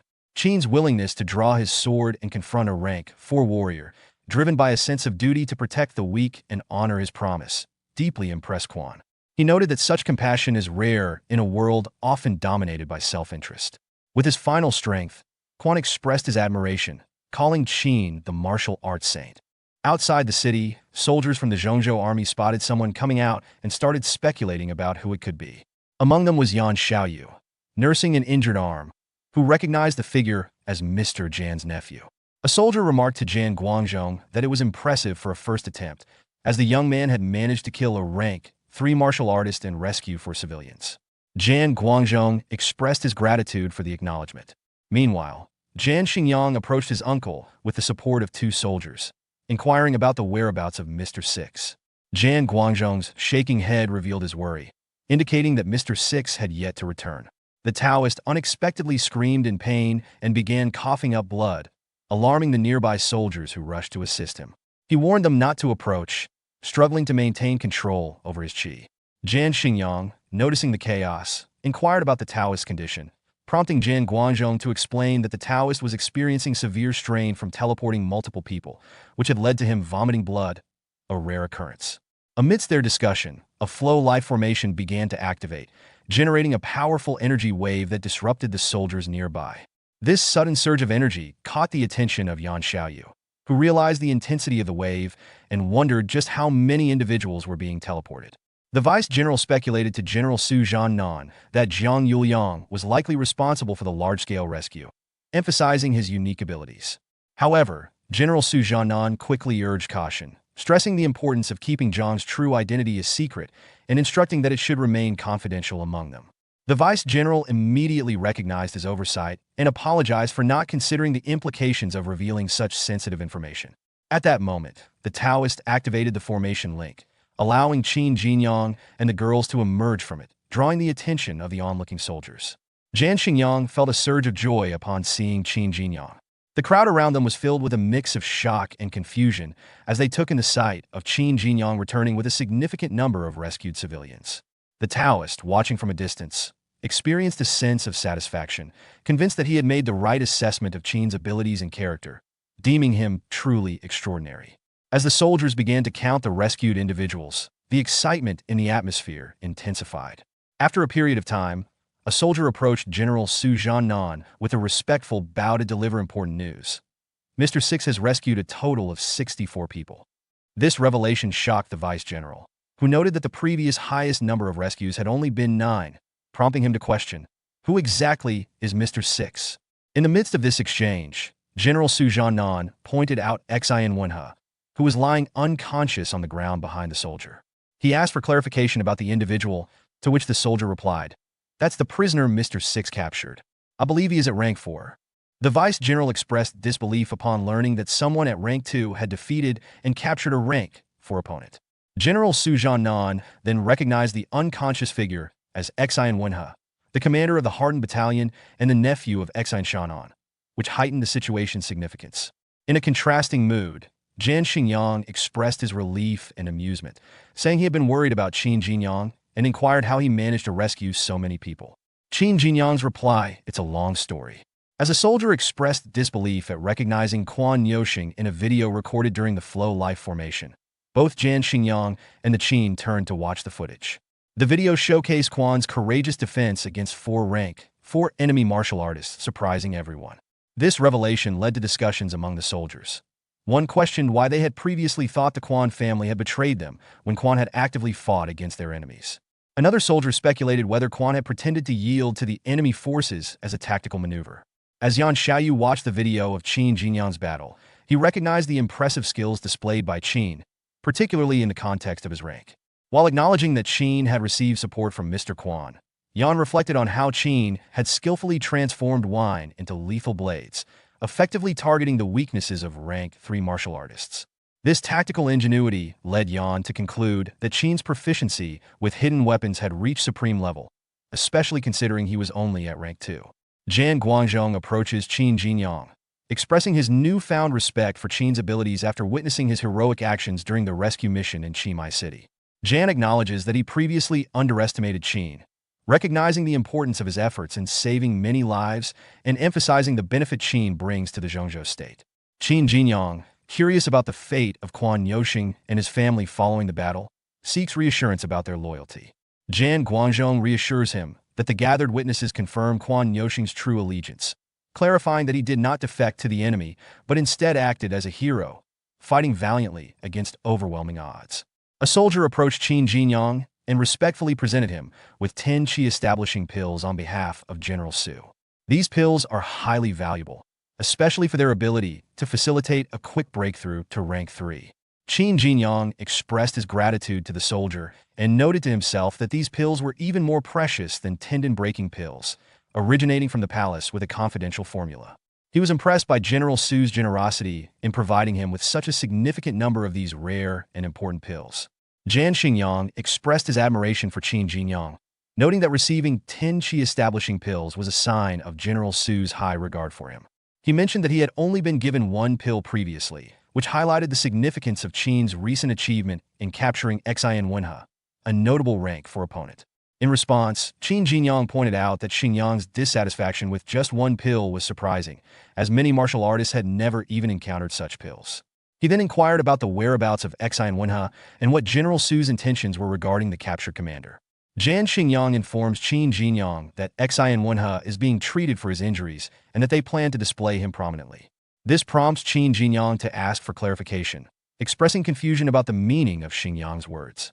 As they speak, Zhongzhou soldiers begin to hoist a large wooden pole, to which Xian Wenhe, the leader of the hardened battalion, is tied with ropes. Once the pole is raised, the soldiers celebrate Qin Jinyang's victory by lifting their weapons and chanting Mr. Six in unison, recognizing a significant achievement in capturing a formidable opponent. In the city, General Xian Shan'an was filled with rage as he slammed his hand against his throne, expressing frustration towards the Quan family and his distrust of anyone from the Zhongzhou state. His anger was interrupted when a soldier burst in, reporting alarming news that Commander Xian Wenhe had been captured, tied to a pole, and displayed in front of the Zhongzhou army's formations. This shocking revelation caused General Shan'an to stand in disbelief. Xian Shan'an arrived at the city wall, where he was confronted with the humiliating sight of Xian Wenhe tied to a pole, surrounded by Jiannan soldiers who were cheering and chanting Six. This scene fueled his rage, prompting him to vow vengeance with a fierce declaration to kill Qin Jinyang. At the same time, Jan Xingyang expressed concern for Qin Jinyang's well-being, noting that he had only rested for 4 hours and questioning whether he was physically capable of re-entering the fray. Qin Jinyang, however, reassured him by stretching his muscles and confidently asserting that he would be fine. He recognized that the Dadwa troops were likely still in disarray, and he saw an opportunity to capitalize on the chaos to rescue more civilians. Jan Xingyang initially supports Qin Jinyang's plan to re-enter the conflict, acknowledging the urgency of rescuing more people. However, Jan Guangzhong intervenes, firmly insisting that Jan Xingyang must wait until his injured arm is healed before taking any further action. At this moment, a girl who had previously been rescued by Qin Jinyang steps forward, indicating her desire to speak with him privately. Qin Jinyang agrees to her request. After a brief moment of privacy with Qin Jinyang, the girl revealed that Mr. Quan had secretly instructed her to deliver this, and she disclosed the whereabouts of an old man known as the scholar who drinks on credit, who was hiding in Qimai City. This scholar was a fugitive, having escaped during the chaos of the Dadwa army's attack. His significance stemmed from possessing knowledge of a secret profound technique, making him a sought-after figure amidst the ongoing turmoil. The girl revealed to Qin Jinyang that during the chaos of the Dadwa army's attack, an old man known as the scholar who drinks on credit had sought out Mr. Quan, asking for wine. After enjoying the drink, the scholar mysteriously vanished, leaving behind a message expressing that his last wish before dying was to have an ample supply of wine. Mr. Quan honored this wish, which established a bond of favor between him and the scholar. The girl then presented Qin Jinyang with an artifact that would help him locate the scholar, stating that whoever possesses it would be taught the secret profound technique. When Qin activates the artifact with his qi, it glows and floats, demonstrating its effectiveness and hinting at the connection to the scholar. After delivering the message, the girl prepares to leave, but Jinyang calls her back to affirm Mr. Quan's integrity. He states emphatically that Quan is a hero, not a traitor, and that others will support this claim. The girl's surprise at his revelation underscores the importance of Mr. Quan's reputation, and she expresses gratitude for his defense of the fallen hero. A little later, Qin Jinyang and Yan Xiaoyu approach the Taoist who greets them, asking if they are ready to proceed with their plans. However, before they can move forward, Yan interrupts, indicating he has something important to discuss with Qin. He hints at having a secret and seeks Qin's attention. Qin, open to hearing what Yan has to say, encourages him to share the information. Yan Xiaoyu reveals to Qin Jinyang the existence of a man referred to as the scholar who drinks on credit, who is currently residing in Qimai City and is practicing a profound technique. Yan claims that this technique is powerful enough to easily kill someone at rank 5, suggesting that it could significantly enhance Qin's abilities. He directly asks Qin if he would like to learn this technique. However, Qin Jinyang is cautious, sensing the competitive nature of the situation. He questions Yan, expressing concern that he might inadvertently take away Yan's opportunity to learn the technique for himself. Internally, he reflects that he initially thought he was the only one aware of the scholar's existence and the technique's potential. Yan Xiaoyu reassures Qin, downplaying his concerns. He insists that the opportunity to learn the technique belongs to Qin and states that by helping him, he would be securing a favor from the future martial arts master. He also mentioned that the Bright Cloud sect had spies in the city who could easily locate the scholar, promising to meet Qin Jinyang there. However, Qin Jinyang raised a concern about the uncertainty of their teleportation location due to the flowing life formation, questioning how they would reconnect.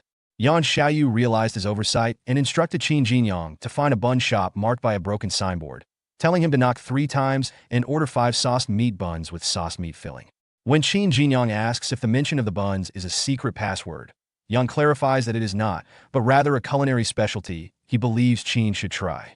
Yan requests that Qin save him 3 of the buns after he purchases them and gives him specific directions on how to find himself in the city, which involves following a path to a particular alley and making a series of turns.